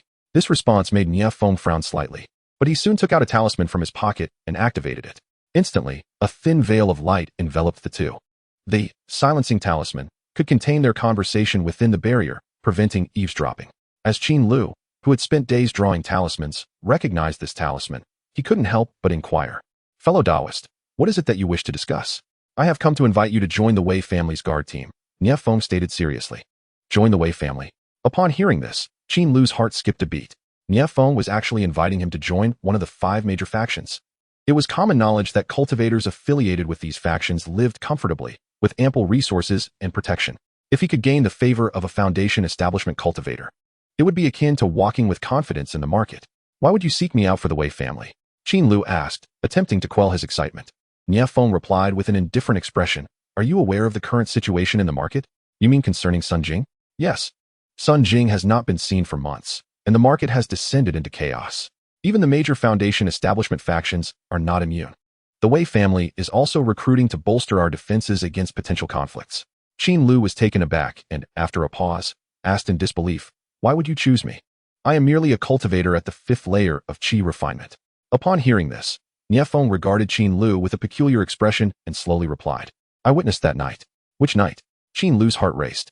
"The night you killed 5 men in black. I happened to see those individuals attempting to sneak into your courtyard, and you managed to eliminate all 5 of them in just a few breaths. I recognized that one of them was at the 7th layer of qi refinement. Yet he fell before you in an instant. Your strength is beyond imagination." After hearing this, Qin Lu's expression darkened. He had thought that no one had noticed that night, but it turned out that Niefeng had seen everything. This indicated that he had not been meticulous enough in his actions. "You saw everything?" Qin Lu asked. His tone heavy. Niefeng replied leisurely, "Yes, and do not blame me for not warning you that night. After all, no one wishes to invite trouble." Qin Lu fell silent. Niefeng's words were valid. Had he warned Qin Lu of the intruders, it could have easily resulted in dire consequences for both of them. Noticing Qin Lu's lack of response, Niefeng pondered for a moment and said, "By the way, I forgot to mention that joining comes with 300 spirit stones, 2 pills, 20 talismans, and 1 magical artifact. If you perform exceptionally, there are additional rewards." Niefeng outlined the generous offerings, believing that no loose cultivator could resist such an incentive. Particularly for someone like Qin Lu, who earned a meager income selling talismans, it was even more enticing. He paused and continued, "So what do you say? Will you join?" To Niefeng's surprise, Qin Lu replied almost without hesitation, "No, I decline." Chapter 62, Lavish Spending. While joining the Wei family had its benefits, the accompanying risks were significantly heightened. In the fierce conflicts of such foundation establishment factions, even with a few hidden powerful skills, Qin Lu knew it would be of little help. There was no reason for him to involve himself for mere profit. Seeing Qin Lu's rejection, Niefeng did not press further, his surprise evident as he turned to leave. However, Niefeng's visit only solidified Qin Lu's concerns about the turbulent state of the market. Instantly, he became anxious. During dinner, he earnestly advised Zhang Meng to refrain from going out carelessly and to stay at home, suggesting they should wait until the chaos subsided. In order to ensure a sufficient supply of food at home, Qin Lu ventured out alone after his meal to the market, where he purchased a considerable amount of provisions. He even spent 8 spirit stones to acquire an ice block talisman. Upon returning home, he transformed a small wooden box into a rudimentary refrigerator, designed for the preservation of beast meat and spirit vegetables. After all, he possessed a fundamental sense of foresight. With grain in the house, one need not worry. As time swiftly passed, the market grew increasingly chaotic. More and more loose cultivators began to band together, forming groups that roamed the streets. Even within the market, the sounds of various skirmishes echoed through the night. On one occasion, a fierce battle unfolded right at Qin Lu's doorstep, where over 10 cultivators clashed with spells, leaving behind several corpses before vanishing into the night. This left Qin Lu deeply unsettled, as the flames of conflict had encroached upon his very threshold. He resolved that he must elevate his cultivation. Casting a glance at his attribute panel, he contemplated silently. After the recent upheaval, his cultivation had reached the 5th level of qi refinement, 80-100. The only way to swiftly enhance his power was through the consumption of elixirs. He determined to procure a few elixirs to break through to the 6th level of qi refinement. With his mind made up, Qin Lu took his storage bag, exchanged a few brief words with Zhang Meng, and hastily exited the courtyard. However, upon stepping outside, he encountered Lu Xian, who was returning in haste. Lu Xian's complexion was slightly pale, and his demeanor appeared rather anxious. Upon seeing Qin Lu, he quickly approached and inquired, "Brother Qin, are you heading out now?" "Yes. I feel I've hit a bottleneck in my cultivation and plan to buy an elixir to break through." Qin Lu replied, half in jest, "Hey, I must warn you. Don't go out recklessly these days. After today, the market is going to descend into chaos." Lu Xian whispered urgently, "What news do you have?" Qin Lu probed quietly. "The news regarding Wu Jimin's son Jing has been confirmed." "What?" Qin Lu quickly asked, "What exactly happened?" Lu Xian shook his head and sighed softly. "It is said that Sun Jing went out to enjoy the scenery and got into a conflict with a young man in black named Han. Unexpectedly, that fellow concealed his cultivation and ambushed Sun Jing, killing him instantly. Now, Wu Jimin is organizing cultivators to hunt that young man down." "He really died?" Qin Lu exclaimed in shock. He regarded Lu Xian with a wary expression, as the market was now leaderless, and the 5 major factions were stirring, each eager to recruit and seize territory and shops, inevitably leading to a bloody storm. Qin Lu swallowed hard and quickly inquired, "Won't Wu Jimin send someone to handle this?" Right now, Wu Jimin is too busy pursuing that young man named Han to attend to the market. Even if they do intervene, it will take some time. If the 5 major factions manage to secure their territories, by the time new foundations are sent, everything will already be settled. Therefore, Brother Qin, the territories in the market will soon be redivided, and chaos will ensue. You should refrain from going out to avoid calamity from the sky. Lu Xian kindly admonished before turning and entering his own courtyard. Qin Lu watched his retreating figure, then glanced at the now somewhat desolate street, muttering to himself, a new storm has already appeared. At the Tianshu Gu talisman shop, Qin Lu handed over 64 protective talismans to Yin Xiao, instantly adding over 300 spirit stones to his income. After exchanging pleasantries, he took his leave and headed to the elixir shop. Upon entering the Shenong elixir store, Qin Lu quickly surveyed the layout before approaching the counter. Shopkeeper, how much for the gathering spirit pill? 40 spirit stones, the shopkeeper replied indifferently. Taken aback by the price, Qin Lu exclaimed, isn't it usually 35 spirit stones? Why has it increased so much? The shopkeeper, nostrils flared, coolly retorted, you should consider the current situation. This price is already quite fair, and you dare to complain? Gritting his teeth, Qin Lu replied, then give me 3. 3 gathering spirit pills would allow him to swiftly advance to the 6th level of Qi refinement. After paying 120 spirit stones, he received the valuable elixirs. Just as he turned to leave, he inadvertently noticed various small bottles stacked in a corner, causing him to pause. These must be discarded elixirs. Qin Lu's brow furrowed as a thought rapidly emerged in his mind. With the impending chaos in the market and rising prices, if he were to acquire a batch of elixir residues now, he could sell them later for a profit. His heart raced at the prospect as the idea of buying and selling took root in his mind. He recalled what Yin Xiao had mentioned to him recently. Our store is currently seeking to buy defensive talismans. If Taoist Qin can produce these 2 types of talismans, feel free to bring them to the shop for sale. A glimmer of insight sparked in Qin Lu's eyes. Was Tianshu Gu anticipating today's situation? In the market, many loose cultivators value their lives highly, and in the event of conflict, their first action would be to activate a protective spirit talisman. This would lead to defensive talismans being far more marketable than offensive ones. Comparatively, healing elixirs are also in high demand. Possessing a few elixirs grants one greater confidence in a fight. However, for cultivators with limited resources, elixir residues are their primary choice. This was a golden opportunity for profit. Qin Lu made a swift decision and turned back to the shopkeeper. How much for a bottle of healing elixir residue? The shopkeeper's eyes shifted, and he replied nonchalantly. 6 spirit stones. I'll take them all, Qin Lu declared with a flourish. He immediately produced over 100 spirit stones, acquiring more than 20 bottles of healing elixir residue before hastily exiting the shop. After pondering outside for a moment, he turned and headed for the next elixir store. Quickly, Qin Lu spent all of his over 600 spirit stones, purchasing more than 100 bottles of elixir residue. Feeling the weight of the numerous bottles in his storage bag, Qin Lu's spirits soared, though he gradually suppressed his excitement. Once the various factions in the market clashed, he was certain to make a tidy profit. This was far quicker than painstakingly drawing talismans. As Qin Lu glanced around, he noticed several pairs of eyes on him from the street, which made his heart race. Gripping the sword at his waist, he adopted a fierce expression and began to make his way home. Chapter 63, Street Duel. As Qin Lu made his way back, he approached the western outskirts of the market near the city wall. Suddenly, faint sounds emerged from a street corner, causing Qin Lu to tense up and stop in his tracks, cautiously observing the turn. You think you can steal and escape? Surround him. A voice shouted from around the corner, and 3 individuals leaped out, blocking Qin Lu's path. Immediately, footsteps echoed behind him, as 2 men and a woman disguised as passers-by surged forward, encircling him completely. You little thief, hand over my elixirs at once. The leader, a burly man clad in a tiger-striped fur coat, shouted angrily, pointing at Qin Lu. This unexpected scene startled the passers-by, who quickly distanced themselves to watch from afar. Qin Lu furrowed his brow and replied, Fellow Taoist, please do not slander me. I have never seen you before, nor have I taken your elixirs. Still trying to deny it. All the elixirs I just bought have gone missing, and you were the only one near me.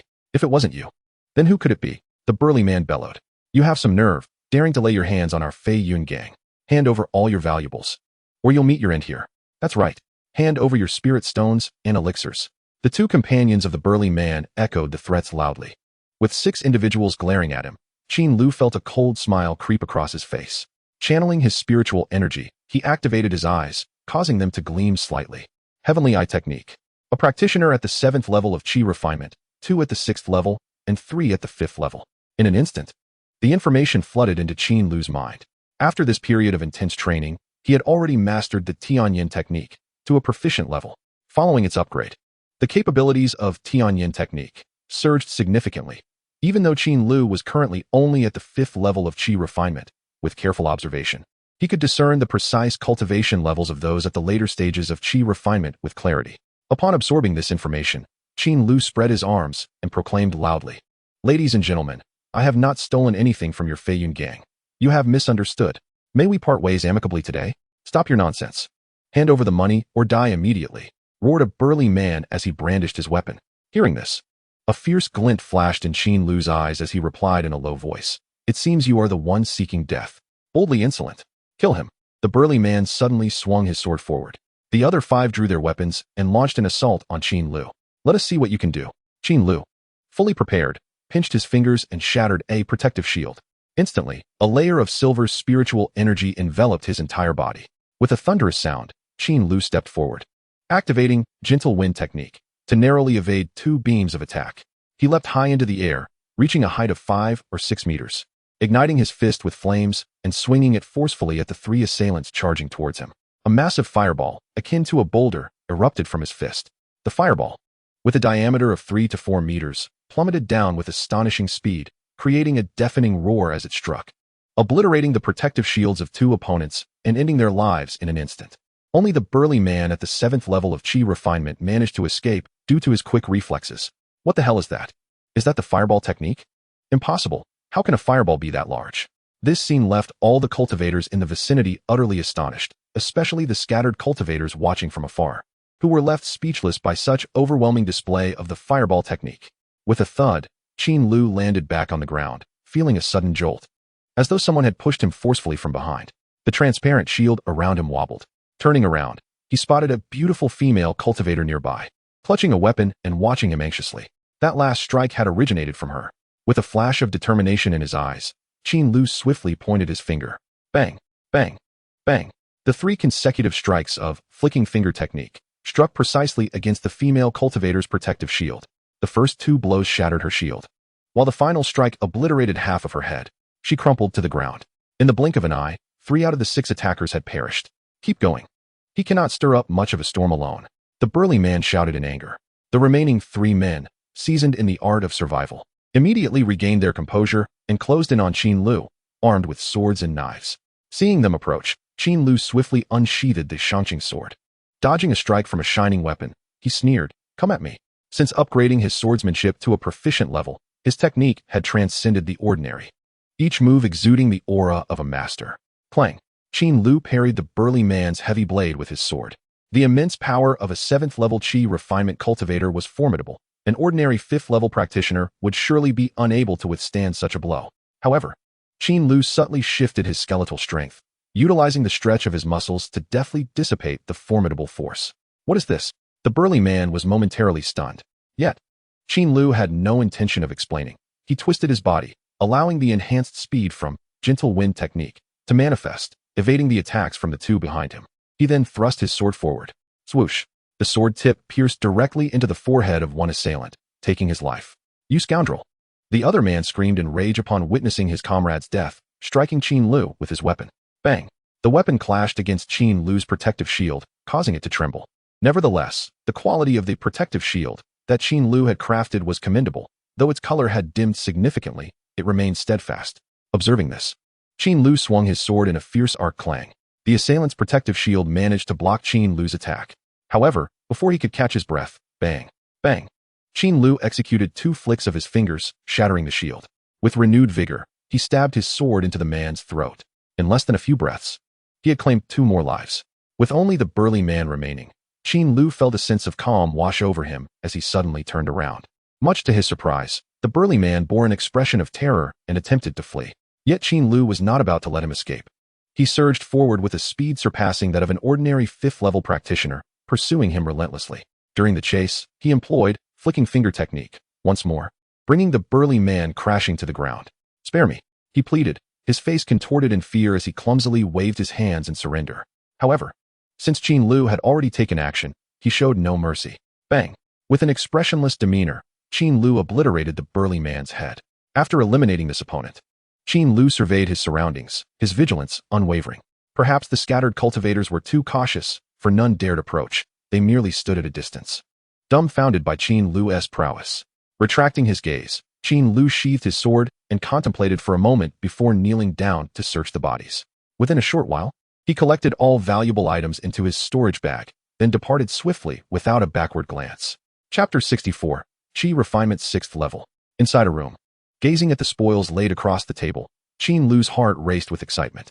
The wealth of these individuals far surpassed that of the previous black-clad intruders. Just the attacking artifacts alone numbered 6, with 4 being low-grade first tier and 2 being medium-grade first tier. By market standards, these artifacts should fetch over 200 spirit stones on the second-hand market, alongside some spirit stones and talismans. Qin Lu's earnings amounted to over 400 spirit stones this time. One cannot grow rich without unexpected windfalls. The ancients truly do not deceive me. These spirit stones replenished his previously depleted purse. After stowing everything in his storage bag, Qin Lu began to formulate a plan.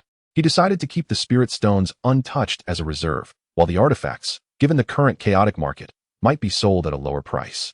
He would wait for the market to stabilize before selling them. In a few days, he would set up a stall to sell elixirs, capitalizing on the peak of their conflict for maximum profit. With enough food at home to last for a month, there was no rush. He resolved to refrain from crafting talismans for the next few days and to focus entirely on breaking through to the 6th level of Qi refinement.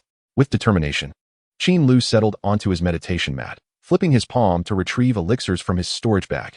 Gazing at the 3 greenish-blue pills before him, he hesitated no longer.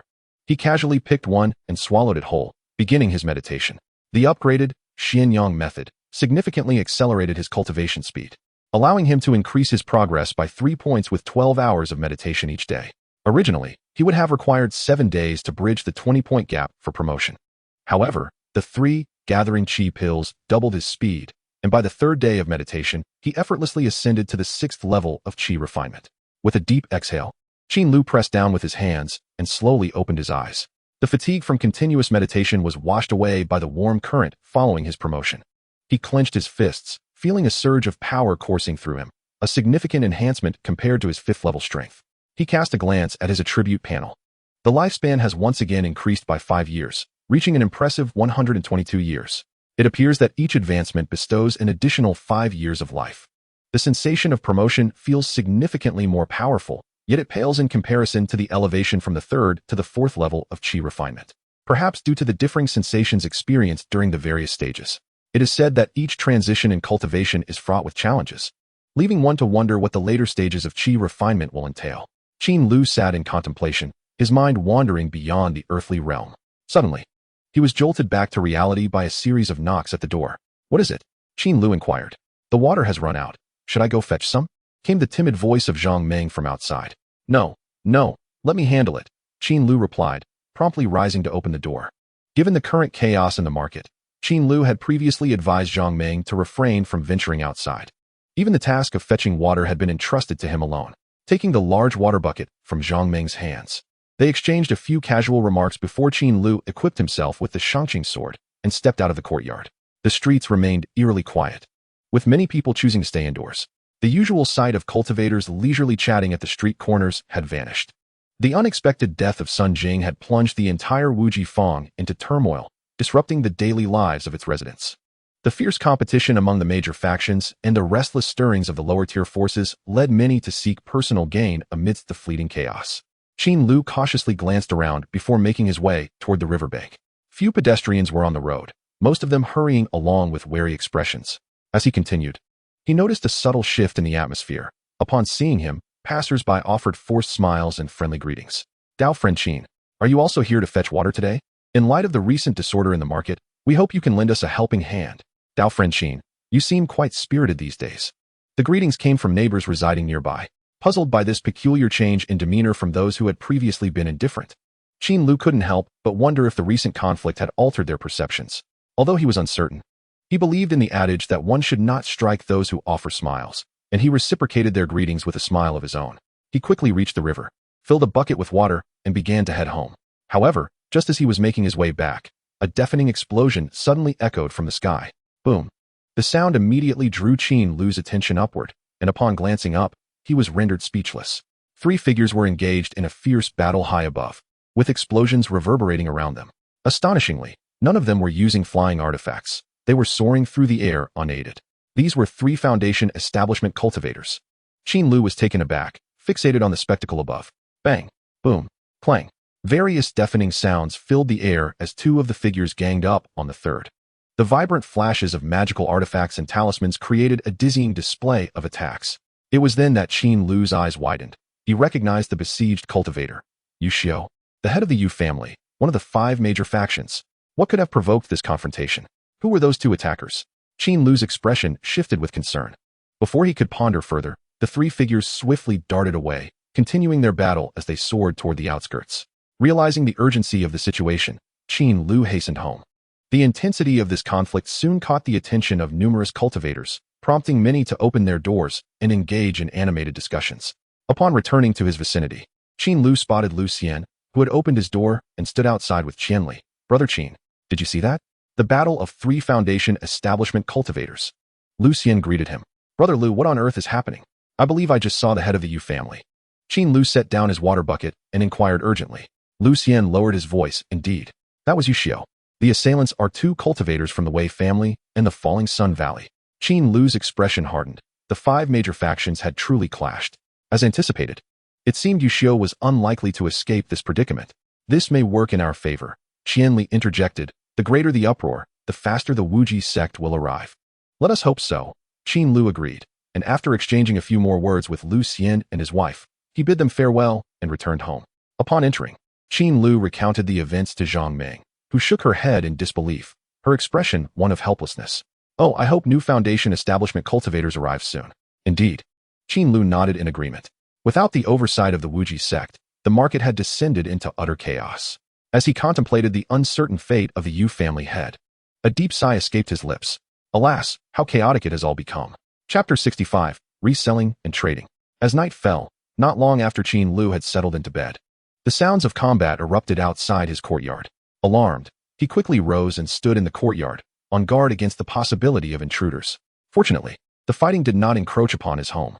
However, to his astonishment, the cacophony of shouts and clashes persisted throughout the night, only beginning to wane as dawn broke. Realizing that the fighting had ceased, a restless Qin Lu made his way to Lu Xian's home to inquire about the situation. There, he received shocking yet anticipated news from Lu Xian. Yu Xiao has perished. The Yu family's influence, which had loomed over Wuji Fang for over a decade, had collapsed overnight. Their shops were swiftly divided among the remaining 4 foundation establishment factions, and the sounds of last night had been the tumult of their struggle. The turmoil in the market had escalated to a new level. Just as Qin Lu feared that the situation might worsen, he heard the patter of the patrolling team returning. After being absent for over half a month, the patrols re-emerged in the market, dealing with troublesome cultivators through force, reprimands, apprehensions, and even executions. Under this thunderous display of authority, order was swiftly restored. Noticing the patrols in action, the remaining 4 factions instinctively halted their conflicts. Sensing that the Wuji sect's foundation establishment cultivators were soon to arrive, seizing the opportunity, Qin Lu promptly gathered over 100 vials of elixirs and set out. As he stepped onto the street, he was struck by the aftermath of what seemed like a colossal battle. The remnants of conflict were evident everywhere: bloodstains, corpses, dismembered bodies, flames, collapsed buildings, and sporadic cries of despair. All of this bore testament to the fierce skirmishes that had transpired overnight. Fortunately, the patrol's intermittent presence had quelled further fighting, allowing some brave cultivators to venture out of their homes. Reaching the bustling center of the market, Qin Lu noticed that damage here was minimal. With many cultivators still wearing faint smiles, groups of 3 or 5 congregated, eagerly discussing the events of the previous night, as if it were of no concern to them. It became clear to Qin Lu that relocating here would be the safest choice, ensuring a higher level of security. Most shops remained closed, with only a few larger establishments operating normally. The former Yu family stores now sported new signs, having changed hands overnight. Entering a pharmacy, Qin Lu inquired about the price of discarded elixirs. Upon learning that the price had surged to 15 spiritual stones, his heart soared with joy. His predictions had proven correct. The price of elixirs had indeed skyrocketed, presenting him with a golden opportunity to amass wealth. Feigning disinterest, Qin Lu turned away from the pharmacy and hastily made his way toward the marketplace. The once bustling marketplace now lay silent, devoid of the usual clamor, with numerous stalls standing empty. Only a handful of itinerant cultivators remained, all of whom were undoubtedly mid to late-stage qi refining practitioners. After all, Only those with formidable strength dared to venture out to set up stalls. Qin Lu meandered through the area, discovering a lack of elixirs for sale, which filled him with delight. He quickly found a suitable spot, spreading a black cloth on the ground. He arranged several vials of hui shui and xianxia atop the cloth, then took out a price tag. After a moment of contemplation, he rewrote the price with ink powder. The emergency healing elixir was priced at 12 spirit stones per vial. When Qin Lu purchased the elixirs, the average price was 6 spirit stones. Now, selling them for 12 meant a profit of 100%. This indicated that if he sold all the elixirs he possessed, he could net over 600 spirit stones. Such profit equated to 2 months of arduous talisman drawing. Barely had he set up his stall when the first customer approached. A middle-aged, disheveled female cultivator appeared, her face etched with urgency. After scanning the stall, she promptly inquired, "Friend, do you have hui shui?" "Indeed, this is it," Qin Lu replied, holding up a small porcelain vial. "Splendid." The middle-aged female cultivator's expression brightened, but her joy waned when she saw the price. "Friend, why is your elixir priced so steeply? Isn't it usually 5 spirit stones? Ordinary days are one thing. Today is another. This is my price. Will you take it?" After a moment's hesitation, the middle-aged female cultivator reluctantly produced the spirit stones, gritting her teeth as she said, "I'll take a vial." With the transaction complete, Qin Lu watched her retreating figure, collected the spirit stones, and then picked up the ink powder, adding a new note to the price tag. No haggling. With his first customer secured, it was not long before a second patron arrived. The recent turmoil had left many cultivators injured to varying degrees. If left untreated, their wounds could worsen. Yet, ordinary cultivators could hardly afford the exorbitant prices of high-grade elixirs and were often limited to using cheap, subpar healing liquids. As the patrol team made their rounds, many cultivators breathed a sigh of relief and rushed out to purchase elixirs for treatment. However, upon encountering the 15 spirit stone price tag at the elixir shop, disbelief painted their faces. Thanks to the contrast with competitors, Qin Lu's 12 spirit stone elixirs sold exceptionally well. As word spread among the cultivators, more and more gathered around his stall. "Friend, can you lower the price a bit?" "Friend, I only have 10 spirit stones. Could you lend me a vial? I promise to return the remaining 2 spirit stones soon." "Friend, my father is gravely injured. I urgently need a vial of saving elixir." The clamor grew louder, with many ignoring the no haggling sign. "No haggling. This is the price. Those without spirit stones, step aside for those who do," Qin Lu shouted, striving to maintain order, though with little success. Suddenly, a glint caught his eye, and he swiftly drew the Shangqing Jian, thrusting it forward with force. Swoosh! The sword plunged into the shoulder of a young rogue crouched beside his stall, blood gushing forth. "Kid, I advise you not to entertain any thoughts of mischief here." Qin Lu glared at the young rogue, his voice frigid, exuding an aura of menace. This young man had been secretly attempting to snatch a vial. "Big brother, it's a misunderstanding. A misunderstanding." The young rogue's face turned ashen as he hastily relinquished the porcelain vial, pleading for mercy. "Were it not for the patrol team today, your life would be forfeit. Now leave," Qin Lu barked, sheathing his sword. The young rogue, clutching his bleeding shoulder, squeezed through the crowd, retreating in disgrace. This sudden turn of events rendered the crowd momentarily silent, and they looked at Qin Lu with newfound respect. Very few had reacted quickly enough to witness the swift strike. And the noise of haggling faded away, restoring order to the previously chaotic gathering. With this display of intimidation, Qin Lu's elixir business began to operate smoothly. Chapter 66, Rising Reputation. In the slums, as the snow melted and temperatures warmed, the familiar odor of waste wafted through the air once more. Xianxia returned home, placing the unsold beast meat in a corner of the room. Striding to the table, he lifted a water jug and gulped down a generous amount. At that moment, Xiaofeng, seated at the table engaged in needlework, casually inquired, "You're back. How was business today?" Xianxia sat beside her, wiping the water from his lips with a smile. "Quite well." After the patrol team showed up, the marketplace quieted significantly. There were still very few vendors. Only a handful of meat sellers remained, so competition was minimal. "That's good. If we don't sell this beast meat soon, it might spoil," Xiaofeng sighed in relief. Due to its spiritual energy content, beast meat has a longer shelf life than ordinary wild or domesticated meat, but it cannot last indefinitely, without timely sale. It would still go bad and become inedible. "I'll set up a stall again tomorrow. We should be able to sell it all. By the way, where's Ada?" Xianxia glanced around, noticing Chao Mo's absence. He is sleeping in the room. Recently, Qin Daoyu taught him talisman drawing, and he has been practicing diligently. He ran out of spiritual energy a little while ago, so I told him to rest. Thinking of Qin Daoyu, Xianxia chuckled softly. "By the way, I encountered him while setting up my stall. Guess what he was selling? What was it? Doesn't he usually sell talismans? Xiaofeng set aside her needlework, curiosity piqued. He was selling elixirs. I can't believe it. He thought to acquire elixirs, and now resells them. Chao Yinxi mused, a look of admiration crossing his face. Do you know how much he is charging per vial? How much? 12 spirit stones. Despite that price, many people were buying from him. I think he is bound to make a fortune. That is impressive. Xiaofeng's eyes sparkled with envy, pausing before she added thoughtfully. It seems ever since he quit gambling, he is transformed completely. He is so much sharper now. Indeed, it's as if he is a different person. His cultivation has progressed rapidly. I believe he has reached the 6th level of qi refining today. The 6th level of qi refining. How can that be? Just a few months ago, he was only at the 3rd level. Xiaofeng exclaimed in disbelief. I'm not sure. I must have seen correctly. I wonder what kind of fortuitous encounter he had to advance so quickly. Sigh, why can't such luck fall upon us? Xiaofeng pouted in resignation. Ha ha. Don't dwell on it. With the weather warming, it's the perfect time to head to Dontu Ridge. Let us not forget, we still owe him 30 spirit stones. Speaking of which, I think once we pay him back, we should consider moving into the marketplace. His courtyard seemed quite nice when I saw it last. That sounds reasonable. Let us go hunt the Zhu Yuan show. The meat from that beast can fetch a higher price. That requires proper preparation. Those beasts are quite ferocious. As the couple continued their discussion, they began to strategize their next objectives. Within the marketplace, at the Wei family courtyard, over 30 uniformed cultivators stood in the expansive area. Their faces glowing with excitement, their gazes fixed on the middle-aged man standing at the center, dressed in a purple robe adorned with green embroidery. The man exuded an imposing presence, his handsome features framed by a subtle smile. This man was none other than Wei Feng, the head of the Wei family. Esteemed guests. Wei Feng pressed his hands down and declared in a resonant voice. This time, Senior Sun Jing has faced a great calamity, resulting in chaos in the market.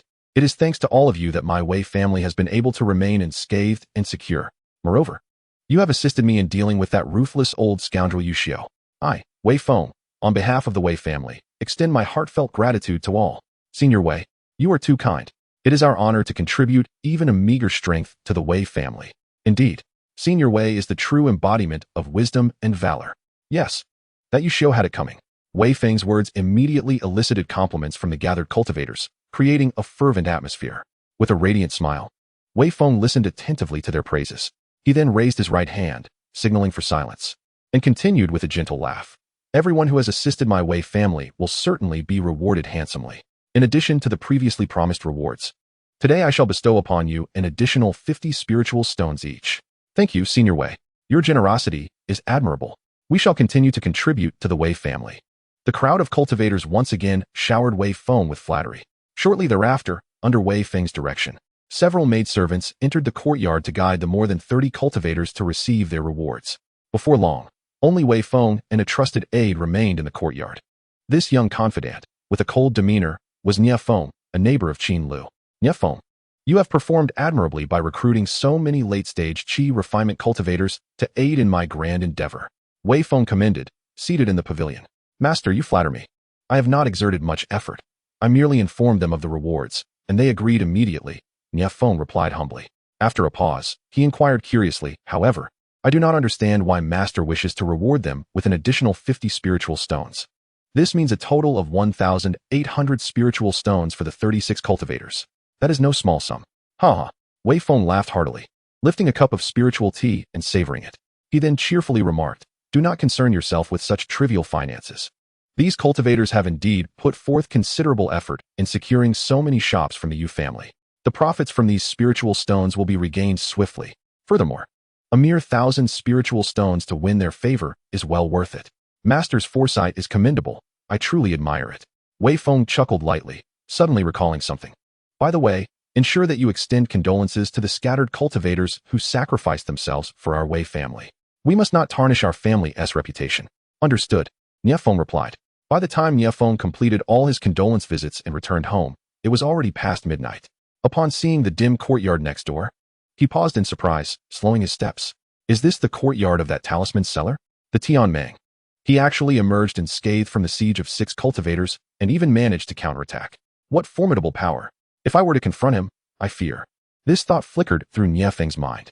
He had already heard about Qin Lu annihilating the Fei Yun gang a few days prior. It was said that 6 cultivators had attacked him, among them some mid to late-stage cultivators. one reaching the 7th level of Qi refinement.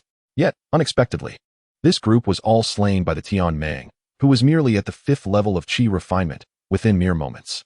The devastating fireball technique, the strange gust technique, and the elusive swordplay, such prowess undoubtedly sparked discussions among the neighborhood. Even though Nie Feng had reached the 8th level of Qi refinement, he felt uncertain about defeating Qin Lu after hearing descriptions of the battle. Could this person truly be a genius? Or has he been concealing his strength all along? Sighing softly, Nie Feng shook his head and entered his house. Another dark night arrived, and the reappearance of the patrols finally restored the long chaotic Wu Ji Feng to its former tranquility. Meanwhile, everyone awaited the arrival of new Foundation establishment cultivators. Chapter 67, Flying Magical Artifacts. Qin Lu's business with medicinal liquids progressed exceedingly well.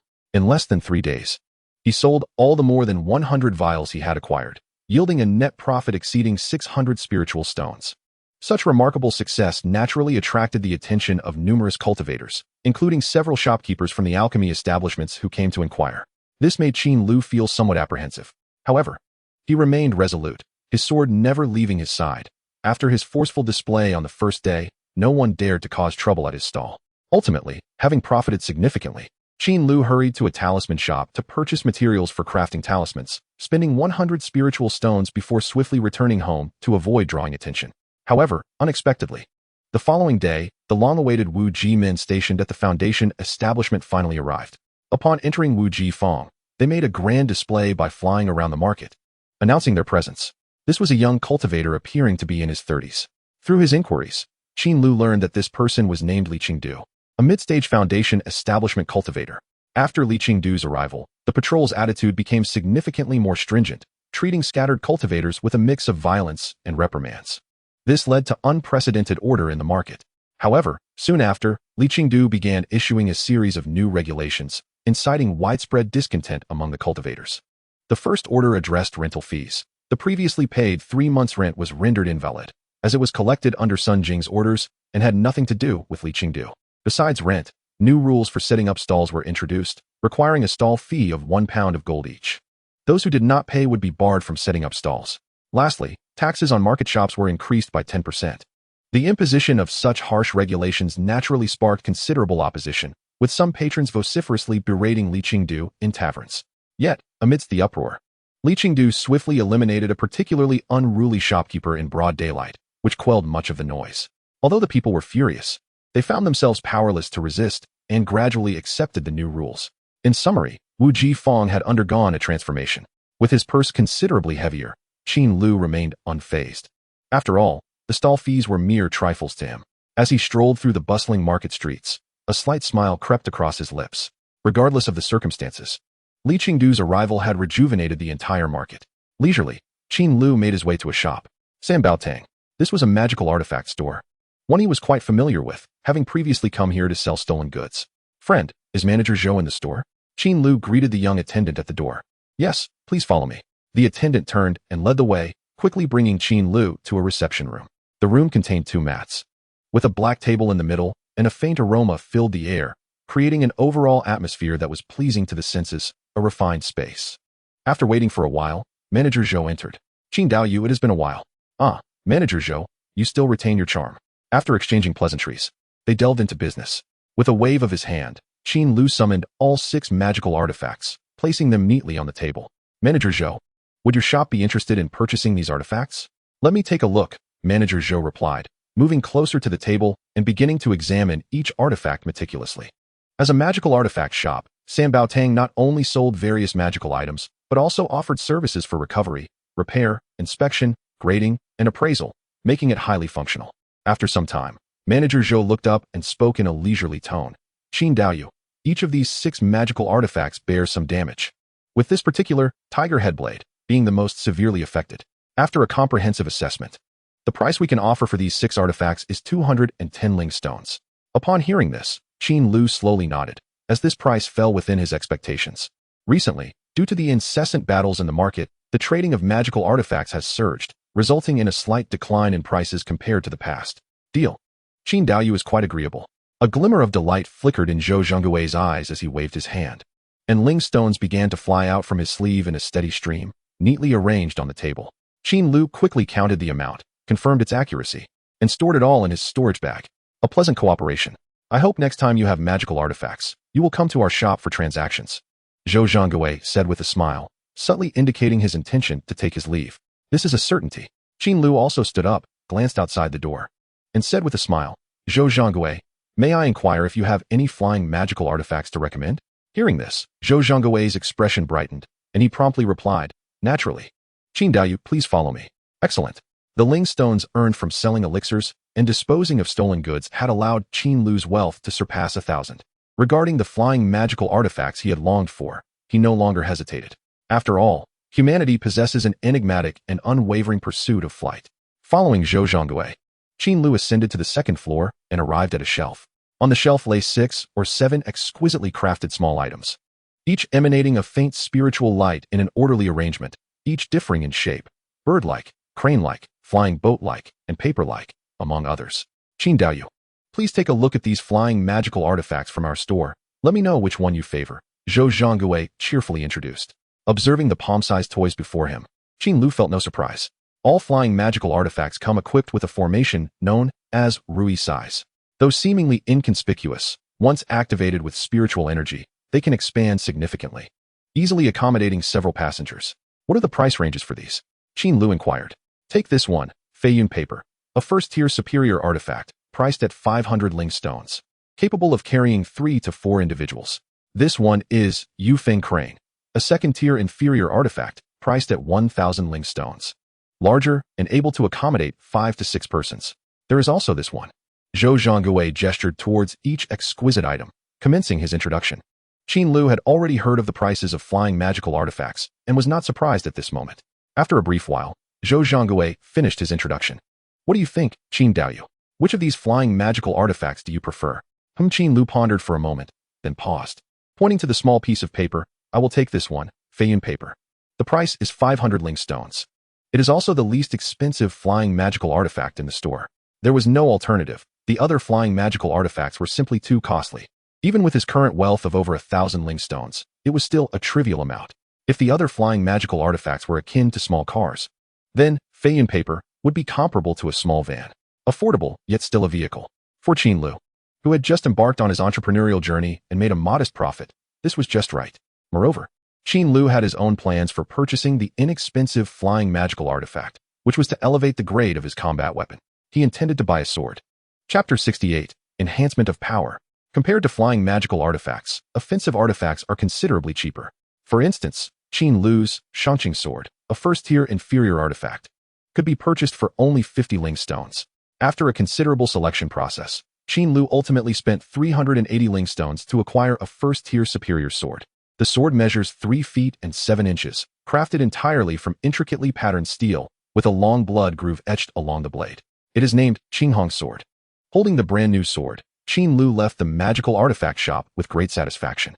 Through his diligent efforts over time, his wealth had significantly increased, and his equipment had undergone a remarkable upgrade.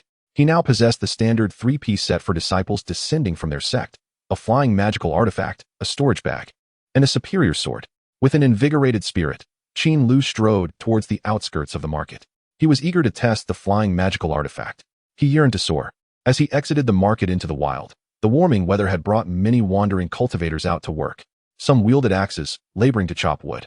Others carried baskets and small hoes to gather herbs, while still others ventured in groups toward Dongtu Ridge for hunting. The lives of lower-tier cultivators are filled with diverse experiences. Qin Lu paid little heed to them, glancing briefly before hastening towards a less populated area. Arriving in a secluded location, Qin Lu focused his thoughts and retrieved the flying magical artifact from his storage bag. Gazing at the palm-sized square piece of paper, he couldn't help but feel a surge of joy. Let us give it a try.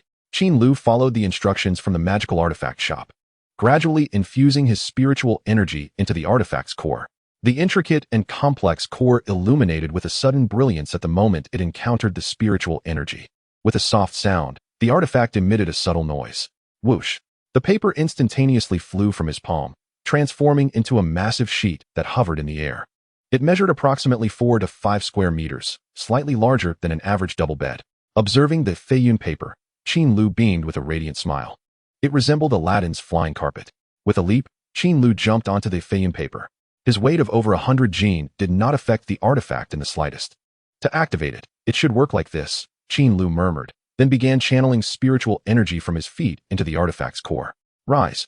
In sync with Qin Lu's intent, the Feiyun paper soared into the air with remarkable swiftness, ascending straight up like a helicopter. Wow, this feels incredible. Qin Lu marveled at the market below. Shrinking rapidly in size, his heart racing with excitement. The Feiyun paper operated similarly to the dark red dagger he had previously maneuvered. As long as spiritual energy connected with the core, the artifact could fly freely at his command. Qin Lu, exhilarated by this first encounter, deftly controlled the Feiyun paper. Racing through the sky, the endless expanse of fields, the lush trees and grasses standing tall, and the distant, hazy mountains rushed into view as the Feiyun paper sped past, creating a flowing panorama. Feeling the gentle breeze against his face, Qin Lu glanced down at the glowing formation pattern. It seemed to be inscribed with the gentle wind formation, significantly reducing wind resistance, which was quite comfortable. Should I install a railing or a safety belt? If I were to fall, it would be no joking matter. The Feiyun paper exhibited decent stability, but for safety's sake, some contingency plans should be prepared. I recall that the talisman shop has a type of talisman that functions somewhat like a parachute. I should purchase a few when I return. The consumption of spiritual energy is quite rapid. At this speed, it seems I can only fly for 3 hours before needing to rest. Unless I consume recovery pills while flying. While maneuvering the flying magical artifact, Qin Lu pondered other matters. After flying for a while, he landed in a forest. Upon contact with spiritual energy, he reduced the Feiyun paper back to its original size and stored it in his storage bag. The purpose of his visit here was to practice his newly acquired skills. During this period of staying indoors, he had intermittently practiced and finally elevated his illumination technique and cutting technique to master level. Finding a suitable spot, Qin Lu stood upright on the leaf-strewn ground, raised his arm, and spread his fingers as spiritual energy began to gather. Illumination technique. A brilliant beam of light burst forth from his hand. Even in broad daylight, this dazzling white light flickered within the forest. Chirp, cheep. The air between the trees was immediately filled with a cacophony of bird calls, as they flapped their wings and swiftly took flight, greatly disturbed by the blinding white light. This technique did not distinguish between friend and foe. Thus, even Qin Lu had to turn his head and close his eyes while casting it, to avoid unintentional harm. However, as he shut his eyes, he suddenly caught a whiff of something burnt. Alarmed, he quickly retracted his skill. Turning to look, he saw that the leaves on the ground were now emitting white smoke. This could actually ignite leaves? Qin Lu was momentarily dumbfounded. If this technique were to strike someone's eyes, wouldn't it blind them? It appeared that the skills elevated to the master level had increased in potency once more. Nevertheless, practicing it became quite troublesome. At home, he might inadvertently set something ablaze. A look of distress crossed Qin Lu's face. The proficiency of a skill was of utmost importance, as one had to exert full effort during practice to enhance their mastery. Reducing its power would render it ineffective for practice. After a moment of contemplation, Qin Lu shook his head, dismissing the irrelevant thoughts, and again raised his finger before him. With a surge of spiritual energy, he executed cutting technique. Whoosh! A stream of spiritual energy erupted from Qin Lu's fingertip, soaring towards the forest canopy that obscured the sky. Sizzle! The energy pierced through the leaves, instantly severing several branches that fell to the ground. Qin Lu gazed in astonishment at the straight line of spiritual energy extending from his finger. Was this my 40-meter-long saber? The upgraded cutting technique had significantly enhanced its range. With a swift motion, Qin Lu waved his finger downward, and the fine line sliced through, producing a cacophony of cracking sounds. Leaves scattered chaotically. Even a massive tree was directly cleaved in two by the spiritual energy line, crashing to the ground and raising a cloud of dust. Incredible! Qin Lu's heart swelled with joy. Although the distance of the line had increased, the execution was no different from before. With a thought, he began to twirl his finger in a circular motion. The straight, long line traced a circle around him. Sizzle, sizzle, sizzle. The subtle sounds of cutting mingled with the frantic sounds of wild animals fleeing and the panicked calls of birds, accompanied by the thunderous crashes of falling trees, echoed throughout the forest. As the dust settled, an area of over 30 meters around Qin Lu had transformed into a clearing, with all the trees bisected by the cutting technique. Observing this, a smug smile crept onto Qin Lu's face. This move was indeed ferocious. Just imagine wielding a 30-meter-long sword. The scene was truly terrifying.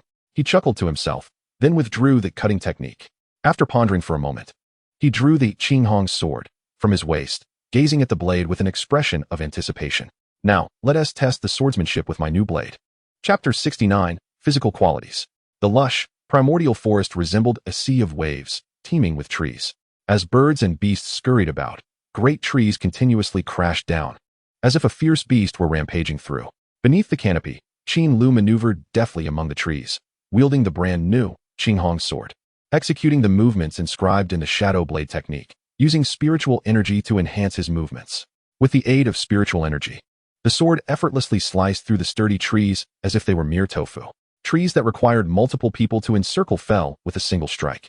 Through the passage of time, Qin Lu's swordsmanship had become increasingly refined, and when combined with the soft wind technique, his body moved with the agility of a graceful leopard.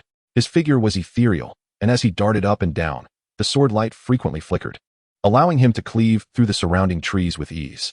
The long sword surged with a fierce energy, slicing through the air at astonishing speed. His current swordplay was no longer comparable to his initial attempts.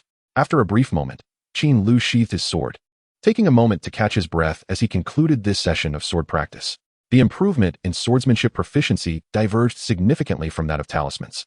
The higher the proficiency in talisman crafting, the greater the success rate, enabling one to create them effortlessly, even with closed eyes. However, the opposite was true for swordsmanship. As levels increased, enhancing proficiency became increasingly challenging, with strict demands. Even though Qin Lu's physical qualities were rapidly advancing, practicing still left him breathless. He had speculated that the increased power of sword techniques required greater precision in both spiritual energy and muscle control, allowing no room for error, hence the fatigue. Yet, the challenges of training in swordsmanship bore clear benefits. Firstly, there was a noticeable change in his physique. His muscles were now distinctly defined, with 8-pack abs and a well-proportioned physique that conveyed immense explosive potential.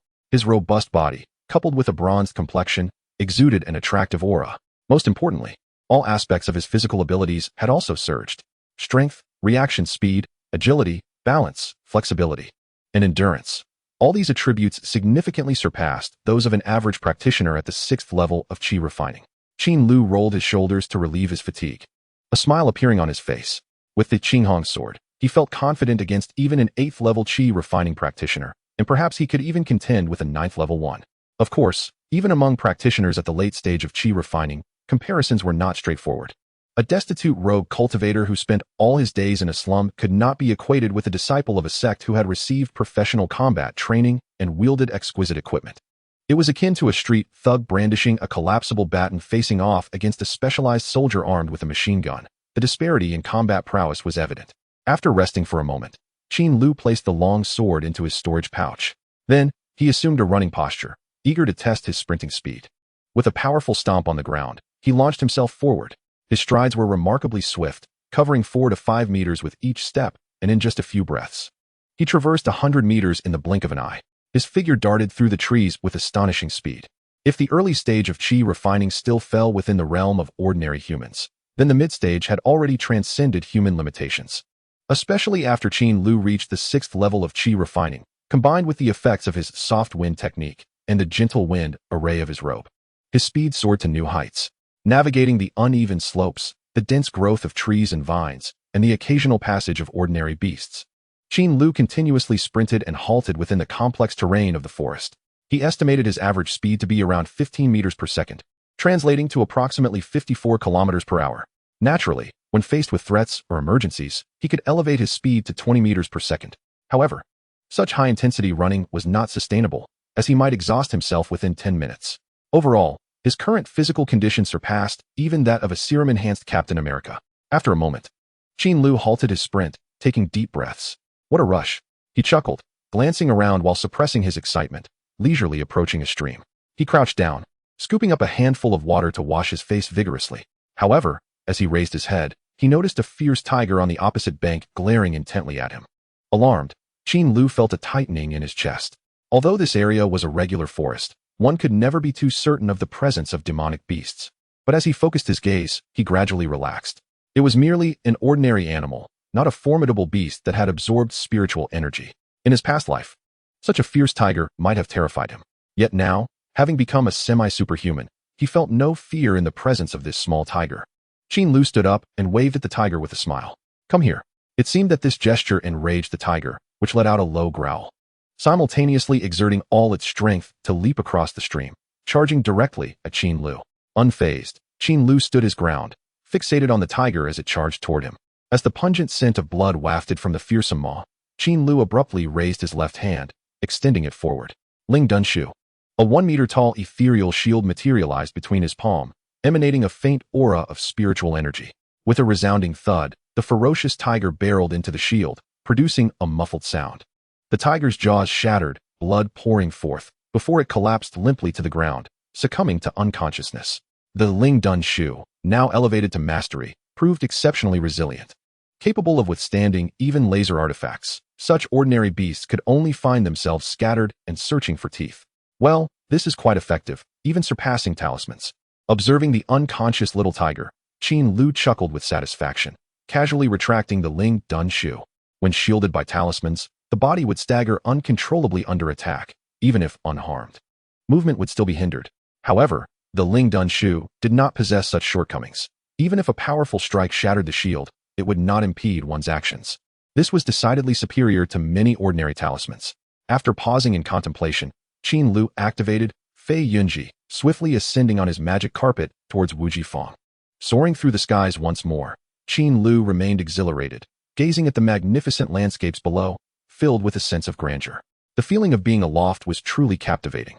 As he flew back to the market, he deliberately sought an unpopulated area to land, avoiding drawing attention. Afterward, he strolled toward the market. However, as he approached the entrance, he noticed numerous cultivators hastily entering, their expressions tinged with anticipation. What is happening? This peculiar sight instantly filled Qin Lu's mind with questions. He hurriedly stopped an elderly loose cultivator to inquire. Friend, is there something urgent afoot? It is said that Li Qingdu is about to announce something, and everyone is rushing to join the excitement. The elderly cultivator quickly replied, then turned and briskly entered the market. Li Qingdu? Is he up to something again? Qin Lu pondered with suspicion, contemplating for a moment before following the crowd into the market. He too wished to witness the unfolding spectacle. Chapter 70. The caravan arrives. Wujifang. In the vast square, a multitude of cultivators had gathered, engaging in hushed whispers, the noise rising and falling. Upon Qin Lu's arrival, he discovered a wooden platform set up in the center of the square. On the platform stood a dozen figures, seated on chairs, with several cultivators standing behind them. Notably absent was Li Qingdu. Qin Lu scrutinized the scene and recognized several familiar faces. The two individuals who had once conspired to slay the ancestor of the Yu family now sat in the center, representing the Wei family and the Setting Sun Valley, both foundational cultivators. Beside them sat the ancestor from the Qingshan sect, who had effortlessly dispatched two late-stage Qi refinement cultivators in the slums. Besides these three, a middle-aged man sat on the far right, currently meditating with closed eyes. As expected, this middle-aged man was none other than Wu Zhang, the leader of the Xianyang sect.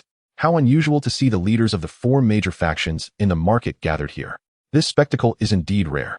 Li Qingdu's temperament differs markedly from Sun Jing's. It seems he revels in grand displays. How youthful and impetuous. Having achieved foundation establishment in his 30s, he certainly has the right to be. Otherwise, how could one call a young man without vigor? The assorted cultivators below whispered among themselves. Yet, Qin Lu paid little mind to their chatter, as his gaze was fixated on the figure behind Wu Zhang, his expression one of bewilderment. There stood a familiar figure. Lu Anshan. What a surprise. Old Lu's son is standing there. Qin Lu was astounded, realizing that Lu Anshan held such significance. To be positioned behind a foundational cultivator in such a setting indicated a position of trust. Lu Xian had never disclosed Lu Anshan's specific role, leading Qin Lu to assume it was something unsavory and refrain from probing further. Little did he know, he was closely associated with the Xianyang sect. Wait, isn't it true that old Lu works at Wanbao Pavilion, which is affiliated with the Xianyang sect? And isn't Yuman Lu also connected? No wonder he was able to have Yuman Lu accept Xiao Meng for employment and arrange for her care. It appears there was this underlying relationship. Realizing this, Qin Lu felt a sudden jolt, casting a glance at the cold-faced youth above, and a smile of contentment graced his lips. It seems that bonds between people still hold meaning. Suddenly, a figure clad in a distinctive blue robe swiftly swept through the air, landing gracefully on the wooden platform. This individual stood tall, exuding an air of pride, and moved with an effortless grace. It was none other than Li Qingdu. Esteemed guests, he bellowed, his voice amplified with spiritual energy, resonating throughout the surroundings. Instantly, the clamor subsided, and soon silence enveloped the crowd. Li Qingdu surveyed the quiet assembly, nodding in satisfaction before proclaiming, due to the unfortunate demise of brother Sun Jing at the hands of a petty thief, I shall henceforth assume the role of the resident immortal master of Wujifang. to ensure the normal lives and businesses of all cultivators in the market. I implore everyone to adhere to the market's regulations. First, a patrol team has been established, authorized to deal with any cultivators violating the rules on the spot. Any actions that dare to challenge the authority of Wuji men will be met with immediate execution. Secondly, Li Qingdu began enumerating the various regulations of the market. The assembly listened intently, occasionally murmuring amongst themselves. As the new rules unfolded, Qin Lu noted that they were not significantly different from those in place during Sun Jing's tenure. Save for a few additional stipulations, increased rent, fees for stalls, and heightened taxes. Each rule seemed to direct attention towards spirit stones, causing the expressions of many destitute cultivators to darken, appearing both angry and powerless. Qin Lu, however, remained largely unaffected, as the matter of spirit stones did not concern him at present. Yet, he sensed from Li Qingdu's announced regulations that he did not appear overly strict regarding disputes in the market, and there was even a hint of encouragement towards combat. This left Qin Lu somewhat apprehensive.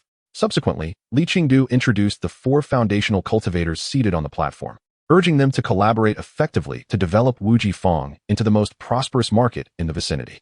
The 4 foundational cultivators, who had profited immensely from the recent chaos, readily assented with beaming smiles. Finally, Li Qingdu mentioned the upcoming arena competition in the market, scheduled for June 1st of this year, just 4 months away.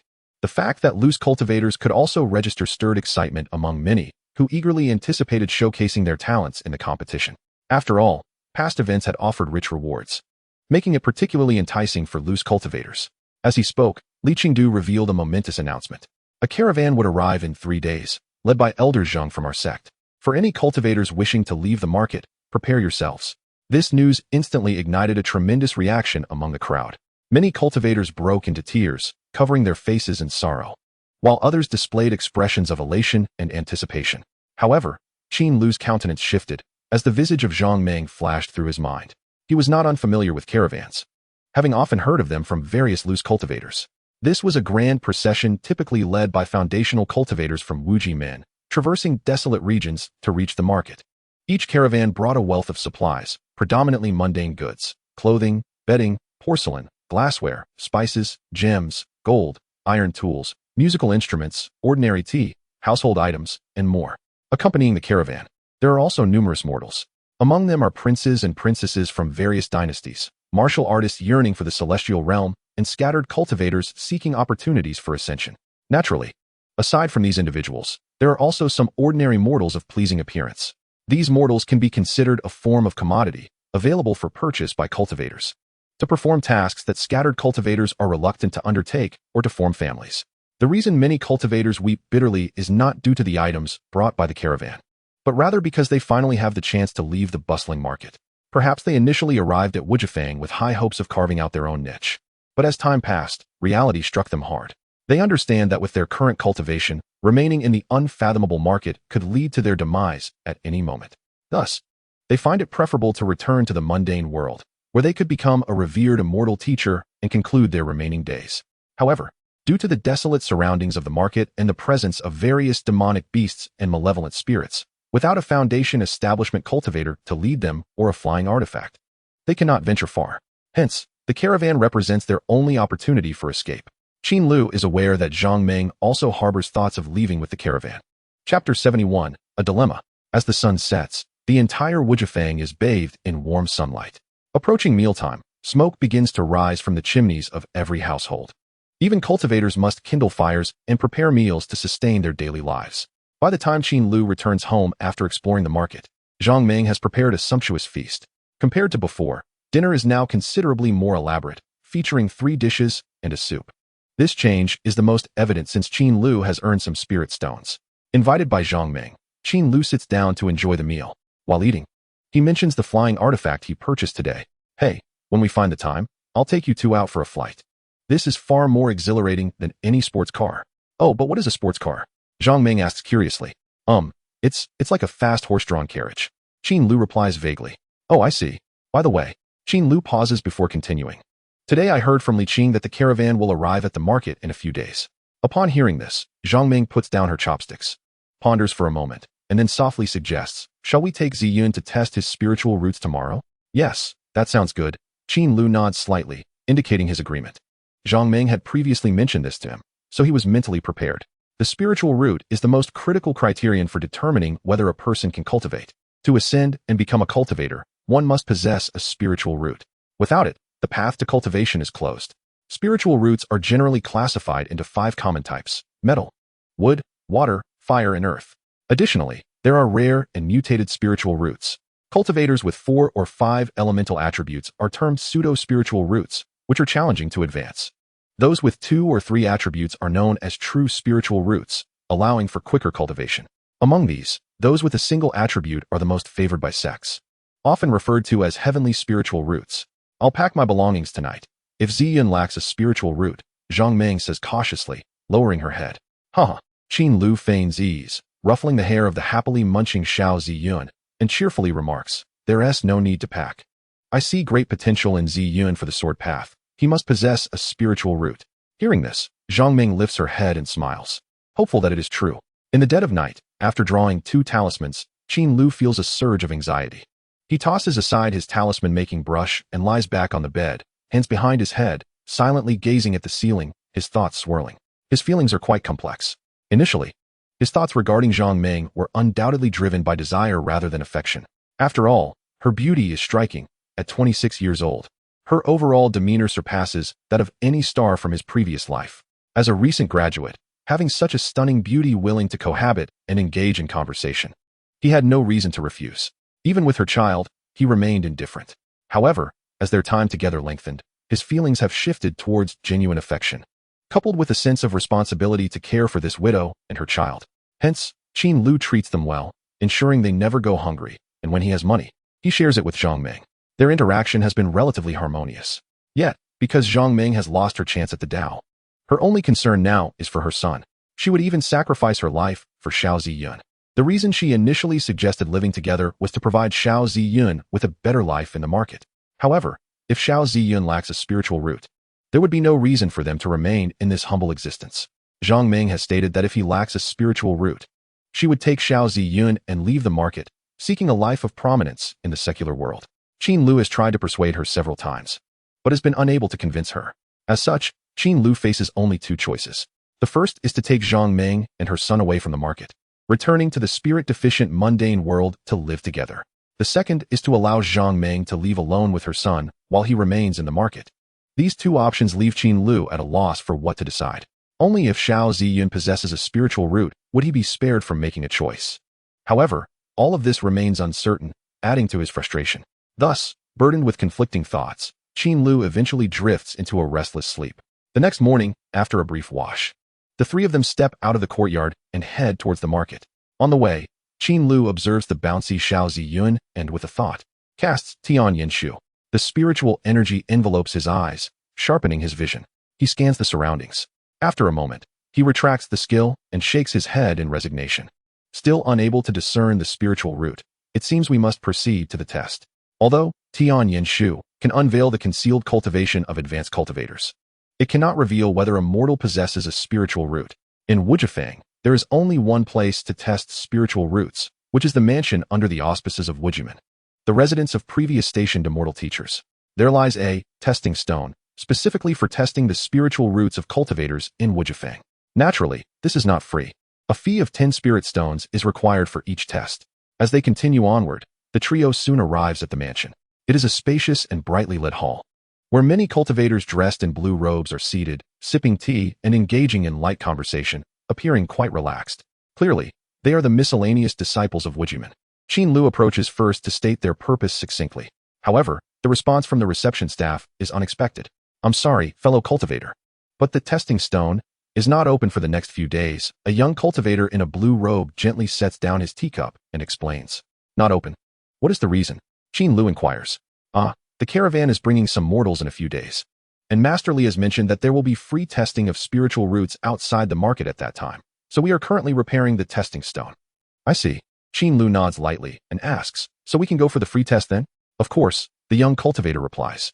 Upon hearing this, Zhang Ming steps forward and gently tugs at Qin Lu's sleeve, whispering, since it will be free in a few days, let us wait and not waste spirit stones. Yes, that seems reasonable. Qin Lu agrees, nodding. After expressing their thanks, Qin Lu leads the 2 out of the office. Shall we return home? Zhang Ming suggests. Wait. Qin Lu suddenly smiles and says, "Since we have some free time today, let us go watch a movie." "Oh, no. I mean, let us go see a variety show." Upon hearing this, Zhang Ming's eyes sparkled with excitement, and she immediately agreed. Subsequently, the three of them turned their direction towards the bustling Huanlixiang. Chapter 72. A staggering scene. A significant portion of Wujifang's entertainment venues is situated in Huanlixiang, where the performance halls are also located. As it was morning, the night owl performers had yet to awaken, causing the scent of cosmetics in Huanlixiang to be markedly subdued. Qin Lu, leading the two, soon arrived at their destination, Dihuan. This renowned theater in Wujifang is famous for its rich variety of performances, including operas, storytelling, and acrobatics, attracting countless cultivators. Qin Lu had passed by twice before, but had never entered, so today he decided to bring Zhang Ming and her child to pass the time, as remaining at home to cultivate all day could be quite dreary. At the entrance of Dihuan, many cultivators were queuing to enter. Observing this, Qin Lu remained silent and positioned himself at the end of the line. The three chatted casually as they progressed in the queue. Soon, it was Qin Lu's turn. "Esteemed elder, are you here to listen to music or watch a play today?" A smiling young attendant inquired. Qin Lu glanced at the wall behind the attendant, where 8 or 9 small wooden boards were hung, each inscribed with different types of performances, songs and dances, variety shows, dramas, puppet shows, instrumental music, magic, acrobatics, and chess. Overwhelmed by the dazzling array of performance forms, Qin Lu hesitated and casually asked, "Might you have any recommendations?" "This is easy. Today we are featuring Wuji Chuan, which is our theater's most renowned variety show. If it's your first visit, you definitely shouldn't miss it." The variety show, akin to the stage plays of a past life, is also a favored pastime among many cultivators. "Is Wuji Chuan about the story of the Wuji sect?" Qin Lu inquired. "Indeed. It recounts the experiences of the founding ancestor of the Wuji sect." Qin Lu nodded lightly. "Then please give me 3 tickets." "Certainly. That will be 6 spirit stones in total." Upon hearing the price, Zhang Ming's eyelids twitched, and she was about to speak. However, before she could utter a word, Qin Lu readily handed over the money. He then took the 3 tickets and led her and Xiao Ziyun into the theater. Guided by the attendant, the trio quickly found their seats. As the performance had yet to begin, the hall was filled with chatter as many cultivators conversed freely. Qin Lu cast a brief glance around, noticing that the stage setup bore little difference from that of a past life, which heightened his anticipation. "Mother, this fruit is delicious," Xiao Ziyun exclaimed, taking a spirit fruit from the table and revealing a radiant smile. "Then eat more of it." Zhang Ming affectionately patted Xiao Ziyun's head. "All right." With permission granted, Xiao Ziyun promptly began to eat. However, the small snacks were limited, and soon he had devoured all the spirit fruits on the table. "I've finished." It was so tasty. Xiao Ziyun clapped his little belly, looking utterly satisfied. "Are you full?" "If not, I have more here," a voice chimed in from beside them, followed by a plate of spirit fruits being offered. Qin Lu turned to see the speaker, an unkempt old rogue cultivator, wearing a friendly expression as he presented the plate of fruits to Xiao Ziyun. "Oh, there's no need to be courteous. My child is just a bit greedy. Don't take it to heart." Qin Lu chuckled lightly before politely declining. "What courtesy is this? I don't care for them much either. Let the little one enjoy." The old rogue cultivator cheerfully replied, placing the spirit fruits on Qin Lu's table before turning away. Seeing this, Qin Lu could only smile wryly and slightly bow his hands. "Thank you, fellow cultivator." Upon seeing the new spirit fruits, Xiao Ziyun's face lit up with joy as he grabbed another and popped it into his mouth. As time passed, more cultivators entered, quickly filling the entire hall. Clang! Thud! In the past, the Luyun prefecture was overrun with demonic beasts, and the evil spirits inflicted suffering upon the people, leaving devastation in their wake. With the sounds of musical instruments and a narrative voice, the performance of Wuji Chuan officially commenced. The hall fell into a hushed silence as the audience began to watch the play. The 3 of them, having never seen a variety show before, focused intently on the performance. As the plot unfolded, Qin Lu's expression grew increasingly delighted. The drama was even more captivating than those of the past life. The stage effects were truly remarkable. Various talismans activated intermittently, and with the coordination of formations and magical tools, it felt as if a live movie was unfolding before their eyes. Rain talismans, smoke talismans, thunder talismans, flying magical tools, and illusion formations created a scene where thunder roared. Rain poured incessantly, and smoke billowed, while the battles were filled with dazzling light and deafening sounds. This spectacle broadened Qin Lu's horizons. Moreover, the storyline was incredibly engaging, primarily narrating the journey of the Wuji sect's ancestor, Zhang Zhinyuan, from a Qi refinement cultivator to a golden core elder, ultimately founding the Grand Wuji sect, earning immense respect. Applause and gasps of admiration echoed throughout the hall, clearly indicating the audience's satisfaction with the performance. Qin Lu was equally engrossed, completely absorbed in the narrative. Before long, an hour of the drama came to a close. The stage reached its final scene. The elder actor portraying Zhang Zhenyuan stood at the edge of a cliff, hands clasped behind his back, gazing at the vast landscape before him with an inscrutable expression. Strong wind talismans added gusts of wind that rustled his garments, giving him an air of grandeur that was enviable. At that moment, a voice of blatant disdain suddenly pierced through the atmosphere. This Zhang Zhenyuan dares to boast so arrogantly about himself. Truly shameless. As soon as these words were spoken, the entire hall fell silent. All eyes turned to the source of the voice, filled with astonishment. Even the actor portraying Zhang Zhenyuan wore a bewildered expression, incredulously turning to look. To insult the Wuji sect's ancestor, Zhang Zhenyuan, in Wujifang? Was this person courting death? Qin Lu's heart raced as he quickly glanced towards the source of the voice. It was, in fact, the old rogue cultivator who had previously offered the fruits. At that moment, the old rogue exhibited a dismissive demeanor, appearing unconcerned despite the astonished gazes of the crowd. Just as silence enveloped the hall, Xiaoxian suddenly exclaimed loudly, "Grandfather, why do you say that? I think Ancestor Zhang is very impressive." This outburst immediately drew the attention of many. Oh no! Qin Lu's face paled in an instant, swiftly grasping Xiaoxian to cover his mouth. Such a sensitive topic should not be commented upon. Otherwise, one might not know how they would meet their end. Zhang Meng, equally anxious, mirrored Qin Lu's actions, covering Xiaoxian's mouth. Having lived in Wujifang for so long, she was acutely aware of the consequences of offending the Wuji sect. There was only one certain outcome. Ha ha ha. The old rogue laughed heartily, then turned to Xiaoxian. Beaming, "I have no particular reason. I simply think he is shameless, audacious, daring to insult my ancestor. Prepare to meet your doom." At that moment, a blue-robed cultivator suddenly burst forth from behind the stage curtain, wielding a shining sword and striding towards the old rogue with intent to strike. Haha, I'm out of here. The old rogue, however, was remarkably elusive, swiftly turning and bolting towards the exit, fleeing at a speed characteristic of a late Qi refinement cultivator. "Where do you think you're going? Chase after him," the blue-robed cultivator bellowed, and soon, several young cultivators in blue robes emerged from the corners, joining the pursuit of the old rogue. Within mere moments, they all vanished from sight. The hall was left in a state of bewilderment, with numerous cultivators exchanging glances, all sharing a singular thought. Who the hell is this old fellow? Chapter 73, Deep Schemes. As the theater descended into chaos, Qin Lu hurriedly led Zhang Meng and her son away. On their way home, Qin Lu and Zhang Meng took turns admonishing Xiaoxian, urging him to be more cautious in his words and actions.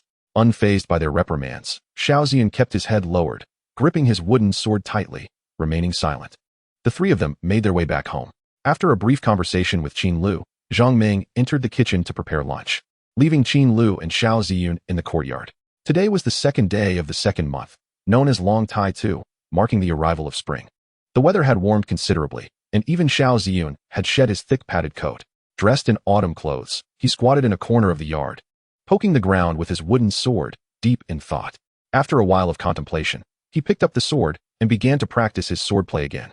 Observing Xiaoxian's graceful movements as he skillfully flipped and twirled, Qin Lu wore a familiar expression, having grown accustomed to such peculiar scenes.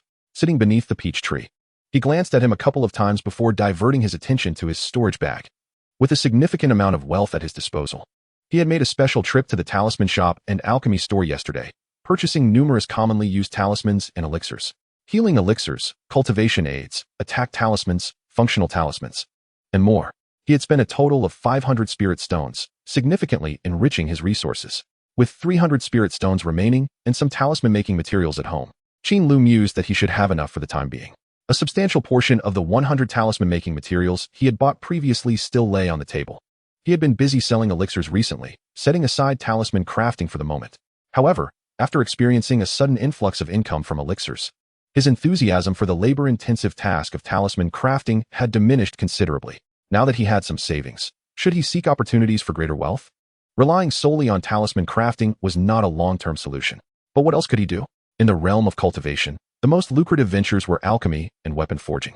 Perhaps he should purchase some tools and manuals for further study? With my attribute panel, if I could successfully acquire them, I would be confident in maintaining a high success rate. However, it seemed that both the alchemy furnace and the forging furnace were quite expensive, and the materials for crafting were also costly. He would need to venture out to explore. Qin Lu stroked his chin, deep in thought, before he could finalize his contemplation. A knock echoed from the courtyard gate. Knock, knock, knock. Brother Qin, it's me, came the voice of Lu Xian from outside the door. Qin Lu stood and opened the door. Old Lu, he exclaimed, seeing Lu Xian's excited face outside, a smile spreading across his own. What brings you here today? Haha. Lu Xian grinned broadly, slightly lifting his chin as he proclaimed, I have come to invite you to a banquet. As he spoke, he handed over a red invitation card. A banquet? Qin Lu took the invitation with a hint of skepticism, opened it, and immediately revealed a look of realization. It read, in celebration of Lu Anqing's induction into the ranks of Xianyang sect, a congratulatory banquet will be held at Yuman Lu tonight. Wow. I didn't expect your son to have such prowess, old Lu. At such a young age, he is already a confidant of Wu Zheng from Xianyang sect. Truly unexpected. Qin Lu marveled. To be honest, I just found out. I always thought he was just messing around, and I never dared to mention it to Brother Qin. Lu Xian chuckled. What exactly is going on? Qin Lu inquired. My son previously established a gang in the shanty town, always shouting and causing disturbances. I advised him several times to disband it, but he refused. I thought he was just fooling around, not taking anything seriously. I never imagined that he was doing this at the behest of the Xianyang sect's master, who wanted him to cultivate a capable fighting force. During the recent turmoil in the market, he led a group of loose cultivators from his gang and achieved significant merit for Xianyang sect, seizing a considerable amount of territory from the Yu family. That's why he was brought to the forefront by Wu Zheng. Lu Xian's expression brimmed with pride as he spoke, his demeanor reflecting a sense of vindication. Wow, I am astonished, Qin Lu remarked, realizing the strategic depth of Wu Zheng, who had secretly fostered a force. Truly, the master of Xianyang sect was extraordinary. Lu Xian paused, then sighed. However, the other two families are not to be underestimated. I heard that the Wei family has secretly invited a group of late-stage loose cultivators, and the Setting Sun Valley has also enlisted many disciples from various sects to collaborate. That's why the fighting was so intense that night. Qin Lu expressed his amazement, realizing that every leader was indeed deeply scheming. All right, enough pondering. Remember to arrive on time tonight. I still have invitations to deliver. Lu Xian waved the invitation in his hand and took his leave. Sure, you take care. Qin Lu clasped his hands in farewell. After parting ways, Qin Lu returned to the courtyard, contemplating the invitation in his hand, lost in thought. Indeed, the market was rife with complexities. One must remain vigilant at all times.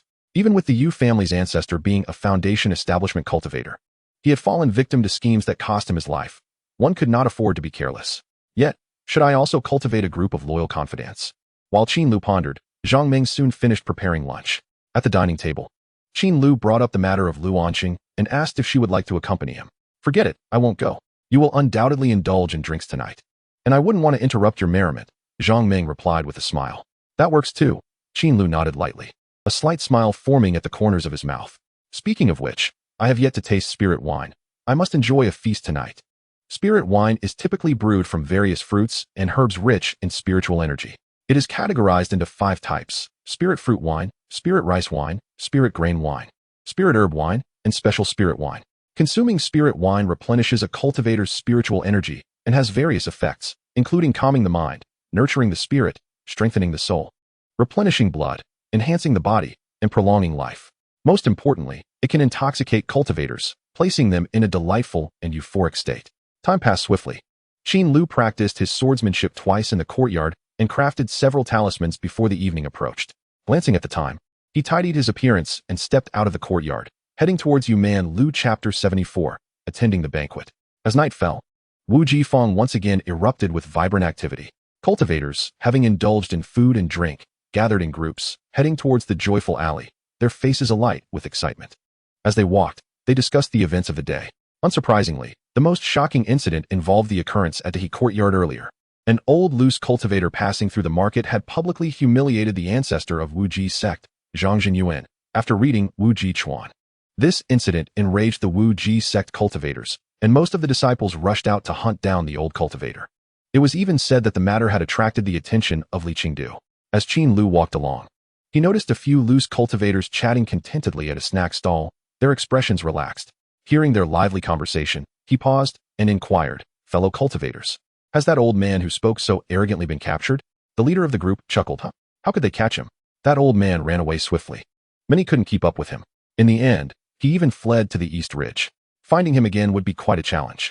Who is this old man to dare speak so brazenly? Qin Lu asked. Unfamiliar and unacquainted. Yet the speed at which this elderly man fled reminded me of that female thief from 2 months ago. Speaking of which, a nearby wandering cultivator immediately chimed in. Ah, you must be referring to that formidable woman. I wonder if she is still alive. We haven't heard any news of her lately. The conversation shifted, and they began to exchange various amusing anecdotes. Qin Lu stood aside, listening for a while, and soon realized their topic had veered off course. As they began to discuss the gossip surrounding the construction of the foundational base in the Sunset Valley and his wife. Perceiving this, Qin Lu hastily took his leave. With little incident, Qin Lu arrived at the entrance of Yuman Lu. He stepped in quietly and informed the attending servant of the specific banquet room. The servant promptly turned and led the way. This gathering was privately organized by Lu Xian and was not arranged by the Xianyang sect, thus lacking any grand display. After all, Lu Xian's modest purse could not accommodate such extravagance. He merely reserved 2 elegant rooms, set up a few tables, and invited nearby neighbors and some friends and relatives for a meal. By the time Qin Lu arrived, many cultivators had already assembled. He spotted several familiar faces from his street, acquaintances with whom he usually exchanged nods. Ah, Qin brother, you are here. Lu Xian, clad in a brand new robe, greeted him with a radiant smile. Come, sit over here. Congratulations, brother Lu. A small gift, just a token of my respect. Qin Lu beamed as he handed 2 talismans to Lu Xian. Oh, brother Qin, you are being too kind. Come, take a seat. Lu Xian graciously accepted the talismans and led Qin Lu to a round table occupied by their neighbors. Ah, it is Taoist Qin. I have long admired your name. How timely of you to join us tonight. Allow me to pour you a fine drink. As soon as Qin Lu sat down, several cultivators nearby welcomed him with enthusiasm. No need for such formality. Please, you are too kind. Qin Lu quickly returned their pleasantries. Since his recent confrontation with 6 members of the Feiyun gang at the street corner, his connections had significantly improved. Whenever he ventured outside, neighbors greeted him warmly, fostering a harmonious community. Previously, their responses had been rather lukewarm, but after that battle, their demeanor shifted to one of amiability, as if they had known Qin Lu for ages. All right, you all enjoy yourselves. I'll join you for a few drinks shortly. Lu Xian made a brief announcement before turning to the door of the elegant room to greet more guests. Qin Lu remained at the round table, engaging in conversation with these not-so-familiar neighbors, exchanging names. After a light-hearted chat, they clinked their cups together. This was Qin Lu's first experience with spirit wine. The liquid was smooth and slightly sweet, spreading a refreshing warmth within him. The rich body of the wine, coupled with its fiery essence, slid down his throat without discomfort, leaving a lingering fragrance that tantalized his palate. This delightful experience inevitably won over Qin Lu, who was savoring wine for the first time. As they drank and conversed, time flew by swiftly. Soon, all the guests had arrived. Everyone gathered around several round tables, merrily feasting and drinking, creating a lively atmosphere. Lu Xian and his family began to toast at each table. As an auctioneer, Lu Xian possessed a silver tongue, and with his affable nature, he was well liked in the vicinity. Each toast elicited laughter and cheers from the assembled cultivators. Even Lu Anchen, who usually wore a stern expression, now sported a broad smile, raising his cup to drink heartily whenever clinked. Before long, Lu Xian's family approached Qin Lu's table. Ah, thank you all for coming tonight. How is the food? Is it to your liking? Lu Xian greeted with a smile. It is indeed delicious. Thank you, Senior Lu, for bringing us here to indulge. Congratulations, Senior Lu. Your son is truly remarkable, with charm and elegance. The guests rose, exchanging pleasantries, and the atmosphere grew warm and convivial. Following Lu Xian's invitation, everyone raised their cups in unison to drink. Please, enjoy yourselves. Aye. Just as Lu Xian intended to excuse himself to toast at another table, Lu Anchen suddenly poured a cup of wine and approached Qin Lu. Uncle Qin, I toast to you, Lu Anchen declared with a smile. This action immediately captured the attention of all the neighbors at the round table, their eyes glistening with intrigue. Even Lu Xian and his wife were momentarily taken aback. Observing this, Qin Lu rose and poured a cup of wine, lightly clinking it with Lu Anchen's. Little Lu, you truly have hidden depths. Your entry into the Xianyang sect will undoubtedly lead to a bright future. Qin Lu complimented. Ha! Lu Anchen laughed heartily and paused. Uncle Qin, you could also join the Xianyang sect. I wonder if you might be interested? At this remark, the atmosphere fell silent, and the neighbors regarded Qin Lu with envious glances. To join one of the 4 major powers in the market was a dream for many wandering cultivators. Why me? Qin Lu responded, somewhat puzzled. What reason do you need? Everyone heard about that battle on the street, where you faced 6 opponents without a scratch. Your strength would certainly earn you a place in the Xianyang sect's combat team, Lu Anchen asserted confidently. Indeed, Taoist Qin's strength is undeniable. Yes, I was present that day and witnessed how swiftly you dispatched those robbers. Various voices of agreement echoed among the neighbors, clearly in favor of the proposition. After all, they had all heard of Qin Lu's prowess in battle. However, just as everyone anticipated Qin Lu's acceptance, the outcome was rather unexpected. He waved his hand dismissively, stating, "I think not. I currently have no intention of joining any faction." This declaration rendered the room silent. In Wujifang, joining one of the four major powers meant a life free from worry, elevated status, and respect from others. It was a coveted aspiration for many low-tier wandering cultivators. Had Qin Lu just arrived in this world and received such an invitation, he would have undoubtedly accepted without hesitation. However, Qin Lu no longer found a reason to join. He possessed a unique skill, was not lacking in spirit stones, and had long since resolved his grievances. Most importantly, he had an attribute panel, allowing him to enhance his abilities through diligent practice. Joining the Xianyang sect would only hinder his comfort, making it more prudent to decline. Qin Lu's rejection of the invitation left the nearby neighbors momentarily stunned, but they quickly regained their composure and resumed their flattery. Lu Anshan, not wishing to press the matter, smiled lightly before continuing with his parents to toast at other tables. Thus, the gathering continued, with everyone drinking and passing cups, creating an exuberant scene, and ultimately departing in high spirits. A few days later, the grand merchant convoy that many cultivators had eagerly awaited finally arrived. This event, a rare occurrence in the marketplace over the course of a year or two, attracted numerous cultivators, who gathered outside to witness the spectacle. The Wuji sect had designated a vast area for the convoy's encampment. At this moment, a throng of various cultivators awaited the arrival of the convoy, chatting and laughing on both sides of the trade route. Qin Lu, along with Zhang Meng and her son, arrived early and secured a favorable position on a small hill to the left. "It seems we will be testing spirit roots here shortly," Zhang Meng whispered suddenly. "They have transported the xianxiaaudiobooks. Here, it should be in this location." Qin Lu nodded slightly, his gaze drawn to the center of the clearing. There stood an irregularly shaped black monolith, towering over 2 meters high, emanating a faint aura of spiritual energy. This was indeed the xianxiaaudiobooks. Before the black stone stood more than 20 practitioners of WJMN clad in blue robes. These individuals comprised the various management levels of WJFing, with Li QNGD at the forefront. Among them, Qin Lu recognized several familiar faces. Li Xianxiash, who had collected rents in the slums, now Zhao Weiyan, who managed collections in the courtyard, the sword-wielding practitioner he had encountered at the theater a few days prior, and a patrolling officer who had once investigated his identity. All these individuals were outer disciples of WJMN. Their presence here was undoubtedly to welcome their esteemed SHSH, Zhang. "Here they come." With the excited shouts of several practitioners, the long-awaited merchant caravan finally emerged on the distant plain. Zhang stood on tiptoe, glanced upward, and then remarked, "This time there are even more people than last time. It's bound to be lively." Qin Lu raised his head and noticed that nearly 2,000 individuals were marching in a grand procession from afar. As the caravan approached, the mortals also spotted the large crowd gathered on the hillside ahead, instantly erupting into excited shouts, intermingled with some cries of despair. As they drew nearer, the many commoners within the caravan wore expressions of curiosity, continuously surveying the various practitioners on the slopes. This was a diverse assembly of individuals. There were noble youths riding in luxurious carriages, princes, princesses, and heirs of the mundane dynasty, who brought the most provisions and were accompanied by numerous attendants and guards. Situated at the forefront of the procession, in the middle of the caravan, one could find a variety of characters: gallant heroes, scholarly gentlemen, wealthy science, swordsmen, hunters from rural areas, reckless youths, and downtrodden village maidens. They either rode on ox carts or donkeys, rode horses, or walked on foot, their eyes sparkling with anticipation. At the rear of the caravan were many carts laden with various goods, accompanied by hundreds of emaciated youths, both male and female, clad in tattered clothing. Their hands bound with ropes, they walked with vacant stares, devoid of any spark of life. Oh my, there are quite a few people this time. At least several hundred mortal slaves. Indeed. If the price is right, I might just buy one to serve me at home. Haha, you old rascal. Don't exploit others. Your family is barely scraping by. If you bring a mortal home, you'll end up starving them. You're just talking nonsense. Hey, look at that lad. His gaze seems a bit haughty, as if he thinks this place is his family's dynasty. And that swordsman too, Just a bunch of country bumpkins. They need a lesson to understand that there are always greater powers.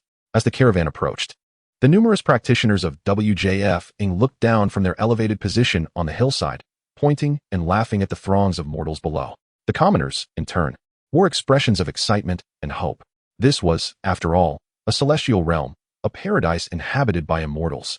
The beings on either side could soar through the clouds. Yet, why did these celestial beings appear so similar to ordinary folk? They even seemed somewhat shabby. Suddenly, a sharp sound pierced the air. A figure clad in blue descended directly in front of Li Qingd. This was a middle-aged female practitioner, appearing to be around 40 years of age. She possessed a graceful figure and striking beauty, exuding an aura of elegance. Shg Zhang.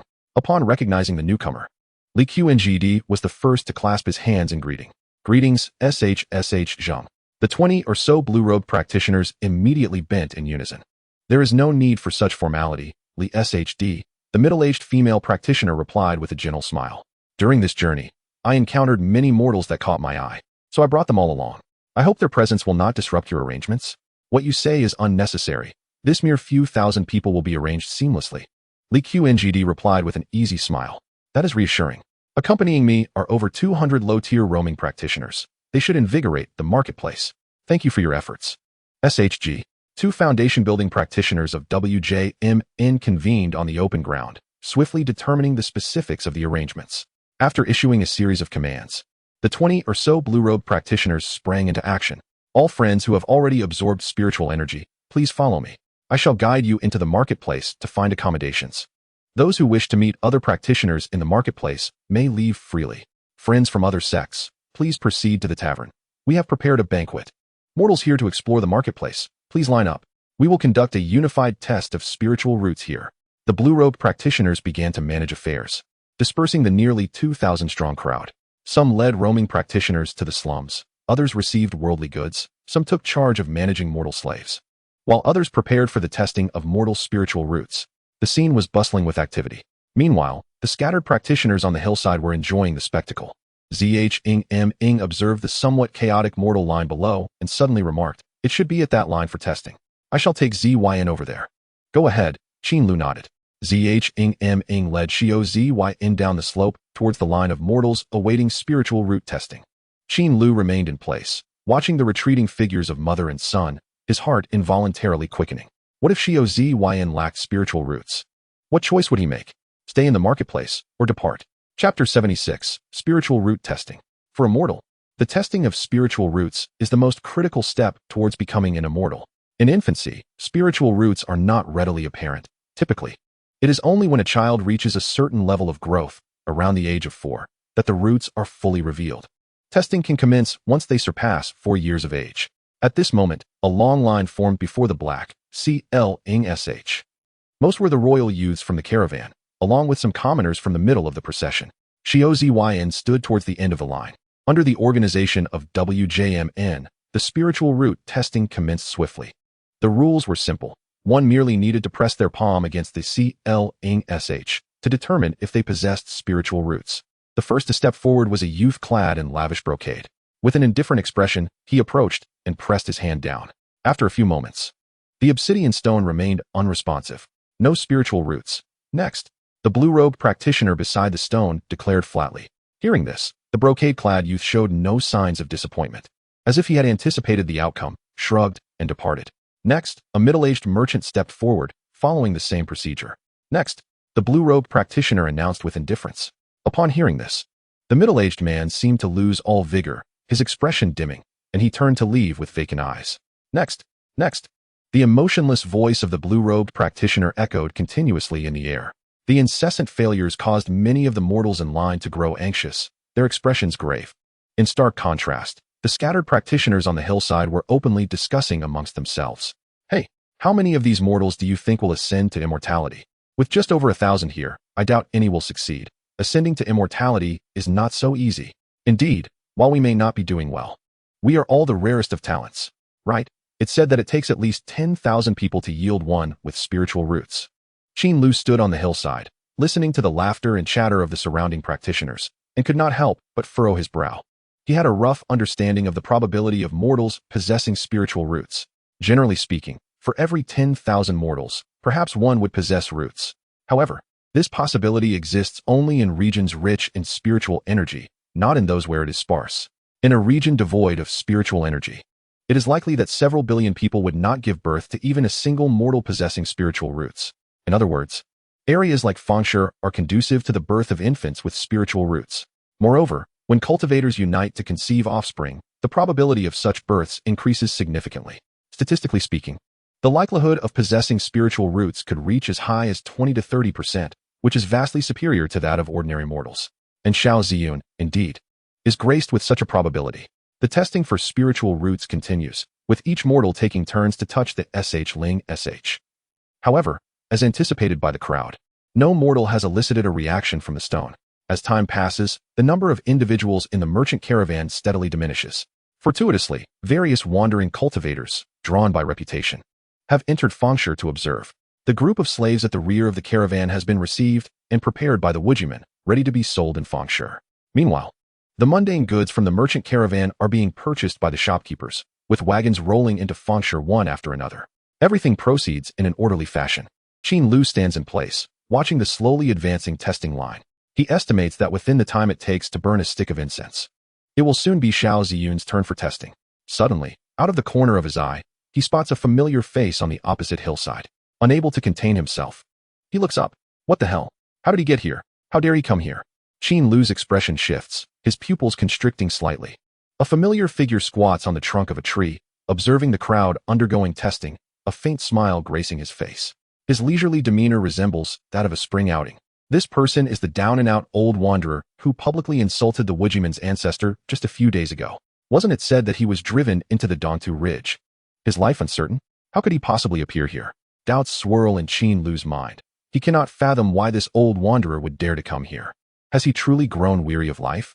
It is crucial to note that two foundational cultivators from the woodman are present.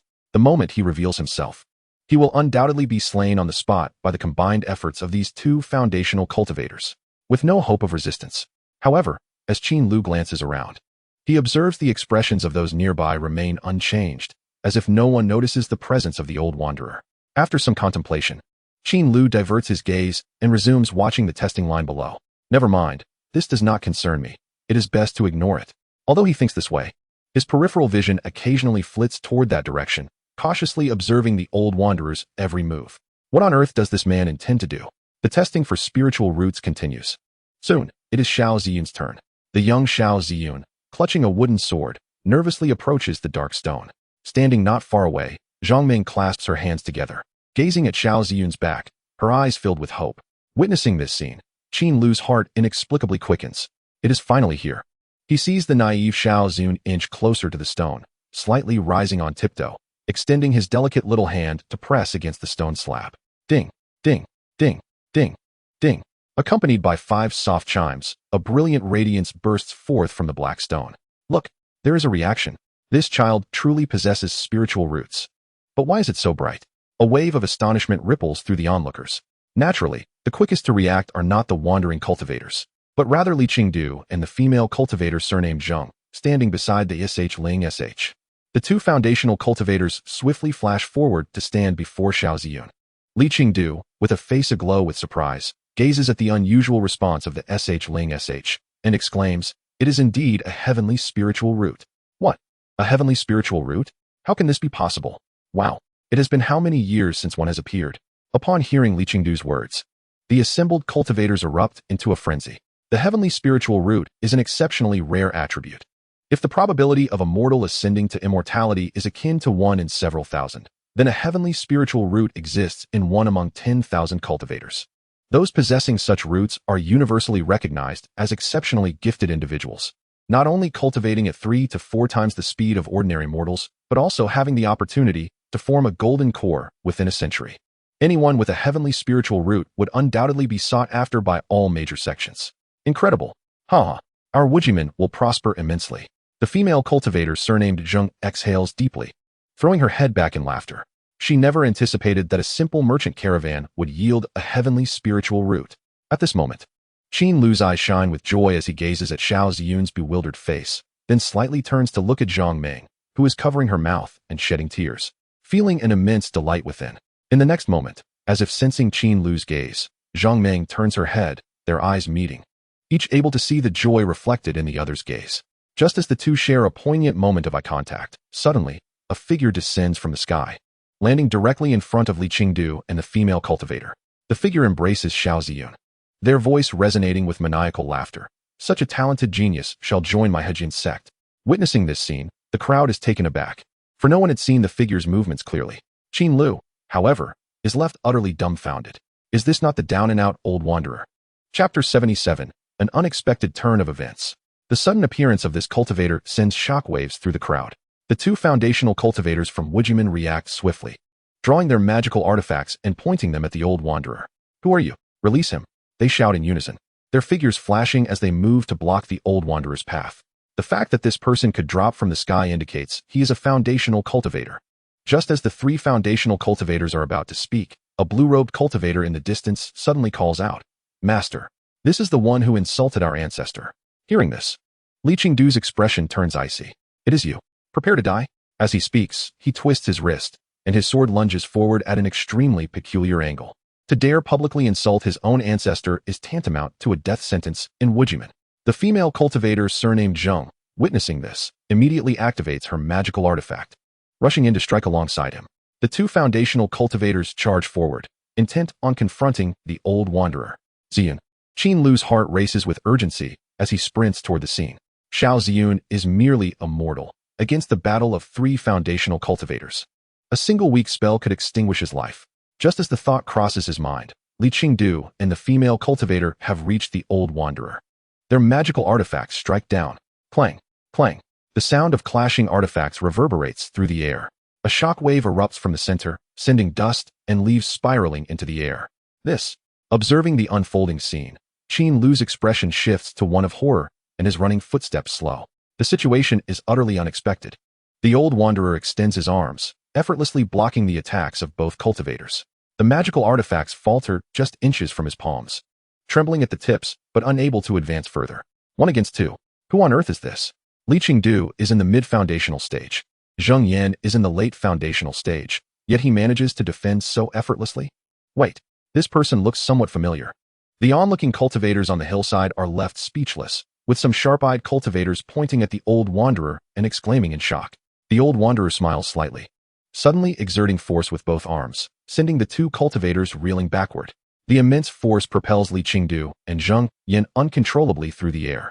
They flip midair and land firmly on the ground, yet they do not immediately charge again, their expressions now grave. After that brief encounter, they realize that this individual is not a foundational cultivator, but rather a golden core cultivator. If the gap between Qi refinement and foundation establishment is vast, the chasm between foundation establishment and golden core is an insurmountable divide.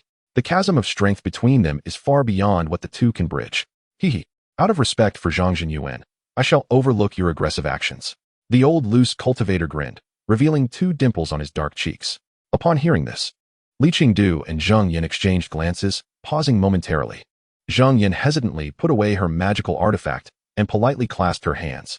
Are you the esteemed Wang from the Hejin sect? Oh, it seems I still possess a bit of reputation. The old loose cultivator raised an eyebrow slightly, a hint of delight appearing on his face. As these words escaped his lips, all the cultivators present were momentarily stunned, the atmosphere falling into an eerie silence.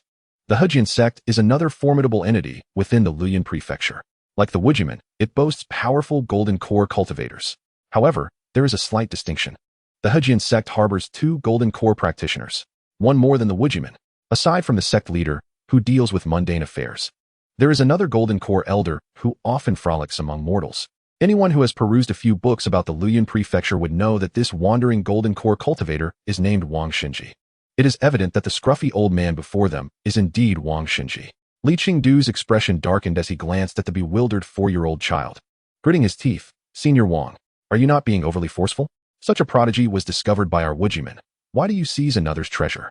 Wang Xinji appeared indifferent, retorting. Who claims it was you who discovered him?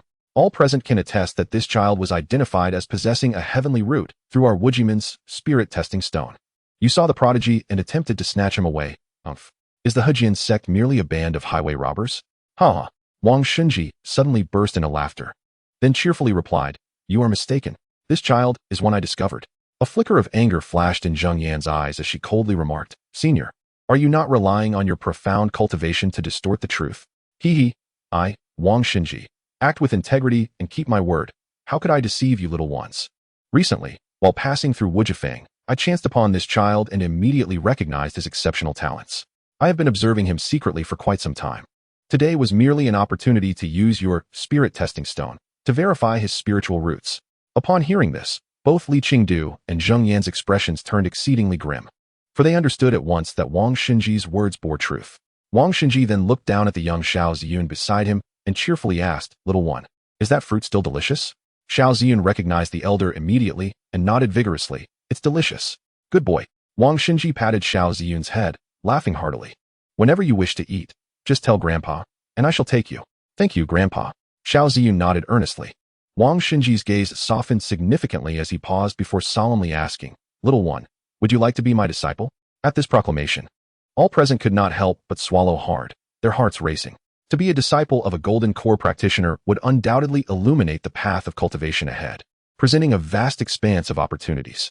However, witnessing this scene, Qin Lu felt a sudden sense of foreboding. Xiao Ziyun bit his finger as if deep in thought, then turned to look behind him, pointing at a figure and softly stating, "I must ask my mother first." Whoosh! As soon as Xiao Ziyun's words left his lips, the two figures vanished from their spot, only to appear before Zhang Meng in the next instant. Facing Zhang Meng's astonished expression, Wang Xinji smiled and inquired, "My dear lady, what are your thoughts on this matter?" Although Zhang Meng was merely at the second level of qi refinement, she was not unfamiliar with Wang Xinji's name. Seeing a significant figure from the books appear before her, she felt a wave of panic. After hearing Wang Xinji's words, she glanced at the distance where Qin Lu stood, tears of joy welling in her eyes. Turning back to Wang Xinji, she trembled and replied, This is certainly wonderful." "Ha ha ha, then that is settled." Wang Xinji laughed heartily, feeling immensely satisfied. As he spoke, he raised his right hand slightly, causing Zhang Meng, who was standing, to slowly levitate off the ground. Wang Xinji cradled Xiao Ziyun in his left arm and turned to Li Qingdu and Zheng Yan, declaring proudly, "Go back and inform your ancestor that today I, Wang Xinji, have made my choice, he. I shall come seek him out for a drink, and to make amends another day." With that, Wang Xinji soared into the sky, transforming into a long rainbow that vanished beyond the horizon in mere moments. Observing the direction in which Wang Xinji departed, all the cultivators present stood in stunned silence, the atmosphere thick with disbelief. Meanwhile, Qin Lu appeared utterly dazed, his movements sluggish. "This is it." Just like that, he left. Chapter 78, Diverging Paths. Wang Xinji's abrupt interruption disrupted the process of the spiritual root examination. Infuriated, Li Qingdu and Zheng Yan furiously swept their sleeves and departed, leaving behind a bewildered crowd. Ultimately, the spirit root examination concluded hastily, and the cultivators on the hillside dispersed in a flurry. As for Qin Lu, he stood dazedly in place. The sudden disappearance of Zhang Meng and her child left him utterly unresponsive. As the onlookers gradually dispersed, he sat despondently on the hillside, silent and forlorn. Today, his emotions had swung dramatically. Initially, he was worried that Xiao Ziyun lacked a spiritual root, contemplating how to support Zhang Meng, only to discover in an instant that Xiao Ziyun possessed an exceedingly rare heavenly root. Just as he was reveling in Xiao Ziyun's fortune, the sudden appearance of Wang Xinji whisked Zhang Meng and her child away, plunging him into despair. The day's tumultuous events left a dull ache in his heart. What on earth is happening? Qin Lu slammed his fist into the ground, gritting his teeth in frustration. The sun sank slowly below the horizon, casting a blood-red twilight that stained half the sky as if a bowl of blood had been spilled. As night fell, the disheartened Qin Lu rose and made his way toward the market. The entrance to the city remained bustling with activity. Upon entering the market, Qin Lu noticed that the slaves were still being openly sold on the streets, with many cultivators shouting bids. However, compared to the hundreds of slaves earlier, only a handful of scattered mortals remained. Most must have already been purchased by shops or cultivators. With no desire to join in the commotion, Qin Lu merely cast a glance before heading home. He trudged back home, sitting on a stone bench in the courtyard, leaning against the stone table, gazing up at the peach tree beginning to sprout new buds, lost in thought. Time passed without him noticing. Knock, knock, knock. Suddenly, a sound echoed from the courtyard door. "Is someone back?" Qin Lu's eyes brightened, and he hurried to open the door. However, it was not the person he hoped to see, but rather Lu Xian from next door. Seeing the door open, Lu Xian leaned in to glance around the courtyard, hesitatingly asking, "Brother Qin, where is Zhang?" Qin Lu sighed helplessly. "Have you heard the news? Such a significant event couldn't possibly go unnoticed. The market is buzzing with it. The unparalleled heavenly root has reemerged. Wang Xinji has made an appearance in the wild." The Wujimen were publicly humiliated by two foundation-building cultivators. Cough, cough. I listened for a while before realizing that the heavenly root they mentioned is somewhat similar to your little one, so I came to inquire. Is Zhang's child truly a heavenly root? Qin Lu nodded, feeling a slight pang in his heart. Indeed, it is him. Lu Xian's face lit up with excitement. Nearly dancing in place, wow. It's really true. Then you must be on your way to success. Success? What success? Qin Lu replied irritably. The person has already flown away without even a word of farewell. What kind of situation is this? That is not how it should be viewed. This could also be your connection. Who knows? He might return one day to repay your kindness. Forget it. Qin Lu waved his hand, resting it on the courtyard door. All right, old Lu, I need some time to myself. With that, he closed the courtyard door. Hey, if Ziyun returns, remember to call me. Came Lu Xian's voice from outside. Qin Lu slowly shook his head and walked towards the room, suddenly feeling a wave of fatigue wash over him, necessitating a brief respite. Just as he reached the threshold of his chamber, a faint sound echoed from behind him. He turned abruptly, only to behold an elderly man with a dark complexion standing in the previously empty courtyard. The only one capable of disregarding the formation to enter the yard could only be Wang Xinji. Upon seeing him, Qin Lu's heart tightened, and he hastily turned around, nervously inquiring, Wang, Senior Wang, what brings you here? Although he had observed Wang Xinji's seemingly rational demeanor today, he was acutely aware that this was a Jindan cultivator. If his murderous intent arose, no practitioner from Wujifang would be sufficient to stand against him. The disparity in cultivation levels was indeed vast. Before him, Qin Lu felt utterly powerless. Nothing much, Wang Xinji replied nonchalantly, casually taking a seat on a stone chair. Miss Zhang asked me to come and bid you farewell. I am quite an easygoing person, so I agreed to convey her message. Qin Lu's heart sank instantly as he murmured, why didn't she come to say it herself? Oh, she felt a bit embarrassed, Wang Xinji replied with a hint of amusement. By the way, she asked me to express her gratitude for your care during this period. Seriously? Qin Lu couldn't help but exclaim, are we doing online breakups now? What are you rambling about? Wang Xinji shot a glance at Qin Lu, pausing momentarily before chuckling.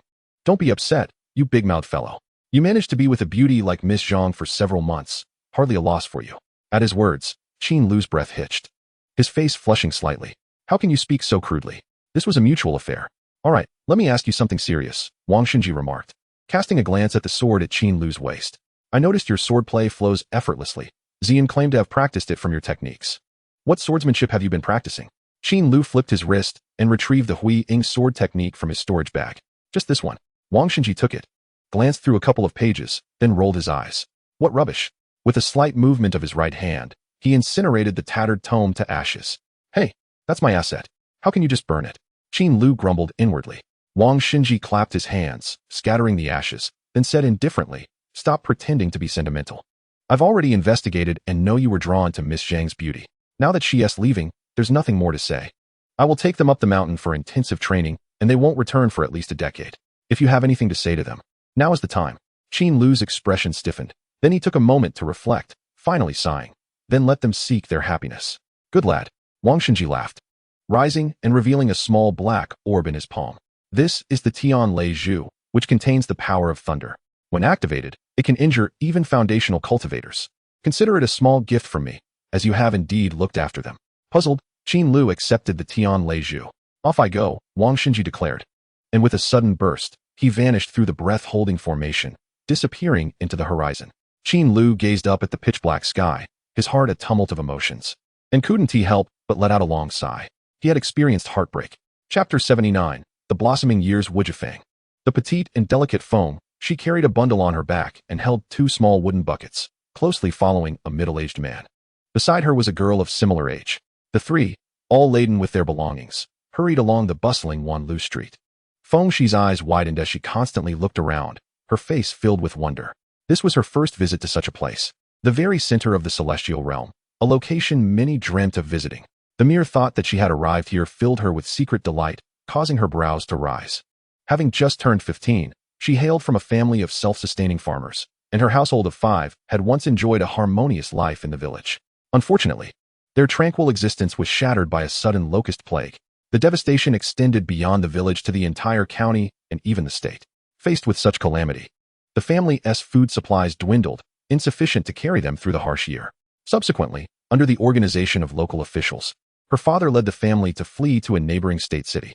They were not alone. The entire county embarked on the arduous journey. However, the over 1,000-mile trek took more than a month, transforming the experience into a dark memory. It was as if every sin of humanity emerged during those days.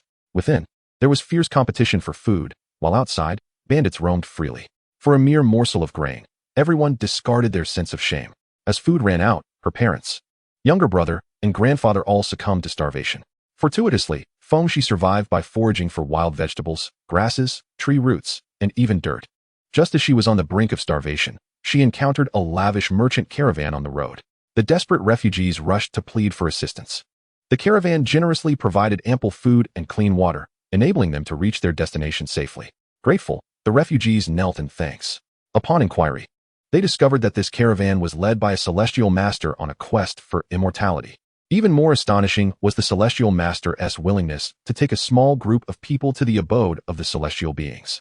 Remarkably, Fengxi was chosen. Thus, she journeyed as a servant with the opulent caravan to the market.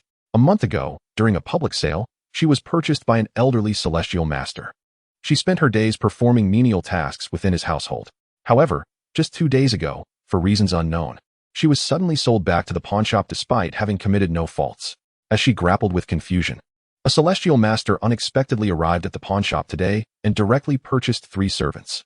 Once again, she was fortunate enough to be among them. Now, the 3 were on their way to report to the celestial master's residence. Soon, they arrived at the outer courtyard of a manor at the street's end. The middle-aged man at the forefront halted, turning to the 2 girls, saying, "This is the celestial master's residence. You have been in the celestial realms market for a month. Do you understand the rules now?" Upon hearing this, Fengxi and the other girl nodded eagerly. "All right then, let us introduce ourselves. I am Qin Ming." The middle-aged man said softly. "I am Fengxi. I am Chu Xiaoi." The trio exchanged names, and after Qin Ming reiterated a few instructions, he turned to knock on the door. Moments later, the door swung open, revealing a robust celestial master, who glanced at them casually before stating, "Come in." As they entered the courtyard, the sturdy celestial master gestured towards the left side, indicating, "You 3 will reside in those rooms. The kitchen is over here. The water well is in the courtyard, and I live in the back. Your duties will include cooking, gathering firewood, washing clothes, and fetching water. When I am in the courtyard practicing swordplay or drawing talismans, you must not disturb me. Always knock before entering." The celestial master continued to explain the rules of the courtyard while Fengxi attentively observed his features. He appeared to be in his 30s, with bronze skin and well-defined facial contours. His eyes sparkled with vitality, and his voice resonated loudly. Very handsome, Fengxi thought, secretly amused by his charming smile. After a while, the celestial master inquired, "What are your names?" Upon hearing the question, the 3 eagerly stepped forward to introduce themselves. "All right, Qin Ming, you are the eldest. You will be the steward, responsible for the household matters. You 2 will listen to Steward Chun. Understood?" "Understood." The 3 responded in unison with a respectful bow. "By the way, my name is Qin Lu. That will be all for now. You may go and put down your belongings." Qin Lu waved his hand to disperse the 3 individuals. "Yes," Fengxi and the others promptly replied.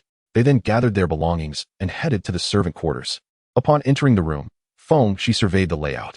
It was modest in size, with 2 small beds positioned in the corner, clearly designated for her and Chu Xiaoi.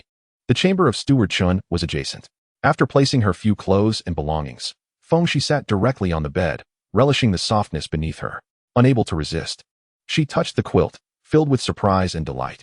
This was a luxury blanket reserved for high-ranking officials. She hadn't anticipated being able to use one herself. Accompanying the merchant caravan, Fengxi was well aware that the items transported to the xianxia were among the most precious in the mortal realm. While in the xianxia, this was considered the most basic bedding, yet in the secular world, it would command a high price. "Fengxi, were you expelled by the xianxia?" Chu Xiaoi, the fellow resident, suddenly greeted her. Fengxi looked at this slightly younger peer and shook her head. "Not at all. I've never provoked the xianxia's anger. Yet he suddenly sold me. Why?" Chu Xiaoi seated herself beside Fengxi, her curiosity piqued. "Is he fierce? What is he like?" Fengxi whispered, "Actually, he is not bad. It's just that his living conditions are far inferior to here. I heard him mention a place called the slums, which is dilapidated and somewhat odorous." "Really?" Chu Xiaoi exclaimed. "There are such places in the xianxia market?" "Yes, just outside the city walls. Honestly, I sometimes think he might have run out of money, which is why he sold me. Could a xianxia really be low on funds?" Chu Xiaoyi's eyes widened in disbelief. "That's just my speculation." Fengxi shrugged her hands, then inquired, "What about you? Where did you serve the xianxia before?" "I've never been anywhere. During the last auction, no one wanted me. For the past month, I've been stuck in the teeth trade." "That's fine. I'll look after you from now on, so you need not worry too much. I just observed that Qin xianxia should be quite amiable." Chu Xiaoi nodded gently, then asked, "What will we be doing on a daily basis?" We'll handle the tasks assigned to servants. Don't worry, it's not too difficult. By the way, what did you do before? I came from an ordinary family. When the xianxia's caravan passed through the county town, my father ruthlessly sent me away, claiming it was for me to pursue my destiny. Chu Shaoi spoke softly. Well, you have it better than I did. My family suffered a locust disaster. It was quite dire. The two young maidens sat in the room, reminiscing about their pasts, quickly bonding over shared experiences. Despite being the lowest tier of servants in the market, their expressions were filled with hope for the future. After all, having arrived at this place already set them apart from countless mortals, transcending social strata to become individuals of significance. Chapter 80. Refining Qi to the 7th layer. Having arranged the duties of the 3 servants, Qin Lu leisurely made his way to the master's quarters. He surveyed the newly acquired courtyard, a smile gracing his lips. He had moved into a standard Sihiyuan. The courtyard spanned approximately 600 square meters, comprising a northern main house, a southern servant quarters, eastern and western wings, and a central courtyard. Nestled in the heart of Wujifang on Wanlu Street, this area was not only the most bustling, but also the safest, as the families of the 4 major factions resided here. Had the Yu family not relocated entirely, I would not have been able to secure such a fine residence. Qin Lu mused. Since the demise of Yu Xiaozhan, the Yu family had fallen apart. Not only had their shops and territories been thoroughly divided, but even their retainers had departed. Consequently, the Yu offspring could no longer thrive in the market. They hastily sold their assets and left Wujifang alongside many wandering cultivators, leaving this estate for Qin Lu to seize. However, while this residence was splendid, it came at a steep price, with a monthly rent of 100 spirit stones, akin to blatant extortion. Yet, since Zhang Meng and her son had departed, Qin Lu often found himself melancholic in the old residence, prompting him to spend his spirit stones to begin anew. He was determined to embark on a fresh chapter in his life. Upon entering the northern main house, Qin Lu settled onto a meditation mat, assuming the proper posture for cultivation. After a month of rigorous practice, he had successfully ascended to the 7th layer of refining Qi. Reaching the late stage of this realm, this advancement not only significantly enhanced his physical attributes, but also resulted in a remarkable transformation of his skin, rendering it exceptionally tough. Ordinary blades could not penetrate his skin, and even with forceful strikes, they would only leave a white mark or indentation. With such defensive capabilities against mortals, he had become an invincible entity, achieving a true distinction between celestial and mortal beings. Throughout this month, Qin Lu had once again entered a state of intense cultivation. He meditated for an hour 6 times a day, dedicating half his day solely to this practice. His relentless efforts not only led to a successful breakthrough, but also elevated his proficiency in the Xianyangju to over 1,000. As for his skills, he did not neglect them either. Apart from meditation and sleep, he utilized his remaining time to enhance his spellcasting and talisman-making skills. His proficiency in crafting talismans progressed swiftly, with the protective shield reaching mastery level, and he was not far from attaining the title of master. In total, he had created over 180 protective shields this month, netting nearly 600 spirit stones in profit. After deducting daily expenses, new rent, and the modest costs of acquiring 3 mortals, his current savings amounted to over 900 spirit stones. In terms of combat skills, he also made considerable strides. Firstly, he successfully practiced the Gray Shadow Sword technique to master level. When combined with the same level, Gentle Wind technique, its lethality was astonishing. Qin Lu anticipated that with his current strength, he could effortlessly triumph over wandering cultivators at the 9th layer of refining Qi. Even against well-equipped disciples of sects, he would not be at a disadvantage. As for minor spells, due to his focus on sword techniques and talisman crafting, he had limited time to practice. Nonetheless, he managed to elevate both Heavenly Eye technique and Spirit Shield technique to mastery level. After enhancing the Heavenly Eye technique, Qin Lu discovered that he could clearly discern the cultivation levels of everyone within a 100-meter radius. As long as one approached, their specific level could not escape his sight. Moreover, this technique enabled him to perceive spiritual roots, akin to having an eye that functioned like a spirit testing stone.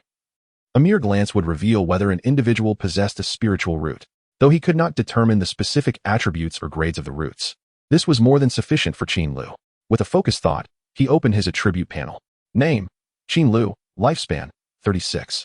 127 years. Cultivation: Refining Qi 7th layer, 1,100. Techniques: Xianyangju, Master 1, 250, 3,000 skills. Spells: Fire Ignition Technique, Master 225, 3,000 Fingertip Technique, Master 156. 83,000 Illumination Technique, Master 23,000 Cutting Technique, Master 23,000 Gentle Wine Technique, Master 137. 3,000 Spirit Shield Technique. Master 43,000 Heavenly Eye Technique. Master 43,000 Talisman Crafting. Water Chi Shield. Master 23,000 Cleaning Talisman. Beginner 48100 Protective Shield. Proficient 364. 600 Swift Step Talisman. Beginner 4,100 Sword Skills. Gray Shadow Sword Technique. Master 135. 3,000. Talent. None. As Qin Lu gazed at the series of titles inscribed, a subtle thrill coursed through him, and he clenched his fist, declaring, "I have not wasted a single moment in the past 6 months." After devoting an entire incense stick's duration to study, he finally closed the panel with satisfaction. It was time to cultivate. Sitting cross-legged on the mat, he moved his fingers, and a transparent aura enveloped his entire being. Ling Dunshu.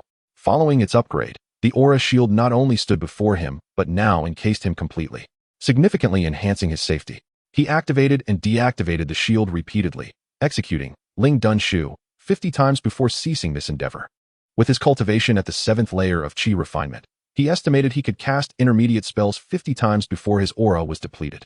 By this calculation, he could likely invoke 60 elementary spells. After pondering for a moment, Qin Lu reined in his wandering thoughts and resumed his meditative posture, channeling his energy.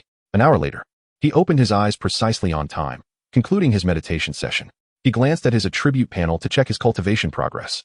Cultivation, Qi Refinement 7th Layer, 2100. Indeed, upon advancing to the later stages of Qi Refinement, the difficulty had escalated dramatically. At this rate, he could only make marginal progress each day, with a minimum of 3 months required to ascend a layer. Even with Zhu Qi Dan, the speed had slowed significantly, taking over 2 months. Sighing, he decided it was best not to aim too high. His current speed already surpassed many cultivators. Adjusting his mindset, Qin Lu stood up and stretched lazily. He stepped outside, reclined on a wooden lounge chair in the courtyard, basking in the sun with his eyes closed, allowing his thoughts to drift. Just as he settled in, faint voices reached his ears. Curious, Qin Lu, with his extraordinary hearing, listened intently. After a moment, a smile crept across his lips as he shook his head slowly. The voices belonged to Chun Ming, who was imparting the house rules to 2 young maids. Qin Lu had inquired about Chun Ming at the Tooth House. It was said that he had previously managed an inn in the mundane world, but upon encountering a passing celestial merchant caravan, he immediately knelt in supplication to join them, eventually arriving at Wujifang at over 40 years of age with Zheng Yan's approval. Noticing Chun Ming instructing the young girls, Qin Lu paid it no mind, continuing to rest in his chair with closed eyes. Time had already reached the warm month of March, with gentle breezes caressing the face and bringing immense comfort. Qin Lu, lounging in the courtyard, soon felt drowsy.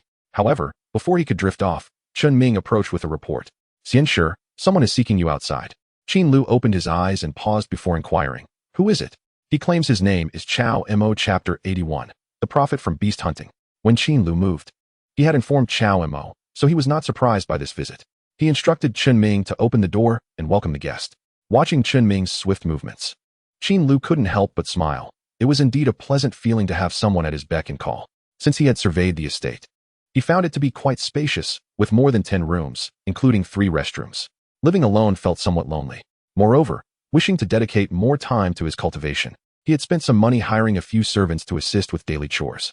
After all, if Lu Huangshu could enjoy life after a lifetime of battles, then Qin Lu, after half a year of hard work, deserved a bit of relaxation. Chun Ming soon returned with visitors. To Qin Lu's surprise, it was not just the chubby Chao Mo, but his entire family of 3. Seeing this, Qin Lu quickly rose to exchange pleasantries before escorting them into the reception room, where they took their seats. The maid Feng, she promptly served spirit tea. "Big brother, your courtyard is magnificent. I was a bit hesitant when I knocked, fearing I might have the wrong place," exclaimed Chao Mo excitedly. "Haha, it's not too shabby," Qin Lu replied with a smile. "Your new residence is quite nice as well. I see its location is excellent." The Chao family had recently moved from the slums to the market district, residing on the western side of the city wall, a place Qin Lu had visited once. "Ah, it pales in comparison to your estate, brother Qin. Such grandeur must come at a hefty price," Chao Yunxi remarked with a wave of his hand. Qin Lu nodded lightly. "It is indeed rather expensive, with a monthly rent of 100 spirit stones." "That is exorbitantly high," Chao Yunxi exclaimed in astonishment. Suddenly, his expression shifted to one of surprise, and after a moment of hesitation, he asked, "Brother Qin, have you reached the 7th layer of Qi refinement?" Brother Chao has a keen eye. "Indeed, I just advanced yesterday," Qin Lu acknowledged with a smile. Chao Yunxi and Qi Xiaofang exchanged incredulous glances, both astonished by the other's disbelief. "Is this for real?" Someone has actually ascended from the 2nd layer to the 7th layer of Qi refinement in just 6 months? Such occurrences belong only in tales. Yet here it is unfolding before us. Xianxia stammered. Just a fortunate opportunity. Qin Lu nonchalantly brushed it off. Sensing Qin Lu's reluctance to elaborate, the couple tactfully shifted the conversation. After some time, Qi Xiaofeng produced a purse from her bosom. By the way, Brother Qin, we have come to return the spirit stones. Thank you once again for your generous assistance last time. Sister-in-law is too kind. We are neighbors. It is only natural to help each other out. It was but a trifle, no need for thanks.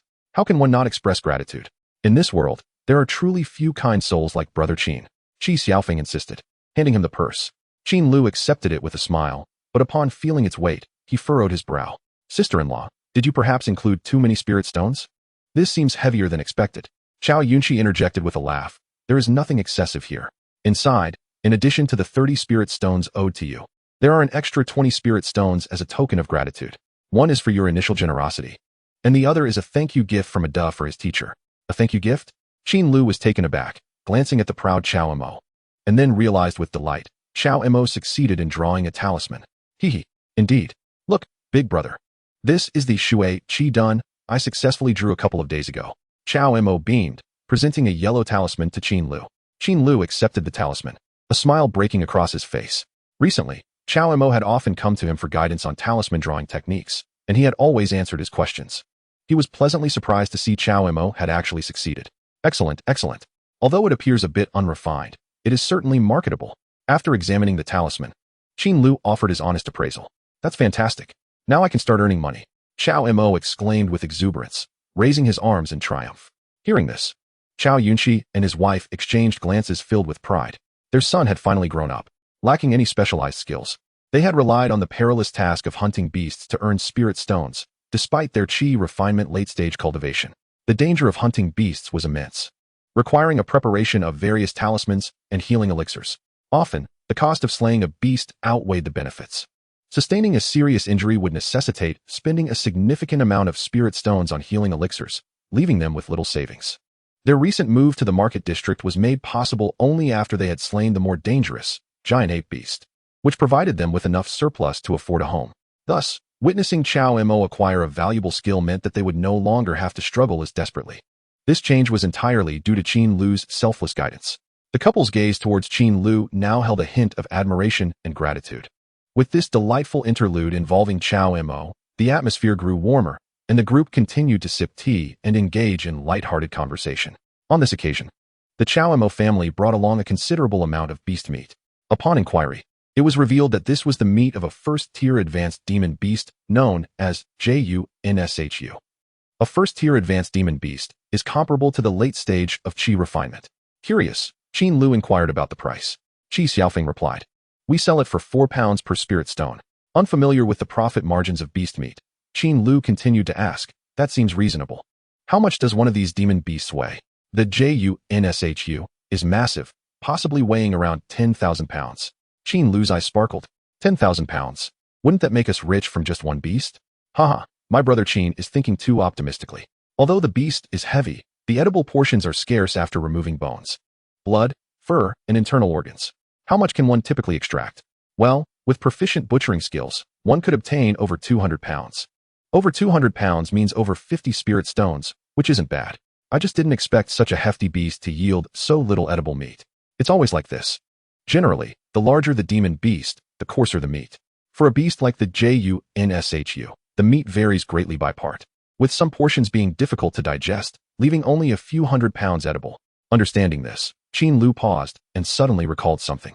By the way, I remember there aren't any dedicated shops selling beast meat in the market, right?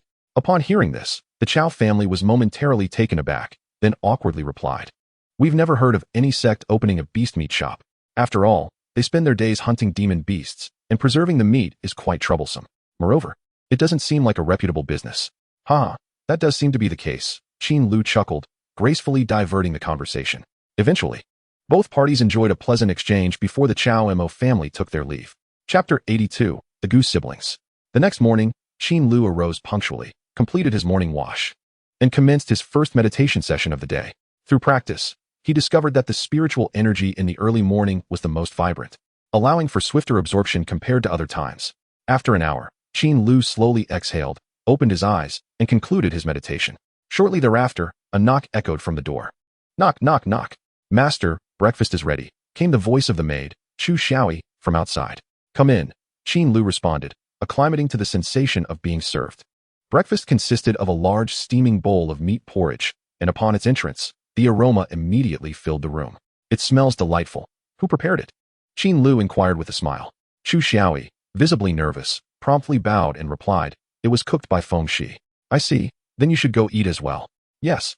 Chu Xiaoi exhaled in relief and hurriedly exited. Observing her anxious demeanor, Qin Lu chuckled to himself. He wasn't a monster. Why was she so apprehensive? When Qin Lu announced the household rules the previous day, he had stated that the meals for the 3 servants would be the same as his own. Whatever he consumed, they would consume as well. Although he was responsible for their daily provisions, Qin Lu felt no concern. The spiritual rice and demon beast meat were both rich in spiritual energy, which a mortal's physique could hardly tolerate. Generally, a small handful of rice would suffice to satiate. Such provisions were of little consequence to Qin Lu. After swiftly finishing his porridge and taking a brief rest, Qin Lu rose and exited the estate with Chun Ming. Today, he intended to familiarize Chun Ming with the area and introduce him to various shops, as Chun Ming would be responsible for procuring living supplies in the future. Upon stepping outside, Qin Lu noticed someone vigorously pounding on the door of the neighboring estate. Open the door! Open the door! A young man, slender and dark, appeared disheveled. His eyes glazed, swaying as if intoxicated. Moments later, the door swung open, and 2 servants rushed out. Move faster. Damn it. The dark, slender man kicked one of the servants to the ground, who quickly offered apologies. The 2 servants hurriedly assisted the inebriated man back inside the estate.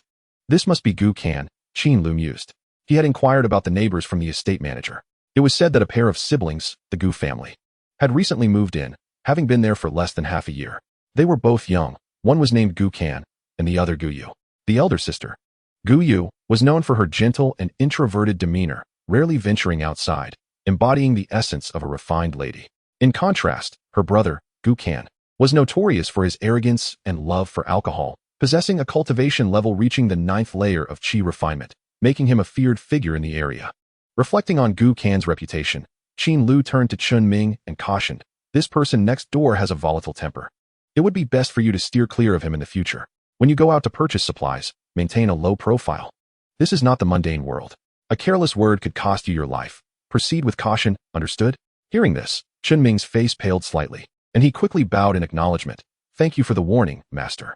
I understand. Qin Lu nodded slightly and continued on his way, with Chun Ming following closely behind. Since moving here, Qin Lu had noticed a significant change. The familiar greetings from neighbors had vanished, replaced by curious, provocative, disdainful, or indifferent gazes from those around him. Though not particularly welcoming, Qin Lu welcomed the peace and, disregarding the many stares, walked calmly toward the market. After spending over an hour showing Chun Ming around the marketplace, he introduced him to the shops he frequented, including a firewood vendor, a general goods store, a vegetable stall selling spiritual fruits and vegetables, and a stand offering delicious demon beast meat.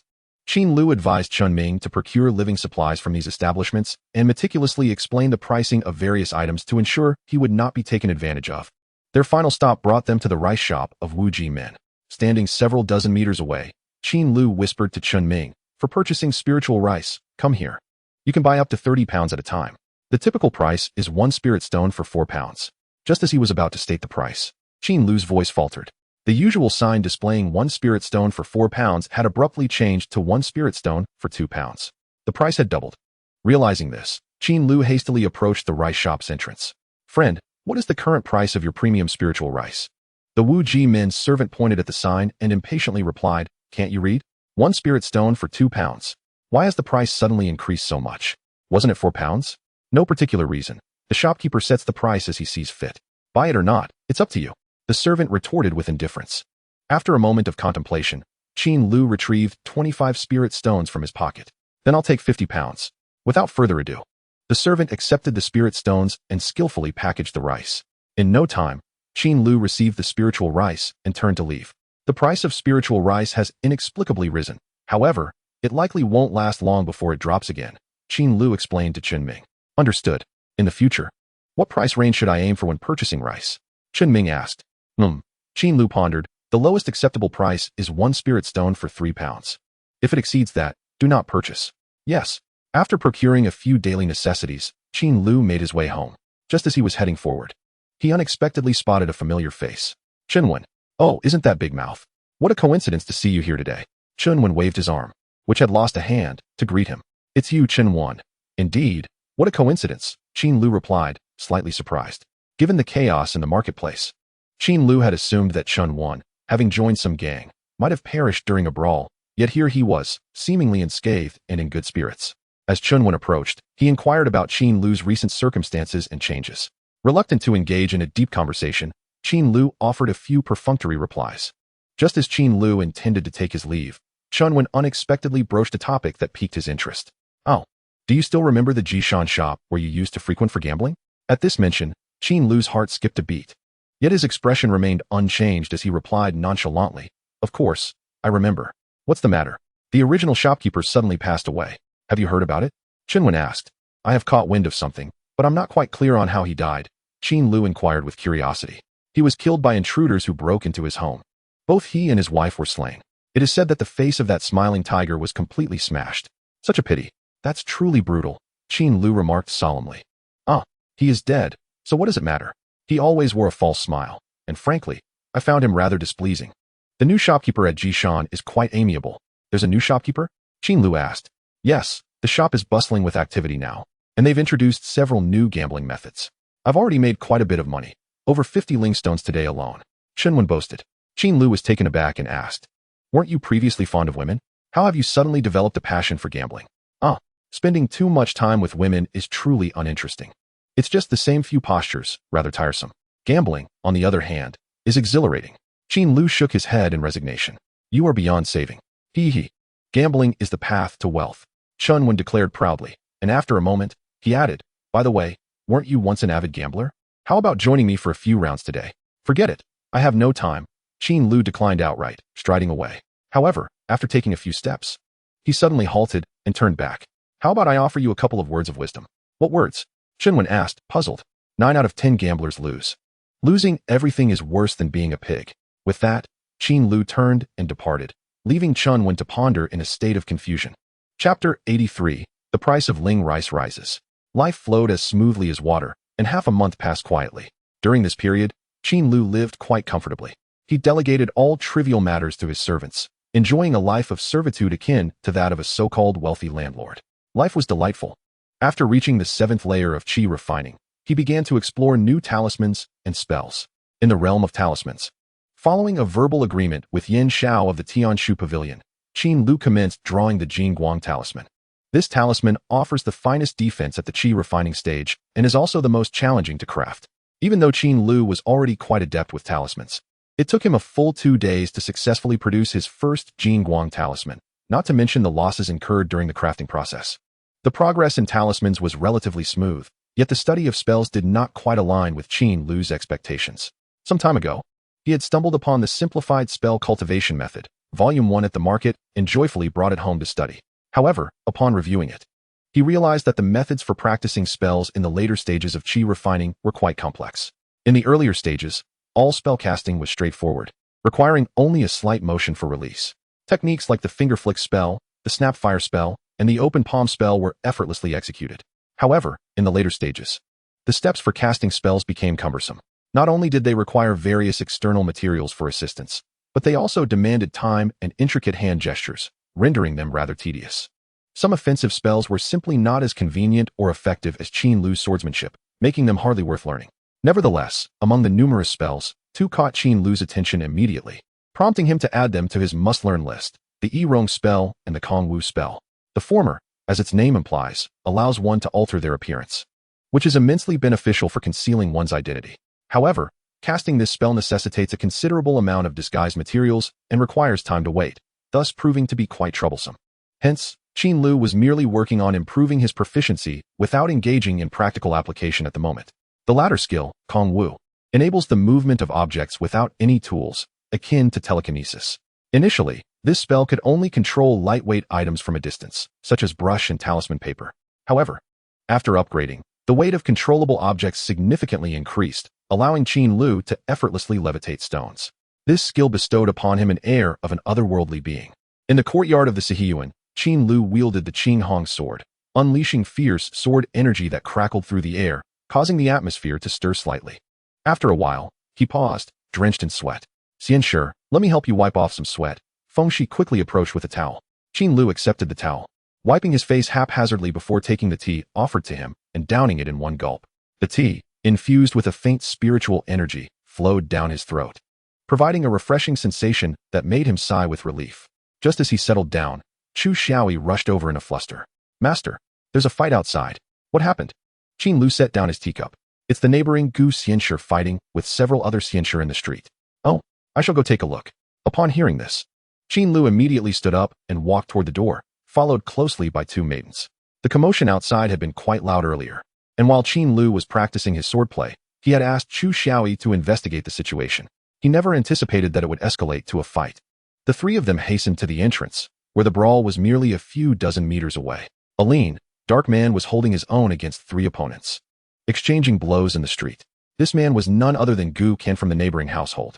The fight attracted a fair number of cultivators who stepped outside to watch.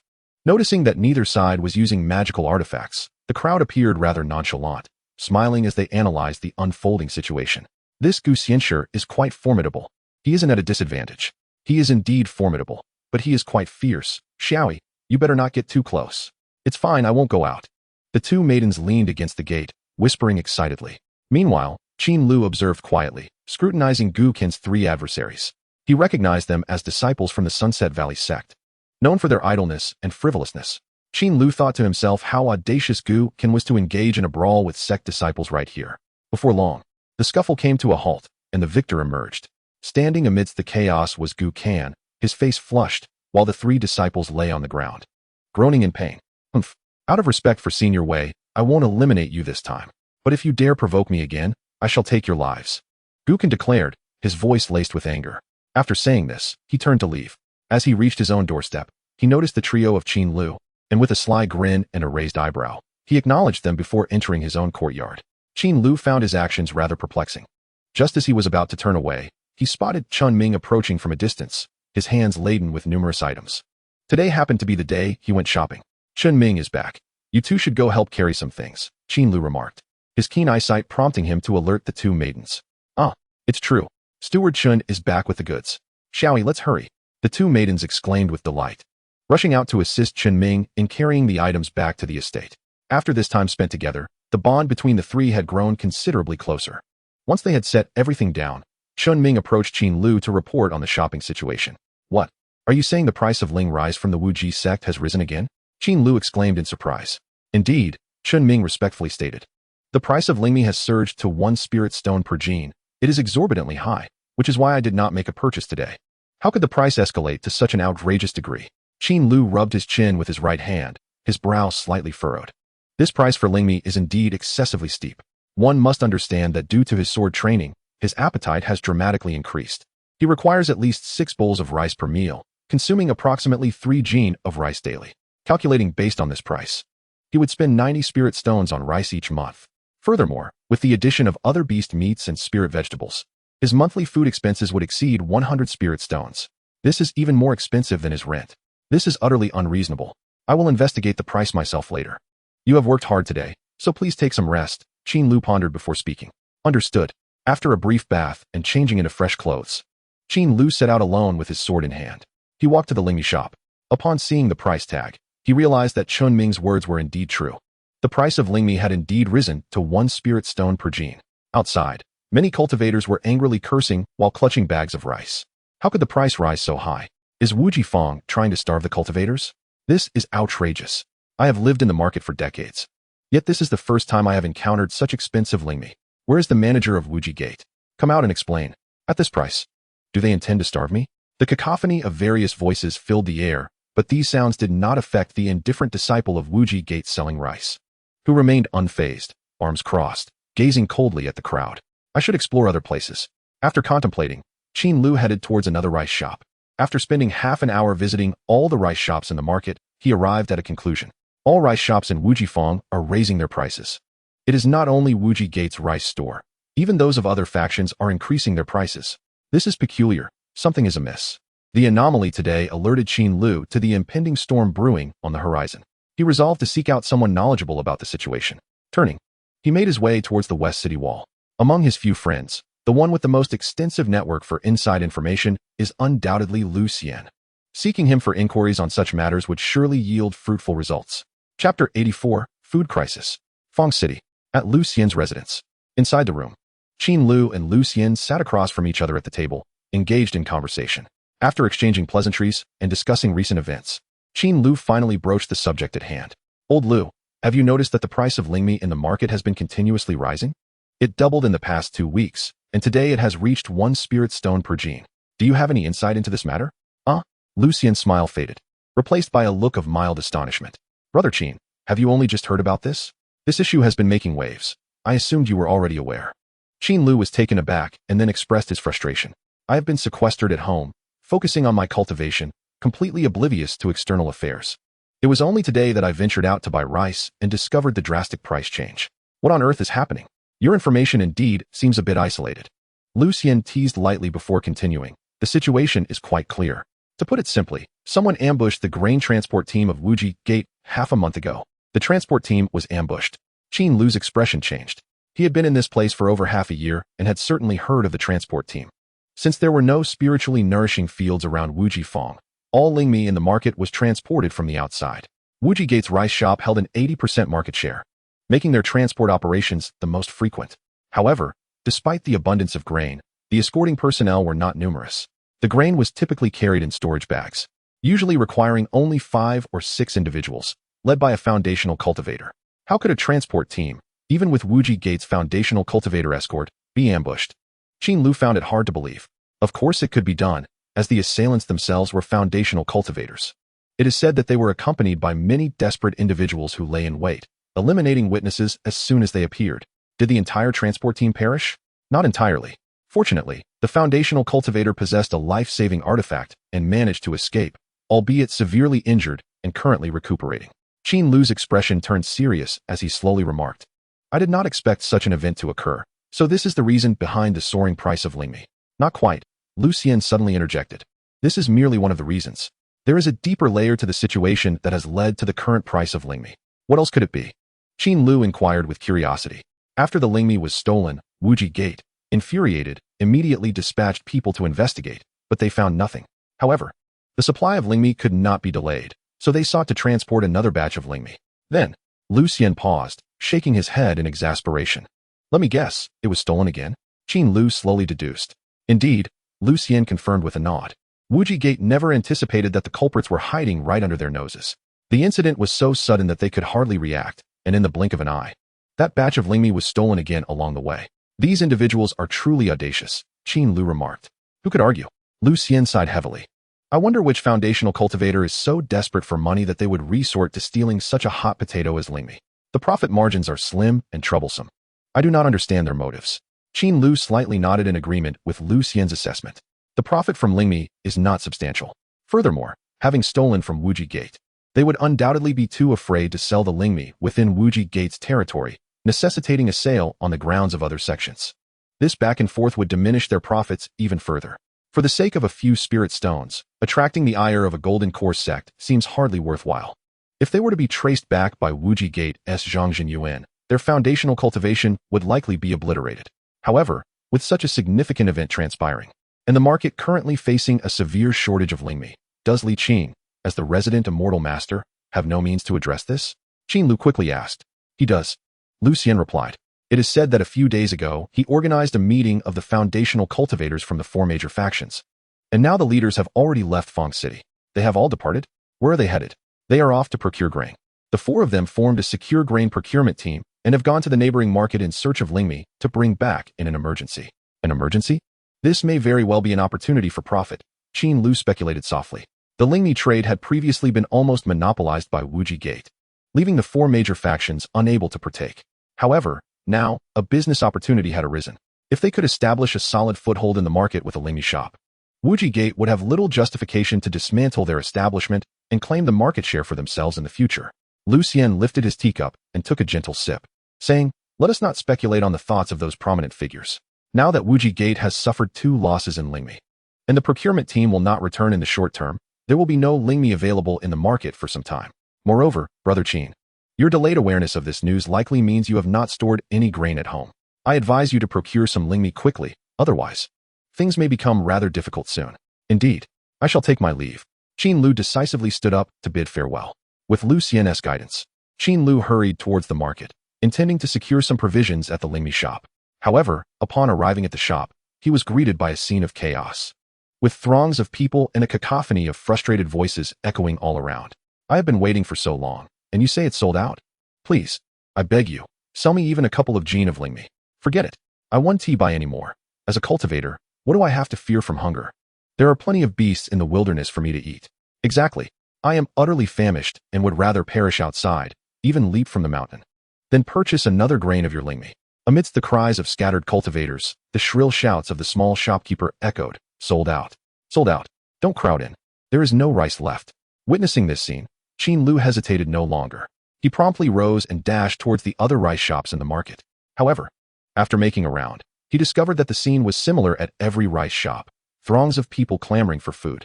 Despite having the means, he found himself unable to procure any lingmi. After visiting 7 or 8 stores, he finally managed to seize over 20 pounds of lingmi from a small shop. Beyond that, he gleaned nothing else.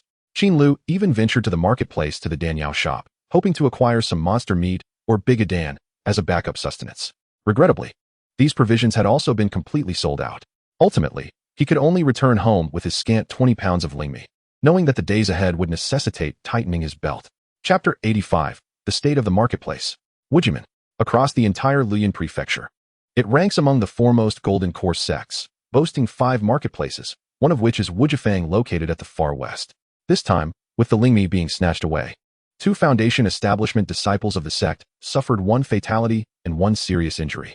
The sect's fury consequently plunged Wujifang into a food crisis. Li Qingdu, stationed as the celestial master, reacted swiftly, promptly organizing 4 foundation establishment disciples to search for provisions in the nearby markets while he remained to guard Wujifang. The scarcity of lingmi left many low-level cultivators in a state of anxiety. As time passed, numerous scattered cultivators began to venture outside in search of food, and the surrounding forests echoed with the anguished cries of ordinary animals. Low-level cultivators dared only to hunt common creatures, and they refrained from straying too far. For the areas beyond the market were rife with various lurking beasts. A moment's inattention could lead to a tragic demise. In the estate, Qin Lu sat quietly in the courtyard, gazing at Chun Ming before slowly inquiring, "How much lingmi remains?" "It can last for another 2 days," Chun Ming replied. "Only 2 days?" Qin Lu's brow furrowed. The 20 pounds of lingmi he had purchased not long ago was about to be consumed within mere days. His appetite had indeed grown significantly. "Master, shall I go check the marketplace for food today?" Chun Ming suggested. "No need. The entire market is clamoring for grain. As a mere mortal, you wouldn't stand a chance against the cultivators. I will personally venture out shortly." "All right." Qin Lu lightly tapped the table, lost in thought. He never anticipated finding himself in such a predicament, unable to prepare ample provisions. It seemed he truly needed to monitor the fluctuations of the marketplace constantly. Remaining indoors was not a viable solution, he mused quietly. After a brief moment of rest, he rose and made his way towards the marketplace. After the few days, the rice shops no longer had cultivators lining up, as everyone knew the lingmi had long been sold out. The most crowded place now was the scattered cultivators' marketplace. For there, monster meat was being sold. Even in the absence of lingmi, everyone could still satiate their hunger with meat. Upon arriving at the marketplace, Qin Lu found it still bustling with activity, with many people congregated around various meat stalls. Employing his dexterity, he squeezed into one of the crowds and approached a stall. The vendor was a burly man with a scarred face, wielding a gleaming kitchen knife, chopping meat with swift precision. Chop! He cleaved a chunk of beast meat and, without hesitation, handed it to an elderly cultivator while bellowing, "This is 10 pounds of beast meat for 10 spirit stones." "But my friend, it appears this amount is only 5 or 6 pounds. The old cultivator expressed his concern. "You old fool, do you want it or not? If not, then scram," the scarred man retorted angrily. After much hesitation, the old cultivator, trembling, fetched spirit stones from his robes and handed them over. "All right, I'll take it." Collecting the spirit stones, the scarred man waved his knife and shouted to the onlookers, "Who else wants monster meat? This is prime meat from the golden rooster beast, 1 spirit stone per pound." The crowd exchanged glances, hesitating to make a purchase. "Friend, isn't your price a bit steep? Can it not be lowered?" "Indeed. The usual price for golden rooster beast meat is 1 spirit stone for 6 pounds. Your offer of 10 spirit stones for only 5 or 6 pounds is exorbitantly inflated." Exactly. It's unconscionable to take advantage of the situation. We are all trying to make a living in the marketplace. Upon hearing the complaints of the surrounding cultivators, the scarred man remained unfazed, coldly scoffing. I risked my life to procure this. It's worth whatever price I set. Today it's this price, no negotiations. Observing the man's fierce demeanor, many cultivators fell silent, exchanging glances. Yet soon enough, some, driven by hunger, handed over their spirit stones to buy meat. With the first purchase made, the atmosphere grew lively once again. However, Qin Lu refrained from making a purchase, for the price was utterly outrageous. Treating others as fools to be exploited.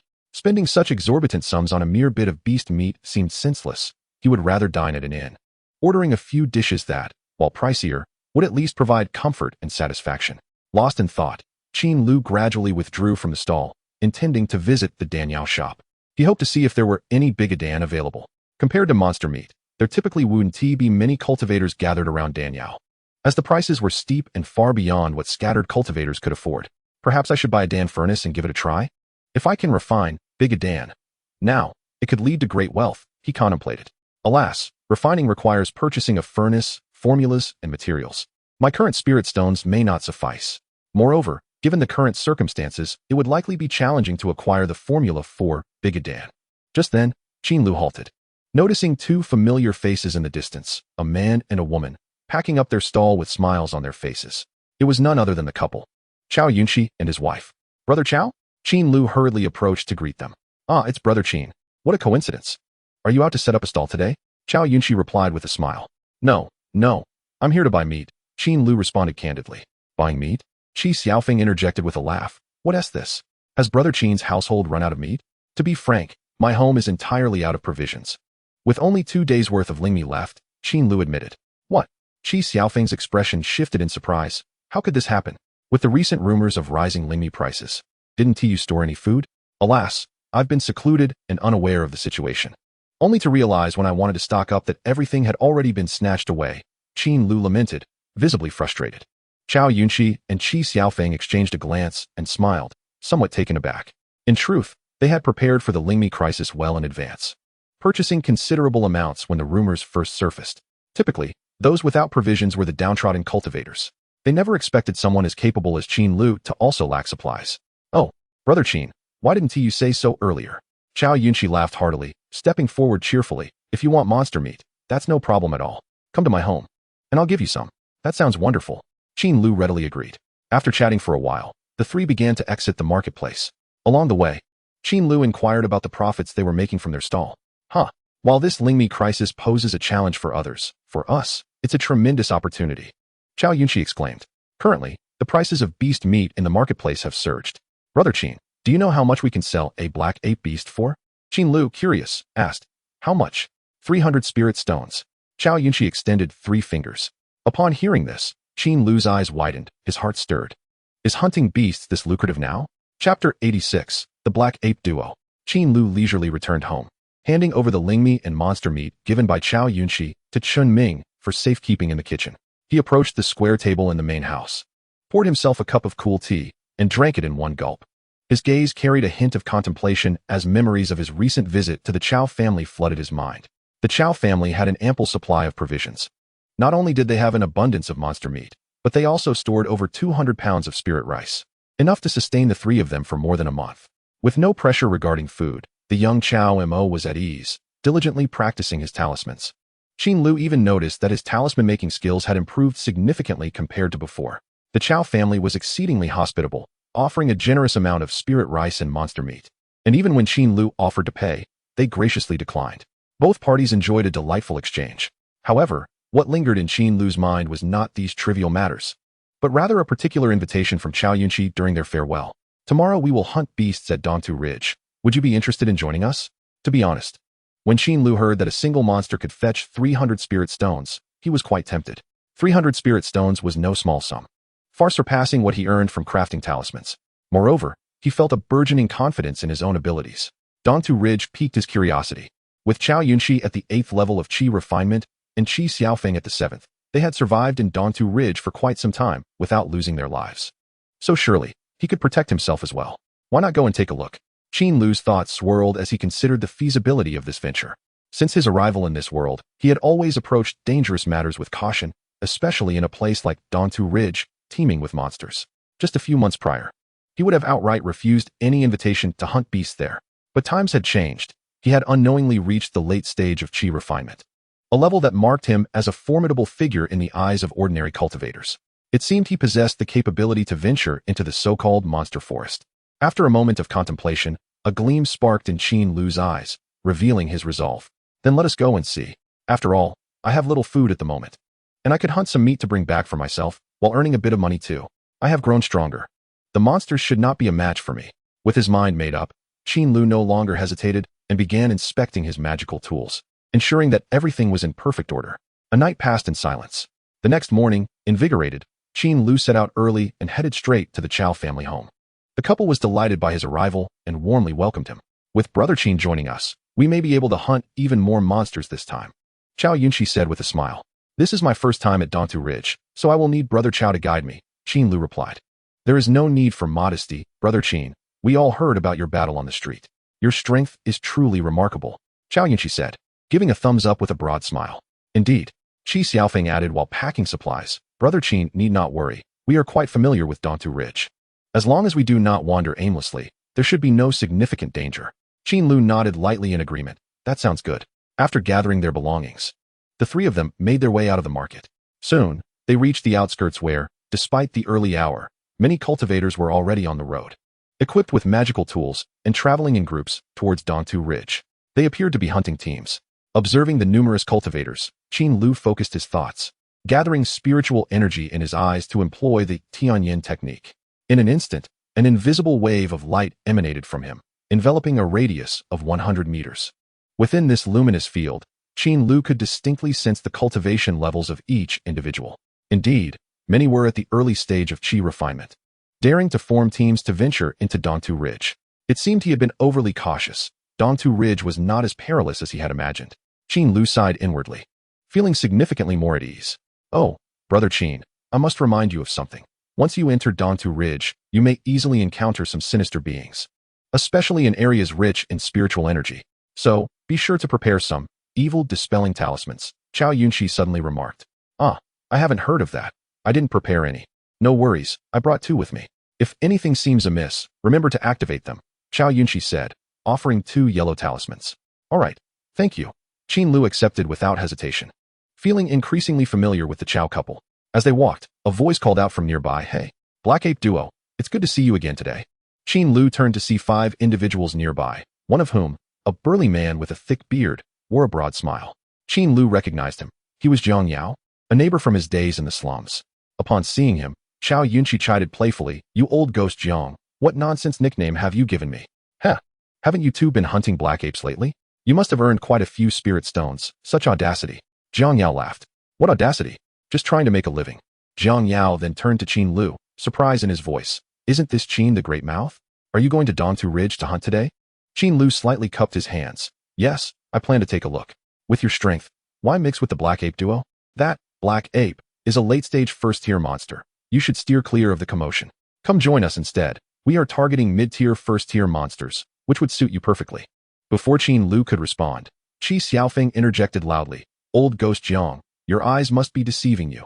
Brother Qin is currently at the 7th level of Qi refinement. Joining you would be a hilarious joke. 7th level of Qi refinement. Jiang Yao stared at Qin Lu in disbelief. Then, sensing his powerful aura, stuttered. Wasn't he at the 2nd level before? How did he suddenly reach the 7th level? Jiang Yao and his companions looked equally astonished. Just luck, Qin Lu replied with a calm smile, cupping his hands in greeting. Subsequently, the trio ignored the bewildered Jiang Yao and continued on their way. Once they had distanced themselves from the market, Qin Lu took out a piece of paper from his pocket and activated it, causing it to expand and hover in midair. This is a flying magical tool, Xiao Yunxi exclaimed. Indeed, I saved up to purchase this. Come on, hop on. Qin Lu beckoned, standing on the Feiyun paper. Qi Xiaofeng marveled. Brother Qin, you are becoming increasingly hard to fathom. This is just a small feat. Hold on tight. We are setting off. Qin Lu controlled the Feiyun paper to ascend slowly, and under Xiao Yunxi's guidance, they soared towards Dontu Ridge. Chapter 87. The First Battle with Monsters. Monsters mainly refer to beasts that have undergone mutations due to years of absorbing the spiritual energies of heaven and earth, transforming the energy within them into demonic power, thus enhancing their bloodline abilities. They consume the essence of human cultivators to augment their own demonic power, and upon reaching a certain level, they may gain intelligence and assume human forms. They are fundamentally adversarial to cultivators. The amount of spiritual energy within a monster determines its combat prowess. To better categorize the various monsters, human cultivators have classified them into 6 tiers, corresponding to the cultivation levels of humans. The first tier corresponds to Qi refinement, the second to foundation establishment, the third to golden core, and so forth. The black ape they were set to face was a late-stage first-tier monster, equivalent to the late stage of Qi refinement. Whoosh! High above, a square piece of paper swiftly carried the 3 of them across the sky. Qin Lu gazed into the distance, where an endless expanse of forest resembled a rolling, deep ocean. He carefully controlled the feiyyun paper, his heart swelling with excitement. This was his first time traveling such a great distance. The convenience of flight artifacts is truly remarkable. With such a means of travel, we shall reach Dongtu Ling in no time. It seems I must save up to acquire one in the future. Xiao Yunxi, filled with joy, exclaimed while seated atop the artifact. He added, if we successfully eliminate 2 demon beasts today, who knows, perhaps we could purchase one upon our return. Qi Xiaofeng chuckled beside him. The trio engaged in light banter as they sped along. Due to the considerable distance, they took turns operating the flying artifact to conserve their spiritual energy. After 2 hours of continuous flight, they finally arrived at their destination, the edge of Dongtu Ling. Qin Lu stowed away the feiyyun paper, and the 3 descended to the ground. This place served as the entrance to Dongtu Ling, where numerous cultivators could be seen meditating nearby. They were scattered in small groups, conversing in hushed tones, their expressions tinged with caution when glancing at others. Brother Qin, let us prepare briefly before we enter, Xiao Yunxi suggested.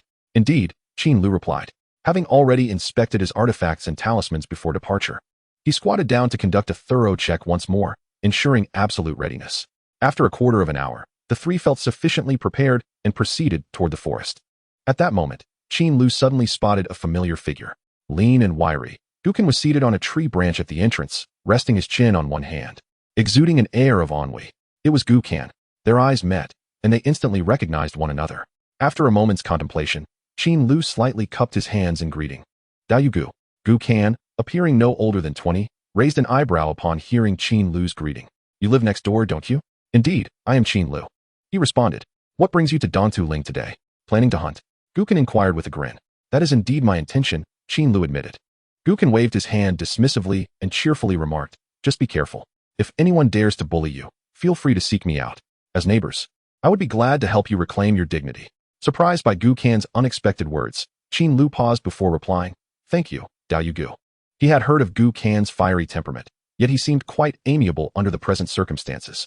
However, Qin Lu wondered what Gukan was doing alone in this place. After bidding farewell to Gukan, the trio ventured deeper into the forest. The spiritual energy in this area was noticeably denser than in the outside world, resulting in trees that were far more robust, with many towering giants that required several individuals to encircle. The ancient woods were magnificent, densely packed, creating a breathtaking spectacle. As they entered the forest, Xiao Yunxi handed Qin Lu a Yoxiang wand, instructing him to keep it on his person. This small pill emitted a peculiar fragrance that deterred ordinary wild beasts, proving effective in repelling mosquitoes and other creatures. After all, the spiritual consciousness of late-stage Qi refinement cultivators had not yet fully manifested, allowing ordinary mosquitoes and beasts to approach heedlessly.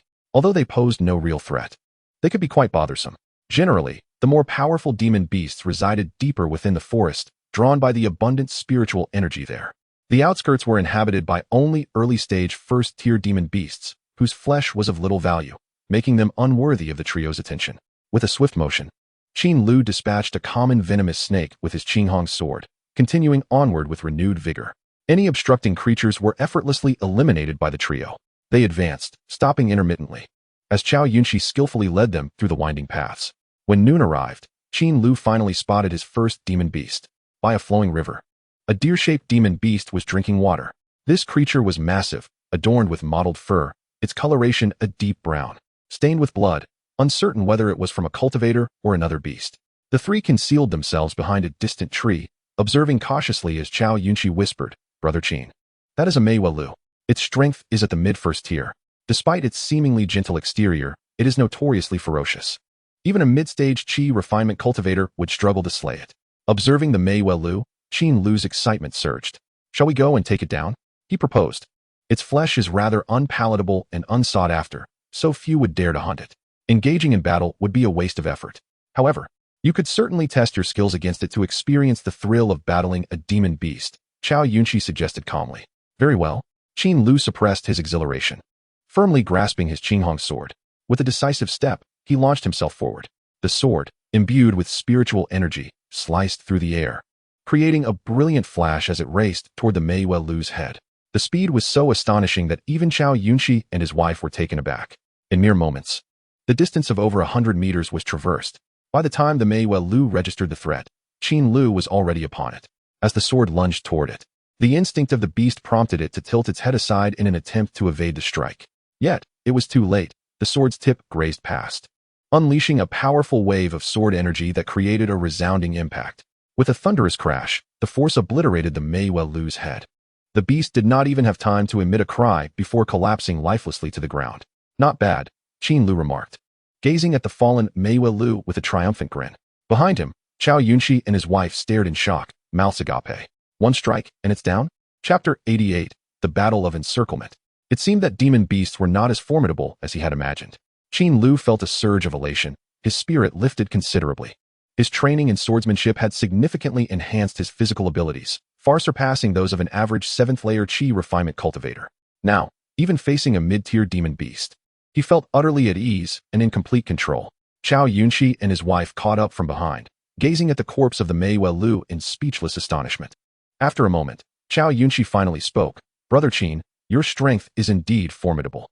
To have slain the Mei Lu in a single blow, it seems we need not worry excessively about encountering the Heiyuan beast. Indeed, Qi Xiaofeng's eyes sparkled with delight. Perhaps we can even hunt several Heiyuan beasts this time. Qin Lu sheathed his sword and inquired, shall we continue deeper? Certainly, Xiaoyunqi affirmed, but paused, crouching down. Wait, while the meat of the Mei Lu may not be worth much, its antlers can still fetch a few spirit stones. Allow me to collect them. As he spoke, Xiaoyunqi employed his artifact to sever the antlers from the deer, then handed them to Qin Lu, saying, please keep this safe. Qin Lu accepted without hesitation.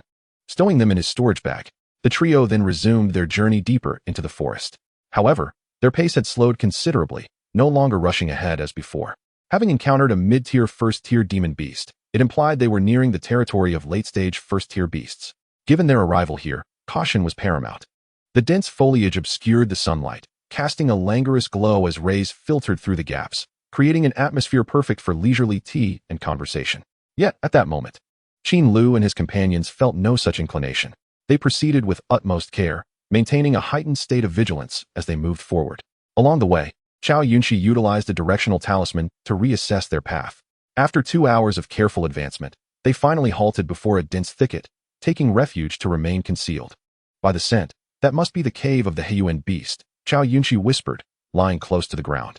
Qin Lu peered ahead, spotting a dark cavern, the dim light rendering it impossible to discern the interior. What shall we do now? He asked. Let us probe cautiously and see if there are any Heiyuan beasts within, Xiaoyunqi suggested, rummaging through his robes. Are we to enter directly and investigate? Qin Lu inquired. How could one be so reckless? Xiaoyunqi chuckled softly, retrieving a piece of yellow talisman paper from his pocket. This was the Tanling Fu, a talisman capable of detecting creatures and objects infused with spiritual energy. Should there be a demon beast within, this talisman would surely glow, detecting spiritual energy. Upon hearing this, Qin Lu quickly extended his hand to halt Xiaoyunqi's casting motion. Brother Xiao, please wait a moment. I possess a technique that may suffice, thus preserving the talisman. Oh, what method does Brother Qin have for exploration? Xiaoyunqi inquired, curiosity evident in his voice. Allow me to approach and see for myself, Qin Lu replied, his figure leaping forth from the small hillock. Activating the Tian Yen Shu, an invisible wave of light emanated from him. In an instant, all living beings within 100 meters became vividly clear in Qin Lu's mind, as if he had opened a window to omniscience. Utilizing the Tian Yen Shu, Qin Lu meticulously adjusted his position, cautiously advancing towards the cave. Suddenly, his eyes brightened with realization, and he promptly retreated to the location of Xiaoyunqi and his wife. Xiaoyunqi wore a puzzled expression, having observed Qin Lu merely inching closer to the cave before turning back, without any action. He could not help but ask, did Brother Qin overlook something? Qin Lu did not respond directly but pointed towards the cave, asserting, the Heiyuan Shou is indeed inside. He had distinctly sensed a powerful aura within the cave. Reminiscent of a late-stage Qi refinement practitioner, it must be the He Yuan show. Qi Xiaofeng's face was filled with skepticism. Is this truly the case? Doubt lingered in her heart, for Qin Lu had seemingly done nothing to ascertain the presence of the He Yuan show. Noticing the disbelief on their faces, Qin Lu offered a slight clarification. I possess a unique secret technique to detect the aura of demon beasts. Trust me, there is indeed a demon beast inside. All right. Xiao Yunxi nodded firmly, looking towards Qi Xiaofeng with determination. Since Brother Qin claims so, it must be true. Let us prepare for action. I will set up the formation and throw in a Chou Chi Fu to force it out into the trap. Once it is ensnared, we shall strike together and endeavor to eliminate it within the formation. Upon hearing this, Qin Lu nodded repeatedly. After establishing their battle plan, the trio swiftly set to work. Xiao Yunxi moved with remarkable agility, displaying great experience as he retrieved numerous array instruments to arrange around the cave entrance. His movements as graceful as a dragonfly skimming the water. In no time, a small beast trap formation was successfully laid out. The three exchanged glances, and Xiao Yunxi hurled the activated Chou Chi Fu deep into the cave before quickly retreating. They positioned themselves in a triangular formation at the entrance, waiting for their quarry. Before long, a thunderous roar erupted from within the cave, resonating with a deep, powerful timbre. Accompanying it was a cacophony of heavy footsteps, drawing ever closer. It's coming. Xiao Yunxi hissed. The trio gripped their magical instruments tightly, their expressions taut with anticipation. Suddenly, a resounding crash echoed from the cave entrance as a shadow burst forth, crashing against the cave wall and shattering the rocks at the entrance. Before them stood a demon beast resembling a giant monkey. Its size several times that of an ordinary monkey, towering over 3 meters in height. Covered in short brown fur, its muscles rippled, and its blood-red eyes exuded a ferocious aura. It was indeed the He Yuan show. Upon emerging, it spotted the 3 human cultivators and let out a furious roar, charging toward them. Yet, after only a few strides, it stumbled and crashed to the ground. It had entered the beast trap formation. Now is the time. Attack! Xiao Yunxi bellowed. Hearing this, Qin Lu hesitated no longer. He leaped high into the air, soaring over 10 meters above the ground. With a thought, his hands ignited spontaneously, enveloped in pale yellow flames. He then unleashed 2 powerful punches, akin to whips, sending forth 2 massive fireballs plummeting from the sky. Accompanying these colossal fireballs were 2 faint red flames, the result of Xiao Yunxi and Qi Xiaofeng launching their own Lai Hua Fu talismans. However, the diminutive flames paled in comparison to Qin Lu's enormous fireballs. What is this? The couple stared in astonishment at the massive fireballs, their bodies stiffening as they watched the infernal orbs descend. With a resounding crash, the fireballs struck the immobilized He Yuan show, prompting a piercing scream from the demon beast. Yet, within mere moments, the cries subsided, fading into silence.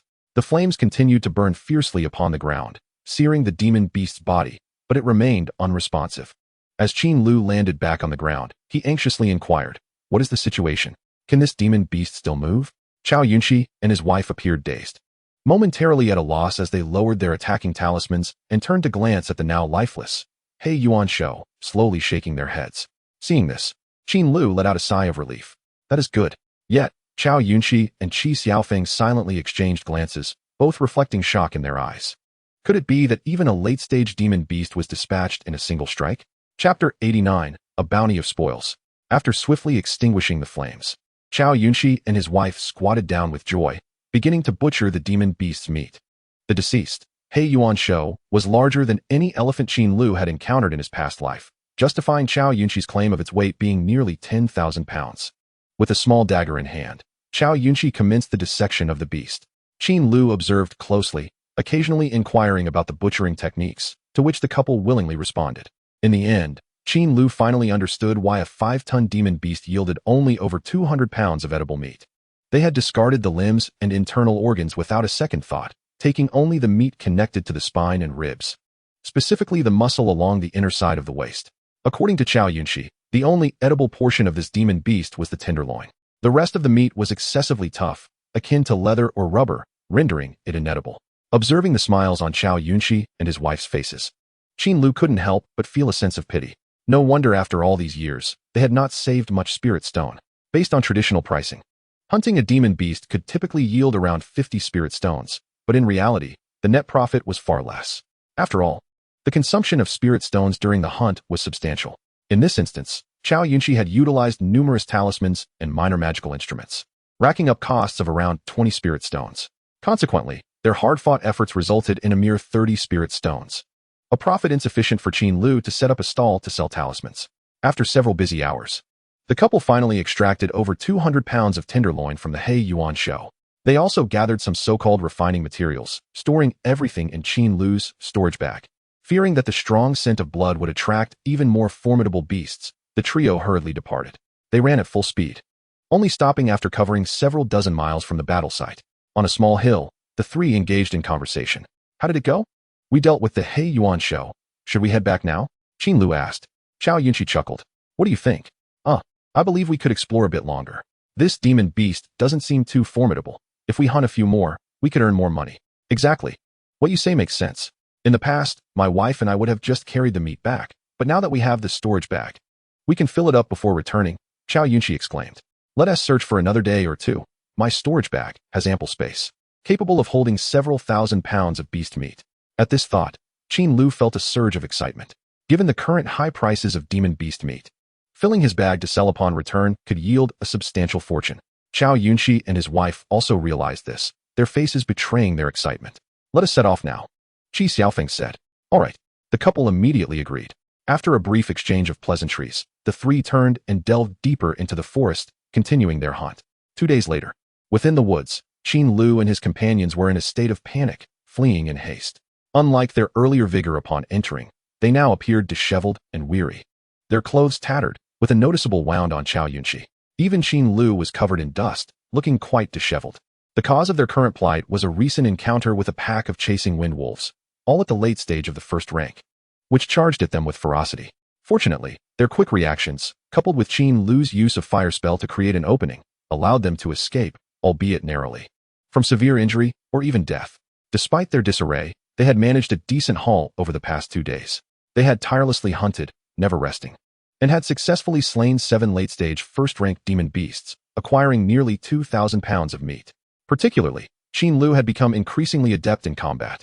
When facing ordinary late-stage first-rank beasts, he no longer required the assistance of his companions' talismans, easily dispatching them with just his sword. This earned him ever-growing admiration from Xiaoyunqi and his wife. Let us find some shelter and rest. Qin Lu suddenly spotted a small cave and swiftly entered.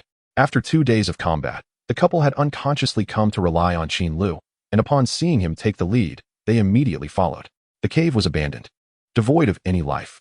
They simply concealed the entrance and sat down to rest. Brother Qin, perhaps we should head back now. We haven't slept in 2 days, and I'm starting to feel overwhelmed, Xiaoyunqi said, leaning against the rocky wall, panting. Indeed, Xiaofeng nodded in agreement. Now that the father of our child is injured, we should return. All right, no problem. Qin Lu readily consented, equally dusty and fatigued. The relentless battles had kept his nerves in a state of high tension. Fortunately, he had a qi recovery pill in his storage bag, or he would not have been able to maintain his vigor. We must sell the meat before the spirit rice arrives, otherwise, the price will drop once the rice is in, Xiaoyunqi reminded them. Qin Lu nodded lightly, acknowledging the wisdom in this. But how should we price this demon meat? Some of it isn't black ape meat. I think we can sell the qi jin xiong for 1 spirit stone per pound. And as for the qin guizhu, the trio began discussing the specific pricing of the demon beasts. After resting for half an hour, the three emerged from the cave and, having determined their direction, sprinted toward the forest's edge. They did not employ flying artifacts to depart, as there were numerous flying demon beasts in Dongtu Ridge. If they were to fly high above the forest, they would easily attract the attention of these aerial creatures. Given their cultivation levels, encountering a second-rank beast in the air would spell disaster. Even against a first-rank flying beast, engaging in aerial combat would severely limit their abilities. Thus, it was customary to avoid using flying artifacts after entering Dongtu Ridge. In contrast to their earlier caution upon entering, the trio felt quite cheerful as they made their way out, as this excursion could be deemed a rewarding success. Just as they were conversing merrily on their way back, a sudden cacophony of shouts and the relentless sound of talismans exploding reached their ears. Instantly, the smiles faded from their faces as they exchanged worried glances. After a moment, Xiaoyunqi suggested, "Shall we go see if we can take advantage of the situation? There must have been a battle up ahead, and with our combined strength, we might gain something beneficial. Perhaps it's best to avoid it." Qin Lu politely declined. He had no desire to involve himself in such chaos. After all, one of the secrets to longevity in the cultivation world was to refrain from unnecessary meddling. Noticing Qin Lu's reluctance, Xiaoyunqi nodded, "Very well. However, Just as they were about to turn away, Qin Lu suddenly halted, his expression tightening. "What's wrong?" Xiaofeng inquired, puzzled. "We should go take a look." "I just heard a voice that I believe belongs to someone I know," Qin Lu said gravely. "Then let us offer our assistance." Xiao Yunqi immediately responded. "Let us go." Qin Lu turned and dashed toward the source of the sound. If he had not misheard, that voice belonged to Luonchin. Chapter 90. Like cutting melons and vegetables within the dense forest, the enraged shouts and clashing sounds of numerous cultivators echoed, startling nearby birds and beasts into fleeing in all directions. Upon Qin Lu's arrival, his eyes immediately fell upon the familiar figure of Luonchin. In the midst of battle, nearly 20 cultivators clashed, wielding various artifacts that unleashed a dazzling array of colors, accompanied by the chaotic explosions of talismans, creating a mesmerizing yet bewildering scene. Many cultivators lay on the ground, some unconscious, others lifeless. The combatants were divided into two factions. One side consisted of only 5 individuals who huddled together, valiantly resisting the onslaught of more than 10 cultivators. This was Luonchin's group. Each of the 5 bore injuries, with Luonchin particularly pale, blood trickling from the corner of his mouth, indicating he had sustained significant harm. "Little Lu, what is happening?" Qin Lu called out as he approached. The sudden voice startled all present, drawing their gazes toward Qin Lu and his companions. Upon seeing Qin Lu, Luonchin's face lit up with joy as he urgently shouted, "Qin uncle, come lend me your strength. These people are attempting to rob us." At this, Qin Lu's expression tightened, and he moved swiftly toward Luonchin. He could not stand idly by while Luonchin was in peril, not to mention that their families had once been neighbors and maintained a close relationship. But Qin Lu had also fought alongside Lu Xian, which further compelled him to act. A fierce-looking man wielding a knife blocked Qin Lu's path, pointing the blade threateningly as he growled, "I advise you 3 to refrain from intervening." Qin Lu halted, standing his ground, and gazed at the man, stating solemnly, "If I were you, I would leave at once to preserve my life." As he approached, Qin Lu had already employed the Heavenly Eye technique.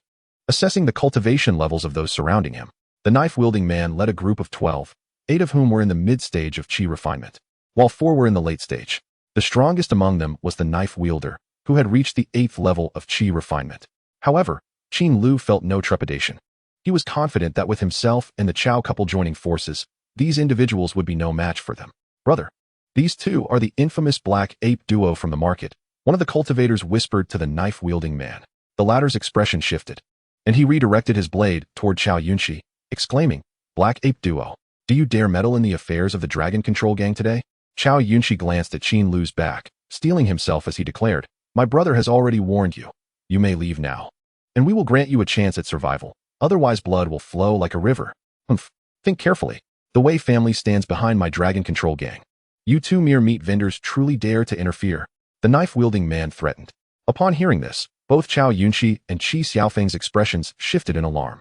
They had not anticipated that these individuals were affiliated with the Wei family, having only just settled in the marketplace. Provoking the Wei family could lead to dire consequences. "You need not worry." Luonchin, clutching his chest, called out loudly, "We are trusted associates of Xianyang sect. Should we assist you greatly today, I will certainly inform the sect leader to protect you."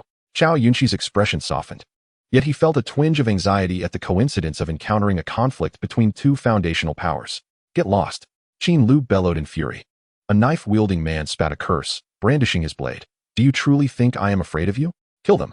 At his command, the crowd unleashed their magical artifacts, radiating a myriad of colors, and with the tossing of attack talismans, the battle commenced. Qin Lu had been prepared for combat since he approached. As his words faded, he promptly affixed a defensive talisman onto himself. A layer of golden light enveloped him, and the light shield appeared exceedingly resilient. Precisely the Jingguang Fu that retailed for 10 spirit stones in the market. As the battle began, the adversaries swiftly divided into 2 groups. One continued to besiege Luonchin and his companions, while the other, led by the knife-wielding man, charged towards Qin Lu and his 2 associates. Bang! Qin Lu flicked his finger, and a strange gust of wind erupted from his fingertips. This attack, devoid of color and light, was exceedingly swift, shattering the protective barrier of a rushing cultivator. "Be cautious, this is a wind-based spell," the knife-wielding man bellowed. The cultivators charging forward were seasoned fighters, well-versed in combat. Prompted by their leader's warning, they quickly began to evade. However, they had evidently underestimated their opponents. In the next moment, a shocking scene unfolded before everyone. Qin Lu continued to flick his fingers, unleashing a relentless barrage of fierce gusts. Bang, bang, bang, bang. It seemed as though this spell required no spiritual energy, as over 30 razor-sharp winds surged forth without pause, engulfing all the approaching cultivators. Even those who reacted swiftly and drew their defensive talismans could not withstand the overwhelming force of the denzishu. In a matter of moments, 3 cultivators lay lifeless, their heads shattered, completely extinguished. "I'll take over," Xiaoyunshi suddenly shouted, leaping out beside Qin Lu, engaging 2 of the approaching cultivators alongside Qi Xiaofeng. Qin Lu, now resolute, unsheathed the Qinhong Jian, his figure flickering as he executed the Raoshan Shu, moving like a phantom to join the fray. The 2 nearby cultivators were both at the 7th level of Qi refinement. Qin Lu had previously slain foes at the 5th level, and now, having reached the 7th level himself, his reflexes and speed had multiplied exponentially compared to before, especially with Xiaoyunshi and her husband restraining the opponents. It took but a few breaths for Qin Lu to sever the heads of these 2 cultivators with ease. How is this possible? The knife-wielding man stared in disbelief at the scene. These 2 were his trusted subordinates. How could they perish so easily? Before he could comprehend what was happening, he saw Qin Lu charging towards him, and a single thought flashed through his mind. He too was doomed. Before long, the ground was strewn with corpses. The gazes of all present were filled with profound awe towards Qin Lu, for among the 12 members of the Yulong gang, 10 had fallen by his hand, including 4 of the strongest at the late stage of Qi refinement. Remarkably, this battle lasted scarcely 30 breaths from start to finish, resulting in the complete annihilation of the Yulong gang. The onlookers were momentarily rendered speechless. "Little Lu, are you all right?" Qin Lu approached Lu Anshan, inquiring softly. I'm fine," Lu Anshan stammered, still in shock. Qin Lu was far more formidable than he had imagined. Chapter 91, Each in Combat. After some inquiries, Qin Lu learned the cause of the skirmish. The recent crisis regarding spiritual rice had caused a surge in the price of monster meat, and with nothing to do, Lu Anshan had brought his brothers from the Rui gang to Dontu Ridge, intending to hunt some beasts for quick profit. However, they unexpectedly encountered members of the Yulong gang, with whom they had unresolved grievances. In the depths of the forest, without further ado, the 2 groups engaged in battle. Unfortunately, due to the small number of men Lu Anshan brought, they quickly suffered casualties, and the situation descended into despair. Fortunately, Qin Lu happened to pass by at the most critical moment and came to their rescue. Otherwise, they would surely have perished. After the battle, several cultivators from the Rui gang stepped forward to express their gratitude, respectfully handing over all valuable items found on the ground to Qin Lu. As these spoils were earned from the foes Qin Lu had slain, it was only right that they belonged to him. Seeing this, Qin Lu accepted without hesitation, sweeping the items into his satchel. During this conflict, 3 cultivators from the Rui gang had perished, leaving the remaining 5 in a state of sorrow. After a while, under Lu Anshan's direction, they began to gather the bodies of their fallen comrades for burial. Finally, after placing a xianxiafu at the gravesite, they departed the area. The 5 remaining members of the Rui gang had sustained minor injuries, thus their pace was not swift, they merely walked briskly. Along the way, Lu Anshan pondered and leaned closer to inquire, "Uncle Qin, what was that technique you just used? How could you unleash so many wind blades simultaneously?" Upon hearing this question, everyone present perked up their ears, feigning nonchalance as they listened intently. Qin Lu considered for a moment before casually responding. "It is a minor spell I inadvertently mastered, called Feng Wanqinyun." "Feng Wanqinyun? I've never heard of it." Lu Anshan paused, his eyes brimming with anticipation. "Uncle Qin, can you teach me the spell?" Cough, cough. "This particular spell cannot be taught. It must be comprehended on one's own," Qin Lu replied, evading the question. "Oh, I see," Lu Anshan remarked, a hint of disappointment evident. At that moment, Xiaoyunshi leaned in with a smile. "Brother Qin, your strength is indeed unfathomable. If you participate in the upcoming market arena competition, you are sure to secure a commendable rank." "The arena competition?" Qin Lu mused, momentarily taken aback as memories flashed through his mind. During his time at the market, he had heard Li Gui, the seller of dubious books, mention that the most bustling event in Wujimen was the decennial arena competition. Various sect disciples and independent cultivators would gather to compete, making it a widely recognized affair. Unbeknownst to him, only 2 months remained until the competition commenced. Still somewhat unfamiliar with the details of the arena competition, Qin Lu asked, "How many participants are expected to join?" Xiaoyunshi contemplated for a moment before responding. "There should be quite a few. First, there are the disciples from Wujimen. Then from various foundational sects under Wujimen, along with independent cultivators from other regions and local ones. The number of participants could easily reach several hundred." "Such a large crowd." Qin Lu expressed mild surprise. "The rewards must be substantial then?" At this, Lu Anshan glanced at Qin Lu, perplexed. "Given how lively this event is, Uncle Qin, Didn't you pay attention to it before? Qin Lu scratched his nose and fabricated an excuse. I'm not one to seek out commotion. I've always preferred gambling. So I'm not very informed about such matters. I see. Lu Anshan appeared accepting of this, and after a moment of thought, began to explain. This event is organized by Wujiman, and the prizes are undoubtedly impressive. For instance, in the last competition, the rewards included. As Lu Anshan detailed the arena competition, the surrounding crowd gradually joined the conversation. The group of 8 soon became quite animated. As they chatted and walked, they quickly approached the edge of Dongtu Ridge. However, at that moment, they were suddenly struck by an overwhelming stench of blood. They exchanged glances and instinctively fell silent. All could discern that this was not the scent of ordinary animal blood, but rather human blood. Let us investigate, Lu Anshan whispered. Cautiously, the group followed the scent, soon discovering the source. Trees lay shattered and overturned, blood staining the ground, and traces of a fierce struggle were evident. Most alarming were the numerous corpses scattered about. Limbs severed and the scene gruesomely bloody, with the metallic tang of blood lingering heavily in the air. It appears that we are not the only ones encountering adversaries today. Lu Anshan sighed. Witnessing this, Qin Lu found himself momentarily speechless, unsure of the grievances that had led this group to engage in combat here. Brother Qin, look. These 2 individuals should be from the Fangshi. Xiao Yunxi suddenly pointed at 2 of the corpses. Do you recognize them? Qin Lu inquired. Indeed. I have seen these 2 while setting up my stall. They have always been arrogant and overbearing, and they are likely affiliated with the Luryu Valley faction. Another of the 4 great forces, Qin Lu furrowed his brow slightly. They had just encountered a conflict between the Wei family and the Xianyang sect, and now they were witnessing the demise of cultivators from the Luryu Valley. If the Qingshan faction were to appear as well, the 4 great forces would be fully represented. Their magical artifacts had not been taken, which truly benefits us. Brothers, let's search the bodies. Lu Anshan exclaimed excitedly, prompting his companions to step forward, intending to collect the scattered magical items. Seeing this scene, Qin Lu, prioritizing safety, swiftly activated the Tianyin technique. A wave of light enveloped the surroundings in an instant. When the light reached a certain point, a glimmer sparked in Qin Lu's eyes as he drew the Qinghong sword. There is still someone here. What is it? Xiao Yunxi, standing nearby, reacted swiftly and immediately drew his magical artifact, his expression one of vigilance. There is an individual hiding over here. Qin Lu moved with agility, crashing through the earth and charging toward the hidden figure. This sudden change caused the members of the Rui gang, who had intended to search the bodies, to halt in their tracks, their faces displaying surprise. Xiao Yunxi and his wife reacted quickly, trailing closely behind Qin Lu.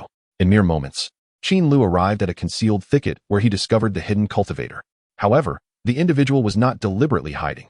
Rather, he was in a state of unconsciousness. Blood covered his body, and he had sustained a wound to his head from which blood flowed profusely. His tattered clothing clung to him as he leaned against a tree, one hand pressed against his abdomen, barely clinging to life. Upon recognizing his face, astonishment washed over Qin Lu. This is Gu Kan.